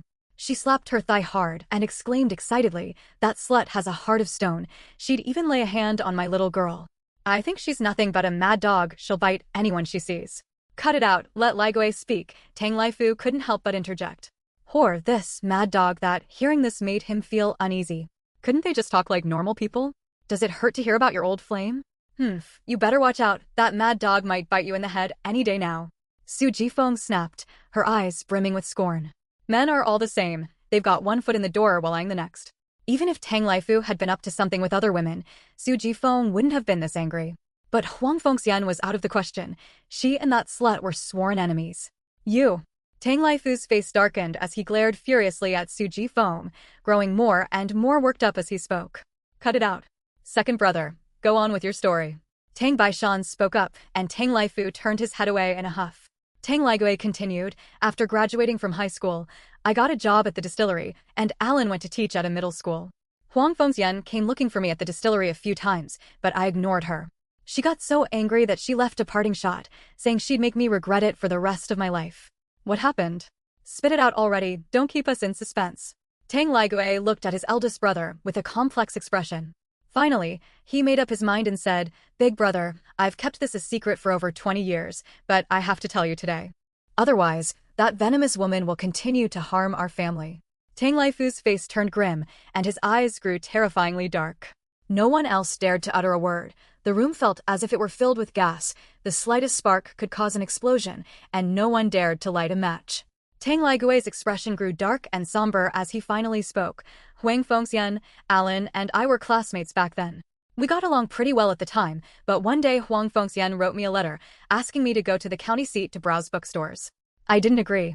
She asked me out several more times after that, and her words became increasingly explicit, but I never paid her any attention. Tang Laifu's heart sank to the pit of his stomach. He had a bad feeling. Even Su Jifeng, who was secretly thrilled, didn't dare say a word. Hugging her daughter, she gloated to herself. She'd always known that slut was a hussy. She'd even tried to seduce her younger brother-in-law before. What a shameless woman. How could my younger brother possibly be interested in that slut? My second brother's wife is better than her in every way, only that blind fool of a man in her family would treat that slut like a treasure. Glancing at Tang Laifu, whose face was dark with anger, Tang Ligui continued, I didn't understand what she meant at the time, but I figured it out soon enough. That woman actually went and seduced my eldest brother. I was torn during that period. I didn't know how to stop her, and I didn't dare tell my eldest brother. Tang Laifu's face had turned as black as ink, and the tension in the air was palpable. Anyone who knew him well understood that at this very moment, Tang Laifu had reached his breaking point. His murderous intent was on the verge of erupting. Anyone who dared provoke him would certainly come to a bad end. Why didn't you tell me back then? Tang Laifu asked in a deep, heavy voice. I warned you several times that Huang Fengxian wasn't the right match for you, but you said I was biased against her. What else could I say? Tang Laogui felt wronged. Back then, his older brother had been completely spellbound by that venomous woman. Nothing could pry him away. What else could he have done? Tang Laifu retorted bitterly. Couldn't you have just explained the whole story clearly? End of chapter. Chapter 290. Tang Laifu gets his comeuppance. He was going to say it, but father didn't approve of our marriage. Even though Huang Fengxian schemed relentlessly, she didn't succeed, so he didn't bring up that disgusting business. But he never expected that venomous woman would now be so eager to harm Elan. Besides, I, the eldest brother, am always worried about her, and it's only because my sister-in-law is so magnanimous that she doesn't hold it against me. Tang Ligui cast a wistful glance at his elder brother. Su Jinfeng snorted smugly. Who else could be as magnanimous as she was? In the entire Huaquan township, she alone had the broadest mind. Tang Laifu's face darkened even further. Generous, my ass. It was because of that very thing that Su Jinfeng had nearly chopped him to pieces several times. Besides, there was really nothing going on between him and Huang Fengxian. He just gave her some meat every now and then. Other than that, there was absolutely nothing. But if he'd known earlier that Huang Fengxian had had a fling with his second older brother, he absolutely would never have gotten involved with that woman. He, Tang Laifu, might not be good-looking, but he wasn't someone women could just use. Just the thought that Huang Fengxian was saying she liked him while secretly plotting to take revenge on his own brother made Tang Laifu feel as sick to his stomach as if he'd swallowed a maggot. Everyone turned to look at Tang Baishan in unison, their eyes filled with a touch of admiration. If it hadn't been for Tang Baishan's insistence on marrying Su Jinfeng back then, that source of trouble, Huang Fengxian, would certainly have entered the household, and would the family have been able to live in peace? Tang Baishan wore a smug expression as he stroked his sparse beard with his leg and said slowly and deliberately, Huang Fengxian is someone you can't carry on your shoulders or lift by the legs. No matter how educated or beautiful she is, it's useless. Our family can't afford to support such a goddess, so naturally he wouldn't agree. Tang Baishan held Tang Xiaoying in the highest regard, and besides, he himself wasn't entirely in favor of that match either. So he threatened to take his own life to force Tang Laifu to call off the engagement and immediately marry Su Jinfeng, thereby completely dashing Tang Laifu's hopes. Our father was so prescient. Father, didn't I see early on that Huang Fengxian was no good? Tang Laijin asked. Thankfully, his father had firmly opposed the match back then. Otherwise, if he'd actually married Huang Fengxian, he'd have been disgusted for the rest of his life. Tang Xiaojing knew a little about physiognomy. Back when Tang Laifu was determined to marry Huang Fengxian, Tang Baishan went to consult Tang Xiaoying about the match. Tang Xiaoying strongly opposed it, saying that Huang Fengxian's facial features were too flirtatious. She wasn't the kind of woman who would stay faithful. That mole was precisely a mole of promiscuity. Women with such moles were sexually promiscuous and couldn't stand being alone. Once married, she would sooner or later make Tang Laijin a cuckold. The author is just making this up. Please don't take it too seriously. Facial reading is not to be trusted. Tang Xiaoyan nestled quietly in Su Jinfeng's arms, but her inner world was as turbulent as raging waves, things not even mentioned in those love letters. But now it seemed that Shirlan's tragic death had been entirely brought about by Huang Fengxian's affair, and Tang Laigui's madness, too, was Huang Fengxian's doing. In rural areas, when marrying off a son, appearance isn't a priority, practicality is. A girl just needs to be passable-looking. What matters most is that she's strong, nimble on her feet, and fertile. A girl like Su Jifeng is exactly the kind of daughter-in-law the elders prefer. But in reality, that was only one of the reasons. There was a far more crucial reason that Tang Baishan didn't mention. Huang Fengxian had a black mole just east of the outer corner of her left eyebrow. The villagers all called it a beauty mark, and it certainly added to her charm, yet that was the fundamental reason for Tang Baishan's mistake. And that woman certainly succeeded in making Tang Ligui regret it for the rest of his life. But love is a two-way street. Tang Ligui didn't deceive Huang Fengxian into loving him. He explicitly rejected her. Huang Fengxian, unable to have him, turned her love into hatred and committed those heartless, deranged acts. She was nothing but a venomous viper of a woman. Could the daughter born to such a venomous woman really be the kind-hearted little red rabbit? Judging by Shin Yuju's behavior so far, that female lead absolutely cannot be Little Red Rabbit. End of chapter. Chapter 291, Mother and Daughter are both cobras. Tang Xiaonan had another suspicion. In the book, Shin Yuju went to visit Tang Ligui, and shortly afterward, Tang Ligui's madness worsened. He ran off alone and drowned. After that, Shin Yuju's distillery began producing the authentic Beauty's Drunkenness liquor. There must be a connection between these two events, right? Tang Xianan's heart was racing. A possibility occurred to her. Could it be that Shin Yuju had done something to Tang Ligui, which directly caused his madness to worsen? Only Tang Ligui knew the recipe for Beauty's Drunkenness, and Shin Yuju must have obtained it from him. By that time, Tang Ligui was no longer in his right mind. He barely even recognized his own parents and siblings. There's no way he would have given Shin Yuju the recipe. That woman must have resorted to underhanded tactics, and Tang Ligui's death is directly linked to her. Tang Xiaonan gritted her teeth. Damn it, this mother and daughter are both cobras. The Tang family's tragic downfall is inextricably linked to them, and the death of her original self might very well have been deliberately orchestrated by Shin Yuju. So what if Shin Yuju has a protagonist's aura? At least for now, she couldn't see anything exceptional about her.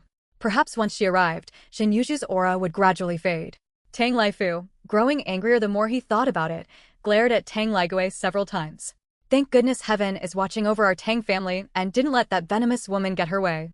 We can't make a scene about this for now. Let's see when the police crack the case. Tang Baishan's expression was grim as well. Huang Fengxian had gone too far, and he wasn't going to let this slide. What kind of calculations are you making now? If we're going to make a scene, we have to make a big one. This definitely isn't over, but now isn't the time to cause a commotion. Tang Baishan's face was dark with anger. He was even more furious than Zhang Manyu, but for now, he had to hold his tongue. Zhang Manwei cursed under her breath, ready to pick a fight. She'd nearly killed her own grandson. It was all that damn old woman's fault. Tomorrow, he would go see Tang Xiaolong to discuss how to teach this family a lesson. He wasn't interested in petty squabbles. If he was going to make a scene, it had to be a serious one after all. Huang Fengxian wasn't the only one who knew how to play dirty. At first, she'd assumed the Tang family's tragedy was simply a twist of fate, but now it was clear someone had deliberately orchestrated it. Since she was here, she was determined to protect the Tang family. Neither Huang Fengxian nor her daughter would get away with this. I can't let this slide. I'm going to settle the score with that old hag right now. That woman even ate a lot of our family's meat. Su Jifeng still couldn't accept it and glared resentfully at Tang Laifu. Tang Laifu's face darkened even further. He, too, was upset about that meat. It must have amounted to 30 or 40 gene in total. It was all the second son's fault for not explaining things clearly. He wasn't the type to hold a grudge, so why had he kept it a secret? Now he'd suffered a loss of dozens of gene of meat for nothing. Revenge isn't something to rush. He was going to make Huang Fengxian's family the pariahs of Mopin Mountain, the kind everyone wanted to drive out. Just you wait and see. Su Jifeng tugged at Zhang Manwei and whispered, we're going to carry manure tomorrow. I'm going to splash that old hag with manure then, just to let off some steam. Take the runny kind, it's full of maggots, Zhang Manwei suggested. Su Jinfin nodded vigorously. The mother-in-law and daughter-in-law were, for once, in rare harmony as they schemed in secret. Tang Xiaonan, cradled in Su Jinfin's arms, gazed up at the sky in exasperation. Were her mother and grandma actually the real mother-daughter duo here? Tang Ligui had to return to town that evening, so Zhang Manwei grabbed 2 chickens for him to take back. When Tang Ligui saw that the number of chickens and ducks had nearly doubled, and there was even a litter of plump, round rabbits, he couldn't help but feel a little worried. Mom, be careful. The policy hasn't been fully lifted yet. We'd better not raise rabbits. End of chapter. Chapter 292, You Can't Keep Rabbits. What's there to be afraid of? I don't steal or rob anyone. What's wrong with keeping a few rabbits? Stop worrying so much, let's hurry back. Just ride a little slower on the way. Zhang Manwei didn't seem to care at all as she urged Tang Ligui to move on. P.S. In the 1970s, farmers were not allowed to engage in any form of animal husbandry other than raising poultry and livestock. Even for pigs, sheep, and chickens, there were strict limits on the number of animals they could keep, and there were also restrictions on private plots, whether it was a certain number of chickens, pigs, or pumpkin vines. Everything had to be raised according to the rules. Exceeding the prescribed limits could result in confiscation and fines. In severe cases, one might even be publicly criticized. Raising rabbits was strictly prohibited, but some farmers kept them secretly. As long as no one reported them, they were fine. Tang Aijuan caught the rabbit in the mountains. In spring, when the wild grasses are lush, wild rabbits grow plump and glossy. Many villagers dig pits on the hills behind the village to hunt, and they often come away with a catch. Wild rabbits and pheasants are common, and if you're lucky, you might even catch a muntjac. P.S. A muntjac looks a bit like a deer but is smaller. An adult muntjac weighs about 20 to 30 jin. Although Tang Laifu was a master at slaughtering pigs, he was absolutely terrible at hunting. He went out with them a few times to dig pits in the mountains. They all came back with something, but Tang Laifu came back empty-handed every single time. In a fit of frustration, he simply stopped going to the mountains altogether. Tang Laijin, however, was a natural at that sort of thing. Whether hunting in the mountains, fishing in the Dong River, or catching eels and loaches in the field ditches, he was a master at it all. As soon as spring arrived, the Tang family's dinner table was never without these wild delicacies, and the three Tang Aijuan brothers also learned a wealth of skills from their uncle. Now that Tang Laijin was getting older, he no longer enjoyed those activities. He had set his sights on greater goals. Tang Aihua and Tang Aigua were fully devoted to their studies, so Tang Aijuan became the heir apparent. As soon as school let out, he would head into the mountains to catch game, wade through the fields along the East River to catch eels and loaches, and catching small red minnows in the streams. He'd bring them home, dry them in the sun, and they'd last the whole year. Those few little rabbits were caught by Tang Aijuan. The entire family of rabbits was wiped out, every last one caught by him. As soon as spring arrived, wild rabbits in the mountains became a veritable plague. Experienced mountain dwellers would take advantage of that time to hunt them, partly to control the population, and partly to add meat to the dinner table, killing two birds with one stone. Wild rabbits gnaw on tree roots and grass, and they're experts at digging holes everywhere, disrupting the ecological balance of the mountains. So, to control the wild rabbit population in the mountains, the best solution is to eat them, haha. The two larger rabbits had already ended up in the Tang family's stomachs, leaving only a few small ones with hardly any meat. Tang Aijuan had intended to kill them, but Tang Xianwan stopped him, suggesting they raise them instead. However, Su Jifeng wasn't having it. She found the rabbit droppings too smelly, and with the rabbits constantly eating and pooping all day, she couldn't be bothered to clean up after them. So Tang Xiaonan sent the rabbits to Zhang Manue's place. She and Chai Yuxiang would go out to the mountains every day after school to pick wild grass to feed them. There were 6 little rabbits in total, and in less than a month, they'd grown plump and round. It was estimated that in another 2 months, they'd be ready for the pot braised in red sauce. Tang Laigui was a bit worried and advised, "Don't go spreading this around. You can't judge a book by its cover, who knows if someone might report us." He and Shirlan tried to get along with everyone, but they didn't even live in the village. That vile woman Huang Fengxian had gone to great lengths to ruin them as a couple. He certainly didn't dare to fully trust anyone else. People might smile to your face, but stab you in the back. Human nature was simply too unpredictable. "I know. Go home now." Zhang Manwei nudged Tang Laigui. It wasn't that she didn't care, it was just that, in her eyes, it was a minor matter. After all, if you really thought about it, there weren't many families in the village who didn't break the rules. Lots of households had more pigs, chickens, and ducks than allowed, some even kept 3 pigs. She was only raising a few rabbits.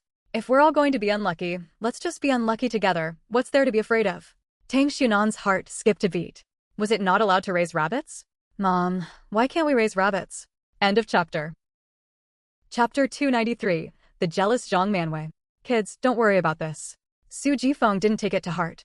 A few years back, when policies were strict, she really hadn't dared to have another child, but now that things had loosened up, what was there to be afraid of? Besides, her Tang family had been poor peasants with red roots and sound origins for 18 generations.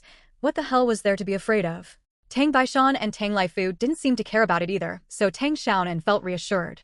If it were really serious, the Tang family certainly wouldn't be so calm about it. It must just be a minor issue, right? One more thing. Don't make a big deal about Alan's pregnancy just yet. Wait until she's stable before saying anything.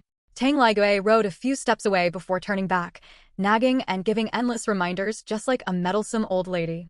Zhang Manwei grew impatient and snapped, "I get it. Your wife's more precious than the Empress herself. Even after the baby's born, I won't say a word. People in the countryside don't make a big deal out of things like this. You get pregnant, you give birth, you raise the child. It's the most natural thing in the world. But when it comes to this second daughter-in-law, something perfectly normal has become anything but. She couldn't get pregnant for over a decade, and now that she finally is, she might not even be able to carry the baby to term. It wasn't that she was cursing the second son, it was just that, judging by the second daughter-in-law's pregnancy symptoms, the child probably wouldn't be very healthy, and raising it safely to adulthood would be quite a hassle. But no matter what, the fact that the second son is going to have a child is a cause for celebration, and Zhang Manhwa is still very happy about it.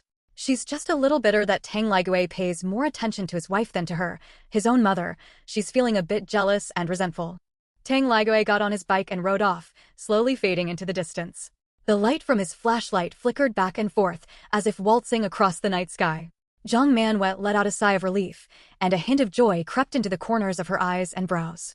Now all that was left was third son's marriage. Once she'd brought her third daughter-in-law into the family, she'd finally be able to breathe a sigh of relief and enjoy her twilight years. Tang Xianwan was leaning over the rabbit cage, teasing the rabbit with a wild lettuce leaf. The rabbit munched on it very quickly, crunch, crunch. Before long, the leaf was gone, so Tang Xiaonan picked up another one to feed it. Wild lettuce was everywhere on the mountain now. The rabbits loved it. Plus, it was nutritious, so the rabbits grew quickly and their bellies became nice and round. Tang Xiaonan felt a little reluctant, such cute little bunnies, which she'd raised with her own hands, but it wasn't realistic to let them go unfed. Zhang Manwei would absolutely never agree to let her keep these rabbits until they were old. Alan knows. I'm off now. Dandelions and wild lettuce are edible for people too. After blanching them in boiling water, they're delicious stir-fried together with diced meat and dried cloves. However, the villagers of Mopanshan rarely eat these. They usually pick them to feed the pigs and chickens. They're ready to eat once they grow to 7 or 8 jin, Zhang Manhwa said with a smile. Wild lettuce looks very similar to dandelions. At first, Tang Xiaonan couldn't tell them apart, and it took Chai Yuxiang quite a while to teach her how to distinguish them. Rabbits also love dandelions because the stems of both of these wild vegetables contain a milky white sap, which is said to be due to their high starch content. You'd better go now. Don't push your daughter-in-law too hard at work. Wait until the baby's born to argue about anything. Tang Ligui smiled gently, a few wrinkles forming at the corners of his eyes, with hints of gray hair visible at his temples. Zhang Manyu's heart softened again. The second son had aged quickly over the years and now looked even older than the eldest. In Zhang Manyu's mind, rabbits were raised solely for food. Aside from dogs, all other animals were considered food in the old lady's eyes. Zhang Manhwa had absolutely no concept of pets. Moreover, her acceptance of dogs was limited to those kept by her own family. She had no qualms about eating dogs owned by others. Little one, hurry back to bed. While you're at it, why not dream about what your second aunt's little brother looks like? Does he look like your second uncle? Zhang Manhwa picked her granddaughter up from by the rabbit cage, with her own plans in mind. What he looks like isn't important. She's only concerned about whether he's healthy. If he's sickly, her second son is in for a rough time. End of chapter. Chapter 294. The shit outside smells better. Tang Xianwan's lips twitched. Did they really think she was some kind of charlatan? She had no idea what her cousin looked like. The book didn't describe his appearance at all. It only said that this poor cousin was a freak with a tail. His looks weren't mentioned at all. She widened her eyes and looked at Zhang Manwei innocently, playing dumb about things she didn't know was the best strategy Tang Xiaonan could think of. After all, she was only 6 years old. There were plenty of things she didn't know. Zhang Manwei smiled at her granddaughter's innocent gaze and gently tapped her on the head. Su Jifeng took her daughter and said, "The gods only give guidance when it's a matter of life and death. Both Lai Fang's and my second brother's wife's pregnancies were life-or-death situations. That's why the gods appeared to Xianwan in a dream. As for what the baby looks like, the gods couldn't care less. Anyway, she'll either look like my second son or my second sister-in-law. We'll find out once she's born. Right, it's a huge blessing that my second son has an heir. Who cares who the kid looks like, as long as she doesn't look like you," Tang Baishan joked. Zhang Manwei immediately took offense, planting her hands on her hips and snapping. "What's wrong with looking like me? I can carry a load on my shoulders, chop firewood, cook, and farm. What's so bad about that? You old womanizer, you're still thinking about that slut Zhang Taohua, aren't you? Go find her then. She's been married 3 times by now. Each time she married a man, she brought about his death. If you'd married her back then, the grass on his grave would be 3 meters deep by now." Tang Xiaonan perked up immediately. She hadn't expected that every man in the Tang family had such a colorful romantic history. Not even Tang Baishan was an exception. It sounded like that Zhang Taohua was a woman with a tragic fate, becoming a widow 3 times? That was some truly unbelievable bad luck. What kind of nonsense are you spouting? What could I possibly have to do with Zhang Taohua? This is ridiculous. Tang Baishan, embarrassed and angry, stormed to his feet and walked out the door with his hands behind his back. Where the hell are you off to at this hour? Zhang Manhwa shouted. You're always hanging out with that womanizer, old six. Neither of you is any good. Isn't Zhang Taohua that widow who married into Liuxia village? I heard someone say a few days ago that Uncle Liu and Zhang Taohua were having an affair. Someone actually saw them.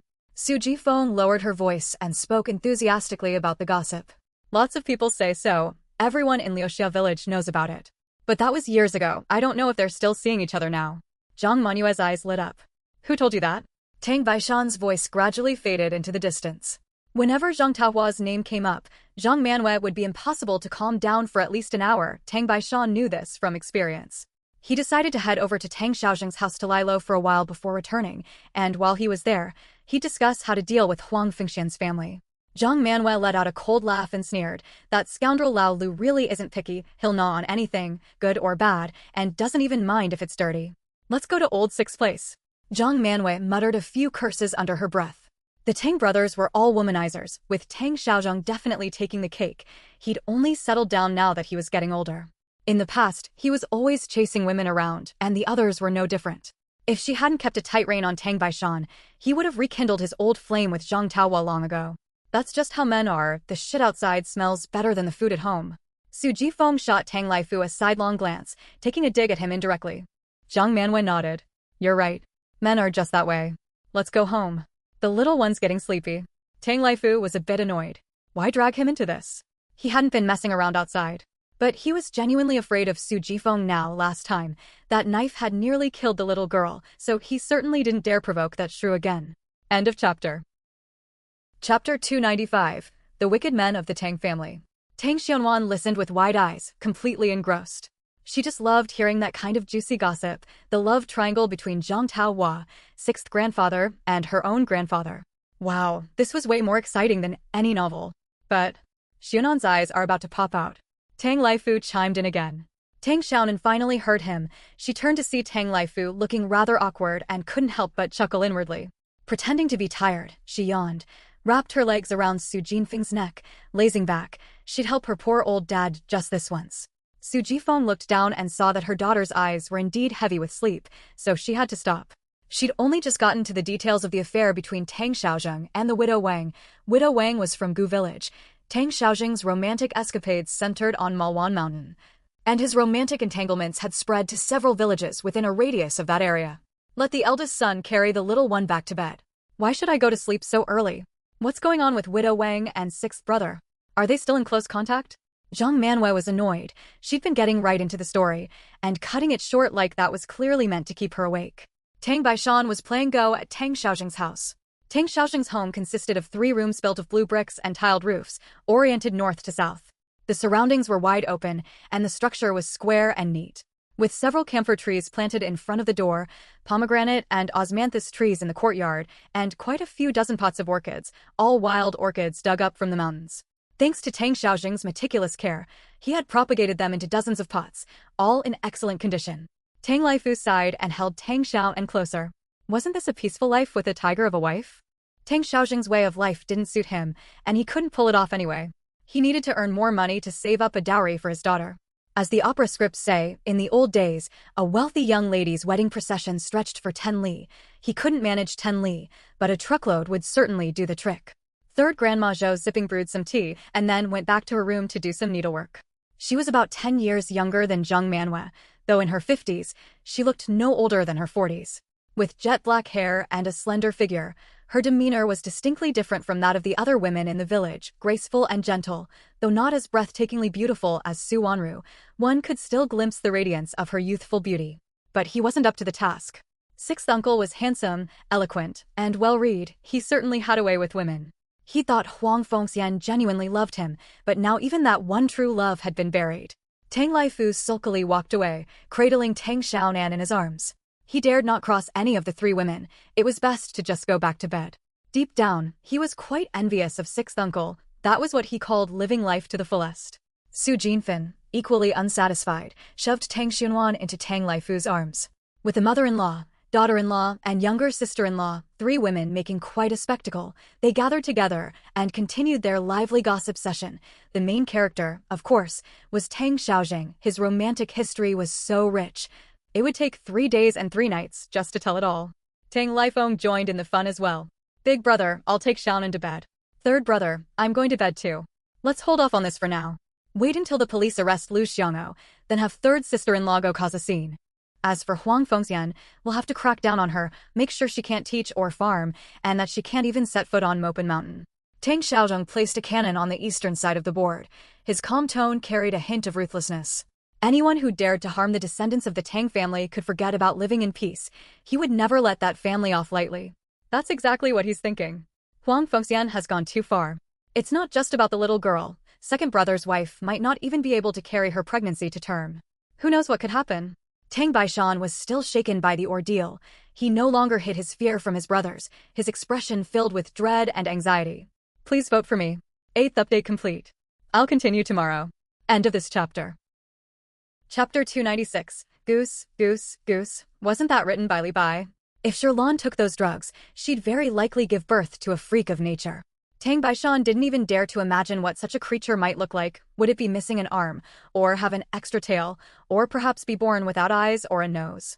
The mere thought that his grandson might be a freak weighed on Tang Baishan's heart like a mountain, leaving him breathless.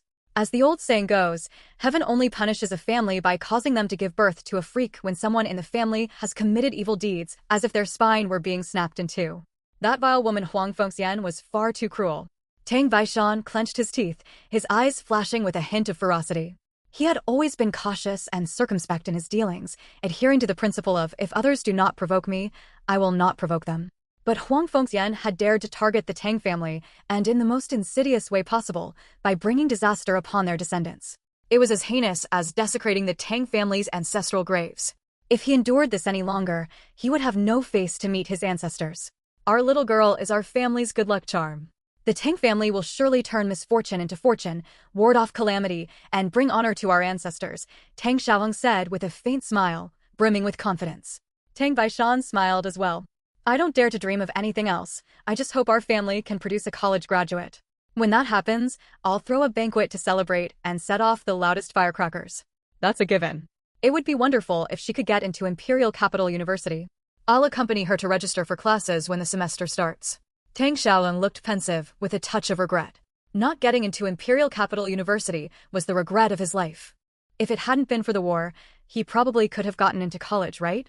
You really have a vivid imagination, Imperial Capital University. I'd be perfectly satisfied if he could just get into Weching Normal University. Being a teacher is pretty good. Tang Baishan chuckled, showing little ambition. Weching Normal University is just fine, it's close to home, the job is good, and it's just as good as what my second daughter-in-law has. You're too narrow-minded. Wecheng isn't that big. Imperial Capital University is the top institution. It'd be even better if he could study abroad. A true man's ambitions span the 4 corners of the world, and the same goes for a young woman. You've got to get out and see the world to broaden your horizons. Don't worry about this. Let's just see what fate has in store for the kid. Tang Baishan chuckled, then steered the conversation back to Huang Fengxian. How are we going to catch that slut in the act? No one's caught her red-handed all these years. Does she actually have someone on the side? Although he had countless affairs of his own, he deeply despised women who were promiscuous. In this regard, Tang Xiaodong held old-fashioned views. A man could have multiple wives and concubines, but a woman must remain faithful to one man for life. He was quite the old scoundrel himself. Tang Xiaodong already had a plan. Catching her in the act was a job that had to be handled by Tang Lijin. No one else could pull it off. With some guidance based on his years of experience with extramarital affairs, they'd be able to catch her red-handed in no time. Which official in the school district? How do you know that? Tang Baishan was taken aback. How could there not be anyone? That woman has a lustful mole at the corner of her eyebrow. She's a total slut. She's got more than one lover on the side. Besides Gu Songtao, she's also sleeping with a school district official. Otherwise, how else could she have gotten promoted to a permanent position? Tang Xiaolong sneered, his eyes filled with contempt. Tang Xiaoling was getting carried away, but Tang Baishan looked completely bewildered. He'd lost interest as well. Of everyone in Malwan Mountain, he was the only one who'd ever been to the capital. Many hadn't even been to Weching, at most taking a trip to Wuching. Tang Baishan was no different, they simply weren't on the same page. It's obvious. With the limited knowledge she has, she'd even pin Goose, Goose, only by. How could she possibly get a permanent position? It's all because she hooked up with the school district official. Fine, don't worry about this. Tomorrow, have Lei Jin come see me, I've got a job for him. Tang Baishan nodded. Old 3 was a slacker at work anyway, so sending him to pick up female workers was fine, but if Goose isn't Li Bai's, whose is it then? He thought Goose was Li Bai's too. Wang Fengxian hadn't been wrong. I wrote it. Tang Xiaozheng roared furiously, instantly obliterating Tang Baishan's general with a single cannon blast. Total wipeout. For updates today. The release date is the 18th. I'll definitely be posting a ton of updates then. Thanks in advance for your support. End of chapter. Chapter 297. I don't want a jerk of a dad at all. The next day, after Tang Lijian went to see Tang Xiaozheng, he vanished from Mopin Mountain Village. He didn't return until late in the morning, acting all sneaky and didn't go out to work. The villagers didn't suspect a thing. After all, it would be unusual for Tang Lijian to actually show up for work. Working sporadically was just par for the course for that good-for-nothing. Tang Xiaonan assumed Tang Lijian had gone into town. A few days earlier, she'd heard him rambling about wanting to go to town to make some money. Now that spring plowing was over, Tang Lijian had nothing to do, so she figured he'd gone out to earn some money. It was now early April, with mild, sunny spring weather. The rice seedlings in the fields were a vibrant green, and the wild peach blossoms on the mountainsides were in full bloom, along with plum, pear, apricot, and crabapple blossoms, as well as all kinds of wildflowers. The spring scenery was bright and beautiful. The flowers displayed in the Hua family's cabinet had also been replaced. Su Wanru, whenever she went there, would change the flowers regularly. Perhaps that was her earliest hint of a bourgeois sensibility. After school, Tang Xiaonan went with Chai Yuxiang to the mountains to pick rabbit grass, carrying a basket on her back. The two headed for the hillside. To the east of the hillside lay the Hua family's home. Hua Jinji was weeding, Su Wanru was feeding the chickens, and old Master Chi was herding cattle. Not far away, wisps of cooking smoke were rising. Those wild bamboo shoots are so plump. The rabbits love eating them. If we let them grow a little fatter, Grandma can braise them for us to eat. Chai Yuxiang couldn't help but swallow hard. In just over a month, she had not only grown taller, but her face had also become much rounder. She had lost some of her prematurely mature demeanor and gained a child's innocence and liveliness. Chai Yuxiang found Tang Xiaonan to be in the way, so she sent her off to play. She herself worked at a breakneck pace. The task was a breeze for her. She planned to gather another basket of pig fodder in no time. The chickens and ducks could eat it too. Only when the work was done properly would her grandmother be pleased. Xiaonan, why don't you go rest over there? He'll be fine soon. Chai Yuxiang deftly pulled the wild bamboo shoots, moving with lightning speed. Before long, she had filled half her basket, while Tang Xiaonan's basket still contained only a few sparse stalks. 2 are enough to have baby rabbits. Grandma says rabbits are much more fertile than sows. They can have several litters a year. Like Zhang Manhwa, Chai Yuxiang kept a close eye on the 6 rabbits every day, calculating when they'd be ready to slaughter for dinner. The hillside they'd found was overgrown with lush green wild asparagus. Each plant stood a foot tall. When snapped, a milky red sap oozed from the stem, like milk, and stuck to their legs. Baby bunnies, we don't eat them, Tang Xiaonan shook her head in refusal. Cousin, why hasn't Uncle come to visit me and Auntie? Doesn't he have time off? Tang Xiaonan asked idly. It had been a month since Tang Lifeng and her daughter returned to their maternal home, yet Chai Buoyang hadn't visited even once. The journey from Wuqing to Mopin Mountain took just over an hour. A round trip could be made in half a day. Even if that man didn't care about his wife and daughter, surely he should at least show some concern for the child growing in her womb? Chai Yuxiang sneered. He wouldn't come even if he had every day off. My eldest uncle beat him up when he came back, and he's probably still holding a grudge. It's better he doesn't come. Just seeing him annoys me. That little girl, barely 8 years old, showed no trace of reverence or affection for her father in her words, only disdain and impatience. At home, Chai Baoyang usually acted like a tyrant, never giving her or her mother a friendly look, but when faced with Tang Laifu's fists, Chai Baoyang was so cowed he could barely stand. Chai Yuxiang truly looked down on a father like that. She couldn't wait for Chai Baoyang to stay away forever. Then Auntie and I won't go back. Let Uncle pay for our living expenses. Tang Xiaonan also looked down on Chai Baoyang. The whole family was a bunch of good-for-nothings. Chai Yuxiang sighed, but said nothing. Not going back wasn't an option, but staying a few more days wouldn't hurt. She just hoped Tang Xiaonan would grow up quickly so she could make her own decisions. Seeing that her aunt was upset, Tang Xiaonan brought up the rabbit and Chai Yuxiang cheered up again. The two sisters chatted animatedly, not noticing that there was someone on the eastern slope. End of chapter. Chapter 298, Jealousy. Shen Yuzhu was digging motherwort at the foot of the hillside. Lately, she had been coming up the mountain every day to gather medicinal herbs. Gu Yunchuan had taught her how to identify them and how to process them, but she hadn't learned much. She could only recognize a few simple ones. She would pick them, wash them thoroughly, dry them in the sun, and then sell them to the collection station. Although the money wasn't much, she had no other way to earn a living, so she could only save every fin and jiao, hoping that little by little it would add up. She had overheard the conversation between Tang Xinhuan and Chai Yuxiang and knew they were raising 6 rabbits, but Shen Yuzhu didn't give it much thought. Now that the policies had relaxed, many villagers were raising extra poultry and livestock. As long as no one reported them, they'd be fine. The authorities were turning a blind eye. She didn't feel like greeting Tang Xiaonan, so she stayed silent, crouching low as she dug for medicinal herbs. Cousin, I'm going to Grandpa Chi's to turn in my homework. Go ahead. I'll come find you in a bit. Cousin, open your mouth. Yikes, where did you get that big white rabbit candy? That's so precious. You should keep it for yourself. A rich, milky aroma filled Chai Yuxiang's mouth. She wanted to spit it out and give it back to Tang Xiaonan, and she couldn't bear to eat such a precious treat. Fruit candies were more than enough for her. But Tang Xiaonan stopped her. Brotherhood gave it to me. I have more. You eat it, cousin. Tang Xianwan skipped off to find old Master Qi. Chai Yuxiang, beaming with happiness, licked the candy, then went back to pulling weeds, working even faster now. Eating such a precious treat, she felt she'd be doing it a disservice if she didn't work harder. Shen Yuzhu sensed it keenly. Old Master Qi simply despised her. He had clearly liked her very much before, but now he suddenly hated her. It must be because of the Tang family. She looked down at her rough hands, with thick knuckles, numerous calluses, and several scratches from thorns. Of the 4 people in her family, hers were the ugliest. Even Shen Lixia's hands were fairer and softer than hers. Hua Jinji spoiled her by buying her big white rabbit candy, and Grandpa Qi spent time every day teaching her a foreign language, but no matter how hard she tried, she just couldn't learn it. She'd just gone to see Grandpa Qi again, begging him to teach her English, but Grandpa Qi had coldly refused. The look in his eyes wasn't as gentle as before. Instead, it held a hint of disgust. Lost in thought, Shen Yuzhu suddenly felt a sharp sting in her hand, so intense she cried out. A thorn had pricked her finger, and a bright red drop of blood seeped out. Shen Yuzhu felt both pain and injustice. A wave of inexplicable frustration welled up inside her. She tossed the herbs she was holding aside and crouched down, seething in silence. Why did she have to suffer like this? While that idiot Tang Xianwan got to be the center of everyone's attention. Chai Yuxiang heard the commotion below.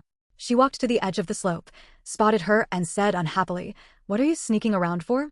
Shen Yuzhu's expression shifted slightly. Hua Jinji must have made a fortune otherwise. How could he afford to buy big white rabbit candy, let alone give it to that stinking brat Tang Xianwan? She toiled day in and day out digging for herbs, yet didn't earn even a jiao a day. It was because her family was at odds with the Tang family that Grandpa Qi and Hua Jinji had distanced themselves from her.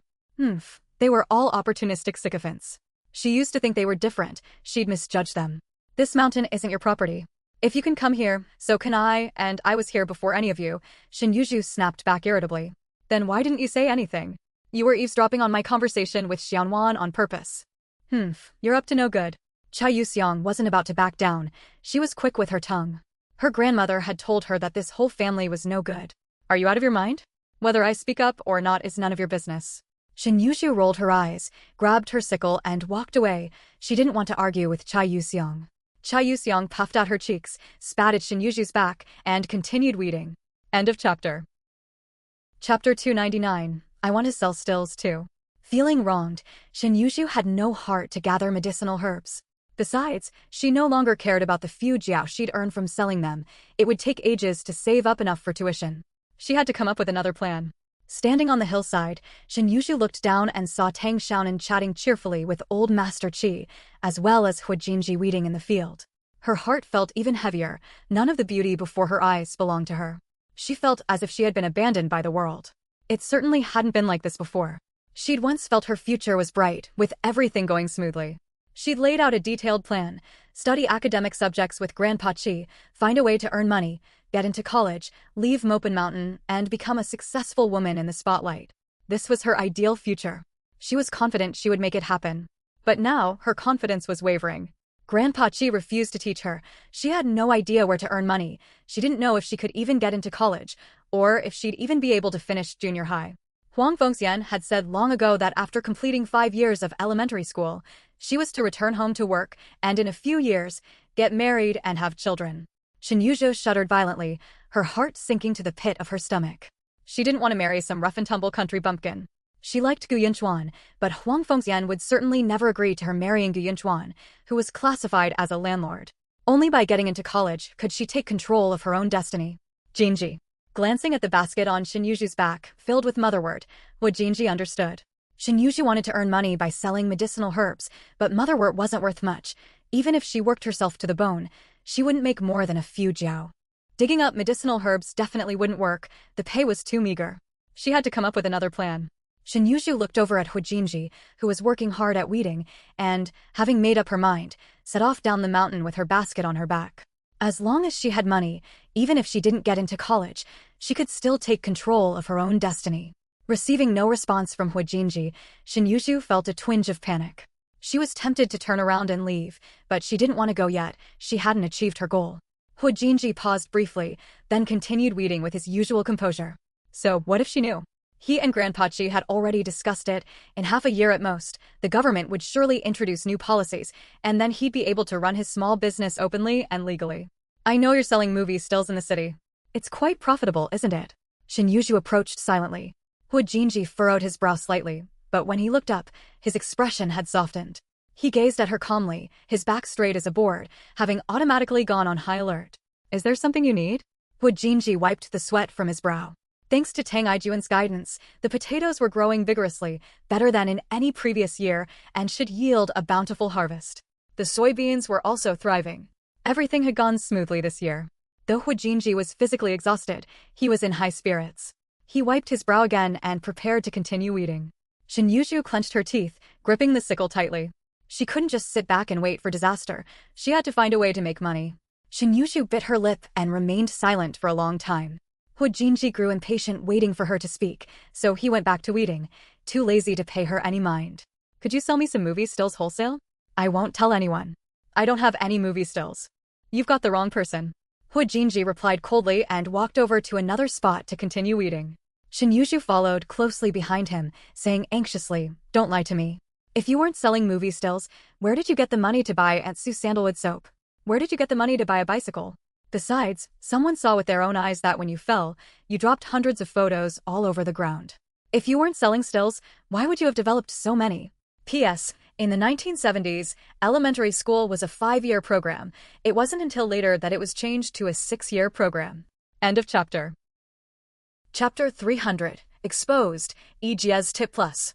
Hujinji stopped short, looking at Shin Yuzhu, whose face was filled with urgency, and said coldly, "The money was sent by my father. Although my family isn't wealthy, we can still afford sandalwood soap and a bicycle. As for the photo you mentioned, who saw it? Have them come and confront me face to face. Isn't your father dead? How could he possibly send you money?" Shin Yuzhu blurted it out, only to regret it immediately. "I'm sorry. I didn't mean to. I didn't mean it that way. My father is alive and well. What do you mean by wishing him dead for no reason? Leave. I don't have time to chat with you about this nonsense." Hujinji's expression darkened as he showed her the door. Although he, too, suspected his father might no longer be alive, Shin Yuzhu must not mention it. If she did, he would fly into a rage. Given his temperament in the past, he would have brought down a hoe on her head long ago. Shin Yuzhu felt deeply wronged. Everyone in the village said Hujinji's father was already dead, otherwise, why would he have ignored his wife and child for 4 whole years? Besides, she knew better than anyone what kind of life Hujinji and his mother had lived back then. They couldn't even get enough to eat on sweet potatoes and radishes. Forget sandalwood soap, they couldn't even afford laundry soap. Why hadn't his father sent any money back then? But this year, he suddenly sent money. She wasn't going to fall for that nonsense. "Hujinji, we've been classmates, haven't we? Why are you being so ruthless? I just wanted to wholesale some movie stills to earn my tuition. It wouldn't affect your interests at all. Why are you treating me like a thief?" Shin Yuzhu looked heartbroken. Her pitiful, vulnerable appearance evoked sympathy. Hujinji stopped in his tracks, turned his head, and said sarcastically, "Have you forgotten what happened at the soybean field?" Standing innocently in the background, egging on some fool to steal someone else's stuff, must have felt pretty satisfying to sit back and watch the two of them fight, huh? Hujinji stared at her mockingly. Shin Yuzhu couldn't bring herself to speak further. Her face grew even paler, and she looked somewhat ashamed. "Is it because of the Tang family? The conflict between the Tang family and my mother, what does that have to do with me? It's not fair for you and Grandpa Chi to treat me this way." Shin Yuzhu cried out from behind him, tears streaming down her face. She was so flustered that she had mindlessly incriminated herself. Huijinji's gaze was like an X-ray, piercing right through her soul. Shinyuju was mortified, yet she still wanted to salvage the situation. With her last shred of hope shattered, she wanted to get to the bottom of it. Huijinji stopped hoeing and shouldered his hoe to head home. He would absolutely never work with a two-faced scoundrel like Shinyuju. He'd rather partner with a ne'er-do-well like Li Qingsong. Those men might be ne'er-do-wells, but they were loyal, unlike Shinyuju, who would betray anyone for profit. A person like her was nothing but a wolf in sheep's clothing. I don't even know what a still from a drama is. This is completely baffling. With that, he strode away. Shinyuju's face turned pale, and her lips trembled uncontrollably. Her first thought was, how could Huijinji possibly know? But she quickly regained her composure and ran after him to explain, I didn't egg Huang Weimin on. I was with him at the time, that's true, but I didn't say a word. You've misunderstood me. I really didn't mean it that way. I was just asking my cousin about planting beans, I didn't say anything else. I never expected my uncle and his crew to come and seize your land. Really, believe me. Shinyuju kept explaining incessantly, but Huijinji had already walked far away. Only a fool would believe such a flimsy explanation, not even Tang Xiaobang would buy it. Shinyuju was just too clever for her own good. Watching Huijinji grow smaller and smaller in the distance, Shinyuju sat down on the ground in despair. She'd been so careful, how could Huijinji have found out? The 5th update is done. It'll go live on the 18th, and I'll definitely be posting lots of updates then. As long as you guys subscribe in droves, I absolutely guarantee the updates. Kisses. Chapter 298. It was put in the black room, but I've made some changes and submitted a request. It should be released soon. End of chapter. Chapter 301. Reclaiming her destiny. No wonder Grandpachi had looked at her with such disgust just now. He must have thought she was a scheming little villain, right? But at the time, she'd just lost her temper in the heat of the moment.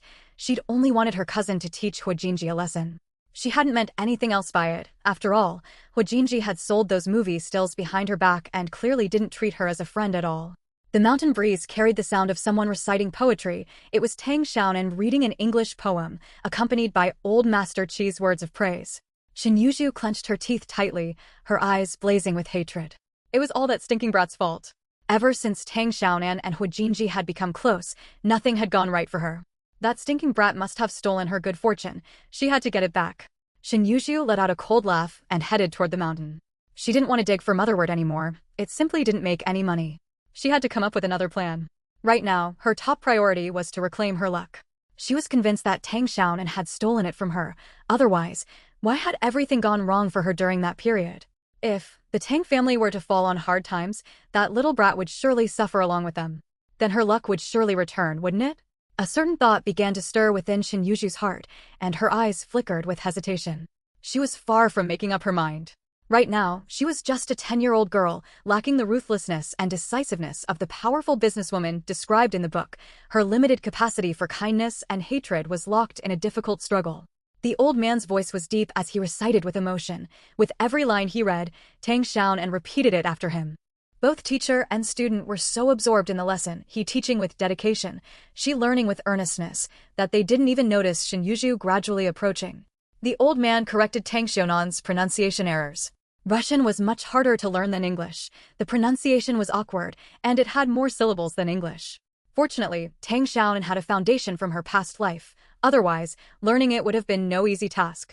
It's because you're such a good teacher, and Buluo is very smart, too. Absent-mindedly, she stacked firewood. Shinyuju had unconsciously walked to the hillside where old man Chi tended his cattle. Several cows were leisurely grazing, their tails swishing back and forth. Old man Chi was teaching Tang Xiao to recite a Russian poem Pushkin's to the sea. There are a few places where the pronunciation isn't quite right. Pay attention to his tongue. Tang Xianwan was completely confused. To be honest, Russia had indeed produced many great writers, but she only liked Pushkin, not because his poems were short and easy to memorize.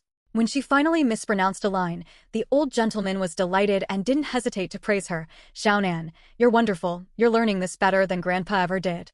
Their names are all so long, I can't remember them. Tang Xiaonan paid him a little flattery while also patting herself on the back. The old man smiled happily and gave her a gentle pat on the head. Xianwan is the smartest student I've ever taught.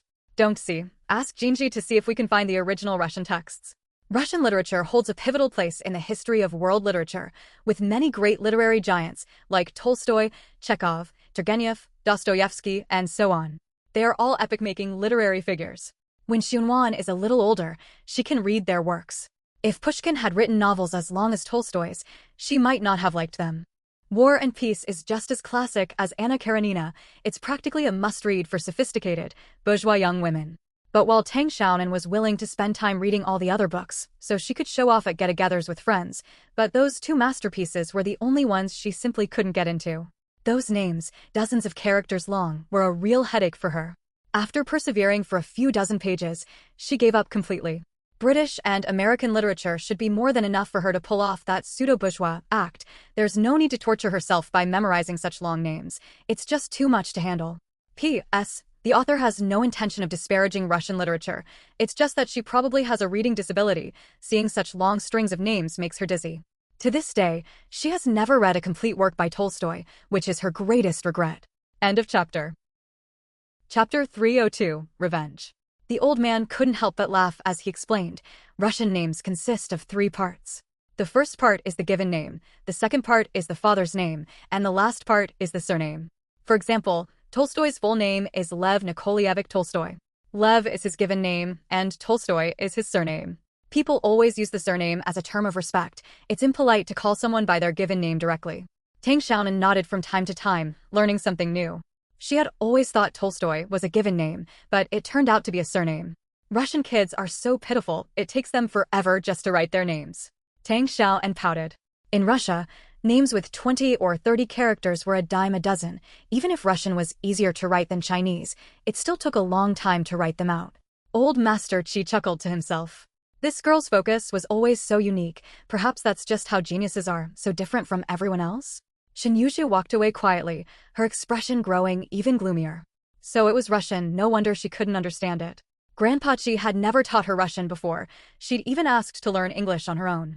And to think she'd believed Grandpa Qi liked her after all. He'd often praised her for being smart in the past. But just now, he'd said Tang Xiaonan was the smartest student he'd ever taught. Haha, she really had been getting her hopes up for nothing. A fool like Tang Xiaonan, did she even deserve to be called smart?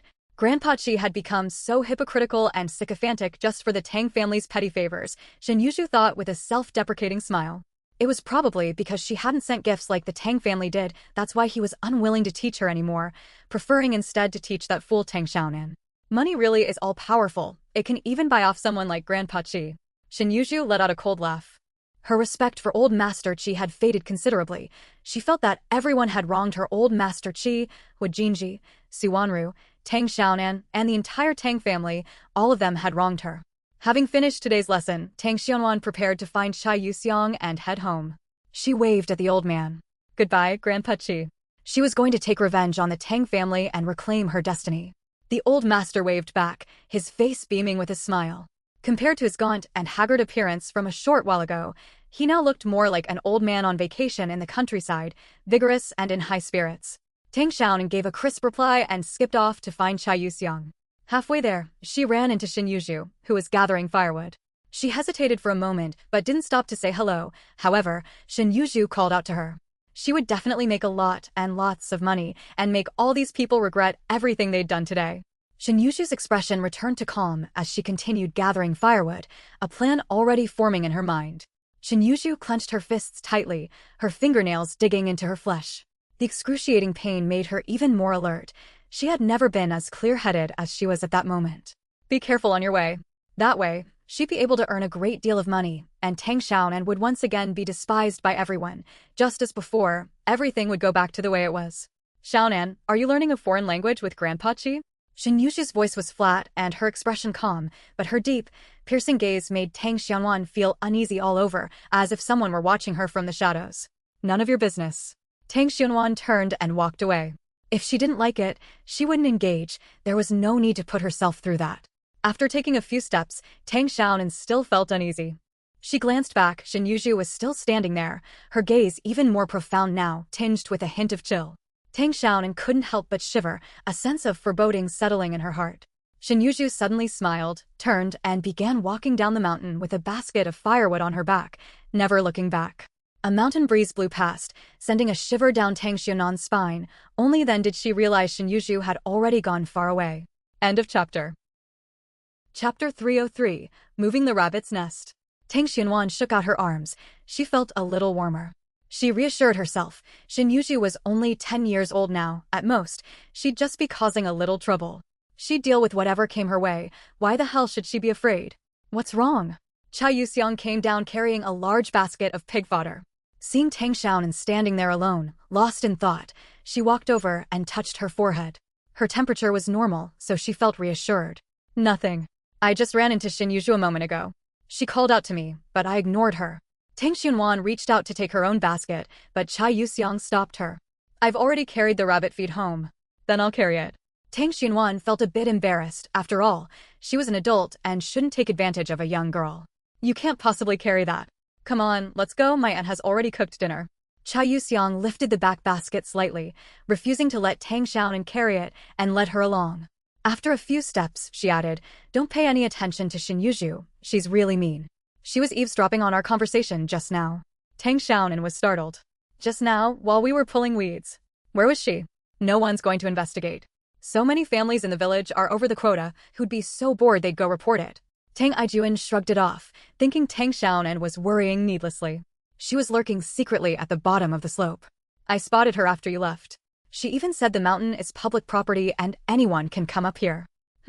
Just as shameless as her slutty fox of a mother. Cha Yuseong's cheeks bulged with anger. Shin Yuju and her daughter were now the people she hated most on Grinding Will Mountain bar none. Tang Xianwan furrowed her brow. They'd just been talking about rabbits and Shin Yuju must have heard every word. When she thought back to Shin Yuju's sinister glare from earlier, her unease grew even stronger. Cha Yuseong was taken aback for a few seconds before she came to her senses. Hesitantly she said, I don't think so. Where would she even report it? We're a long way from town.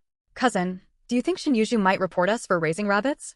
Just to be on the safe side, though, Tang Xiaonan decided to move the rabbits to a new spot.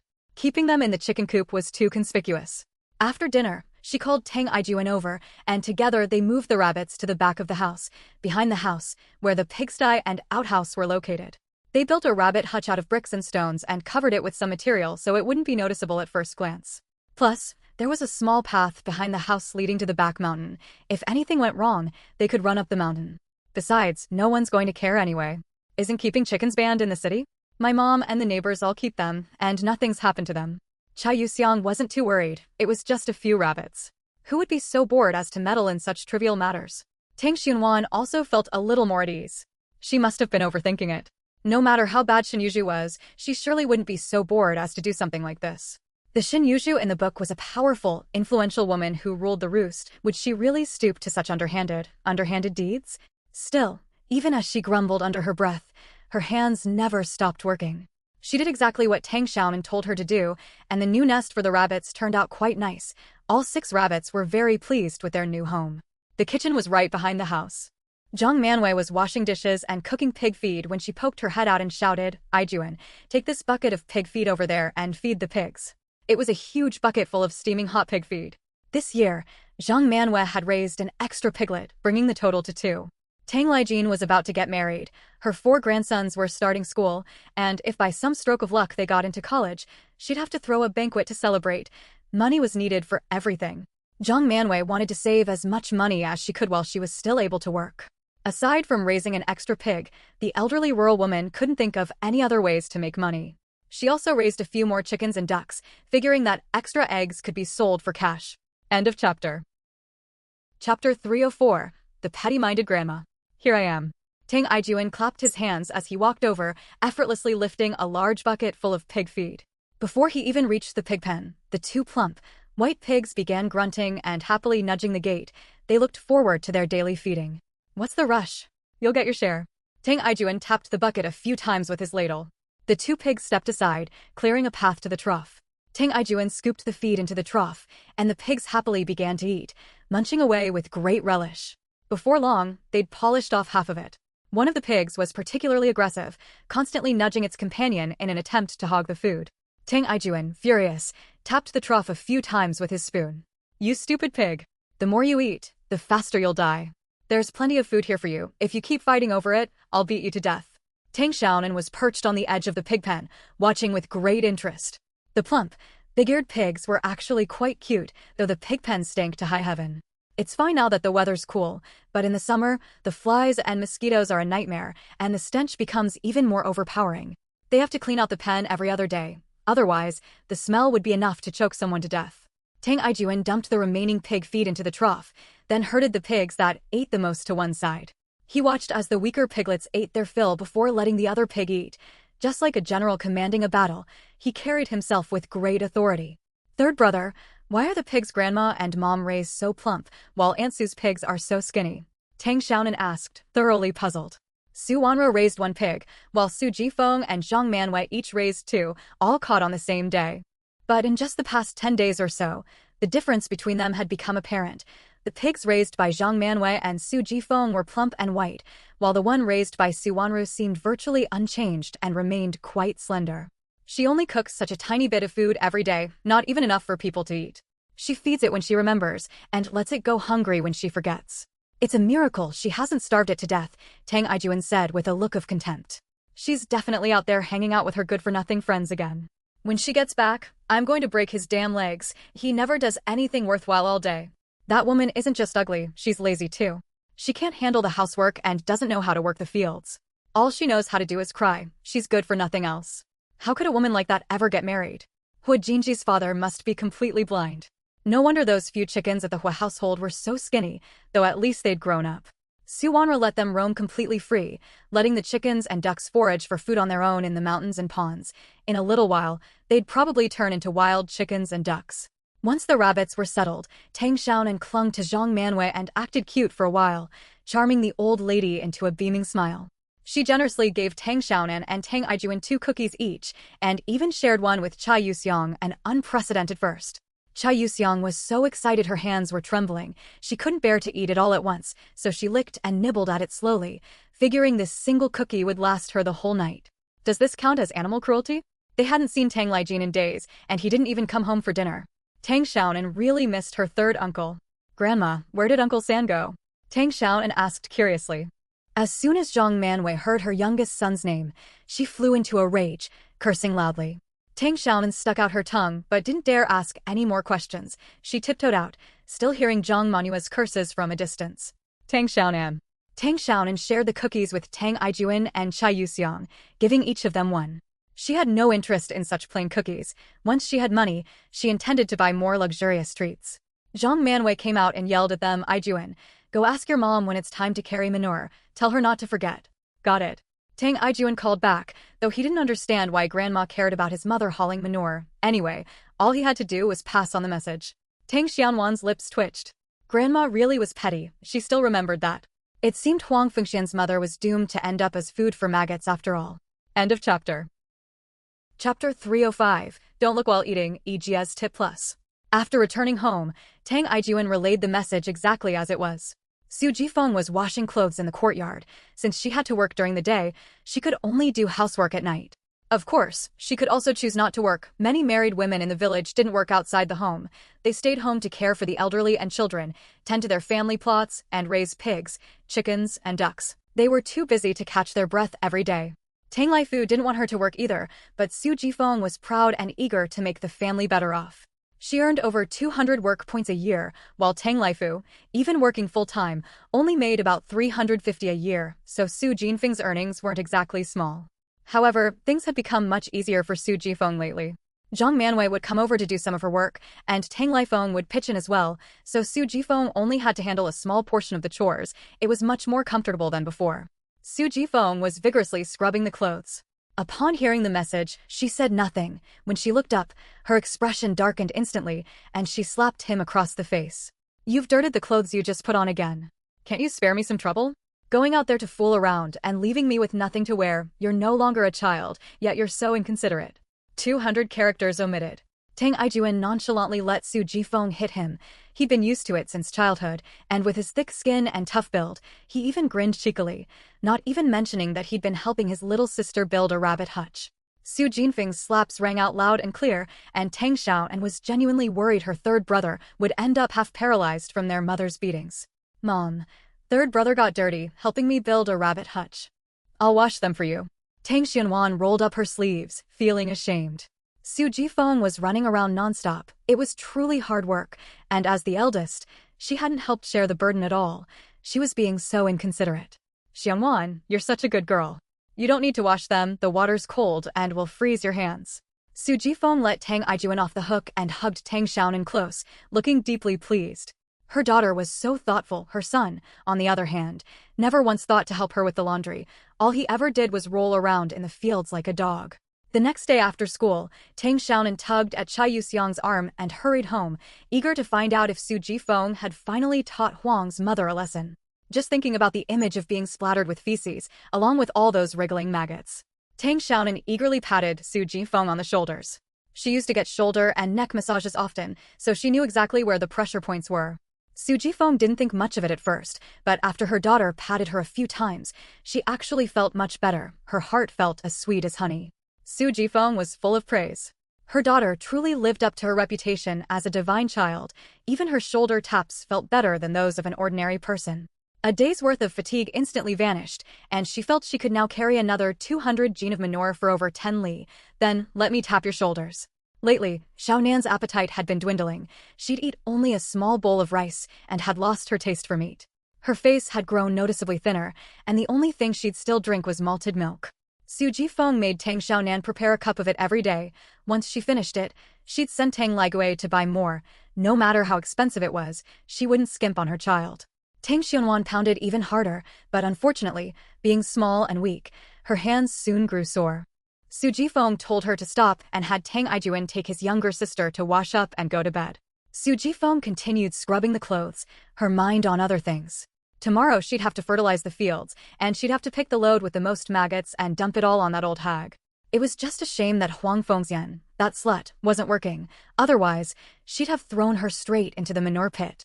Third son, make Xiaonan a cup of malted milk, Su Jifeng instructed. My Xiaonan is just amazing. She knocks much more comfortably than your father. Ugh. She felt like she was going to throw up last night's dinner. It was quiet at the front door, and there was no commotion in the village either. Tang Xianwan breathed a sigh of relief. Perhaps her mother had put down the chamber pot and seen the error of her ways. However, before she'd even caught her breath, she heard a sound in the distance, coming from the fields. Tang Xianwan's heart skipped a beat.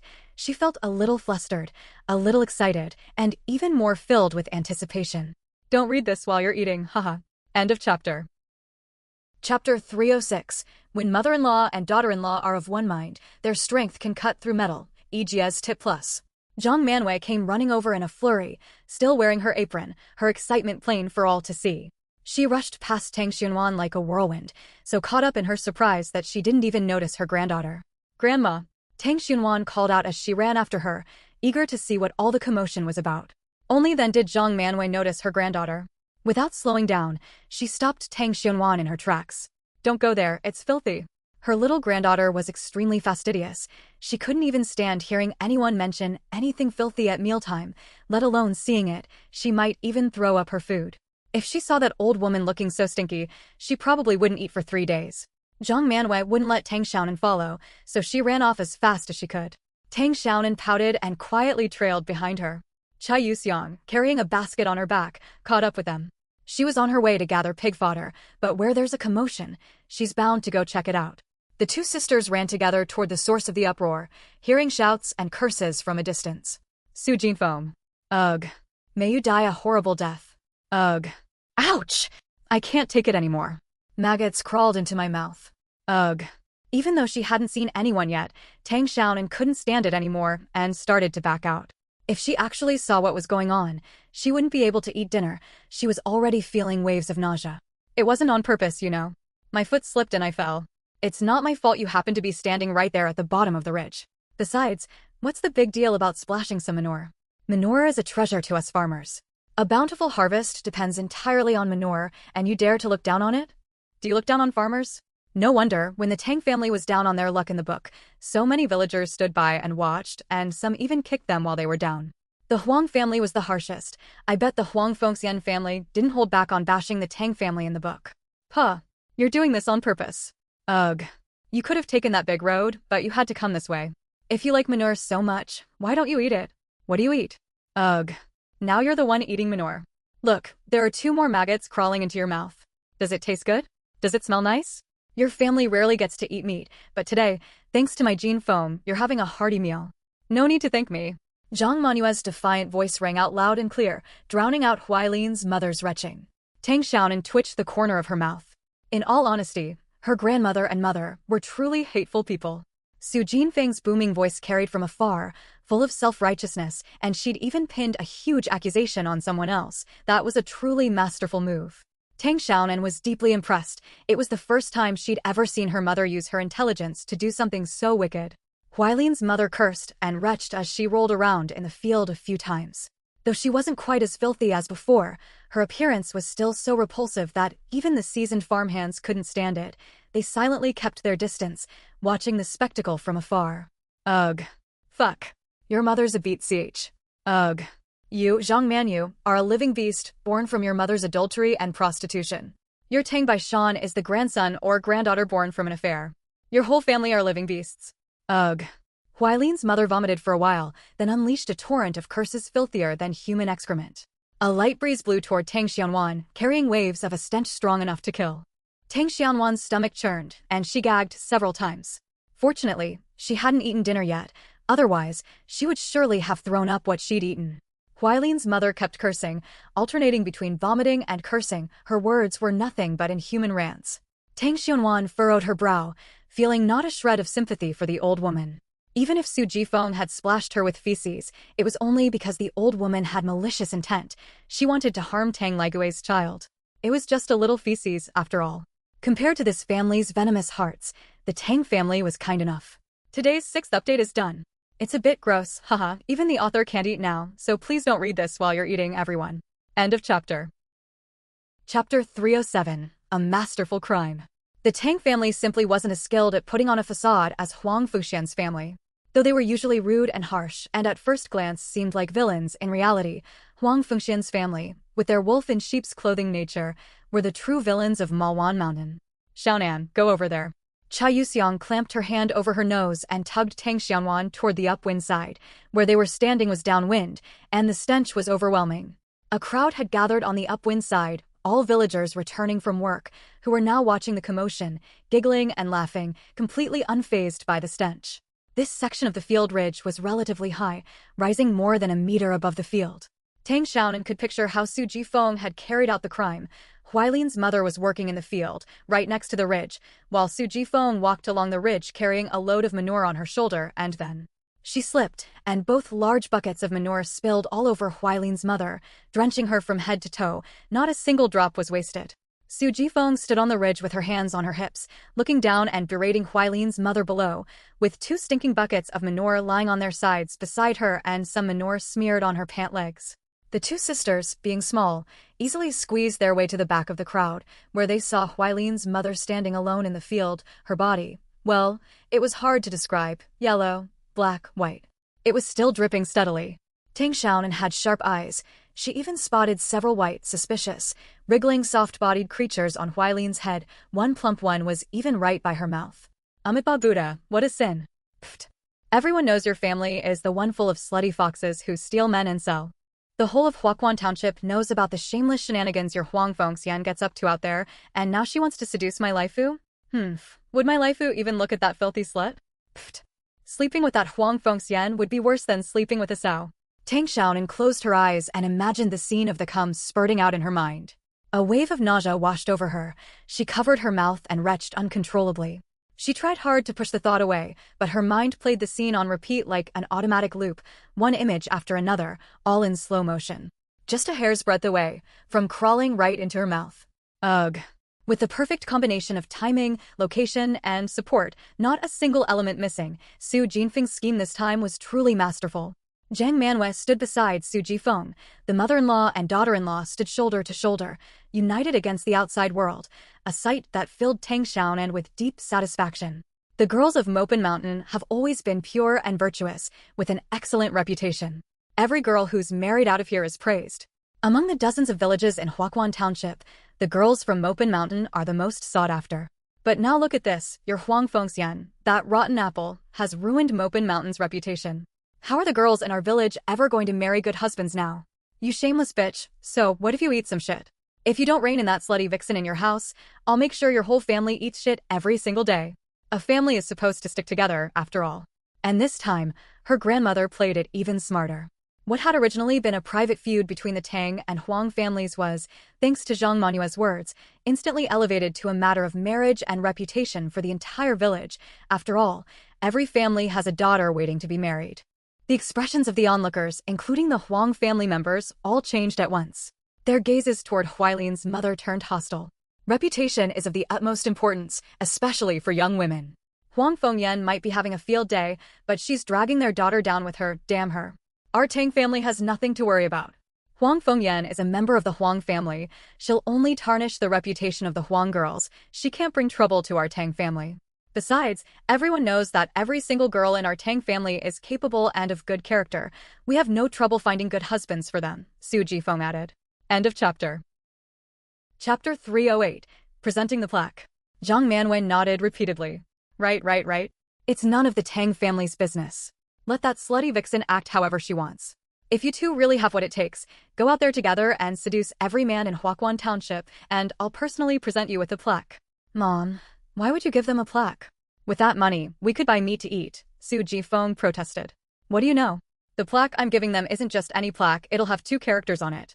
What characters? Slut. Zhang Manwei shouted the 2 words loudly, and the whole room erupted in laughter. Huailin's mother was so furious she opened her mouth to curse, but the fat maggot on the corner of her lips was suddenly sucked right into her mouth in a whirlwind. The others didn't see it, but Tang Xunwan had been staring at those maggots the whole time and saw everything clearly and distinctly.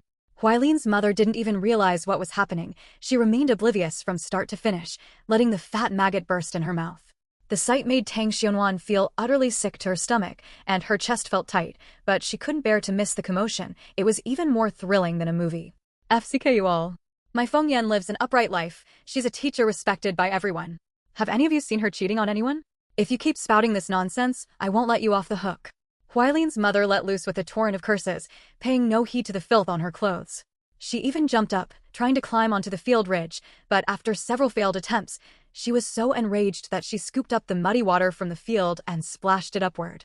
No sooner had Su Jifeng finished speaking than Zhang Manwei clapped her hands, shouting loudly, "Everyone, listen up. If you have a child in 1st grade, especially a girl, you must make sure to instill proper values in them. Don't let them pick up all those lewd tricks from those good-for-nothings. They'll bring shame on 8 generations of our ancestors." The villagers were in an uproar, whispering and gossiping among themselves. They had truly taken Zhang Manwei and Su Jinfeng's words to heart, and their remarks had a significant impact. Respect my ass. Your Huang Fengxian is a slut everyone slept with. She's even cheaper than a bitch. Why does she even bother wearing clothes? It'd be so much easier if she just went to work naked. Su Jifeng cursed, slapping her thigh with each word, providing her own sound effects. Zhang Manua's sound effects were just as loud. Her slaps rang out with a resounding smack, smack. Su Jifeng and Zhang Manwei deftly dodged the blows, but their words were even more scathing. The mother-in-law and daughter-in-law traded barbs back and forth, and with 2 against 1, they held a clear advantage. That school is really something. With so many high school students, they insist on letting that slut teach. Aren't they afraid she'll corrupt the kids? If there were any other schools available, I wouldn't let my little girl or Yuxiang go to Gu Village School. I don't know what that school is playing at. They haven't even fired that filthy slut yet. She must have slept with the school district officials. Otherwise, how could Huang Fengxian have gotten a permanent position? Other people have knowledge in their heads, but hers is full of lewdness. What could she possibly teach in class? How to sleep with men. In this day and age, a young woman's reputation is of the utmost importance. If they really pick up bad habits from Huang Fengxian, they'll never be able to marry a good husband, and their families of origin will be the subject of ridicule. Stop spouting your filthy nonsense. Your mouths stink worse than manure. Who is Huang Fengxian seduced? She's been a proper teacher all along. You're just jealous of her, so you're slinging mud at her. I'll make sure you all pay for this. Huailin's mother was so furious she started stomping her feet. She ran around from the other side, cursing as she went, but the mud in the field was too deep, 1 foot sinking, the other not, and in her haste, she fell several times, ending up covered in mud and looking like a complete mess. Huh, do you think I'm jealous of that slut? Was it me who falsely accused her of seducing my waifu? Selling her body just for a bite of meat, only that slut Huang Fengxian on the whole of Mopen Mountain would do something so shameless. Su Jifeng raged, her fury boiling over. Those several dozen jin of meat were a wound that would never heal in her lifetime. End of chapter. Chapter 309. It's your man who's being persistent. It's Tang Laifu himself who's been persistently pestering my Fengyan. Back when he was dating Fengxian, Su Jifeng were still slaughtering pigs in Gu Village. But my Fengxian has never had any interest in Tang Laifu. She hasn't given him the time of day all these years. It's Tang Laifu who's been shamelessly pestering her. If you're capable, keep your own husband in line. Can't even keep your own man in check. Don't you feel ashamed of making a spectacle of yourself? Huailin's mother was no pushover either. Her barrage of scathing sarcasm left Su Jifeng so enraged she was gasping for breath. She rolled up her sleeves, ready to fight, but Huailin's mother was still half a li away. Zhang Manwei grabbed her and snapped coldly. Laifu used to date Huang Fengxian, but my husband Baishan saw right away that Huang Fengxian was a slut. If he'd brought her home, the roof would have turned green. Which is why we rejected that match. It's a good thing we didn't form an alliance with a disreputable family like yours. Huang Fengxian isn't even a toe on my Jean Feng's foot. I wouldn't take that slut as my daughter-in-law even if she offered herself to me. The gloom on Su Jinfeng's face lifted considerably, and she proudly puffed out her chest. This was the first time her mother-in-law had ever praised her in public. You may not like it, but you can't stop your son from liking her. If you're so capable, don't let Tang Laifu set his sights on my Fengxian. Tang Xianwan jumped even higher and shouted even louder. She didn't dare admit that old master Qi had taught her this, fearing that this shameless family might try to harm the old master. Tang Xianwan shouted with her hands on her hips, and only then did everyone notice her. Zhang Manwei exclaimed anxiously, "What are you two doing here? Go back quickly, it stinks in here. My dad doesn't like that vixen at all. He loves grandma, he loves my mom, and he loves me." Tang Xiaonan wasn't afraid of her at all and shot back, "If my teacher doesn't teach me well, I'll speak up." Teacher Huang can't read so many words. She reads spring as Siyuan Tian, a riot of colors as Xie Zinyan Hong, and teeming with vitality as Sen Jiang Lan. They're all wrong. You little brat, you think you're all that just because you know a few characters? Stop spouting nonsense. If you're not going to class, get out of here. My Fengxian doesn't need a student like you. Huailin's mother jumped up and yelled. If Su Jifeng hadn't stepped in to block her, she would have torn that brat's mouth right off. Tang Xiaonan puffed out her cheeks, furious. She'd never seen such a shameless family. They actually took pride in their daughter cheating on her husband. No wonder Huang Fengxian and Shen Yuji were such sluts. They were rotten to the core. You little brat, you don't know a damn thing. How dare you criticize your teacher? Think you're so tough, huh? If you don't want to take the class, fine, there are plenty of others who will. Huailin's mother snarled viciously. Huailin's mother finally stormed over, bringing with her waves of stench. Everyone else backed away, not wanting to get splattered with her filth. I knew it. My older brothers have already taught me how to read. Their teachers didn't teach it that way. Teacher Huang is reading it wrong. What kind of lousy teacher is she? I wouldn't go to her class even if she begged me. She's a bad person. I don't want to take classes from that fox spirit anymore. She can't even pronounce the pinyin right, Tang Xiaonan said, pouting angrily. Attending Huang Fengxian's classes was a complete waste of time. She'd been suffering through it all this while. She'd be better off learning a foreign language from Grandpa Qi. The others looked pensive. Tang Aihua and Tang Aigua were both in middle school now. They surely knew many more characters. From that perspective, Huang Fengxian had indeed taught it wrong. Still, the villagers weren't entirely sure. After all, they didn't know how to pronounce it either. I'm not going to class anymore either. She's never there. She's definitely off sleeping with some guy. Chai Yuxiang also jumped up and shouted. If her cousin wasn't attending class, what was the point of her going? She'd rather listen to Grandpa Qi tell stories. What's all this noise? Are none of you going to work? The village chief approached with a grim expression, followed by Tang Xiaozheng and Tang Laifu. They'd been working elsewhere, quite a distance away, which was why they'd arrived late. End of chapter. Chapter 310. Blatant Cover-Up. Village chief, look at this. That troublemaker Su Jifeng splashed me with a whole bucket of manure. She did it on purpose. She didn't take the main road but insisted on using this side path. She's using the village's public property to settle a personal grudge, and you're not even doing anything about it. Huailin's mother immediately rushed up to the village chief to complain, without even considering the stench on her own body. Village chief Tang Pingzheng wrinkled his nose and abruptly took a few steps back, while Tang Xiaoang went so far as to cover his nose and keep his distance, his face a picture of disgust. I took the shortcut to get more work done. By saving time on the road, I can carry a few more loads of manure. I've never held back when working for the commune, unlike you, you old hag, who's always slacking off and just thinking about how to take advantage of the commune all day long. Su Jifeng wasn't the least bit afraid. The village chief was a member of the Tang family and on good terms with Tang Baishan, so why the hell should she be afraid? Just as Huailin's mother was about to fire back, Tang Ping roared, "Shut up, all of you. What's there to argue about over such a trifle? Su Jifeng, work more carefully from now on. You've ruined an entire load of manure. Your work points for today are deducted." Su Jifeng wanted to argue back, but Tang Laifu gave her a fierce glare, so she shut up, glaring sullenly at Huailin's mother. This wasn't over yet. Tang Pengjing turned to Huailing's mother again and said irritably, "You're not some pampered city girl. What's the big deal about getting splashed with manure? Every grain of rice and every vegetable we eat is grown with manure. If you get dirty, just wash it off. Is making a scene really appropriate? You're acting like a child." Huailin Miang was so furious she was trembling all over. This was blatant favoritism. If you didn't mind it, why the hell were you standing so far away from her? Su Jifeng had been furious at first, but seeing Huailin's mother turn green with rage, she felt a sense of satisfaction. So, what if her work points were deducted? It wasn't a big deal. If it could drive that old hag to her grave, it'd be even better. All right, hurry home and wash up. Huailin's daughter-in-law, come take your mother-in-law home. Tang Pezheng shouted into the crowd.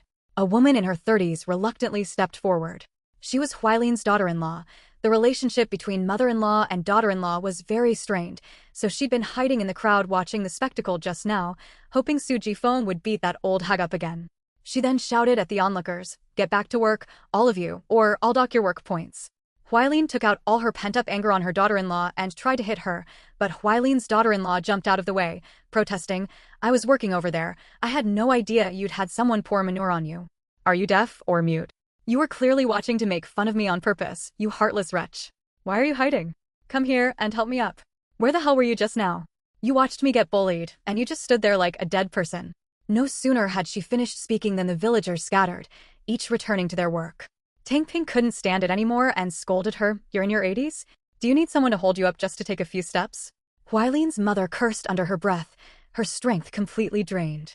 She'd run too hard just now, and on top of that, she was filthy and disgusting, with a strange taste in her mouth. She was barely holding it together. Huailin Yang's face darkened as she shot a venomous glance at Su Jifeng and her daughter-in-law. Tang Xianhuan noticed it, and her heart skipped a beat.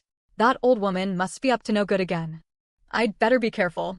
Huailin's mother and her daughter-in-law walked home, leaving a trail of feces in their wake. Su Jifeng tried to slip away, but Tang Pengjing called her back. "If you act recklessly again, I'll dock half a year's work points from you." That niece-in-law was doing it on purpose. Don't think he didn't know. She caused trouble for him all the time. It was outrageous. End of chapter. Chapter 311. Tattling, EGS Tip Plus. Fourth brother, what are you up to? We've already said it was an accident. Jin Feng didn't do it on purpose. We'll accept you deducting 1 day's work points from her, but if you dare deduct half a year's worth, I'll come eat dinner at your house. Zhang Manhwa had had enough. She stormed up to Tang Pengjing and glared at him. Everyone else was afraid of the village chief, but she wasn't. After all, Tang Pengjing even had to call her third sister-in-law. Tang Pengjing was at his wits' end. He dared to boss everyone in the village around, but this reckless third sister-in-law, Zhang Manhwa, was the one person he dared not cross. I didn't say I'd deduct them right now. I said if she acts recklessly again in the future, I'll deduct them. Third sister-in-law, why are you making such a fuss? There's no guarantee I won't take a tumble in the future. Can you guarantee you'll never fall or get hurt for the rest of your life? Anyway, if you dare deduct my Jin Feng's work points, I'll go stay at your house and eat and sleep there. Zhang Manhwa wasn't one to be easily fobbed off. That old hussy Huailin's wife is so despicable. Just seeing her sets me off. I can't guarantee I won't throw manure at her again in the future. Exactly. The field ridges are really slippery. How can I guarantee I won't fall? Su Jinfeng grumbled as well. What's all the fuss about? Just walk a little slower from now on. Your fourth uncle isn't the type to hold a grudge. He's not going to be watching you every minute to see if you fall or not. You disrespectful little brat, if you talk back to your fourth uncle again, I'll tell your dad.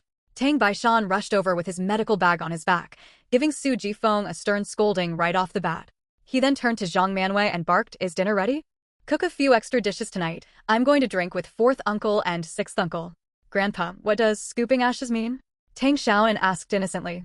Zhang Manwei shot the old man a glare and hurried home to cook. Su Jifeng pouted in frustration and went off to work as well. Cha Yuxiang nodded vigorously. "That's right. She also said my maternal uncle is shameless, that teacher Huang doesn't like him, but he still pesters her every day. She even called my aunt an ugly hag and said Grandpa had an affair and that I was born from that affair." Cha Yuxiang went off to gather pig fodder, but Tang Xiaonan refused to leave. She still had a complaint to make. "Got it. To strike a snake, you must strike at its 7-inch mark." Petty squabbles were pointless. He had to make sure the Huang family could never recover. Tang Xiaonan walked over to Tang Laifu, tilted her head back, puckered her lips, and said unhappily, "Daddy, that mean grandma is saying bad things about you. I hate her so much." She said Daddy was shamelessly hitting on teacher Huang, my cousin, right? Tang Xiaonan enlisted an ally. Having one more person on her side made her argument more convincing. What did she say? Tang Laifu knew his daughter was referring to Huailin's mother, and he was curious to hear what kind of nasty things that old woman could say about him. Fourth brother, don't let it get to you. I'll scold them when we get back. They're getting more and more out of hand. Tang Baishan was trying to smooth things over with Tang Pengzhang, whose expression had softened slightly. Just a moment ago, he'd nearly been left with egg on his face. Tang Baishan's face was darker than ink, and Tang Laifu wasn't much better off. He regretted letting that damn old hag off so easily just now. Her mouth stank worse than shit, and Su Jifeng hadn't splashed her with nearly enough. That woman's full of shit. Xiao Nan, don't listen to her, and neither should Yu Xiang. Tang Baishan's voice was low. He hated Huang Fengxian's family with a passion, but he kept his cool, deciding to wait until he heard news from Tang Lijian's side before doing anything. Dad, I don't want to go to school anymore. Everything Teacher Huang teaches is wrong. This lousy school really isn't worth attending. Even if Huang Fengxian weren't the teacher, she'd find a way to drop out anyway. In her past life, she was, after all, a college graduate from a top-tier university. There's really no need to waste time in elementary school. She'd be better off earning some money. How do you know it's wrong, Xiaonan? Tang Xiaojing asked with interest. He'd only caught half of the example Tang Xiaonan had given earlier. He hadn't heard the whole thing. End of chapter. Chapter 312. What a load of bullshit they taught. Donation from Ijia Baby Plus. Teacher Huang doesn't even know pinyin. She can't tell the difference between C and CH, S and SH, or R and L, and there are so many characters she doesn't recognize. She reads Chuantian Spring as Tsuantian, Chaozian Hong a riot of colors as Caozinian Hong, and Xingji Anran teeming with vitality as Sinji Yanglan. She gets them all wrong. Tang Xiaonan repeated this aloud. She wasn't exaggerating one bit. Huang Fengxian really was full of hot air. She had absolutely no education and couldn't even teach first grade. It was a mystery how this woman had ever managed to graduate from high school. What she didn't know was that Huang Fengxian had been failing since elementary school. Her grades were on par with Tang Ijuan's. But back then, school admission wasn't based on grades, it was based on class background. If your class background was good, you could advance. If it wasn't, even the best grades were useless. Take Gu Yunchuan, for example. He ranked first in the entire school every year, yet he could only attend elementary school. He wasn't allowed to go to middle or high school. Although Huang Fengxian's grades were poor, her class background was good, so she managed to stumble her way through to high school and barely graduated, though she was truly uneducated. Tang Xiaolong squatted down, wrote the word spring on the ground with a pebble, and asked the three children to read it aloud in Mandarin. The three children walked over, Huang Xiaomao, Huang Xiaojie, and Huang Yume. Huang Xiaojie was Yu Lady's beloved youngest son.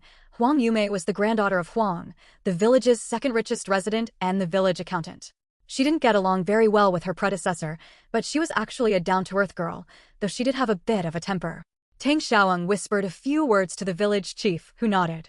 The group returned to the village, where several children were playing. The village chief beckoned, Xiaoma, come here. I want to ask you something. Xiaojie and Yume, come over too. Sixth grandpa, I didn't lie. That's exactly how Teacher Huang taught us. If you don't believe me, ask the others, Tang Xiaonan said, thinking Tang Xiaozhang didn't believe her. There were several first graders from Gu Village attending Mopin Mountain School, so verifying the facts would be easy. After all, she hadn't made a single false accusation against Huang Fengyan.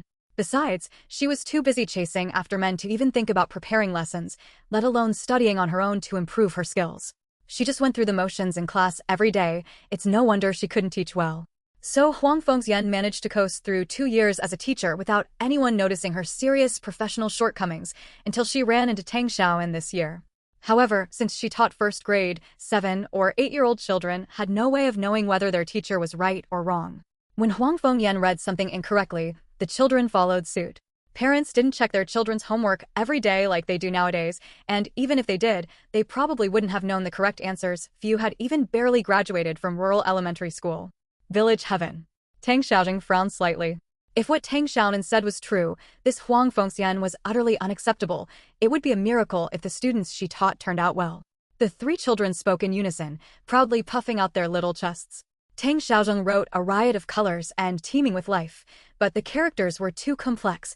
None of the 3 children recognized them. He glanced at Tang Xunwan in surprise. This little girl knew more characters than even 3rd or 4th graders. So he wrote down some pinyin. Sure enough, Just as Tang Xianwan had said, they didn't know a single retroflex sound. 14 and 40 sounded exactly the same, and orchid and south were almost indistinguishable. As for math, they'd been in class for nearly a month. They hadn't even taught something as simple as 2 plus 3. Every day, they only taught the children to recognize numbers, a total of just 10 numbers. Was a whole month really needed for that? Even the village chief could tell something was wrong. What kind of teaching is this? Who doesn't know how to teach 1, 2, 3, 4, 5? Even I could teach that. This crap Huang Fengyan is teaching is a complete mess. It's utterly disgraceful. The 6th chapter is done. I'll continue tomorrow. It goes live on the 18th. I'll give a little shout out every day asking for first chapter subscriptions. Please don't get annoyed. End of chapter. Chapter 313. I might fall again next time. 4th grandpa, 6th grandpa, I'm not lying. Teacher Huang doesn't even have a lesson plan. She has 6 classes a day, but she only teaches 2, 1 Chinese class and 1 math class. She's nowhere to be found for the other classes. When a classmate brought some good food, she said she wanted to show care for her students, so she had them give the best food to her son, Shen Yuhai. If they refused, she'd make them stand outside as punishment. Tang Xiaonan spared no effort in tattling. The villagers might not care if she was a poor teacher, but when it came to food, let's see if they could stay calm. Before her uncle caught Huang Fengxian in the act, she'd deal this woman a little blow first. If once wasn't enough, then twice or 3 times. She didn't believe the people of Mopin Mountain would continue to like this venomous woman with the mouth of a Buddha, but the heart of a snake. The village chief furrowed his brow and asked Huang Xiaomao and the others, "Is this true?" The 3 children nodded meekly. They didn't dare lie to the village chief, and besides, everything Tang Xiaonan had said was true. Shen Yuhai had eaten all their best dishes, and they were really upset about it. Huang Xiaoma glanced timidly at his friends and whispered, I didn't. Shen Yuhai said, what I eat is pig slop. He wouldn't touch it even if it were given to him for free. Su Jifeng felt her anger rise, and she shouted at the village chief, 4th uncle, did you hear that? That slut isn't fit to be a teacher. I won't let Xiaonan and Yuxiang learn from her. Don't let her corrupt my girls. I know. Teacher Huang said students should care for one another. Children who don't listen to their teacher aren't good kids. They have to stand outside as punishment. Tang Xianwan didn't listen, so she was made to stand there. Huang Yumei said loudly, glancing at Tang Xiaonan with a smug look in her eyes. She had never been made to stand in the corner, so Tang Xiaopan was utterly humiliated. Does Teacher Huang know about this? The village chief demanded. The village chief's expression darkened. Huang Xiaomao's grandparents were in poor health and had to take medicine year-round. Their family was struggling financially, so they certainly couldn't provide good meals, but Shen Yuhai's remarks had gone too far. Shen Yuhai ate half of the fried egg I brought, too. Huang Xiaojie chimed in, not to be outdone. He kept track of every little thing like this. It drove Shen Yuhai absolutely crazy. When you're working, you naturally don't watch your step. I didn't do it on purpose. It's just that heaven must have found that whole family so disgusting that it made me take that fall. Shen Yuhai ate more than half of the sausage grandma packed for me. Huang Yumei pouted as she complained. Tang Xianwan pouted and held out her hand in a show of grievance. Shen Yuhai tried to snatch my meat, and I wouldn't let him. That's why Teacher Huang made me stand in the corner as punishment. He even broke my hand. It hurts so much. Tang Xianwan silently gave a thumbs up. Mom really is the best. No matter what, a beggar mom is always more reliable than a government official dad. All right. Stop stirring up trouble here. I've got this under control. Just watch where you're going from now on, especially when you're carrying manure, the village chief said, his head aching from the hassle, scolding her impatiently. Su Jifeng grumbled defiantly, but when Tang Laifu shot her a fierce glare, she quieted down.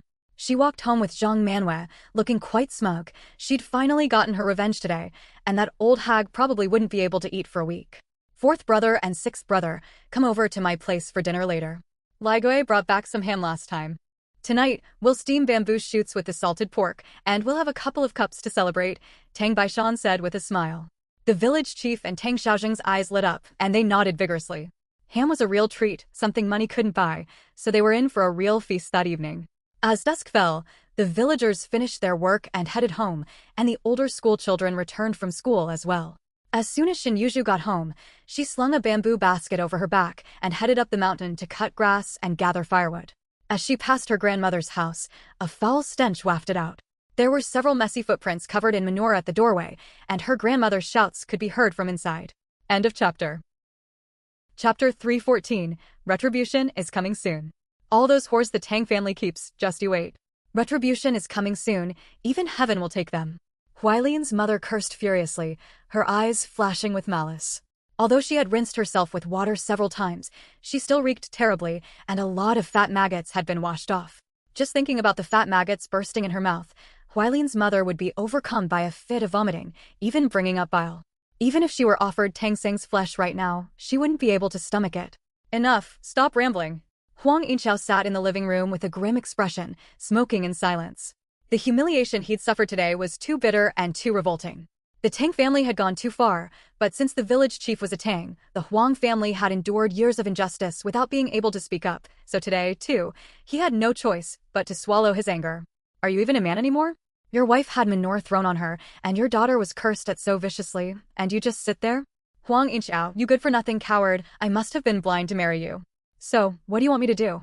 Get into a fight with Tang Baishan? Would that make you happy? Huang Yinxiao snapped back furiously.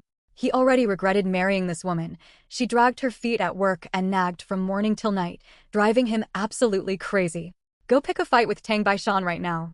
Huang Yinxiao, if you don't go, you're a total coward. If you tell me to go, I won't. Why should I listen to you? If you're such a big shot, why don't you go pick a fight with Su Jifeng? You'd just end up getting doused with shit anyway, humph. Shin Yuzhu forced herself to walk into the courtyard, stifling her nausea. It stank even worse inside, worse than stirring a cesspool with a stick. In the bathroom, Huailing's wife was splashing water out spoonful by spoonful. Along with the water, several wriggling maggots were flowing out. Shin Yuzhu felt a wave of nausea rise in her chest and had to exert tremendous self-control to keep from throwing up. You're nothing but a good-for-nothing. You worthless piece of trash. Standing outside the door, Shin Yuzhu's expression grew darker the more she listened. Although she hadn't seen it with her own eyes, she could piece together what had happened. Su Jifeng had deliberately doused her grandmother with feces, and her grandmother, having suffered this silent humiliation, had become so angry that she'd gotten into a fight with her grandfather. Those bandits from the Tang family were utterly despicable, splashing feces on people for no reason at all. Didn't they fear being struck by lightning? Grandpa and Grandma, please stop arguing. It's not worth fighting over outsiders. While they're happily eating meat and drinking wine, you're quarreling, you're just making fools of yourselves in front of others, Shin Yuzhu urged pointedly. Huang Yinxiao and Huailing's mother immediately stopped arguing. They both slapped their thighs in unison. Their granddaughter was right. Those bandits from the Tang family were surely feasting on meat and wine right now to celebrate. How despicable. Huailing's mother gritted her teeth and cursed, just you wait. Heaven will take care of them. Retribution is coming soon. I won't even have to lift a finger myself. Is Heaven a relative of yours? Do you think it'll just take them away whenever you say so? All these years, those bandits have been living it up just fine, eating far more meat than our whole family. Huang Yinxiao couldn't help but sneer. Huailing's mother let out a cold laugh, her gaze growing even more menacing. Just you wait and see. The Tang family has committed too many evil deeds. Their retribution will come within a year at most. Humph. Shin Yuzhu's heart skipped a beat. Her grandmother had mentioned karma 3 times, and she spoke with such certainty. Could it be that she knew something? If only that were true, she couldn't stand those bandits from the Tang family anymore, especially Tang Xiaowan. It would be best if she just vanished from Molin Mountain forever. Shin Yuzhu was startled by her own thoughts. How could she have such a terrible idea? Yet this thought spread unchecked through her mind like waterweed, and she found herself increasingly desperate for Tang Xiaowan's entire family to vanish immediately. Only then could things go back to the way they used to be. End of chapter. Chapter 315, Meeting Huang Fengxian again. A few days had passed since the manure-throwing incident, and the village had returned to calm. Though Huailing's mother and Su Jifeng, mother-in-law and daughter-in-law, had become sworn enemies. They rolled their eyes at each other whenever they met, and Huailing's mother had tried to get revenge several times, but Su Jifeng was quick on her feet and always managed to thwart her attempts. With farm work easing up slightly, Tang Laifu's business became busier again. Many families rushed to hold their weddings before May. There were almost no weddings held in June, July, August, or September. Most were wrapped up before May. Tang Laifu hadn't gone out to work these past few days. By slaughtering 1 pig a day, he earned more than he would have working, and the family's meals naturally became more plentiful. This time, without Tang Xiaonan's prompting, Su Jifeng took the initiative to bring meat to her in-laws. The 2 women were as close as mother and daughter, which filled Tang Baishan with great satisfaction. At dusk, Tang Laifu rode his bike home. In the bamboo basket on the back of his bike were some meat and offal, along with his pig slaughtering tools. Today's pig was very fat, so Tang Laifu received a larger share of meat, plus a pair of pig livers and a pair of large intestines. The pig's lungs were rejected by the owner of the pig, so Tang Laifu brought them home as well. Since Tang Baishan had weak lungs, eating lung was believed to strengthen them.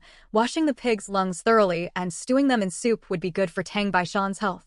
He was still a few li away from Open Mountain, so Tang Laifu picked up the pace. He'd bought some big white rabbit candies today. Xiao Nan would surely be delighted.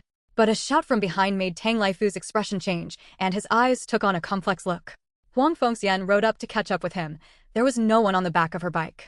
She was returning from running errands in town when she happened to spot Tang Laifu and noticed the meat in the basket on the back of his bike. Huang Fengxian immediately had an idea. It had been a long time since her family had had any meat, and she hadn't run into Tang Laifu in all that time, but today, she'd finally found him. What she didn't know was that Tang Laifu had been deliberately avoiding her. Whenever he spotted her from a distance, he'd walk away. She was no longer the moonlight in Tang Laifu's heart, but rather a mouthful of thick, sticky phlegm, stuck in his throat and making him feel sick. Laifu.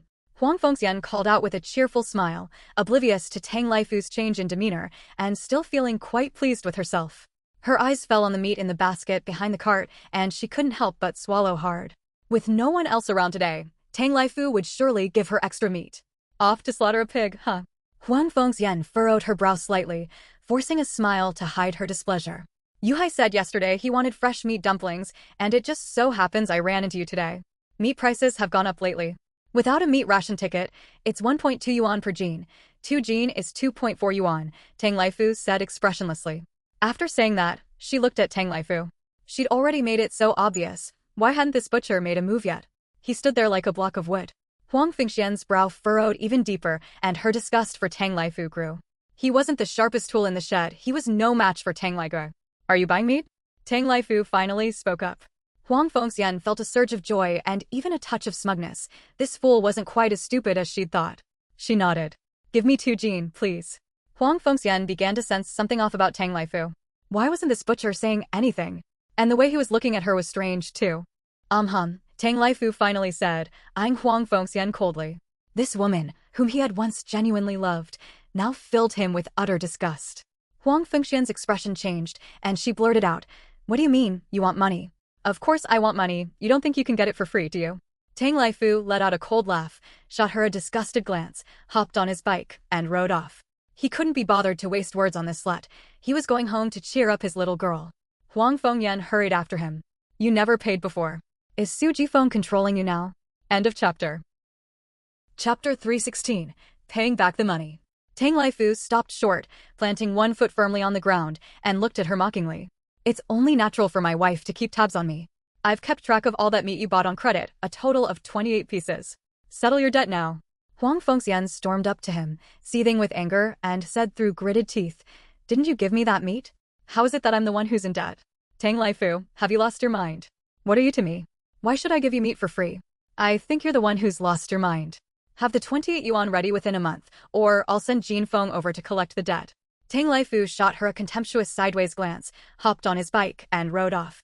Huang Fengxian stood there dazed, still trying to make sense of the situation, when Tang Laifu stopped up ahead and barked at her, If you ever bully my little girl again, I'll break your hands. Last time, he should have teamed up with Su Jinfeng to break that filthy slut's hands, but he lacked the heart to do it.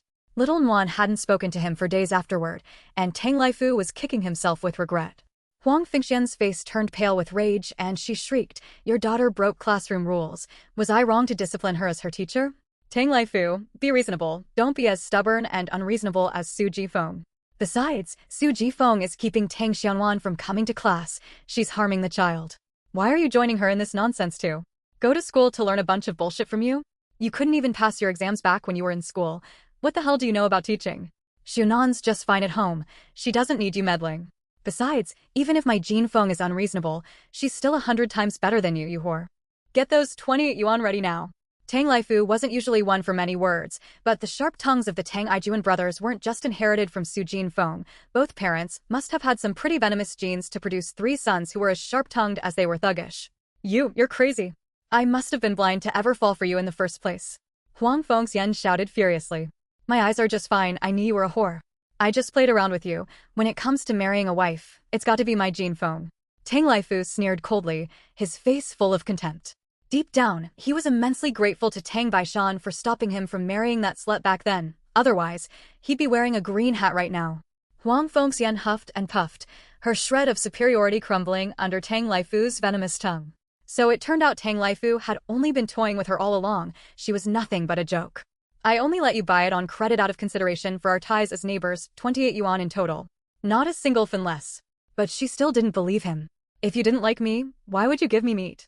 Tang Laifu, don't be two-faced. I know your dad forced you to marry Su Jifeng. Huang Fengxian softened her tone. Just a moment ago, she hadn't cared about her appearance and must have looked hideous. No wonder Tang Laifu had spoken so harshly. You're talking nonsense. When have I ever bought meat on credit from you? Not a single fin. Huang Fengxian grabbed a pebble and hurled it forward, so furious she no longer cared about her appearance. Forget 28 kuai, she didn't even want to pay 80 jiao. Tang Laifu shot her a look that said, "You're just imagining things," gave a dismissive snort, and rode off on his bike. Feeling incredibly satisfied, he'd finally vented the pent-up frustration he'd been holding in for so long. Men, no matter when, always like pretty women. Huang Fengxian knew this all too well and firmly believed that her looks and figure were her greatest weapons, capable of helping her achieve any goal. With 28 yuan, she could buy several new outfits. Why on earth should she give it to this thug? You know full well whether I'll give you credit or not.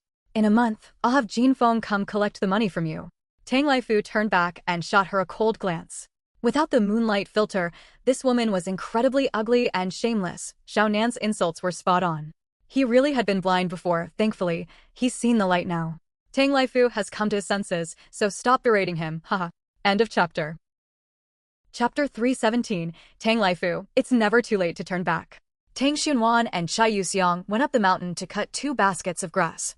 She carried only a small basket, while Chai Yuxiang carried more than 3 times as much, a huge basket so full of grass that you couldn't even see her under the weight. Yet Chai Yuxiang seemed to handle it with ease. This level of physical exertion was a piece of cake for her. Dad. Tang Xiaonan spotted Tang Laifu from a distance and waved happily. Tang Laifu rode over, loaded both baskets of grass onto his bike, and lifted Tang Xiaonan onto the front crossbar. He pulled 2 big white rabbit candies from his pocket, giving one to Chai Yuxiang first, then feeding one to Tang Xiaonan. Thank you, uncle. Chai Yuxiang grinned happily. Even though her uncle looked fierce, he had a heart of gold. Every time he had something tasty, he'd share it with her, just like Xiaonan. He was even better than her dad. Grandpa and Grandma and her aunt were all very kind too. Even if they had their own little agendas, they were still so much better than her paternal grandparents. She really hoped she could live on Mopin Mountain for the rest of her life and never have to go back home again. I want stir-fried pork liver. When Tang Xunwan saw a bloody slab of pork liver, at least 4 or 5 jin, her eyes lit up instantly. Stir-fried pork liver was so fresh and tender, it was absolutely delicious. Tang Laifu nodded with a smile. I'll have your mom cook it for you.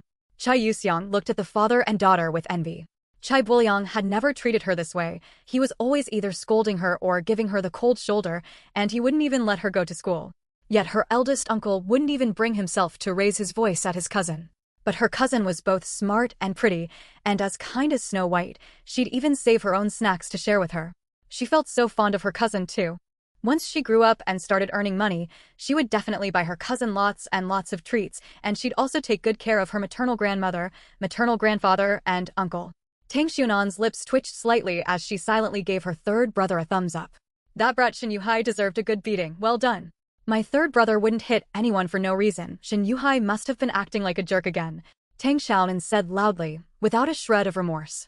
Your Tang Ijuan beat my Yuhai into the state. Look at him, his face is all beaten up. As they neared the front door, Huang Fengxian came running up in a rage, her car carrying a battered Shin Yuhai, who was wailing loudly. Tang Laifu furrowed his brow. This slut just wouldn't let it go. When dealing with Huang Fengxian and her family of scum, there was no room for compassion. Huang Fengxian was heartbroken. Her son was her precious little treasure, just as Tang Laifu cherished Tang Xiaowan. She had never brought herself to lay a finger on him since he was a child, but now he'd been beaten beyond recognition by that bandit Tang Ijuan. She was determined to seek justice for her son. Tang Laifu, you stop right there. Just look at what your son has done. This is a conversation between adults. What business is it of yours? You little brat, have you no manners? Didn't your mother teach you any? With old grudges and new grievances all piling up, Huang Fengxian lost her composure. Her face contorted with rage, stripped of its former beauty. Tang Laifu said with disgust, try saying one more bad word about Xiaonan, and I'll smash your mouth to pieces. Tang Xunan's eyes lit up. Holy crap, had her dad finally seen through this green tea bitch's true colors and come to his senses? In high spirits, Tang Xiaonan, emboldened by her father's support, stuck a tongue out at Huang Fengxian, infuriating that heartless, venomous woman. Are you tired of living? Daring to act like a hussy right outside my door? Your son deserved to get beaten up by my son, he asked for it. He's just as shameless as his mother. Sooner or later, someone's going to beat him to death. Su Jifeng came out wielding a spatula and stood in front of Tang Laifu. Bullying her daughter right at her own doorstep, was she tired of living? She didn't mind shedding her fox skin all over again. End of chapter. Chapter 318, Karma Strikes Again. Thanks to EGF for the tip plus. Tang Ijuan returned carrying a bamboo basket full of yellow eels and loaches. He was soaking wet, and the basket was packed with them enough dried loaches to last the family through the winter. When he saw Huang Fengxian and her daughter, both fuming with rage, he let out a cold laugh and shouted at Huang Fengxian, "Your son was born but not raised. I helped teach him a lesson, no need to thank me." Huang Fengxian's face turned livid.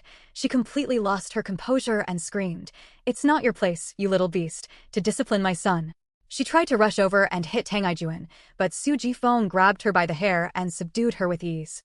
"And my son certainly doesn't need a lesson from a slutty vixen like you." Su Jinfin delivered a hard kick to the back of her knee. Huang Fengxian fell to her knees in pain, looking as if she were begging Su Jinfin for forgiveness. Shin Yuhai, terrified, burst into tears. "Stop hitting her. I'll never take loaches again. Please stop, Sniffle. You call that taking? You were clearly stealing. The loaches I caught were sitting right there just fine, and you bastards stole more than half of them. You're asking for a beating, I'll beat you to a pulp." Tang Ijuan raised his fist, his face twisted with fury. Shin Yuhai, terrified, clutched his head and wept uncontrollably. Everyone else had come out to watch the commotion. Seeing that it was Su Jifeng and Huang Fengxian fighting again, they perked up. For some reason lately, Su Jifeng had been hounding Huang Fengxian's family relentlessly. Just a few days ago, she doused Huailian's mother with a bucket of shit. The stench hadn't even cleared yet, and now she was at it again with Huang Fengxian. Huang Fengxian felt even more confident. Her plan was flawless, and there was no way anyone could catch her red-handed. Su Jifeng was merely suspicious. However, upon hearing what Shin Yuhai said, everyone couldn't help but look at him with contempt. Steals needles as a child, steals gold as an adult. Shin Yuhai was already 7 years old. They say, what a child is at 3, he'll be at 7, and it seemed unlikely he'd ever change. Su Jinfin felt utterly frustrated. Tang Lijin still hadn't caught her red-handed. What a useless coward. If she'd known, she would have gone after her herself. She didn't believe that slut could really pull off such a scam. Su Jifeng sneered coldly, "It's your family that's rotten to the core. The men are good-for-nothings, the women are adulteresses and prostitutes, and the son you raised is a petty thief. A whole nest of thieves and whores, you're all scum. I didn't do it, so I didn't do it. What's there to be afraid of? It's your family that's committed every kind of evil. Sooner or later, you'll get what's coming to you." Huang Fengxian erupted into a tirade, looking completely unflinching and self-righteous, as if her conscience was clear. Some villagers began to waver again. If Huang Fengxian had really been having an affair, how could she stand so tall? Perhaps the rumors were just that, rumors? You know in your heart whether you've been cheating or not. Don't think that just because no one saw you in bed with a man, you're not a slut. You can't hide the truth forever. Sooner or later, your dirty secrets will come out. Bullshit. Stop slandering me all the time. If you've got the guts, produce some evidence. Otherwise, if you keep slinging mud at me, I'll see you. Just wait until you end up behind bars. Huang Fengxian's eyes were filled with malice, yet there was also a hint of smugness. Tang Xiunan's heart skipped a beat. There was more to this woman's words than met the eye. It was as if she were certain something terrible would befall the Tang family. But what could possibly happen to the Tang family? She quickly thought of Sherlan. If second aunt had taken Lu Xiangu's medicine, she would give birth prematurely to a monstrosity by the end of the year, bleed to death. Her husband would go mad, the Tang family would fall into ruin. And the whole village would say the Tang family had suffered divine retribution. When Tang Baishan found out, he'd be so angry and heartbroken that his health would deteriorate. He'd catch a severe cold and die before long. The divine retribution Huang Fengxian spoke of was undoubtedly aimed at second aunt. Moreover, the talk of divine retribution among the villagers might well have been public opinion stirred up by this woman, who was trying to drown the Tang family in a flood of slander. Damn it, that filthy slut has such a venomous heart. The bonus chapter for tips is complete. We'll continue tomorrow. End of chapter. Chapter 319, A Mountain Crushing Down. Thinking of the Tang family's tragic plight in the book, Tang Xiaonan felt a surge of anger. At this point, one thing was certain. The deaths of Sherlan and Tang Ligui were inextricably linked to Huang Fengxian.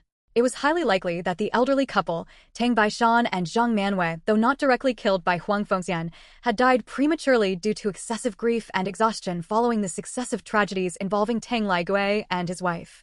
That venomous woman, Huang Fengxian, had claimed the lives of 4 members of the Tang family. Her original self had died at Shen Yuhai's hands, but Tang Xiaonan suspected that Shen Yuzhu was the mastermind behind it all. She was becoming increasingly convinced that Shen Yuzhu was just as malicious as Huang Fengyan. That wicked mother and daughter are no good at all. There are also many suspicious points surrounding Tang Aigua's death.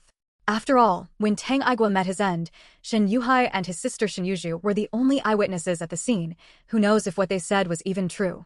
Tang Xianwan strongly suspected that those 2 siblings were the ones who had harmed Tang Aigua.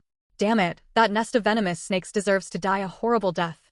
Tang Xiaonan, who had long since come to regard the Tang family as her own, grew angrier the more she thought about it, her eyes stung with pain.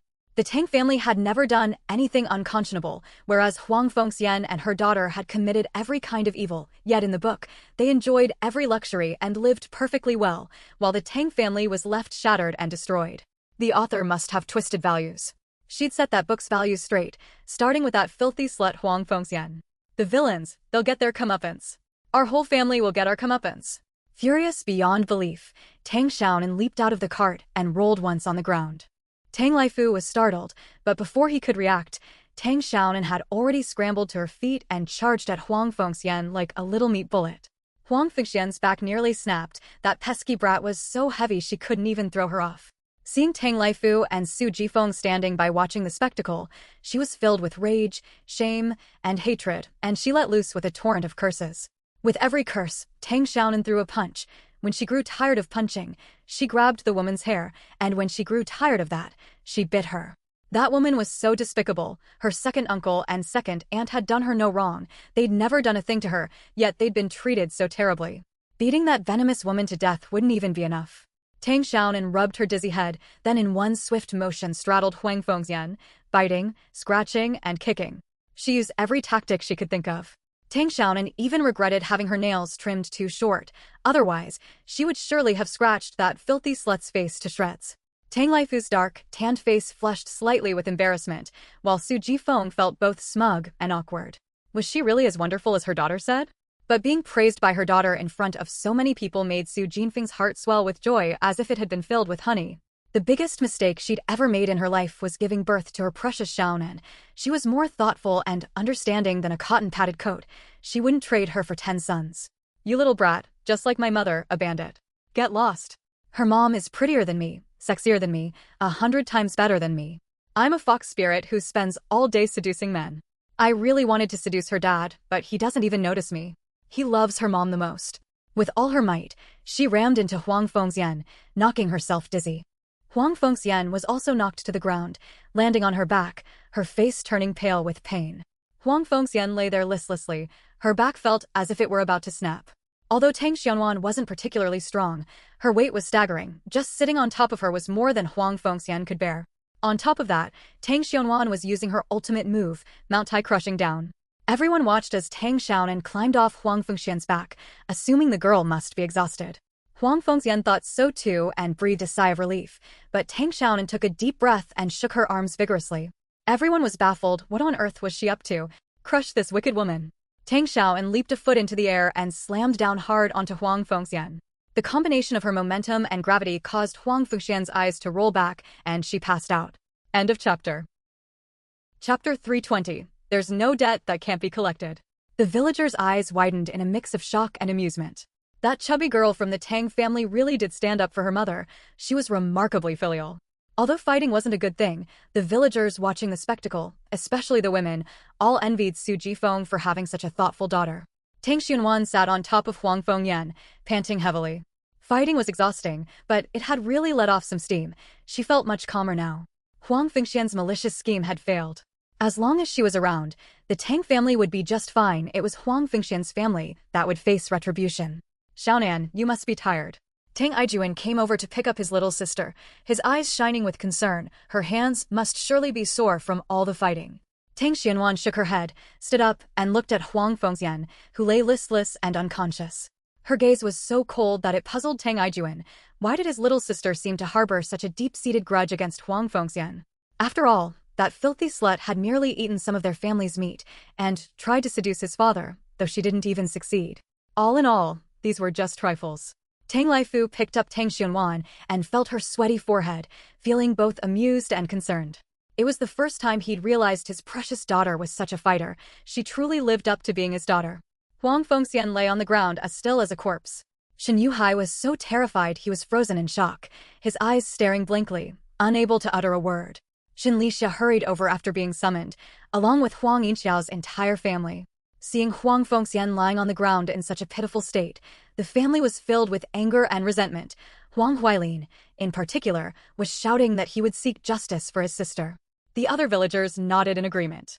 Although Tang Laifu was fierce, he was a man of his word and never made empty promises. Still, Huang Fengxian really was shameless. She'd actually eaten so much meat for free. No wonder Su Jifeng was clinging to her like a leech. You say it's 28 yuan, so it's 28 yuan? I'd say you owe my sister 280 yuan. Do you want your shit back or not? Huang Huailin flatly refused to admit it. The meat was already in their bellies. He wasn't going to pay a single penny.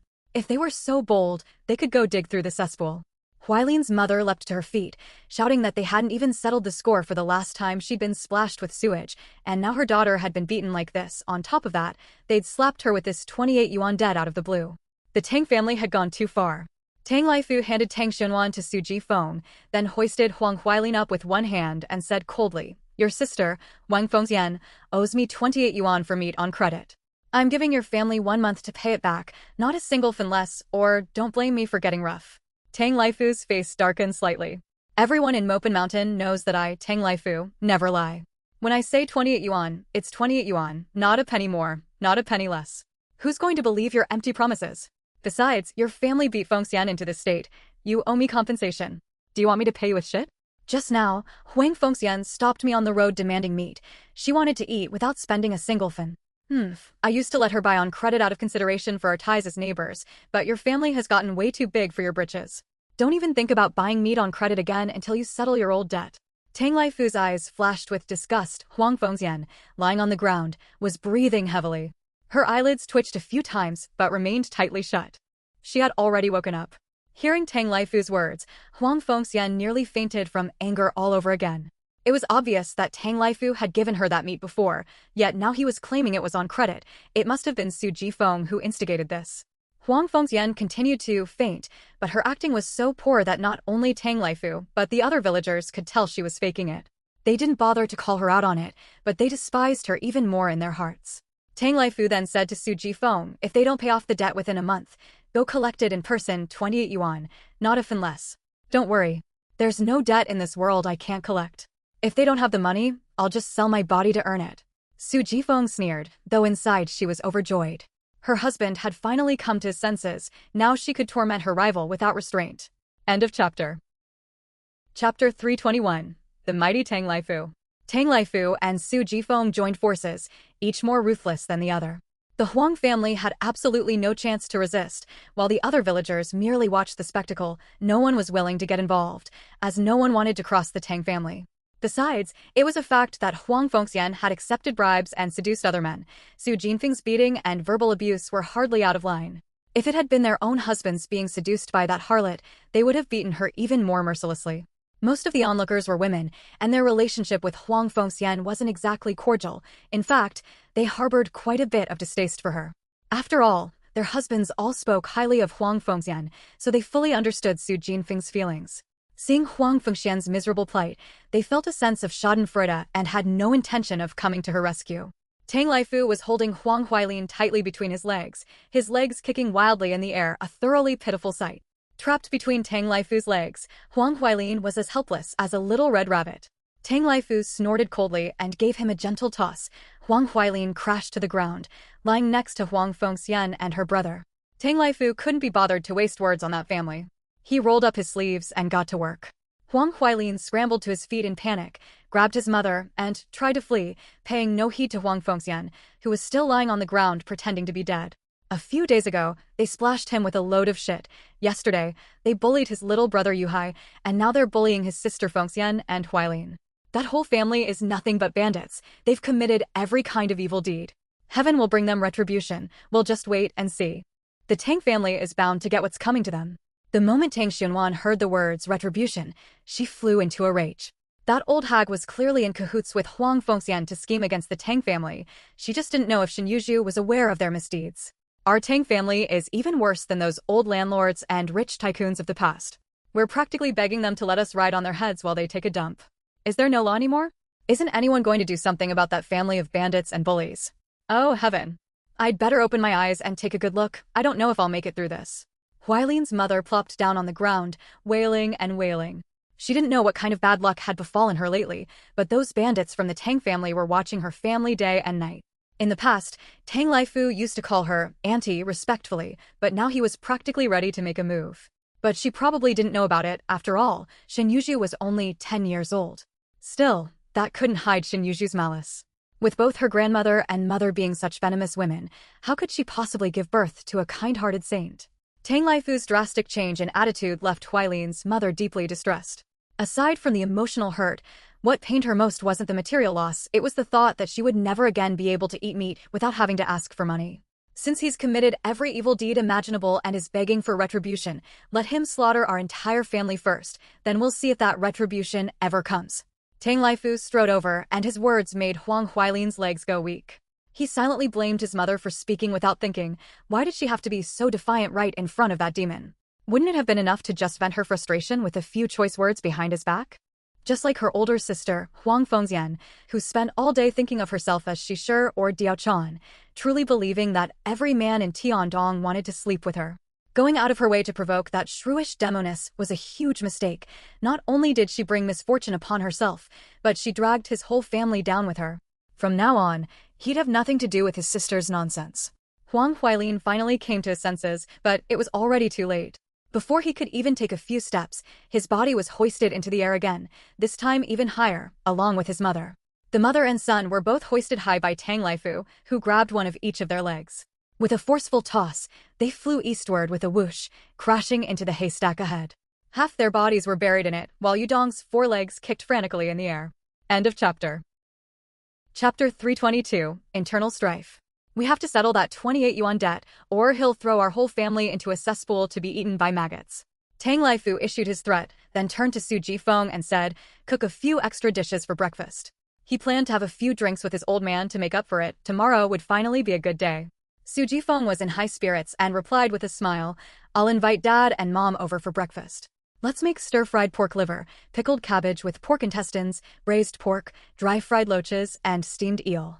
A few days ago, Tang Ijuan had collected quite a few snails. They'd mostly stopped spitting out sand by now.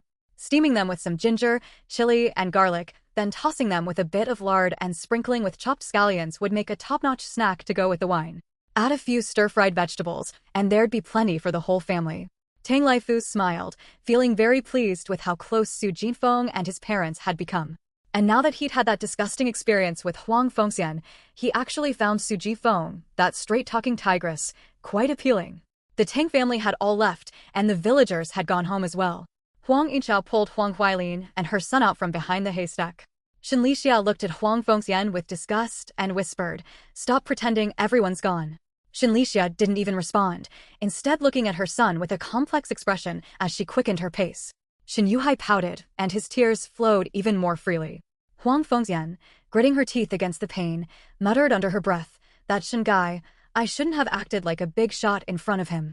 If I push him too far, I'll never be able to go back to the city for the rest of my life. He'll make me work on Mopen Mountain until I die. Shen Lixia, who had been walking ahead, suddenly spun around, his face contorted with fury.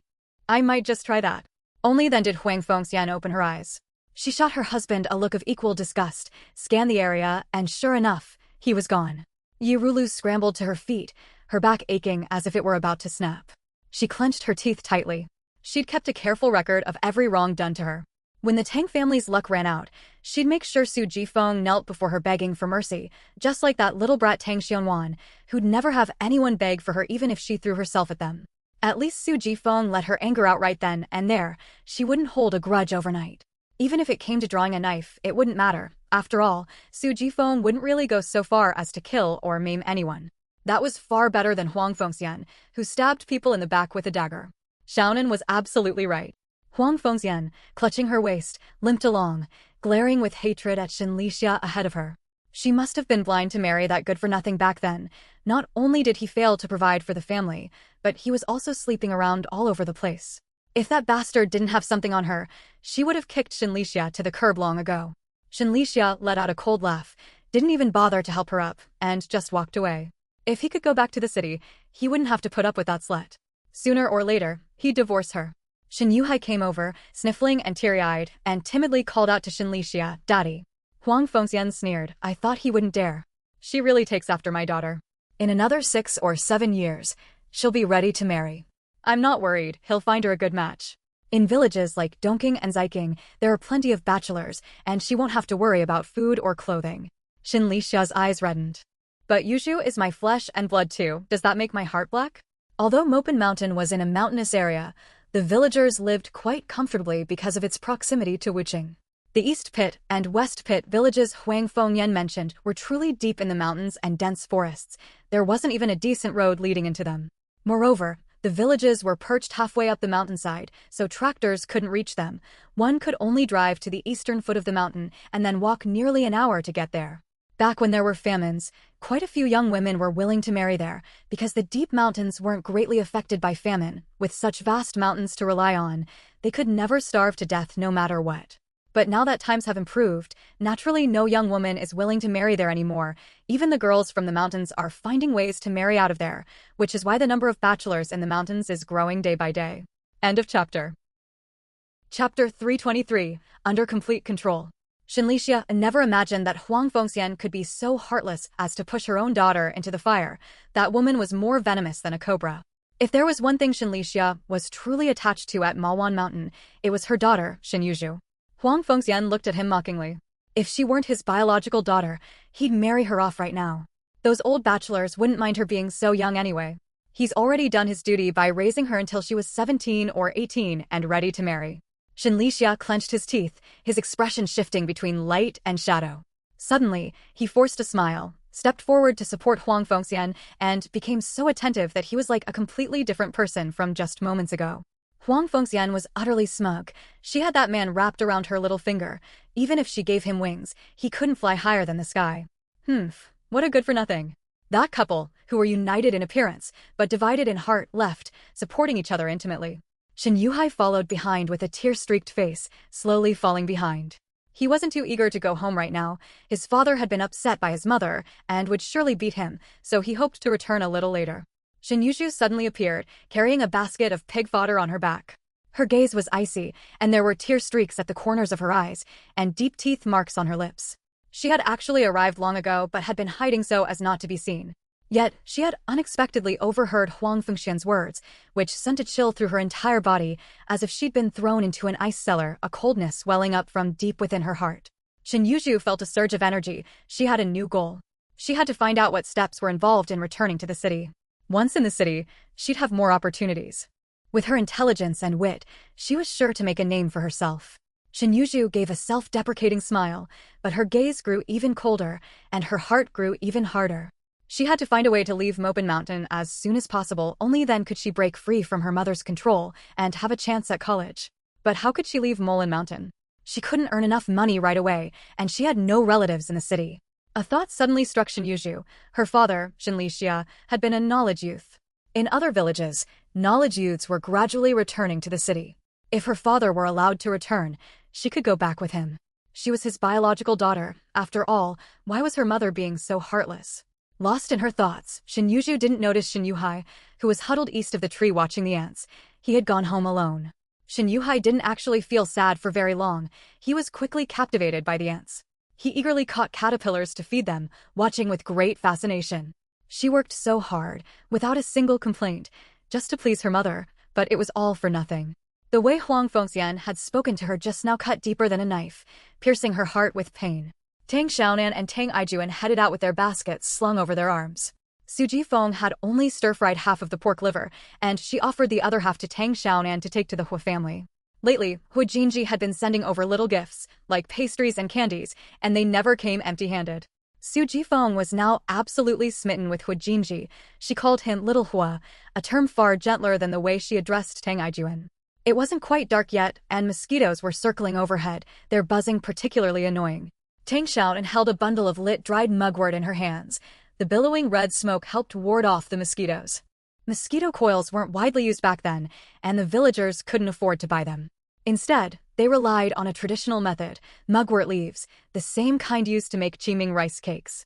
When young, the leaves were used in pastries, but after qiming, they grew rapidly, some reaching as tall as a meter, and gave off a distinctive, fragrant scent that kept mosquitoes at bay.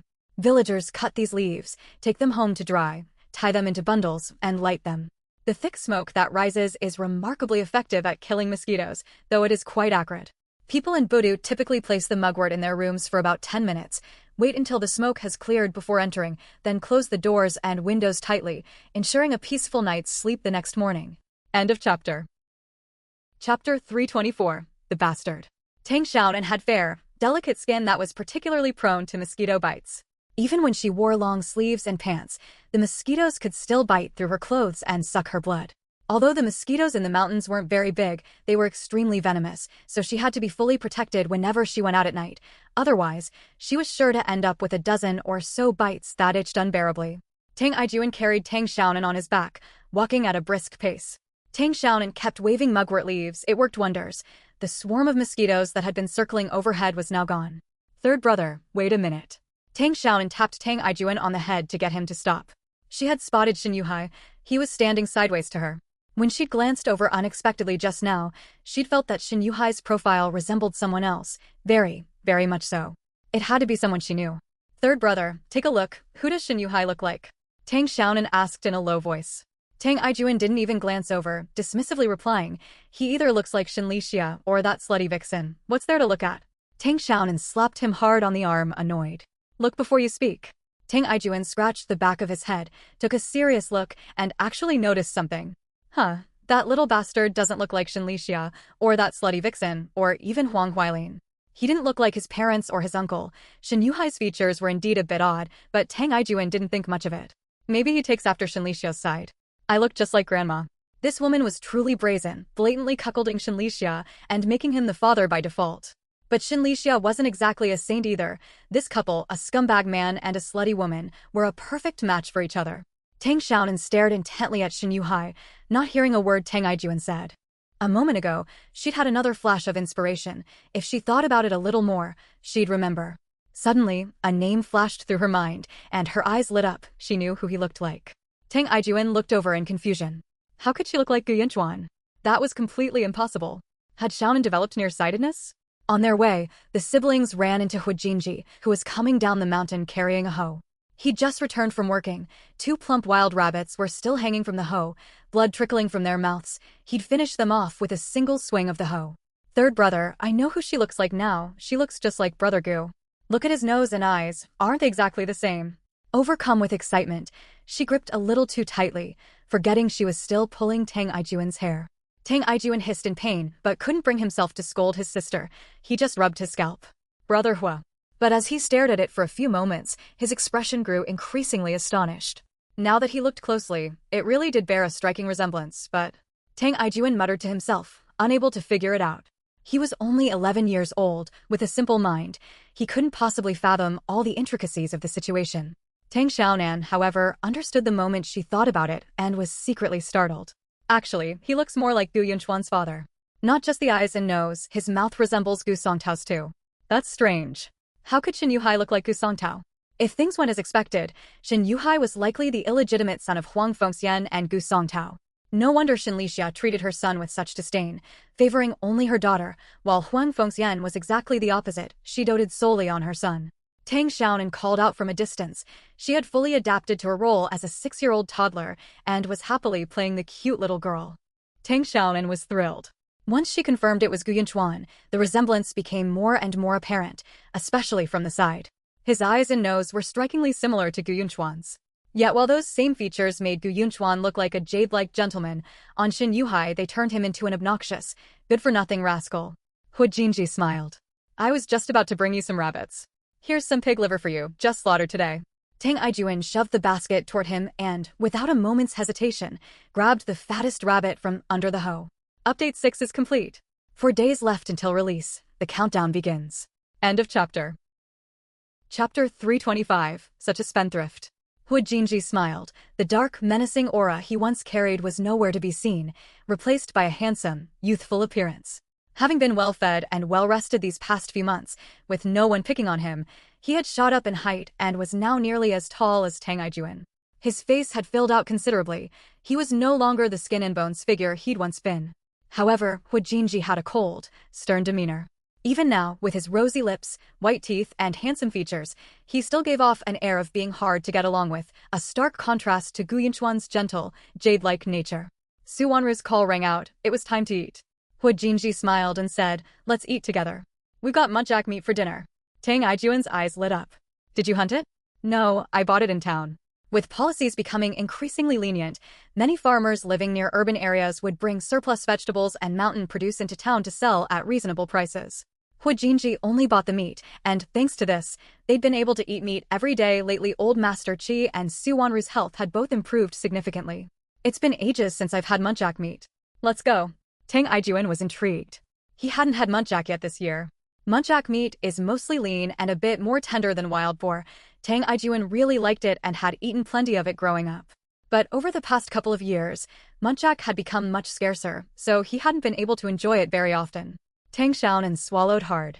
In her previous life, she had been adamant about not eating wild animals, but since arriving here, she had repeatedly broken that rule. She'd eaten her fair share of snakes, wild rabbits, pheasants, and sparrows. And now she was about to eat muntjac. As far as she remembered, this animal was a Class II nationally protected species, though that was in her previous life. Here, it was simply a dish on ordinary people's dinner tables. Since she couldn't change other people's eating habits, she'd just have to adapt. Tang Xiaonan swallowed again, her eyes sparkling. "Muntjac meat must taste really good, right?" Su Wanru was standing by the door feeding the chickens and ducks. The chickens and ducks she raised were in slightly better shape than the pigs, but they were still scrawny. Moreover, Tang Xiaonan actually saw Su Wanru feeding the chickens white rice, and her heart immediately ached. "I let them out for a walk every day, but I don't dare let them out for too long. I'm afraid they'll get lost. Aunt Sue, you need to mix their feed, chop up leftover rice, rice bran, and vegetable scraps and mix them together. You can't feed them plain white rice, it's too wasteful." Feeding the chickens such high-quality rice, what a wasteful woman. No wonder Hood Jinji's father left and never came back. He must have been driven to poverty by this woman and fled in fear. Su Wanru smiled faintly and explained softly, "The chickens are a bit skinny. Eating more rice will help them plump up." Even in modern times, no one would feed chickens pure white rice, would they? This Su Wanru really is hopeless at managing a household. Even if you get lost, the chickens won't. Let them out in the morning and they'll come back on their own at night. "There are bugs and grass seeds on the mountain.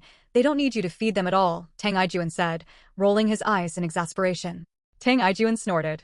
"If you want the chickens to get plump, you have to feed them bugs. Letting them roam the mountains to find their own food would be better than what you're doing. No wonder they're getting skinnier the longer you raise them." Su Wanru blushed, feeling extremely embarrassed. She really didn't understand any of this. She'd once been full of ambition, planning to run a full-scale operation raising chickens, ducks, and pigs, but now she hadn't managed to do a single thing right. A few chickens started fighting and Tang Aijuan frowned. "Why haven't you castrated these roosters? You should only keep one rooster. The rest need to be castrated. Otherwise, they'll fight every day and they'll never get fat." Su Wanru gaped in surprise. "You can castrate chickens? If people can be castrated, why can't chickens? Ducks need to be castrated too, and pigs as well. I can't explain this to you. Tomorrow I'll have my grandpa come over and castrate all the animals in your house that need it." Tang Aijuan was getting impatient. He couldn't reason with this ugly woman. He'd never seen such a stupid woman in his life. She was good for nothing and the #1 money waster. How could a woman like this ever have gotten married? It was truly a disgrace to her ancestors. End of chapter. Chapter 326. Living Standards Soar. Hood Jinji knew nothing about these things, nor did he want to learn. He certainly wasn't going to stay at Malwan Mountain for the rest of his life, nor was he going to do farm work forever. There was no point in wasting time learning these skills. "Have your grandfather come over for dinner tomorrow. He can have a few drinks with Grandpa Qi, and you guys should join us too." "I'll go buy a pig's head," Hood Jinji said. Over the past while, he'd gotten to know quite a few people who sold mountain produce, and he'd built good relationships with them. One of the mountain villagers said he could supply a pig's head at a reasonable price, only 3 yuan per head, complete with ears and tongue, which was a real bargain. "I want to eat pig ears." Tang Xianwan cried out, her mouth starting to water again. Although Tang Laifu slaughtered pigs, he never brought the heads home because he preferred offal and meat.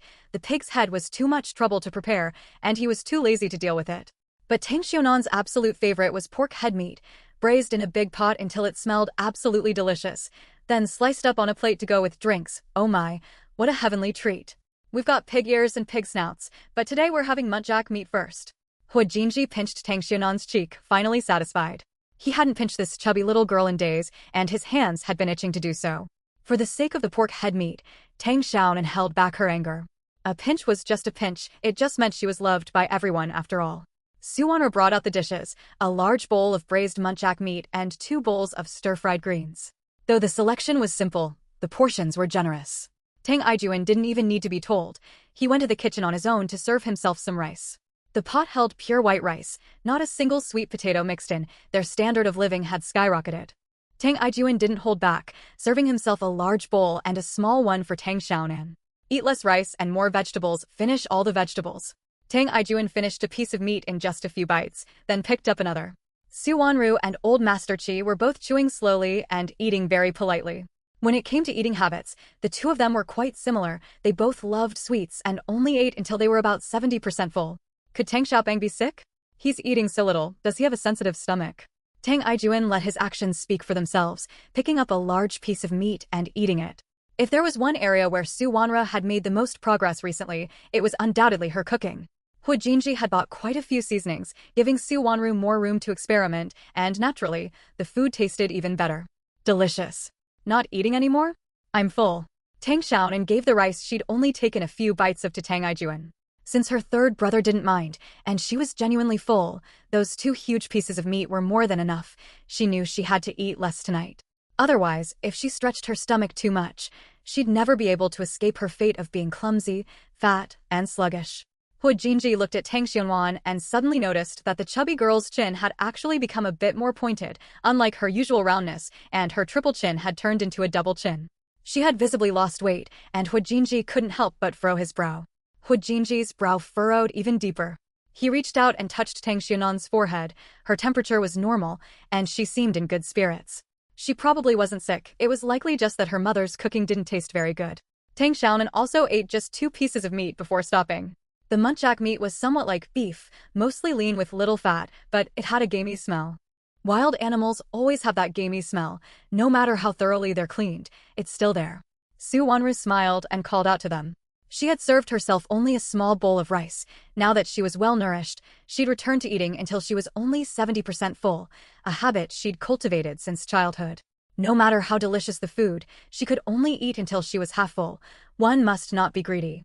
Don't just focus on eating yourself. How can you still eat when your sister's only having this little?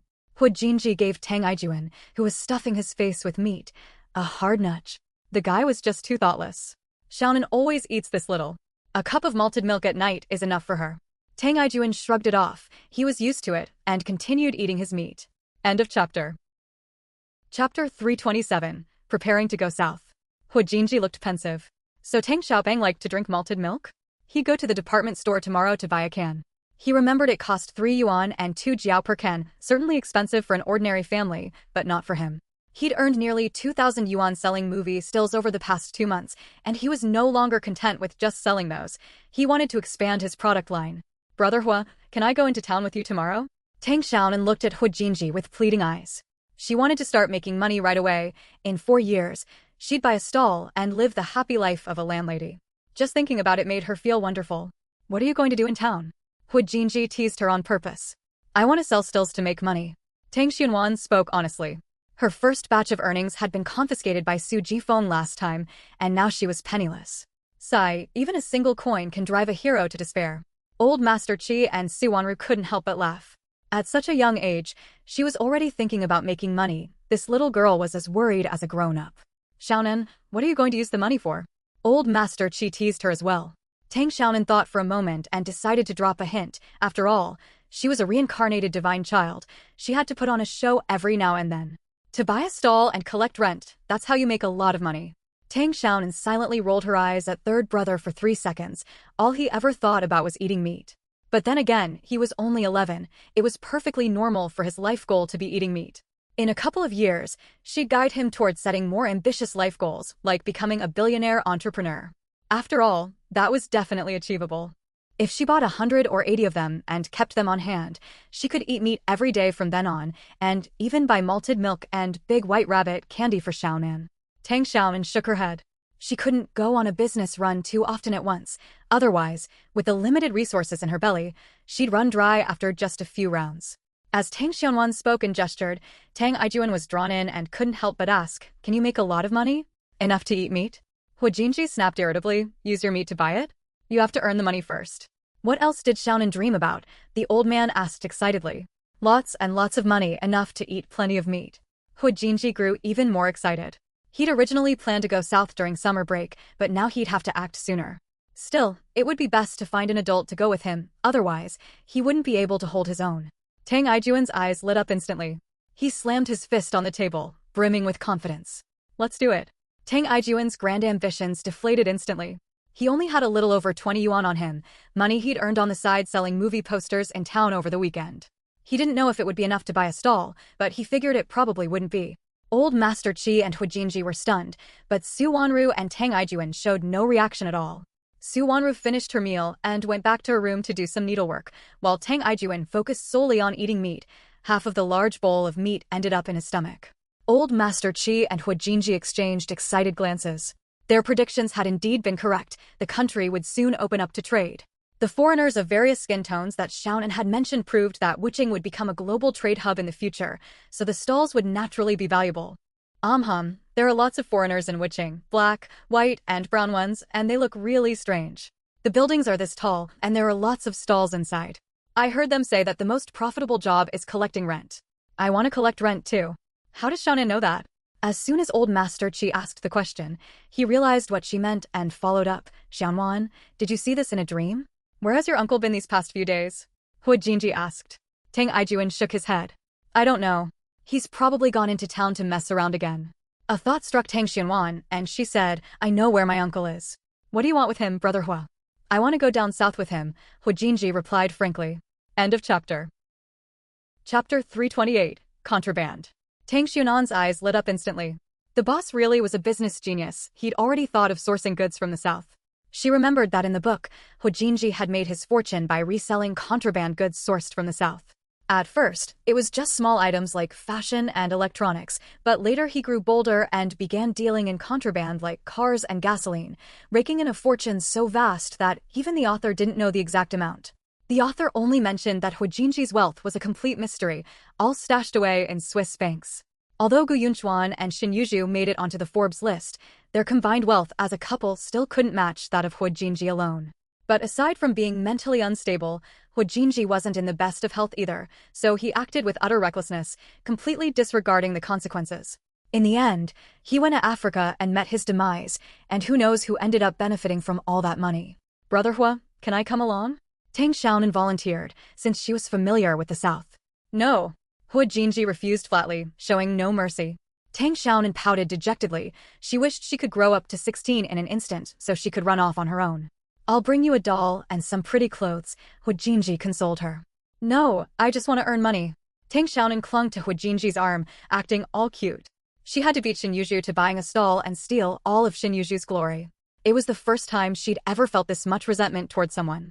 Unable to shake her off, Hu Jinji had no choice but to agree to take her into town to sell things in the future. Only then did Tang Xiaonan cheer up, grinning from ear to ear and revealing a slightly smaller gap in her teeth. 2 tiny rice grain-sized teeth had already grown in on her upper front teeth, and her lower front teeth had been itching lately, and were about to come in. "Brother Gu's dad, Brother Hua, I've got some big news to tell you. I just realized that Xin Yuhai looks just like Brother Gu's dad. His eyes, nose, and mouth are exactly the same." Hu Jinji looked taken aback. He'd thought of 10,000 possible reasons, but never imagined that Tang Lijian would be busy with this big news. And did that little brat Tang Xiaopeng even know what catching someone in the act meant? No matter how good Hu Jinji was at hiding his emotions, his face paled at that moment. Was Xin Yuhai the illegitimate son of Huang Fengxian and Gu Songtao? "It's nothing. Third brother, just eat your meat." Tang Xiaonan patted Tang Aijuan on the shoulder. The carefree child went right back to eating his meat. She leaned close to Hu Jinji's ear and whispered, "My uncle is catching Huang Fengxian in the act. We'll have results in a few days." "What's my uncle up to? How come I don't know about this?" Tang Aijuan looked completely bewildered. My uncle's busy with something important. He won't have time for a few days, but once he's done, I'll have him come find you. Tang Xiaonan looked completely serious, and Hu Jinji couldn't resist pinching her round little cheek again. The more he looked at her, the more he thought little plump Tang was a bit of a goofball. Catching her with who? How could that be possible? But after briefly recalling Shin Yuhai's appearance and comparing it to Gu Songtao's, he realized Tang Xiao and wasn't lying, the two really did look quite alike. It was just that he'd never made that connection before. Now that he thought about it carefully, the resemblance was striking in every way. What did Huang Fengxian do to your family? Hu Jinji asked bluntly. Tang Baishan was extremely cautious. If she hadn't truly angered him, he would never have agreed to let Tang Lijian go after Huang Fengxian. It must be that Huang Fengxian had done something terrible. Tang Xiaonan silently gave him a thumbs up. The boss's intelligence was truly extraordinary. She didn't hold anything back and told him how Huang Fengxian and her daughter had deliberately introduced themselves to Lu Xiangu. Hu Jinji furrowed his brow. Targeting someone's offspring was an extremely underhanded move. No wonder even someone as cautious as Tang Baishan had been pushed to his limit. End of chapter. Chapter 329. Making Big Money. Tang Aijuan polished off an entire bowl of meat, used the broth from the bowl to mix with rice, and polished off all the rice in the pot as well. Not even a single piece of pot-bottom rice remained. Seeing how heartily he was eating, Tang Xianwan couldn't resist taking a bite herself. The pot-bottom rice was crispy, crunchy, and fragrant, mixed with the savory flavor of the meat broth. It was simply divine. Tang Xianwan ate another small piece of the rice crust, but her stomach was simply too full to take any more. Tang Aijuan polished off the remaining rice and vegetables, leaving the pot, basin, and bowls completely clean, cleaner even than if a dog had licked them. Burp. Tang Aijuan let out a few satisfied belches and patted his round, full belly. It had been such a satisfying meal. Even eating at home wasn't this satisfying. Although there was no shortage of meat at home, there were many mouths to feed, and everyone had a big appetite. He felt awkward eating too much, so he usually stopped when he was about 60 or 70% full. If he were allowed to eat his fill, the family's food supply would certainly run out. Full yet? Hu Jinji asked jokingly. This guy really has a huge appetite. His own appetite isn't small, but Tang Aijuan's is even bigger. He'd seen that for himself today. There was plenty of food on the table, and Tang Aijuan ate half of it all by himself. Burp. I'm full. It feels so good to be full. Tang Aijuan looked content as he patted his belly a few more times and let out a few more burps, inadvertently speaking his mind. A thought crossed Tang Xianwan's mind, and she couldn't help but ask, "Third brother, didn't you used to get enough to eat?" Realizing he'd spoken out of turn, Tang Aijuan smiled sheepishly and stammered, "I wasn't starving, but I wasn't overly full either." Tang Xianwan felt a pang of sadness. So even the usually carefree Tang Aijuan could be sensitive at times. Wasn't he worried that there wasn't enough food at home, which is why he'd been afraid to eat his fill? Absolutely. Tang Xianwan straightened up with a touch of pride and sass.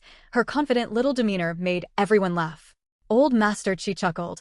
As long as Xianwan masters a foreign language, even if she can't make a fortune, she'll still be able to enjoy a middle-class standard of living. Tang Xiaonan said shyly that her current goal had changed again. She was no longer content with just being middle class. She wanted to be a landlady with a big bunch of keys, the kind with so many properties she couldn't even count them, collecting rent every day. Just thinking about it made her feel wonderful. The Tang family had given her the love she'd been missing most, so she would repay them with the very thing they loved most: money. Tang Aijuan grinned from ear to ear, his eyes crinkling with joy.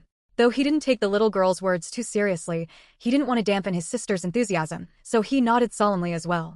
All right, Xiaonan, you'll definitely make a lot of money. I want to make a fortune, Grandpa Qi. Third brother, once I make money, you'll be able to eat your fill every day. Although the Tang family was among the wealthier households in the village, they still couldn't eat as much as they pleased. Usually, their meals consisted of steamed sweet potatoes or steamed radishes. They rarely ate plain white rice.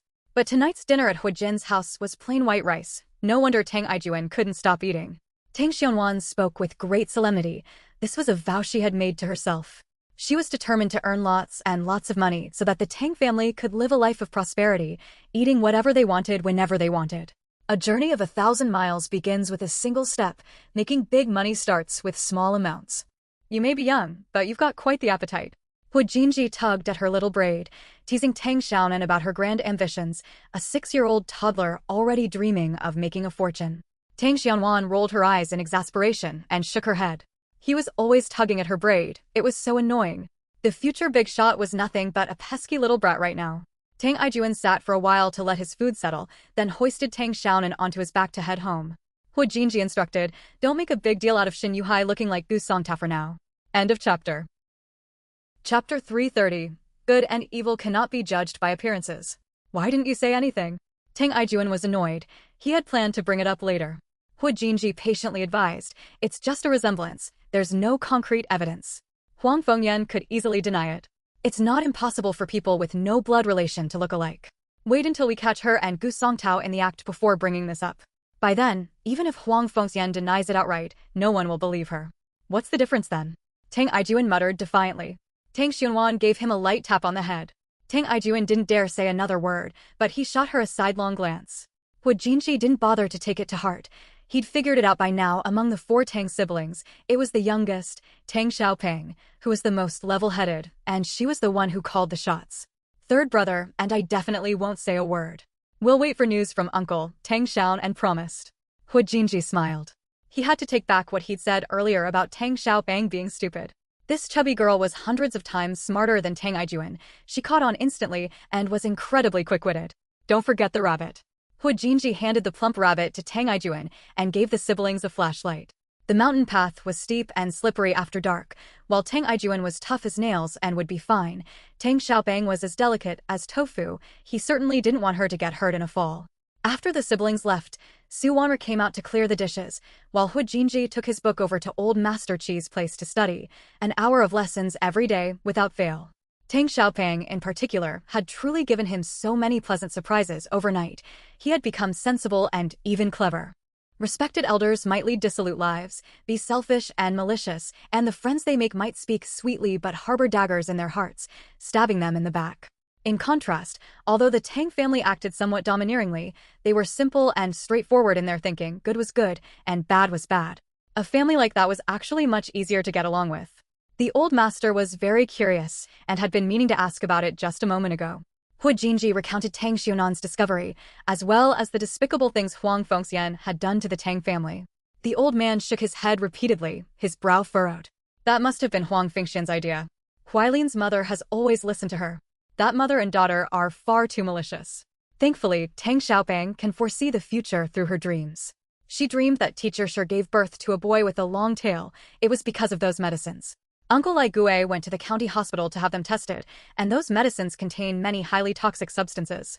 Taking too much can cause fetal deformities. Several people in Liuxia village have already given birth to deformed babies after taking that immortal lose medicine. Huang Fengxian's maternal grandmother is from Liuxia village. How could she possibly not know about this? What's the connection between Shin Yuhai and Gu Songtao? Hu Jinji grew increasingly angry as he spoke. He had once regarded Huang Fengxian as a respected elder, Shin Yuzhu as a friend worth befriending, and the 4 Tang siblings, including Tang Xiaoping, as enemies, but the facts proved that his judgment of character was woefully poor. The old man looked grave. "Stay away from that family from now on. I'm afraid Shin Yuzhu might spill the beans about how I used to teach her English." He was now deeply regretting it, all because he'd misjudged people, thinking Shin Yuzhu was a good kid. If she really alerted the work team, his peaceful life would likely be over. She shouldn't be that stupid. After all, she's been studying it, and now that the college entrance exams have been reinstated, learning English isn't exactly a capital offense. Hu Jinji wasn't nearly as worried. If they could even do business now, learning a little English should be fine. The old man felt a little more at ease as well. He'd truly been terrified by his past ordeal. Back when he was undergoing re-education at the farm, he'd inadvertently recited a poem in English. As a result, someone reported him, accusing him of extolling the poisonous weeds of capitalism and refusing to repent even on his deathbed. He'd been subjected to persecution for over half a year and had nearly lost his life. Sigh. I just hope things will truly be peaceful from now on. It would be even better if our family could be reunited. I hope that's not just wishful thinking. 6th update complete. 3 days left until release. End of chapter.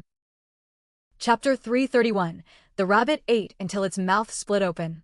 Tang Laifu and Tang Baishan were still drinking. Tang Xiaozheng and the village chief had also been invited over. Su Jifeng had prepared a table full of sumptuous dishes, and Tang Laijin had returned as well. The women had already finished eating, while the men were drinking and gossiping. Su Jifeng had just finished feeding the pigs and picked up a shoe sole to stitch. Tang Laifeng and Zhang Manwei were also stitching shoe soles. These days, housewives didn't stop working from the moment they opened their eyes. Even when chatting, they had to hold a shoe sole in their hands and keep stitching. They had to make shoes for the whole family, especially for the three AI June brothers, whose feet were so big and heavy that their footsteps sounded like the beating of gongs and drums. They wore out shoes especially quickly. Big sister, has Ijuan's foot grown again? Tang Lifeng asked with a smile. After 2 months of recuperating at home, Tang Lifeng's energy and spirits had visibly improved. Her complexion was rosy, and she had gained quite a bit of weight. Her belly was large and pointed. A few days earlier, she'd gone to the town health clinic for a prenatal checkup, and all her readings were good. The doctor said that barring any complications, the delivery should go smoothly. You bet. His feet are growing the fastest, just like pig's trotters. He grows a foot every 6 months. We can't even keep up with buying him new shoes. Although Su Jifeng spoke with a hint of exasperation, her face was lit with a smile and a touch of pride. Her son was tall and sturdy. He would certainly make a fine head of a household one day. It was just the shoes. They really were a bit of a burden. She poked a hole in the thick sole with an awl, sharpened the thick needle on her hair a few times, and threaded it through the hole with ease. The end of the needle was hooked onto a hemp rope. With a few firm tugs, a light brown line appeared on the sole.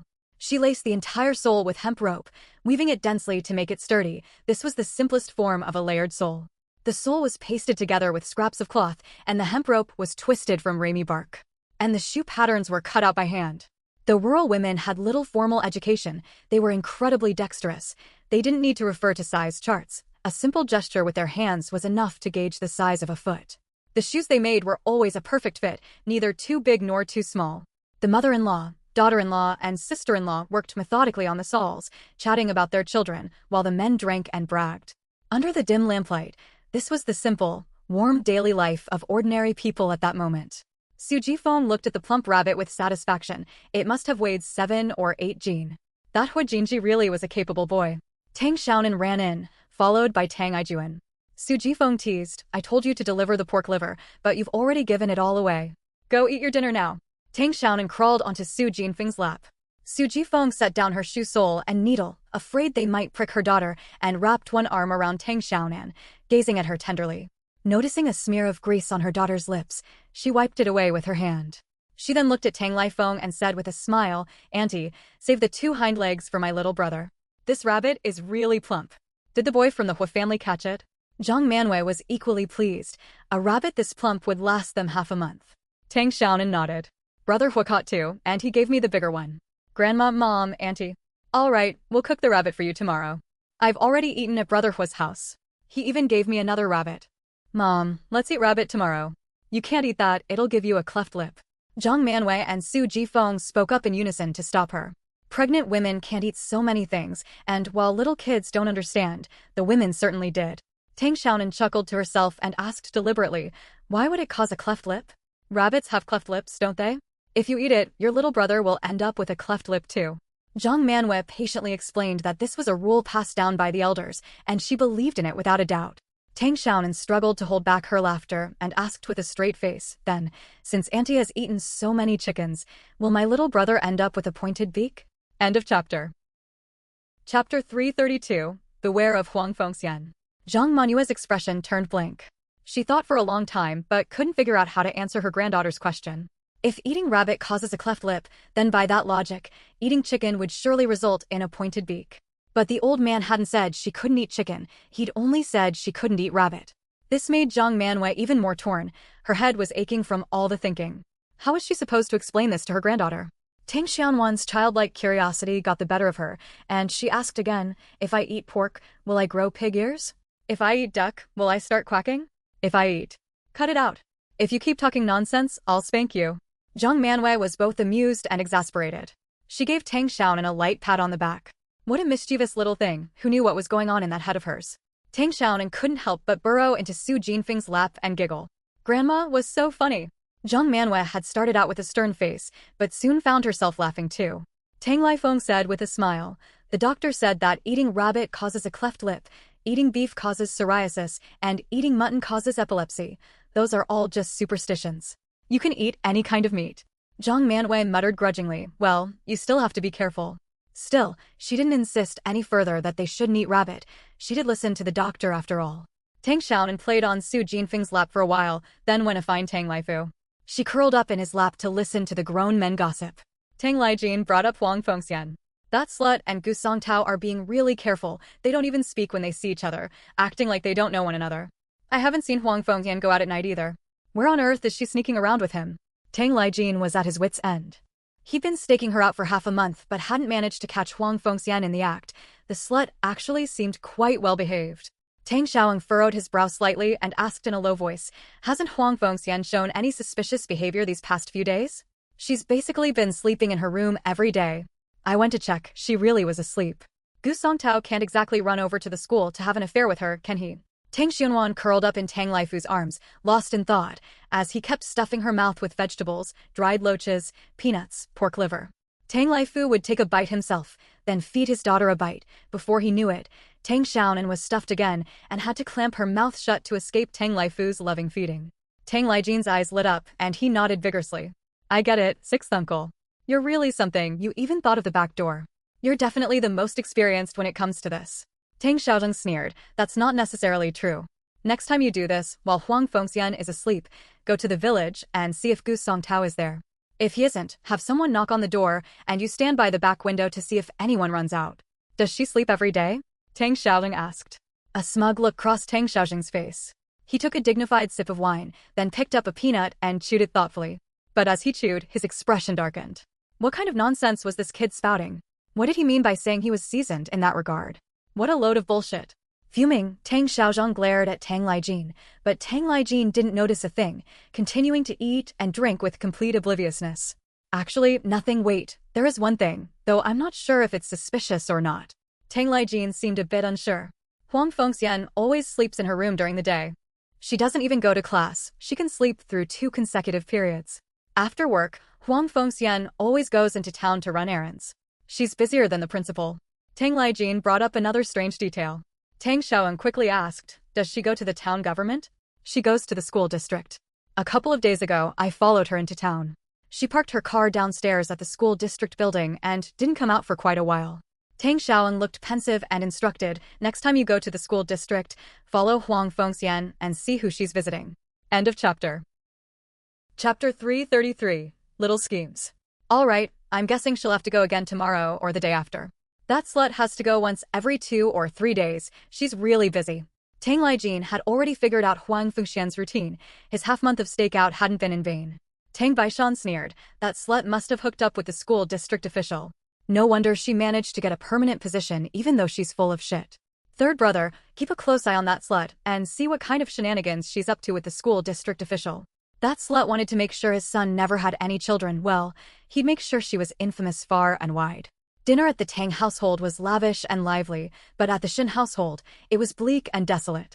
The table held only a bowl of stir-fried greens and a bowl of steamed pickled mustard greens.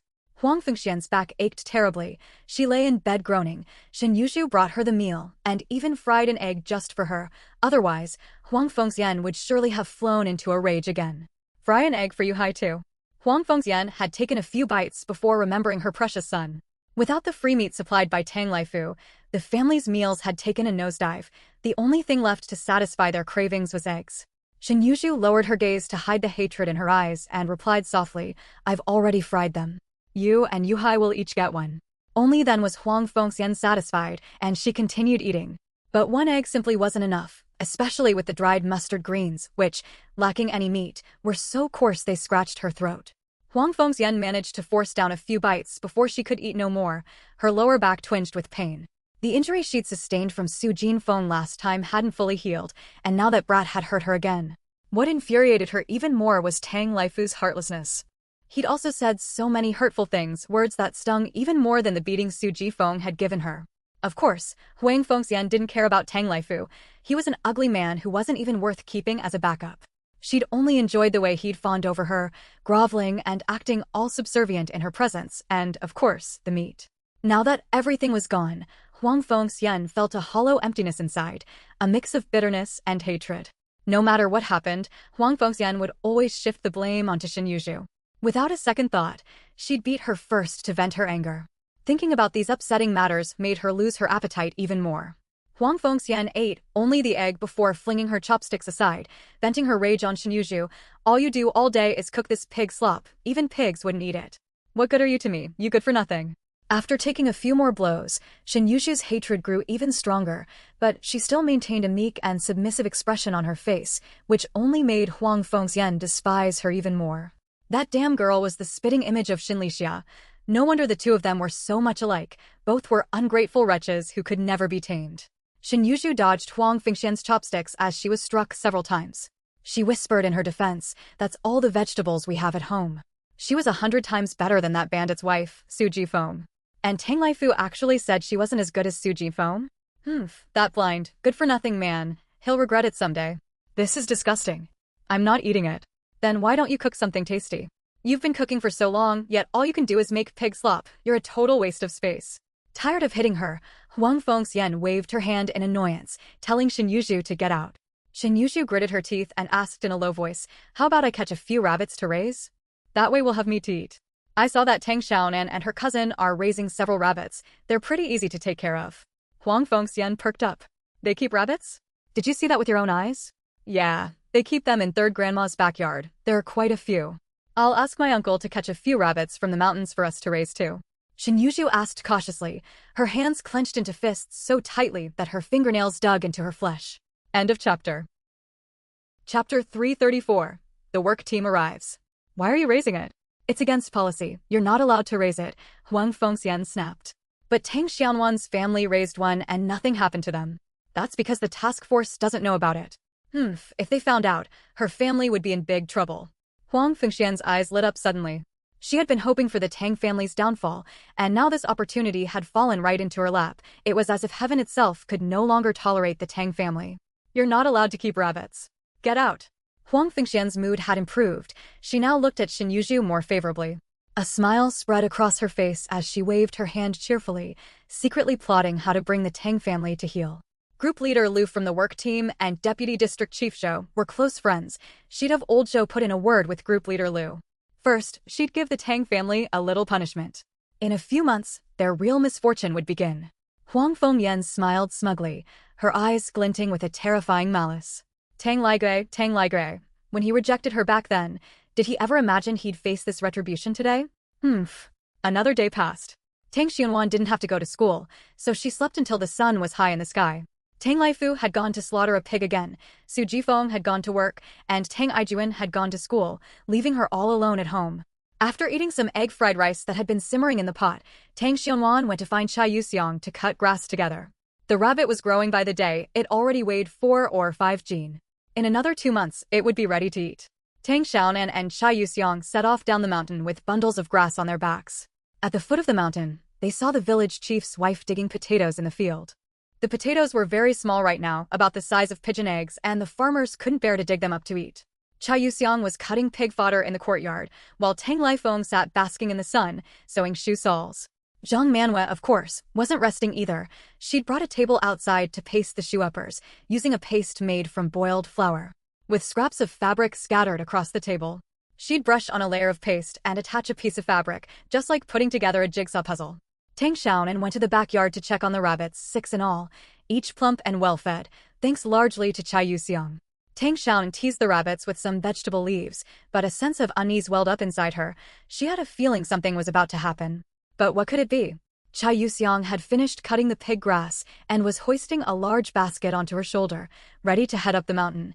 She couldn't sit still for a moment. Be careful when cutting the grass. There are a lot of snakes around right now, Tang Laifeng cautioned. Go back and finish your homework. I'll be checking it tomorrow. Yuxiang, make sure to learn proper pronunciation from Xiaonan, the old man said with a smile. Tang Xianwan shuddered. Just the thought of slimy creatures made her legs go weak, and she didn't want to go up the mountain anymore. Chai Yuxiang, however, wasn't afraid at all. With a bold, defiant air, she declared, if I find a snake, I'll catch it and eat it. Xianwan, let's go cut some grass up the mountain. Chai Yuxiang scratched her head. Truth be told, she really didn't want to learn the foreigners' bird language. Her tongue was stiff and not at all flexible. When Xianwan spoke a foreign language, it sounded like singing, especially beautiful, but when she tried it, it sounded like a funeral wail. Even she found it awkward to listen to. She silently cast an admiring glance at her cousin. She was truly a heroine among women and was bound to become a remarkable person in the future. After they finished cutting the grass, Tang Xiaonan took Chai Yuxiang to Old Master Chi's place to learn some cultural knowledge. Since Xiaonan was studying a foreign language, Chai Yuxiang tagged along. Old Master Qi also taught them to read and write. Before they knew it, it was almost noon, and smoke was already rising from some of the household's chimneys. Fourth Grandma, the potatoes aren't fully grown yet. Tang Xunwan walked over to say hello. Fourth Grandma wasn't much more frugal than Zhang Manhwa. How could she bear to eat such tiny potatoes today? We have guests. The town work team came to the village on official business, so I'm preparing a decent meal. Fourth Grandma's expression remained unchanged as she muttered while digging up the potatoes. What business do they have here when it's not a holiday or a festival? They're just here to scrounge for a free meal. Today they scrounge here, tomorrow they scrounge there. They're eating us out of house and home. End of chapter. Chapter 335, Reporting. Tang Xunan's heart skipped a beat. What business did the task force have here? For some reason, her unease grew even stronger, and she felt a tightness in her chest. Fourth Grandma, what are the task force members here for? Is there another meeting? I'll go get Grandma and Mom, Tang Xiaonan asked tentatively. They didn't say anything about a meeting. Who knows why they're here? Fourth Grandma had no idea and was growing impatient. Her concern for Potato made her resent everyone she saw, including her own husband, the village chief. Chai Yuxiang tugged at Tang Xunan's sleeve. Fourth Grandma's temper was even worse than Zhang Manue's, so it was best not to upset her. Tang Xiaonan waved her hand. Bye, Fourth Grandma. Hurry back for dinner. Fourth Grandma didn't even turn her head. Worried about Potato, she had to keep digging. If she didn't dig a little more, the old man would scold her. Inside the village chief's house sat a man and a woman, a short, stocky middle-aged man and a middle-aged woman with high cheekbones. The woman had a stern expression. She clearly wasn't someone easy to get along with. Although the stocky man looked all smiles, he gave off a sly impression. He wasn't someone to be trifled with either. We in Mopin Mountain absolutely abide by the law and regulations. No one here would do anything that violates policy. I can guarantee that with my hand on my heart, Comrade Yang Huiji, you can rest assured, Tang Ping said loudly, though he felt a bit uneasy inside. But Comrade Yang still hadn't learned his lesson. He was even more principled than before, unable to tolerate the slightest irregularity, and didn't get along well with team leader Lu from the town's work team. Yet, why had they suddenly sent down these two difficult characters without a word of warning? What was team leader Lu up to? Hu Tongji said with a smile, we certainly trust Captain Tang to handle things, but even the best-laid plans can have a loophole. We're worried some people might exploit loopholes. Team leader Lu's idea is for Comrade Yang and me to conduct a thorough inspection. Higher-ups have issued multiple directives calling for fostering a new social ethos, promoting civility, and being law-abiding, model citizens in socialist construction. We can't afford to be complacent in our work. Tang Pingzheng inwardly groaned. This whole operation looked like they'd come prepared. Could someone have filed a report? But whose household had been reported? And which unlucky soul had gone and reported them? With nothing better to do, they'd gone and done something so unethical. Didn't they fear retribution? Tang Pingzheng played along perfectly, but inwardly, he was already planning to have the old lady go door to door during dinner to warn everyone. Whoever was keeping any contraband should hide it well. They certainly didn't want these two troublemakers to find it. No rush for dinner, let's do the inspection first. Comrade Yang sprang to her feet. She hadn't said a word since entering the house, but she moved with remarkable speed. Before Tang Pingzheng could even react, Comrade Yang was already striding out the door, and the neighborhood committee member had no choice but to jog to keep up. He knew everyone on the work team. There were only 5 comrades in total, and these two were the hardest to deal with. The man's surname was Hu. He was petty and always looking to take advantage of others. The woman's surname was Yang. She wasn't a bad person, but she was extremely principled, rigid in her approach, and incapable of flexibility. She had originally been part of the county work team, but because she was so inflexible and couldn't get along with her superiors or colleagues, she'd been reassigned to work at the town level. Yes. We can't let our guard down. After we have a quick meal, I'll go with you to check. We'll make sure to go through every single household. Hu Tongji, lay it all out for me. What's really going on here? Tang Ping reluctantly pulled out a peony cigarette, a gift from Tang Laifu that he'd brought along when he went to town on official business. He'd never have brought himself to smoke it himself, but today he'd treat this Hu fellow to one. Someone reported that your village is raising rabbits in violation of policy, several of them, in fact, and that you're planning to expand the operation. Hu Zhiji took a satisfied sniff of the cigarette, then tucked it behind his ear. He couldn't bring himself to smoke it either. He'd take it home, save it, and enjoy the scent for a few days before smoking it. End of chapter. Chapter 336. The task force has arrived, just as expected. Tang Ping was startled and shook his head repeatedly. Absolutely impossible. How could anyone keep rabbits? It's definitely a rumor. Hu Tongji looked at him with a half smile. You'll find out if it's a rumor once you go check it out. This is a strict order from Team Leader Liu. Captain Tang, don't try to talk your way out of this, it won't do any good.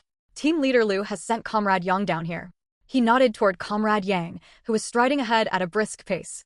Tang Pungjing's heart sank to his heels. They were clearly determined to make an example of Malwan Mountain. But whose house was keeping the rabbits, after all? Who's Gigi? Do you know which household the informant was referring to? Tang Baishan, it's your cousin. Hu Tongji was only too happy to do him a favor. After all, with someone named Yang playing the bad cop, he had no reason to make an enemy of him. Tang Pungjing's face turned ashen, and conspiracy theories immediately sprang to mind. It had to be one of those bastards from the Huang family who reported it. His own family wouldn't do something so despicable.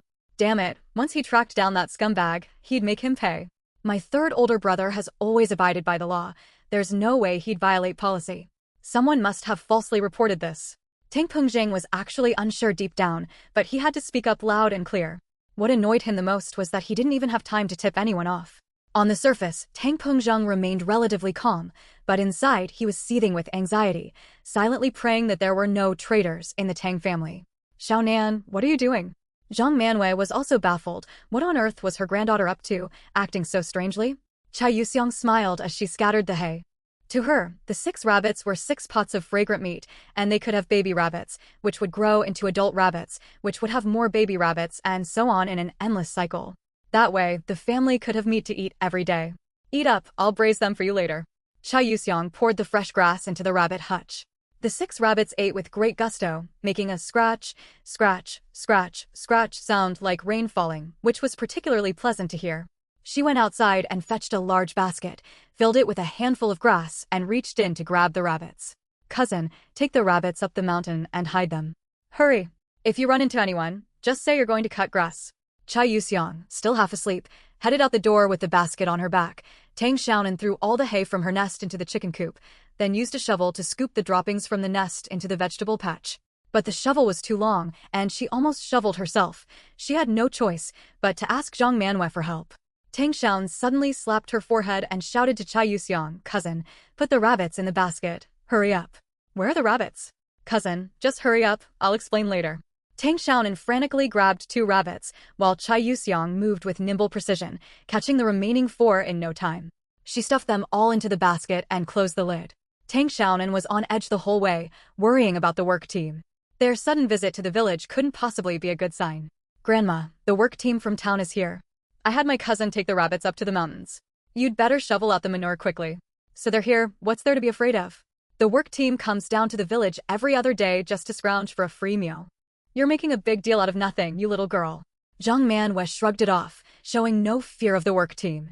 It took Tang Xiaonan a lot of coaxing to finally get the old lady to shovel the manure. No sooner had Chai Yuxiang stepped out the door than she ran into Tang Pungjing and Hu Tongji, along with another man. Although she didn't recognize the other 2, since Tang Pungjing was accompanying them personally and they were unfamiliar faces, she assumed they must be comrades from the work team. The quick-witted Chai Yuxiang hid behind a tree, not daring to move a muscle.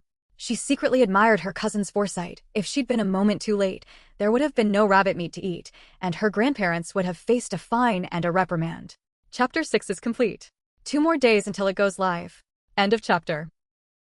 Chapter 337, My Poop. Zhang Manwei washed her hands, then washed Tang Xianan's hands as well, and led her out into the courtyard. As soon as they stepped outside, they saw the village chief leading 2 unfamiliar comrades inside. The woman in front looked like she meant trouble, and Zhang Manue's heart skipped a beat. Third sister-in-law, someone reported that you're keeping several rabbits at home. Are you keeping any? Tang Pungjing was the first to interrogate her, constantly giving her meaningful glances. What kind of troublemaker is spouting such nonsense? When have I ever kept rabbits? That's not true. Zhang Manwei lashed out immediately, but inwardly she was secretly relieved. Thank goodness her granddaughter had moved the rabbits to safety. Her little granddaughter really was a reincarnation of a divine being. She'd even foreseen this, outsmarting even Zhuge Liang. I told you there's nothing to it. You 2 comrades should go back and have dinner. My old lady has already cooked the meal. People are made of iron, and food is made of steel. We've got work to do, but we've also got to eat. Tang Pungjing said with a forced smile. Words alone aren't enough. We need to conduct a physical inspection.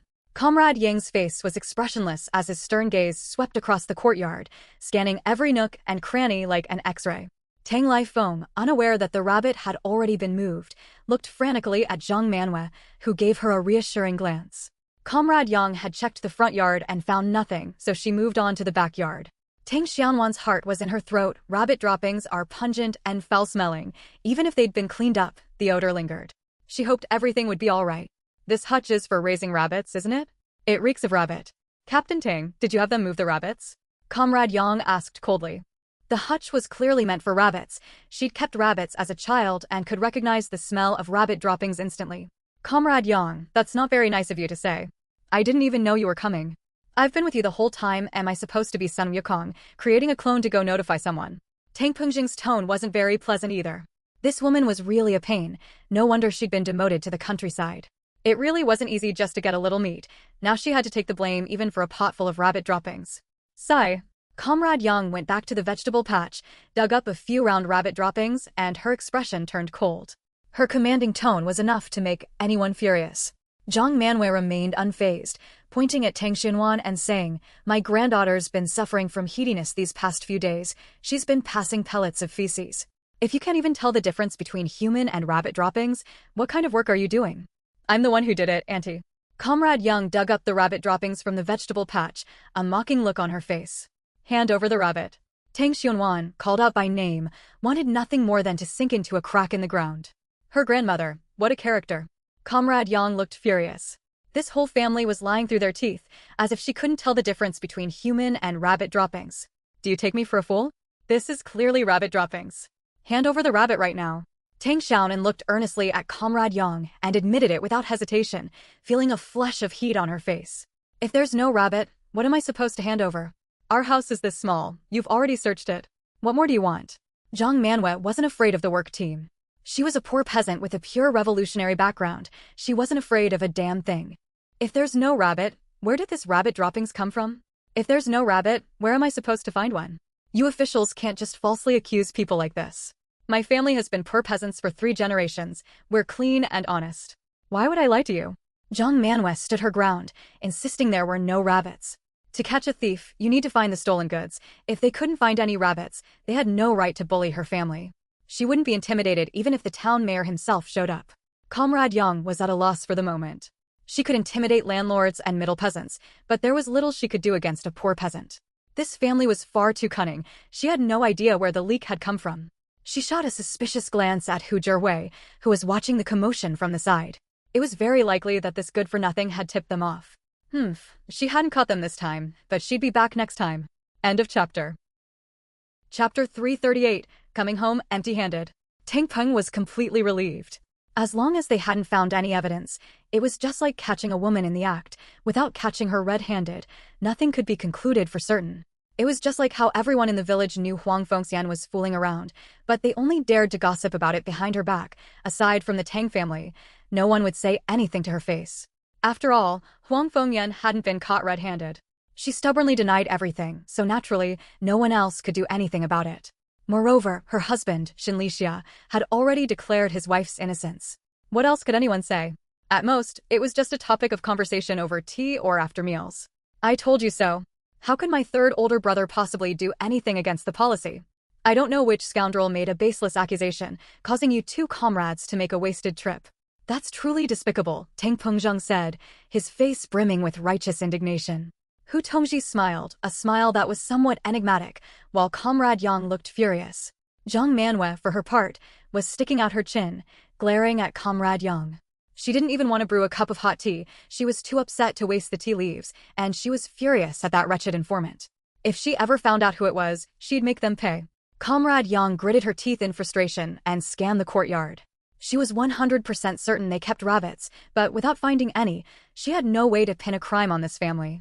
If she'd known, she should have come straight here to investigate instead of stopping by the village chief's house. The news must have leaked during that time. The rabbit droppings were still fresh, indicating they hadn't been moved long ago. "Let's go." Comrade Yang barked the order, turned and walked away, her stride as brisk as ever. If she didn't catch them this time, she'd definitely catch them next time. Judging by those droppings, the rabbit couldn't be very big. This family surely wouldn't bring themselves to slaughter it for food. In a couple of days, she'd come back quietly, without notifying Tang Pengzheng, and see how this family could possibly wriggle out of it. "Come over to my place for dinner." My old lady's got the food ready, just a simple home-cooked meal. But as soon as he got home, Tang Pengzheng ran into an angry Zhang Manhwa, who demanded the moment she saw him, which troublemaker ratted us out. We have our rules, we won't be having dinner. Tang Pengzheng jogged along behind her, feeling quite pleased with himself. He turned to ask Tang Baishan how he'd known what was coming. The whole thing had happened so fast. Comrade Yang's words were as cold as ice, the kind that could freeze a person to death. She went straight to the village entrance, hopped on her bicycle, and was about to head back to town. No matter how much Tang Ping tried to persuade her, she refused to stay, so Hu Tongji had no choice but to leave with her, even though he would have loved to stay for dinner. Tang Ping watched the two comrades leave until they were out of sight, then headed home in high spirits, even humming a tune. The east is red, the sun rises, and from the east came Mao. It was better not to eat, he'd saved some grain, after all. At noon, he'd invite Lao Lu and third brother over for 2 liang of liquor. He couldn't let that table of delicious food go to waste. I don't know either. Those two comrades who came today were hard to get a word out of. I asked, but they wouldn't say. Tang Pengzheng was eager to find out as well. What he hated most were things that disrupted the peace and unity of Mopin Mountain Village. They could argue all they wanted internally, but they had to present a united front to the outside world. He had to get to the bottom of this, otherwise he'd never have a moment's peace. Regulations hadn't been as strict these past 2 years. What household hadn't done a few things that went beyond the limits? Raising a few extra chickens or ducks, cultivating a few extra plots of private land, or feeding a few more pigs, such things are commonplace in the countryside. No one would go out of their way to report such matters, and even if no one did, the work team would turn a blind eye, happy to keep the peace. That rotten scumbag actually dared to report my family. This isn't over, I have to find out who did it. If they report my family today, they'll report others tomorrow. My family isn't the only one raising rabbits in this village. Which family else is raising 3 pigs? Zhang Manwei cursed, gritting her teeth. End of chapter. Chapter 339, Giving a Rabbit. Tang Peng's expression changed. Zhang Manwei was right. If there had been a first time, there would surely be a second. This insidious scoundrel had to be exposed. I'll go to town tomorrow to ask around. We definitely can't let this slide. We absolutely have to find out who did it. Luckily, Xianwan was quick-witted today. She had Yu Xiang take the rabbit and hide it just before you arrived. It was a matter of seconds. Zhang Manwei looked smug. No one could match her granddaughter's cleverness. Tang Pezheng was also intrigued. How did Xiaonan know someone had reported it? She ran into your wife on the way, who was digging up potatoes to serve the work team. As soon as she got home, she sprang into action. That little smart Alex got a sharp mind, Zhang Manwei said with a laugh. Tang Baishan and Tang Xiaozheng had also arrived. The village chief's wife had come to invite them to dinner. Having already heard the full story from the village chief's wife on the way, and now hearing from Zhang Manwei that it was Tang Xiaonan's idea, Tang Baishan couldn't hide his pride. He stood with his back straight. Tang Xiaozheng, meanwhile, felt gratified and even a touch of envy. Why wasn't such a clever girl his own granddaughter? Where's Xianwan? Have her come over for dinner, Tang Xiaoweng said with a smile. He hadn't seen that little girl in several days, and had actually missed her quite a bit. The way she spoke was so endearing, she was much cuter than his own granddaughter. But just as she reached the courtyard gate, she saw Tang Xiaonan coming toward her with a basket on her back. Inside was a plump gray rabbit, clearly still a young one, perched in the basket, munching on grass. Fourth grandpa, this rabbit is for you to eat. Zhang Manwei shot a disinterested glance at it. Of course she'd say yes to a free meal, but she was also worried about actually getting caught and fined. That would hurt her wallet even more. Tang Ping kept nodding. Right. We can't keep it anymore. That woman we saw today is notoriously difficult to deal with. She didn't catch it this time, but she'll definitely come back in a few days. It's better to just eat it. Tang Xiaonan pouted and said plaintively, we can't keep them anymore. She'll definitely come back to catch them next time, and then Grandpa and Grandma will get scolded and fined. Better safe than sorry, it's best to just eat them. Tang Baishan was very pleased with his granddaughter's decision. Since the snitch hadn't been identified yet, they really did need to be on guard. Zhang Manue's eyes flickered, and her heart ached a little. No, it ached terribly. She just praised the girl for being smart and sensible, and now she'd already squandered the money. Though her heart ached, Zhang Manwei couldn't show it in front of everyone. She could only say, let's wait until they're fat enough to eat, there isn't much meat on them now. Tang Xiao cast a pitying glance at the rabbits. She'd originally planned to fatten them up, one for a red braised dish, one for spicy Sichuan style, then send one to Huijinji, and keep the remaining male and female to breed, ensuring an endless supply of meat. But now she'd have to eat them early.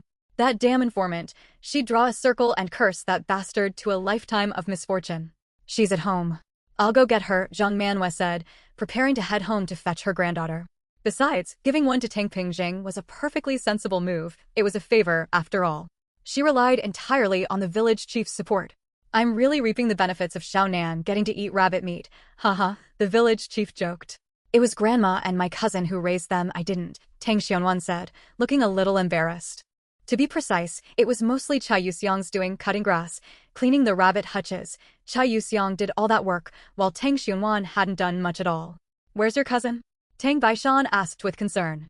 When Chai Yuxiang first arrived, he hadn't exactly welcomed her with open arms. One more person meant one more mouth to feed, and she wasn't even a child of the Tang family. If it hadn't been for Tang Xianwan's insistence that Chai Yuxiang stay, he certainly wouldn't have agreed. End of chapter. Chapter 340. The Heart is Made of Flesh. Bu Luo's attitude toward Tang Baishan and Chai Yuxiang had now changed. Her granddaughter was hardworking and quick-witted, a woman of few words, but many deeds. She ate with good manners, eating whatever was set before her, whether it's fresh vegetables or pickles. She works without needing to be told, just like Tang Lifeng when she was little. After all, everyone has a soft spot in their heart. Seeing her granddaughter living so cautiously, he naturally couldn't help but soften toward her. My cousin went to 6th grandpa's house to deliver a rabbit, Tang Xiaonan replied. Tang Xiaojing's eyes flickered. He was somewhat surprised to learn he actually had rabbits. He also wanted to know who had arranged the list of recipients for the rabbits. It probably wasn't Zhang Manwei. His third sister-in-law was as tight-fisted as a miser. She wouldn't even part with a single rabbit hair, let alone be generous enough to give away rabbits. Perhaps it was Tang Lifeng. His cousin's wife was quite savvy when it came to human affairs, but her luck in life had been poor. She'd married a good-for-nothing man. Back then, when Tang Baishan had chosen Chai Baoyang, he'd actually been against it. Life is full of twists and turns, but one must have true ability. Bulan was always afraid of what might happen, so when choosing a husband, one must look at the person, not just focus on his career. But Tang Baishan didn't see it that way. He wouldn't listen to his advice and insisted on marrying Tang Lifeng into the Chai family. Within a few years, Tang Baishan regretted it, but it was too late. Tang Xiaonan nodded. It was actually her own idea. Lu was willing to show off her genius in her studies, but she didn't want to grow up too fast when it came to social graces, so she'd use Tang Lifeng's name instead. Tang Xiaowang smiled knowingly, his face wearing an expression that said, just as he expected. He knew the little girl wasn't that perceptive. After all, she was only 6 years old. The village chief's wife was one of the best cooks in the village. Even when preparing the same dishes, her cooking was far more delicious than that of Su Jifeng or Zhang Manwei. In fact, they were all simple home-style dishes: steamed snails, stir-fried loaches, braised salted pork with bamboo shoots, steamed cushion carp, stir-fried loofah with eggs, and a plate of steamed potatoes, all of which filled the table. Zhang Manwei didn't invite Dong Lai to stay for dinner. She hurried back to scold Tang Lifeng. You wasteful good-for-nothing, she snapped. With just a few words at Dongzue, you gave away 2 rabbits. Wouldn't they have tasted better if we'd kept them for ourselves? Tang Xiaonan sat next to Tang Baishan to eat. She loved steamed potatoes. Back then, steamed potatoes mixed with soy sauce tasted absolutely delicious. There was no need to peel them, just rub them a few extra times while washing them. The friction from the dirt would rub off a thin layer of skin. Even if a tiny bit of skin remained, it was still edible once steamed. No complicated cooking required. Simply steaming them over a wood-fired stove made them incredibly delicious. Did Auntie ask me to bring this? Tang Xiaoling asked. Although she was on the government payroll, she married a man, not a job. If the man isn't right, even the best job is worthless. Times change quickly. Today's iron rice bowl could turn into a mud rice bowl tomorrow, or she might not even be able to keep her job at all. Take those big shot bosses in Songcheng, for example. How could they have known such upheavals would come? Back then, the richer you were, the more prestigious you were, and everyone wanted to be rich. Now, the poorer you are, the more honorable it is, and everyone fears having money. Tang Xiaonan loved the soup made with salted pork and bamboo shoots the most. She drank 2 bowls and ate a few potatoes before she was full. Her eyes were full of longing, but her stomach couldn't hold any more, so she could only watch the others eat with envy. Braised bamboo shoots with salted pork are truly mouth-watering, especially yellow-skinned bamboo shoots paired with salted pork cured for the new year. You don't need to add anything else, not even salt. Simmered over low heat for an hour or 2, the broth turns a rich, milky red, so delicious it makes you wish your stomach were bigger. We have to find out who made that report. 4th brother, I'll go to town and ask around. He thinks it's probably someone from our village, Tang Xiaowang said. It can't be someone from our village, can it? Who would be that wicked? Tang Pizheng frowned. End of chapter. Chapter 341. It must have been Huang Fengxian who reported it. It must be someone from our village. Who in another village would have that much free time? Besides, people from other villages wouldn't even know that third brother's family keeps rabbits. Only people from our village would know that. Tang Xiaozheng spoke with absolute certainty. No one in our village knows either. I told the old lady not to mention it to anyone outside, and since they're kept in the backyard, no one would have found out. Tang Baishan was also puzzled. You can't keep a secret forever, living in the same village. Word is bound to get out. Tang Xiaolong didn't believe the secret could be kept. In this world, only the dead can keep a secret. Tang Xianwan whispered, I know who reported us. Ever since the work team arrived, she'd guessed who the informant was. It could be no one other than Huang Fengyan. Who? Huang Fengyan. Tang Xianwan called the woman by name outright. Someone like that wasn't worthy of the title, teacher. How do you know it was her? Tang Xiaoling asked curiously. Tang Pusheng furrowed his brow. If it really was Huang Fengyan, he wouldn't let her off lightly. He'd better go to town tomorrow to ask around first. You can't take a child's words at face value. The village chief's wife chimed in. This girl is really something, good-looking and hardworking. She does all the housework. Huang Fengxian won't even wash her own underwear. She's lazy as can be. Tang Xiaonan listened as the three brothers discussed the matter. Between the lines, their words were full of contempt for Huang Fengxian, yet they didn't mention Shin Yuzhu at all. Moreover, judging by Tang Pungjing's tone, he actually held Shin Yuzhu in high regard. As for Huang Fengxian, needless to say, she'd been repeatedly mistreated by her mother lately, and her reputation was getting worse by the day. She hated the Tang family more than anyone else and had the strongest motive for the crime.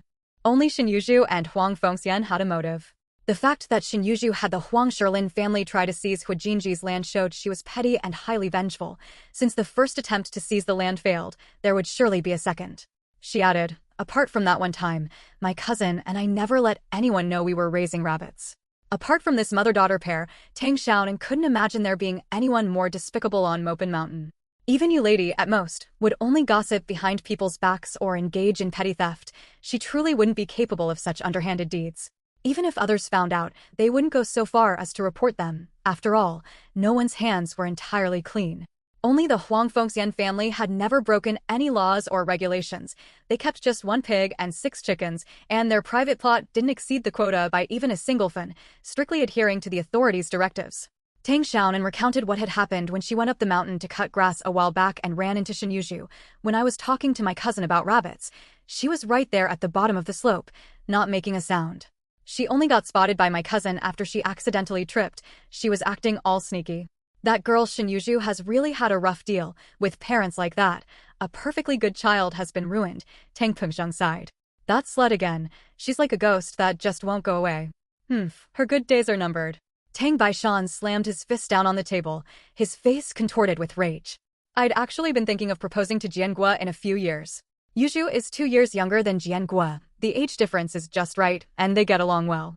It's a shame she has a mother like that. Sigh. The village chief's wife shook her head as she spoke, feeling deeply regretful. Huang Fengxian's reputation was now worse than a cesspool. With a mother who is unchaste, gluttonous, and lazy, Shin Yuzhu's future marriage prospects would be difficult.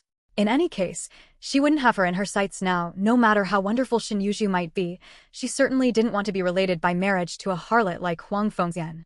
Tang Baishan remained silent, offering no opinion. Shin Yuzhu was just a child, so he didn't take it to heart. Tang Pengzheng shared his wife's regret. He truly believed Shin Yuzhu was an excellent young woman. Tang Xiaonan couldn't help but say, Sister Shin isn't good at all. She's a bad person. End of chapter. Chapter 342, The Truth Teller. Tang Xiaoan looked at her with interest and asked pointedly, why? Tang Xianwan pouted. Sister Shin helped Shin Yuhai scold me, and she even had the Huang Weimin family seize brother Hua's land. She also reported my family for raising rabbits. She's so mean, I hate her. Was Shin Yuzhu the one who instigated the land grab? How did Xinwan find that out? Brother Hua said so. She's the one who did it. She's just as bad as her mother. A rat's offspring knows how to dig holes. They're all cut from the same cloth. Tang Xianwan cursed indignantly, making everyone burst into laughter. The elderly Tang Peng couple looked pensive. Although Tang Xianwan's words were those of a child, there was some truth to them. The odds of a rotten bamboo stalk producing a good shoot were slim. Given how despicable Huang Fengxian and Shin Lixia were as a couple, how good could their daughter, Shin Yuzhu, possibly be? Tang Xiaonan shouted again. Sister Shin is the best actress ever, all pretense and sweet talk. Last time, she even tricked Uncle Mo. Speaking too quickly, Tang Xiaonan choked a bit. Tang Baishan patted her gently on the back. Once she'd caught her breath, She went on to tell them about how Shin Yuju had deceived the candy vendor. Is that the one who was being treated at Third Brother's house the other day? Tang Xiaoling asked. Before Tang Baishan could answer, Tang Xianwan blurted out, that's the very same Uncle Mo. He wasted so much time, and rushing all that way made him so exhausted he got sick. Thank goodness Brother Hua came along. Tang Puzheng and his wife frowned. This was the first they'd heard of it. They were familiar with the candy peddlers in Wuching. For small items like needles and thread, villagers generally traded with the peddler, so they naturally knew that time was precious to him. What Shin Yuju did was indeed inappropriate. It smacked of showing off her cleverness. In any case, I won't be marrying into the Shin family, said the village chief's wife. Tang Xiaoeng nodded. That girl is smart, all right, but she doesn't play by the rules. She's also ambitious and will stop at nothing to get what she wants. She's even more ruthless than Huang Fengxian. Jiang Wo just doesn't talk much. He's not exactly slow on the uptake. The village chief's wife was displeased. Her grandson was quite clever. Didn't you say Jiang Wo and she were close? Take my advice. Tell Jiang Wo to stop hanging out with Shin Yuju. He's so slow on the uptake that even if she sold him out, he'd still be counting the money for her. Tang Xiaozheng cautioned. The village chief's wife muttered a few words, but said nothing more. As long as he made it into Team B, her grandson would be a gold mine. Why would he ever have trouble finding a wife? Tang Puzheng shot her a stern look. It's true that Jiang Wo is slow on the uptake. The kid isn't good at school, and he's not very articulate either. In the future, we'll have to send him to Team B to see if he can carve out a future for himself. Old Six, do you also think Shin Yuju isn't cut out for this? Tang Puzheng asked. Although he hadn't achieved much in his life, he was well-traveled and experienced, especially when it came to judging women. He'd seen all kinds, outspoken, hypocritical, vicious, greedy, foolish, level-headed. She actually still liked Shin Yuju. As for the few incidents Tang Xiaonan had mentioned, first, there was no evidence. Second, she felt they might have been misunderstandings.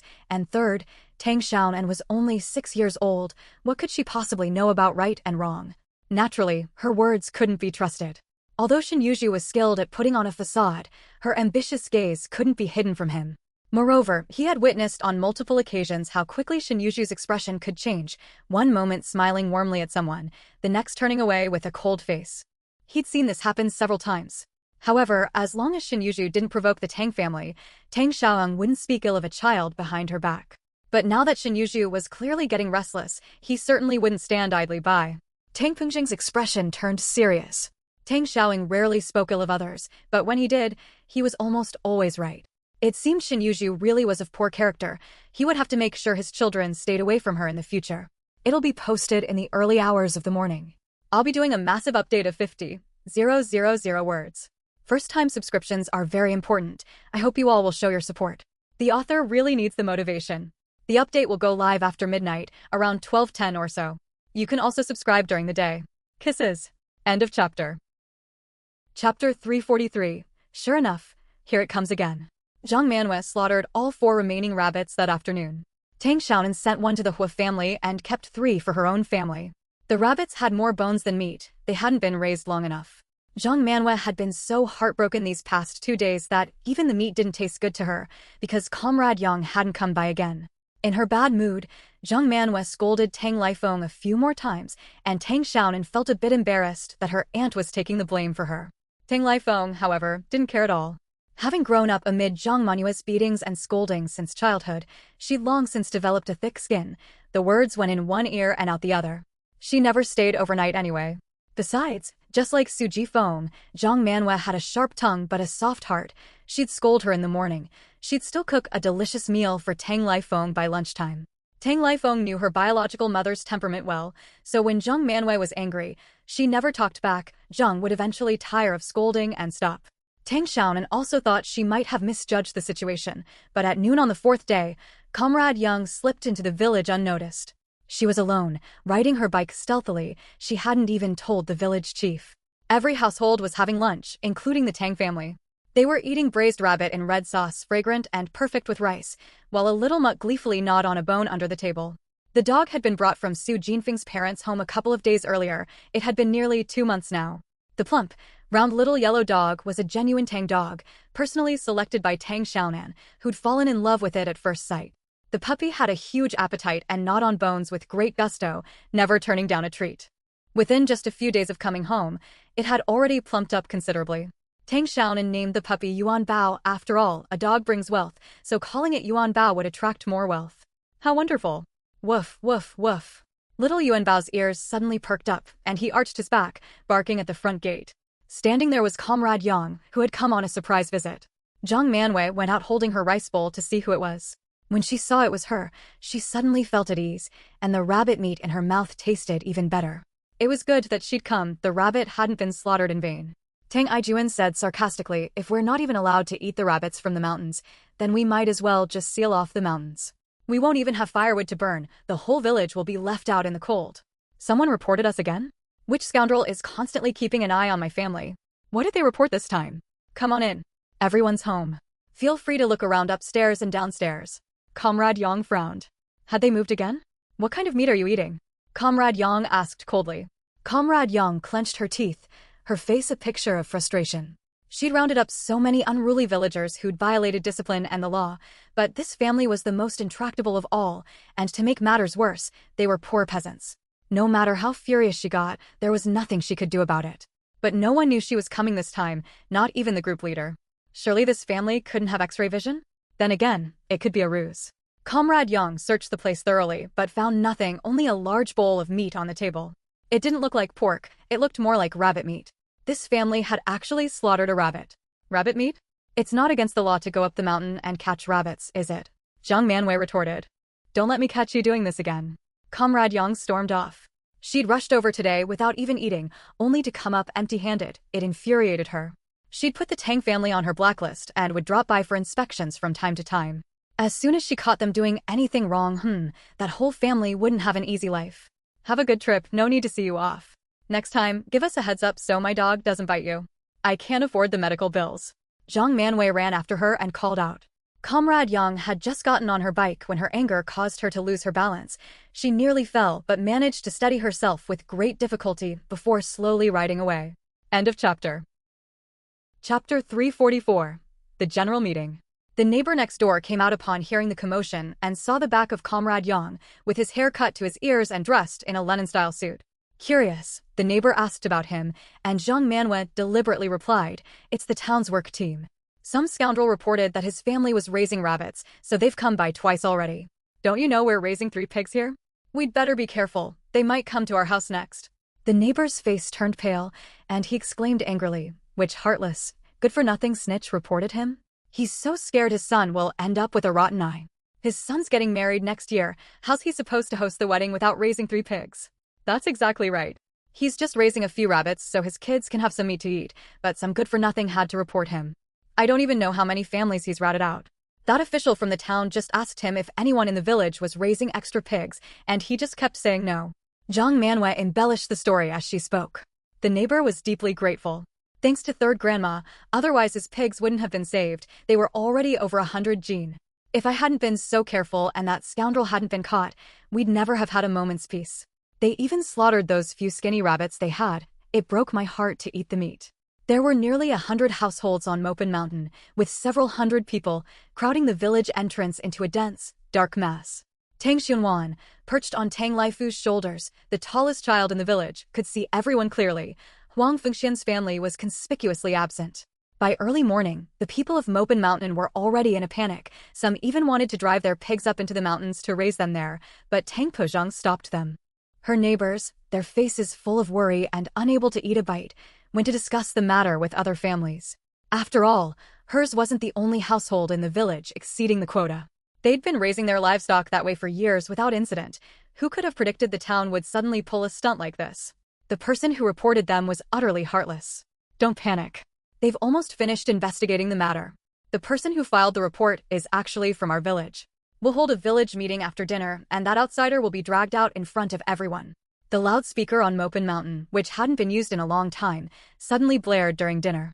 Tang Pingxing's voice echoed throughout the village. Listen up, everyone. After dinner, gather at the rice paddies by the village entrance.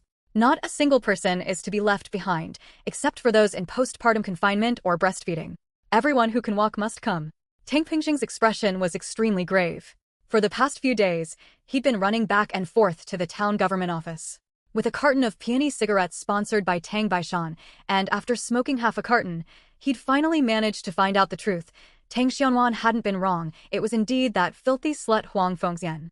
Tang Pengzheng repeated the announcement 3 times over the loudspeaker, his tone stern. It was clear from his voice that the village chief was in a foul mood. Since this matter concerned everyone's livelihood, the villagers were highly motivated and arrived at the village entrance early, eager to find out which bastard that damned outsider really was. By now, Huang Fengxian had also caught wind of the rumors. Tang Ping was demanding that the outsider be dragged out in public. She had no idea if the old man had actually uncovered the truth, and Huang Fengxian was so nervous she couldn't sit still. She didn't dare attend the meeting. He's out running some errands. Let's go to the meeting. Huang Fengxian decided to get out of the spotlight for a while. Not even caring about her precious son, she hopped on her bike and tried to ride off, but Shen Yuzhu stopped her. The village entrance is packed with people. There was only one road out of the village. She couldn't escape even if she had wings. Huang Fengxian immediately panicked. A flash of contempt crossed Shen Yuzhu's eyes as she suggested, "Let's go to the meeting first. If we don't go, it'll look like we have something to hide. We'll play it by ear once we're there." Huang Fengxian nodded, feeling a little more at ease. After all, she hadn't personally reported it to group leader Lu, it was old Zhou who'd tipped him off. It had nothing to do with her at all. They'd certainly never trace it back to her. What was there to be afraid of? End of chapter. Chapter 345, Exposed. Huang Fengxian's family was the last to arrive. The village entrance was already packed with people. Everyone had brought their families, young and old alike. Since this matter concerned the livelihood of the entire village, everyone was far more enthusiastic than they ever were at study sessions. They all wanted to know who that damned mole was.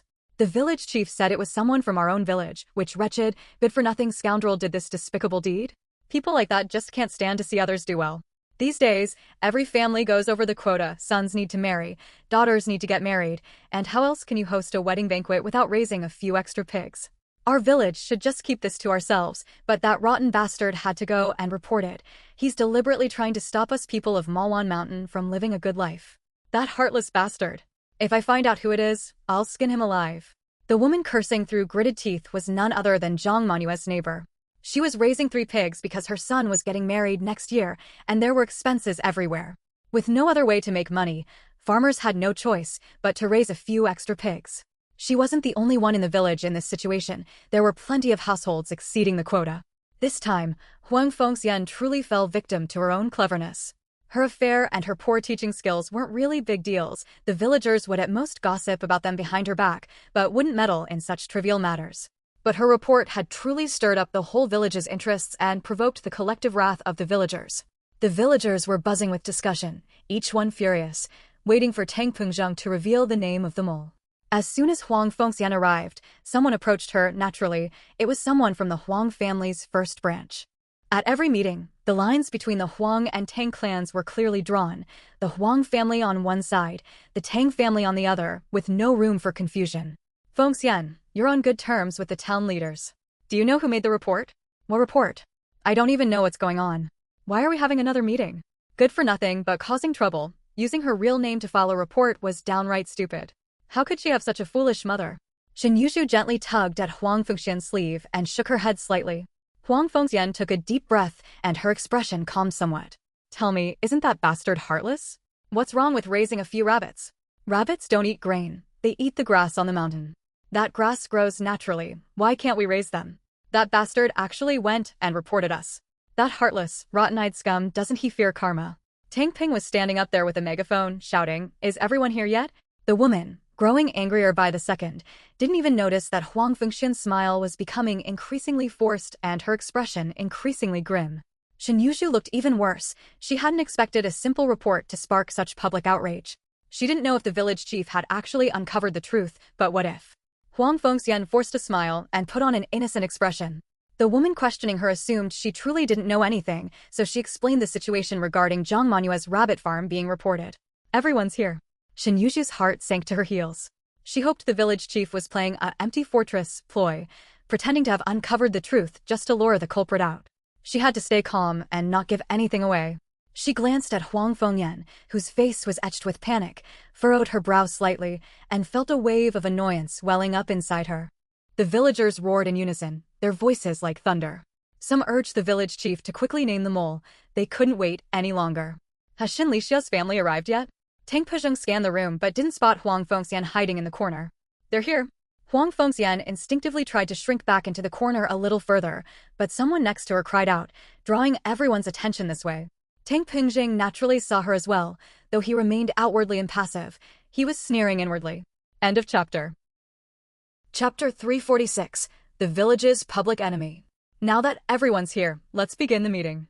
I'm sure you've all heard about how his third older brother's family was reported for raising rabbits. Although raising rabbits violates the party's regulations, children still need to eat meat. It's no big deal if we adults don't eat it, but how can the children go without? Raising a few more chickens or a pig, those are minor matters. When the work team came to inspect, he treated them to good food and drink, so those 2 years were peaceful, no one reported him, and there certainly won't be any trouble in the future. Besides, we're not doing it the way they do in Mopen Mountain. Lu Xiao Village, Gu Village, and Yanhua Village all do it that way. How could the work team possibly keep track of everything? Tang Ping gave a general overview of the situation, not forgetting to take credit for himself. In those years, entertaining the work team alone had cost him a fair amount of grain. Did people really think being village chief was such an easy job? It was his duty to serve the villagers, but he also needed to let the villagers, especially the Huang family, know exactly what he'd done, so they wouldn't keep resenting him as if being village chief had given him some huge advantage. The village chief's wrong. It's not like Malpan Mountain has more than others. Other villages have even more. If that damn corpse hadn't reported us, why on earth would the work team be targeting our village? Village chief, who exactly was that heartless bastard who reported us? If I find out who it is, I'll flay him alive. Shin Yushi's eyes flickered, but she pretended not to notice. After all, she knew nothing about it. Huang Fengxian probably couldn't be saved, but she couldn't let herself get dragged down with her. Even if the fact that she'd reported someone came to light, it wouldn't matter much. It wouldn't affect her political vetting, though life in the village would become a struggle from then on. With her watching, that slutty vixen wouldn't get away. She'd better just meekly accept the whole village's criticism. Tang Puzheng saw it too and barked, "Jin Feng, bring Huang Fengxian here." She's in the outhouse. Huang Fengxian, why are you running? She wasn't trying to escape, was she? Otherwise, if she were really beaten up by so many people, how could she ever show her face again? Moreover, Tang Ping had just called out her family's name, which made Huang Fengxian even more panicked. She felt certain the truth had been exposed. She had to run. Taking advantage of the crowd's fury, Huang Fengxian slowly made her way toward the roadside. Fortunately, she wasn't far from the crossroads, just a few steps away. She'd escape first and worry about tomorrow night later. She had no intention of enduring physical abuse. Wrong. Flay him alive. That traitorous bastard, beat him to death. The villagers were seething with righteous indignation, each of them clenching their fists in anger. Huang Fengxian hung her head, cold sweat streaming down her back, her legs going weak. This was even more chilling to her than that bandit woman Su Jinfeng. A roar rang out from the open field like a clap of thunder, making Huang Fengxian's face flush red. Su Jinfen stood at the crossroads, watching her with a mocking gaze. The plump Su Jinfen blocked half the road like an iron tower. There was simply no way for her to escape. Huang Fengyan made up a flimsy excuse on the spot, desperate to force her way through, but Su Jifeng shoved her back with one hand. "I'm out on the main road and I'm using the outhouse? Want people to see my? You shameless slut, just stand there and behave yourself." "Damn it." Su Jifeng yanked her by the thigh, grabbed Huang Fengxian by the collar, and, without another word, dragged her away. The villagers scrambled to make way, their expressions filled with mixed emotions. They weren't stupid. Tang Pengzheng had singled out Huang Fengxian time and again, which meant that the outsider was almost certainly her. Plus, Huang Fengyan had been locked in a bitter feud with the Tang family for days and hadn't gained a single advantage. She was also on good terms with the town leaders. Reporting someone would be as easy as saying a word. Aside from her, there was no one else it could be. The villagers looked on with disgust as Huang Fengxian was dragged along on the ground, including some men who had usually harbored a soft spot for her. One must first have enough to eat before thinking of romance. When they couldn't even fill their stomachs, where would they find the heart for love and romance? Huang Fengxian had brought the work team to the village, effectively cutting off their livelihood. Compared to those fleeting romantic thoughts, making a living was their most pressing concern. Huang Fengxian's act of reporting them had made her the public enemy of the entire village. End of chapter. Chapter 347, You're the Mole. Let me go. Su Jifeng, you're crazy. Tang Laifu, why don't you do something about this lunatic? Huang Fengxian, being dragged across the ground, struggled desperately, but she was powerless to resist Su Jinfeng's grip. Glancing at Tang Laifu out of the corner of her eye, Huang Fengxian shouted in desperation, hoping Tang Laifu would step in to stop Su Jifeng. If he let that bandit woman drag her along any longer, her clothes would be torn to shreds. Tang Xiaonan, perched on Tang Laifu's shoulders, clenched her fists involuntarily. Tang Laifu felt a sharp pain on his scalp. He knew without being told that his precious daughter was angry. He quickly turned his head away, not even glancing at Huang Fengxian. He had to take a firm stance, or Xiaonan would get upset and stop talking to him again. Tang Xiaonan patted Tang Laifu's head with satisfaction and smoothed out his hair. It was good that he was willing to correct his mistake. But if Tang Laifu couldn't tell right from wrong again and continued to be ambiguous with Huang Fengxian, she'd definitely make Grandpa and Grandma give this clueless dad a good thrashing. Tang Laifu let out a sigh of relief and raised his hand to wipe the sweat from his brow. "You slutty woman, how dare you seduce my Laifu?" Su Jifeng was seething with rage. She kicked her viciously and was about to kick her a few more times when Tang Pengzheng stopped her, telling her to hurry up and take the woman upstairs. The villagers made way, and Su Jifeng easily dragged Huang Fengxian up to the top. During the drag up the hill, Huang Fengxian's neatly combed hair had come undone, and her clothes were torn to shreds, leaving her looking utterly bedraggled. However, Huang Fengxian was quick on her feet. As soon as she reached the stage, she cried out, "Uncle Pengzheng, you could have just told me to come up and speak.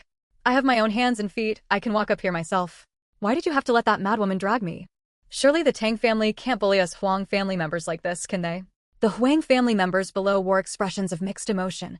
Huang Fengxian had indeed stirred up some resentment in their hearts, making them feel even more dissatisfied with the Tang family. Huailing's mother also shouted from below, "Why did they call Fengyan up there? What did she do wrong?" A stinking shoe was hurled at Huang Fengxian. It came from Zhang Manua's neighbor. She kept 3 pigs and was the most worried in the entire village about being reported.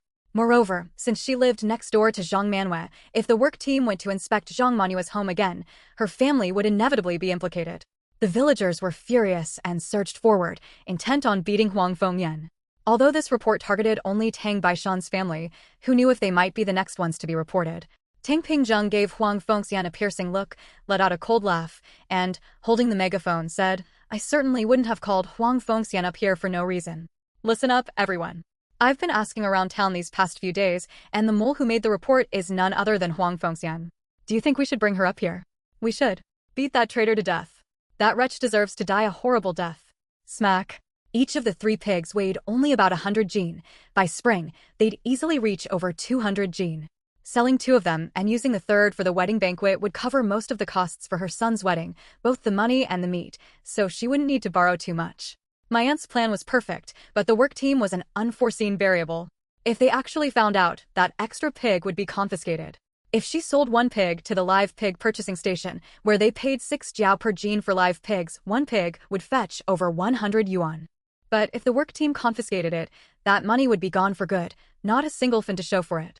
The more she thought about it, the more it pained her. The more she thought about it, the more terrified she became. She'd nearly lost over 100 yuan. In a fit of rage, the woman yanked off her shoe and hurled it at Huang Fengxian, then pushed her way onto the stage, intent on beating Huang Fengxian senseless to vent her anger. Many others shared her sentiment, mostly housewives, since it's usually the women who raise the family's pigs, chickens, and ducks. They felt the pain most acutely, their eyes were bloodshot, and they looked as if they wanted to devour Huang Fengyan whole. End of chapter. Chapter 348, Crying Injustice. Beat her to death. Everyone was shouting, and the scene was spiraling out of control. The crowd was crammed together in a chaotic mess. Huang Fengxian turned pale with fear. She never imagined that a simple, legitimate report would enrage the villagers so much. She couldn't understand where their anger was coming from and was convinced the Tang family had incited it. "I didn't file the report. Uncle Pengzheng, you're wronging me. I really didn't do it." Huang Fengxian cried out her innocence with a look of grievance on her face. She agreed with Xin Yuzhu. She was convinced Tang Pengzheng must be playing a trick. She hadn't gone directly to Group Leader Liu. It was Deputy District Chief Zhou from the school district who had called Group Leader Liu. Since she hadn't even shown her face, how could anyone know she was the one who filed the report? Still trying to wriggle out of it? If it wasn't you, then who else? You're the most despicable person in all of Malwan Mountain. There's no one else but you. Su Jifeng shouted. Zhang Manwei also cried out. No one in the village knew my family was raising rabbits, only your family knew. Who else would do such a despicable thing? Everyone else nodded in agreement, saying, we really didn't know third grandma was raising rabbits. The woman who'd thrown the shoe added, I live right next door to third grandma and didn't even know. Zhang Manwei continued, those were little bunnies my son Ijuan caught on the mountain. There wasn't much meat on them, so I just wanted to raise them a bit bigger before eating them. I didn't tell anyone outside the family. Who knew it would make that bitch so jealous? She actually went and reported us. What a despicable, underhanded thing to do. The work team came to investigate twice, and every time they asked if anyone else in the village was raising them, I said no. My mom knows exactly how many pigs and chickens every household in the village has. She hasn't said a word about any of them. How can people in the same village stab each other in the back like this? Is this even something a human being would do? Su Jifeng chimed in immediately. I didn't know Uncle Baishan was raising rabbits either. None of you knew. I go to school every day. How would I know what's going on in the village? Huang Fengxian protested.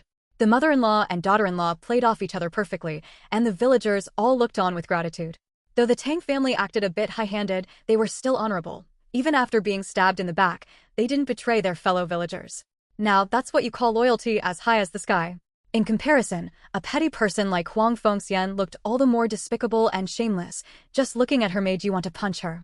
Zhang Manwei and Su Jifeng exchanged knowing glances. Their line of argument had, of course, been guided by a wise advisor, namely, Tang Xiaozheng. By speaking this way, they not only set Huang Fengxian straight, but also earned the villagers' gratitude, truly killing two birds with one stone. You may not know, but your daughter does. Su Jifeng shouted. The villagers hesitated again. It sounded plausible. If they didn't know, how could Huang Fengxian have found out? Tang Xianwan gave Tang Laifu a hard tap on the head. Tang Laifu took a few steps forward, holding Chai Yuxiang's hand, while Tang Xianwan shouted, when my cousin and I were cutting grass on the mountain, Shen Yuzhu was eavesdropping from the bottom of the slope. She knows we keep rabbits at home. That's right. That shameless woman was eavesdropping like a thief. If I hadn't been pricked by a thorn and let out a groan, I wouldn't have even known someone was down there. Chai Yuxiang shrieked, though she was too short to command much attention. Tang Laifu picked up Chai Yuxiang, and she repeated her words loudly. The villagers all turned to look at Shen Yuzhu in the corner. They hadn't expected her to be implicated in this, and eavesdropping so furtively certainly didn't seem like the behavior of an upstanding person, which contradicted the praise she usually received for being virtuous and capable.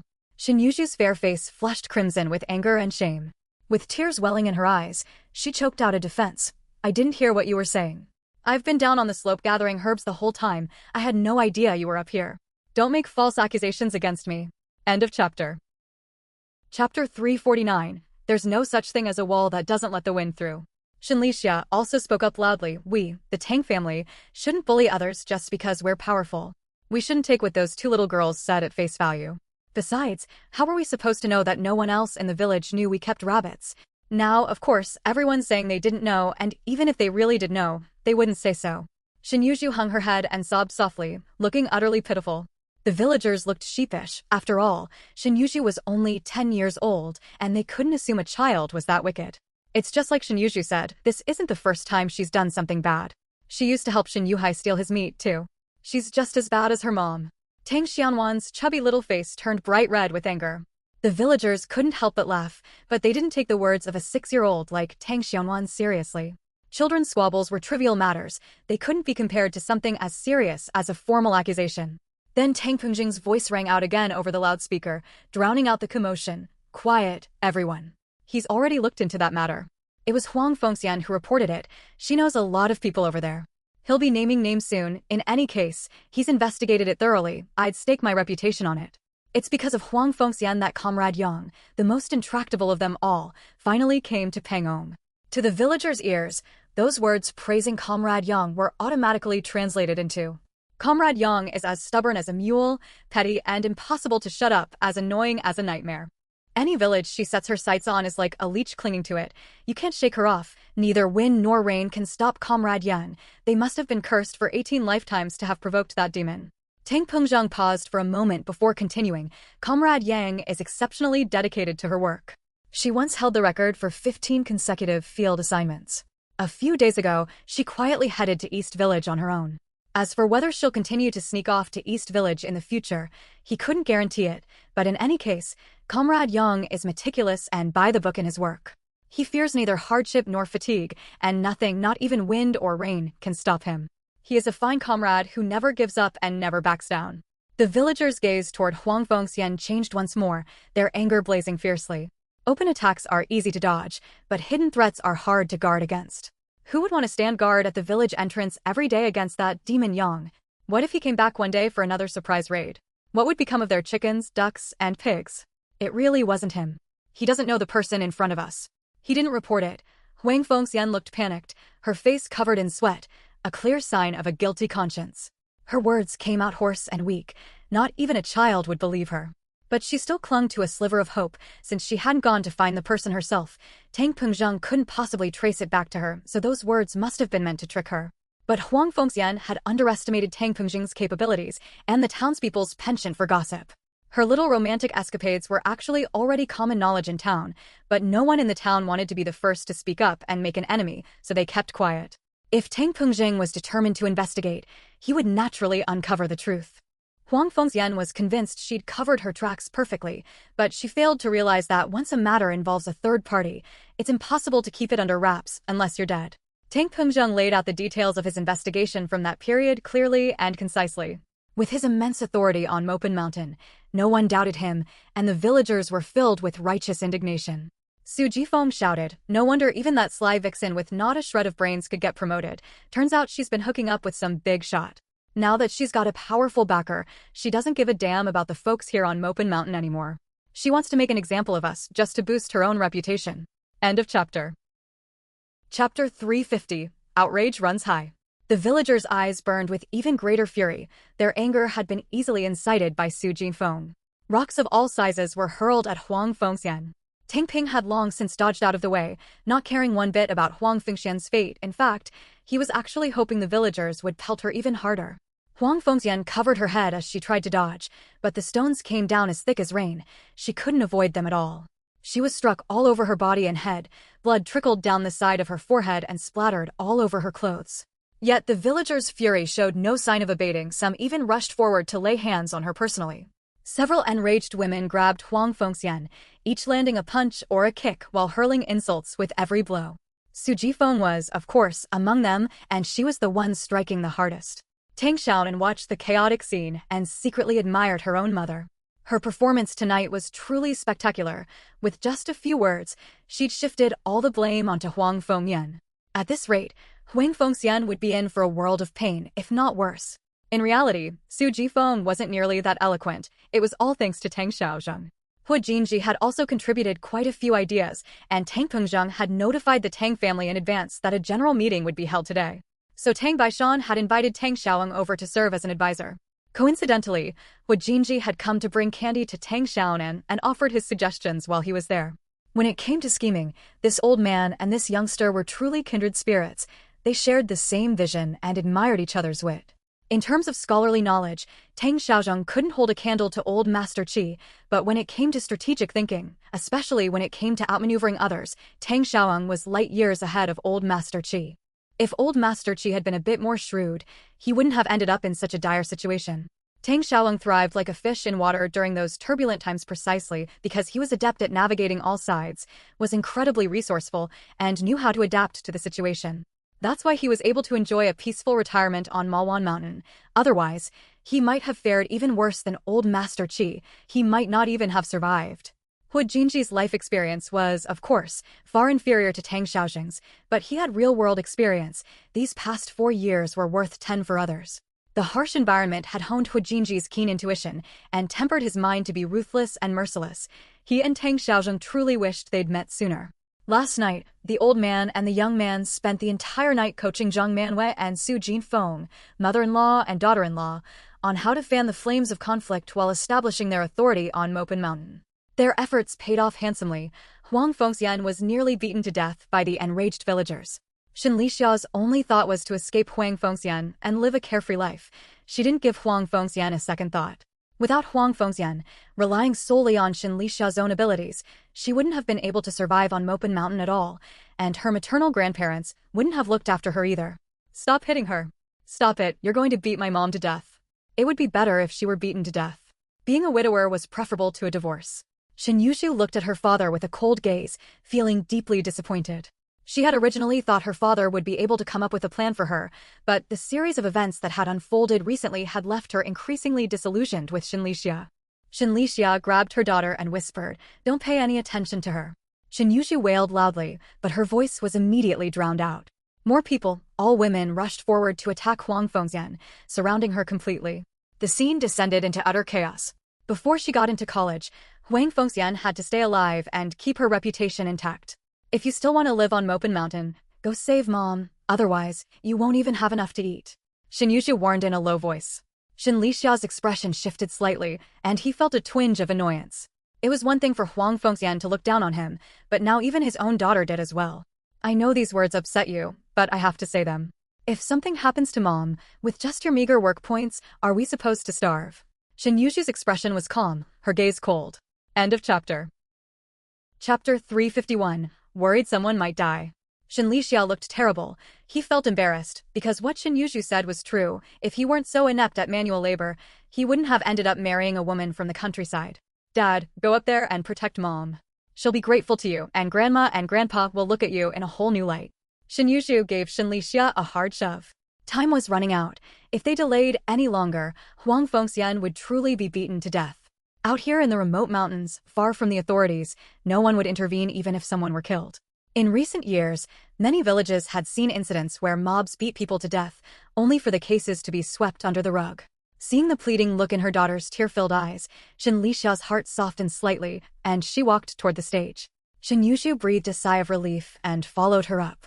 No matter what Huang Fengxian had done, as her daughter, she had to protect her mother. That was filial piety. It seemed Huang Fengxian's reputation was beyond saving, but her reputation must not be tarnished. Could she have killed someone?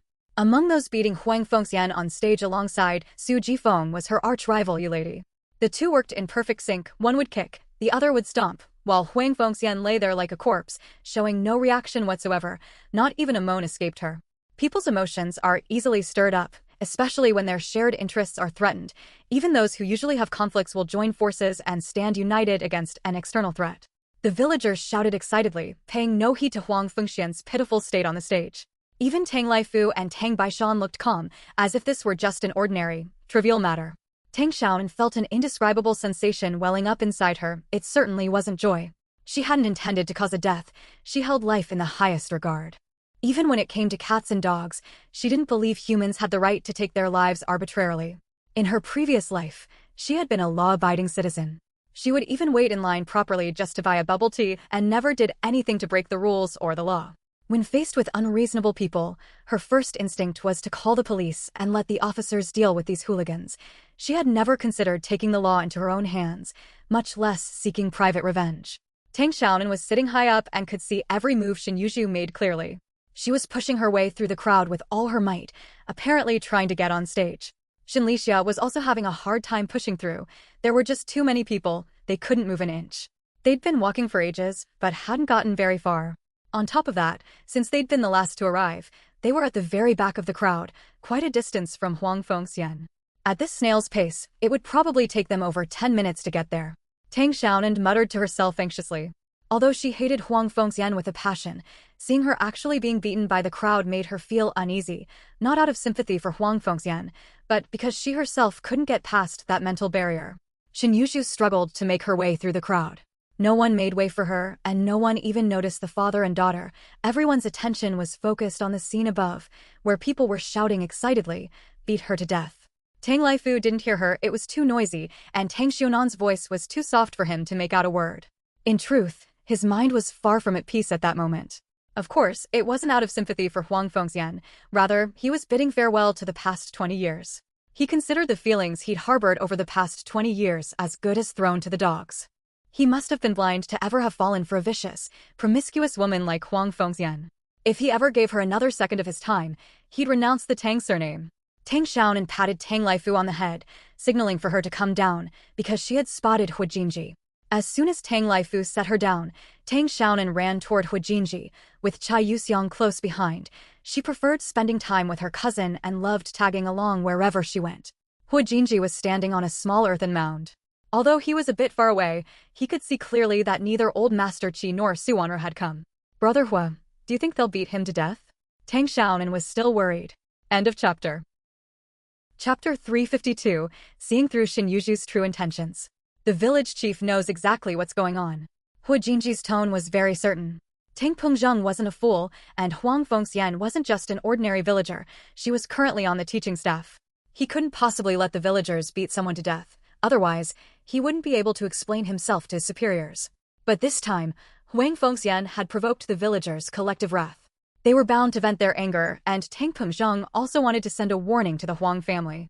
That was why he deliberately called a village meeting and stirred up the villagers' emotions to teach Huang Fengxian a lesson. Tang Xiaoan felt reassured and stood on her tiptoes to see how Shen Yuzhu was doing, but she was too short. All she could see was a sea of dark heads. Even when she jumped up, she still couldn't see anything. Hu Jinji couldn't help but smile as he picked her up. "What are you trying to see?" "Shen Yuzhu. It looks like she wants to go up there." Tang Xiaonan spotted Shen Yuzhu. She was still about 10 meters away from Huang Fengxian. Shen Lixia was a bit closer, but he seemed reluctant, shuffling along slowly. As a grown man, if he really wanted to go up there, he would have been there already. Hu Jinji saw it too and naturally understood what Shen Yuzhu was thinking. It was nothing more than a desire to show the villagers her filial piety. Even though Huang Fengxian had done so many bad things, as a daughter, she still had to fulfill her duty. He also knew very well why Shen Yuzhu was doing this, because she wanted to get into college. Huang Fengyan was the Shen family's main source of income. The work points earned by that good-for-nothing Shen Lixia were barely enough to support himself. If Huang Fengxian were to fall on hard times, Shen Yuzhu wouldn't even have enough to eat, let alone go to school. It would be questionable whether she could even attend junior high, let alone get into college. Furthermore, college admissions require a political vetting, and the key documents for that vetting must be provided by the village committee. Since Huang Fengxian has now offended the entire village, it's not impossible that her vetting could be blocked in the future. Shen Yuzhu's intentions were well-meaning. She was trying her best to salvage her reputation, but it was a little too late. Huang Yichao glared at her warningly. Huang Fengxian had provoked the wrath of the entire village this time and had to offer an explanation. The old woman still didn't seem to realize that by getting involved with her daughter, she was trying to ruin his entire family. Huailin's mother's heart skipped a beat. She looked at her son, only to see that Huang Huailin's expression was just as cold. As for her daughter-in-law, needless to say, she even seemed to be taking some perverse pleasure in the situation. Huailin's mother was furious, frightened, and felt a chill in her heart, but she dared not resist. She could only grieve for her daughter from the sidelines, powerless to do anything. Hu Jinji's lips curled upward, his eyes brimming with scorn. Shen Yuzhu's elaborate schemes had come to nothing. Man's plans are no match for heaven's. Tang Ping, having watched enough of the spectacle, finally stepped forward and ordered Su Jifeng and the others to stop. Hu Jinji beckoned to Tang Aijuan. Although Tang Aijuan was deeply displeased that this guy was summoning him as if he were a coin, he still came over and gruffly asked, "What's up?" Huang Fengxian lay on the ground, battered and bruised, her hair disheveled and her clothes in tatters, as if she'd been run over by dozens of tanks. She was barely clinging to life.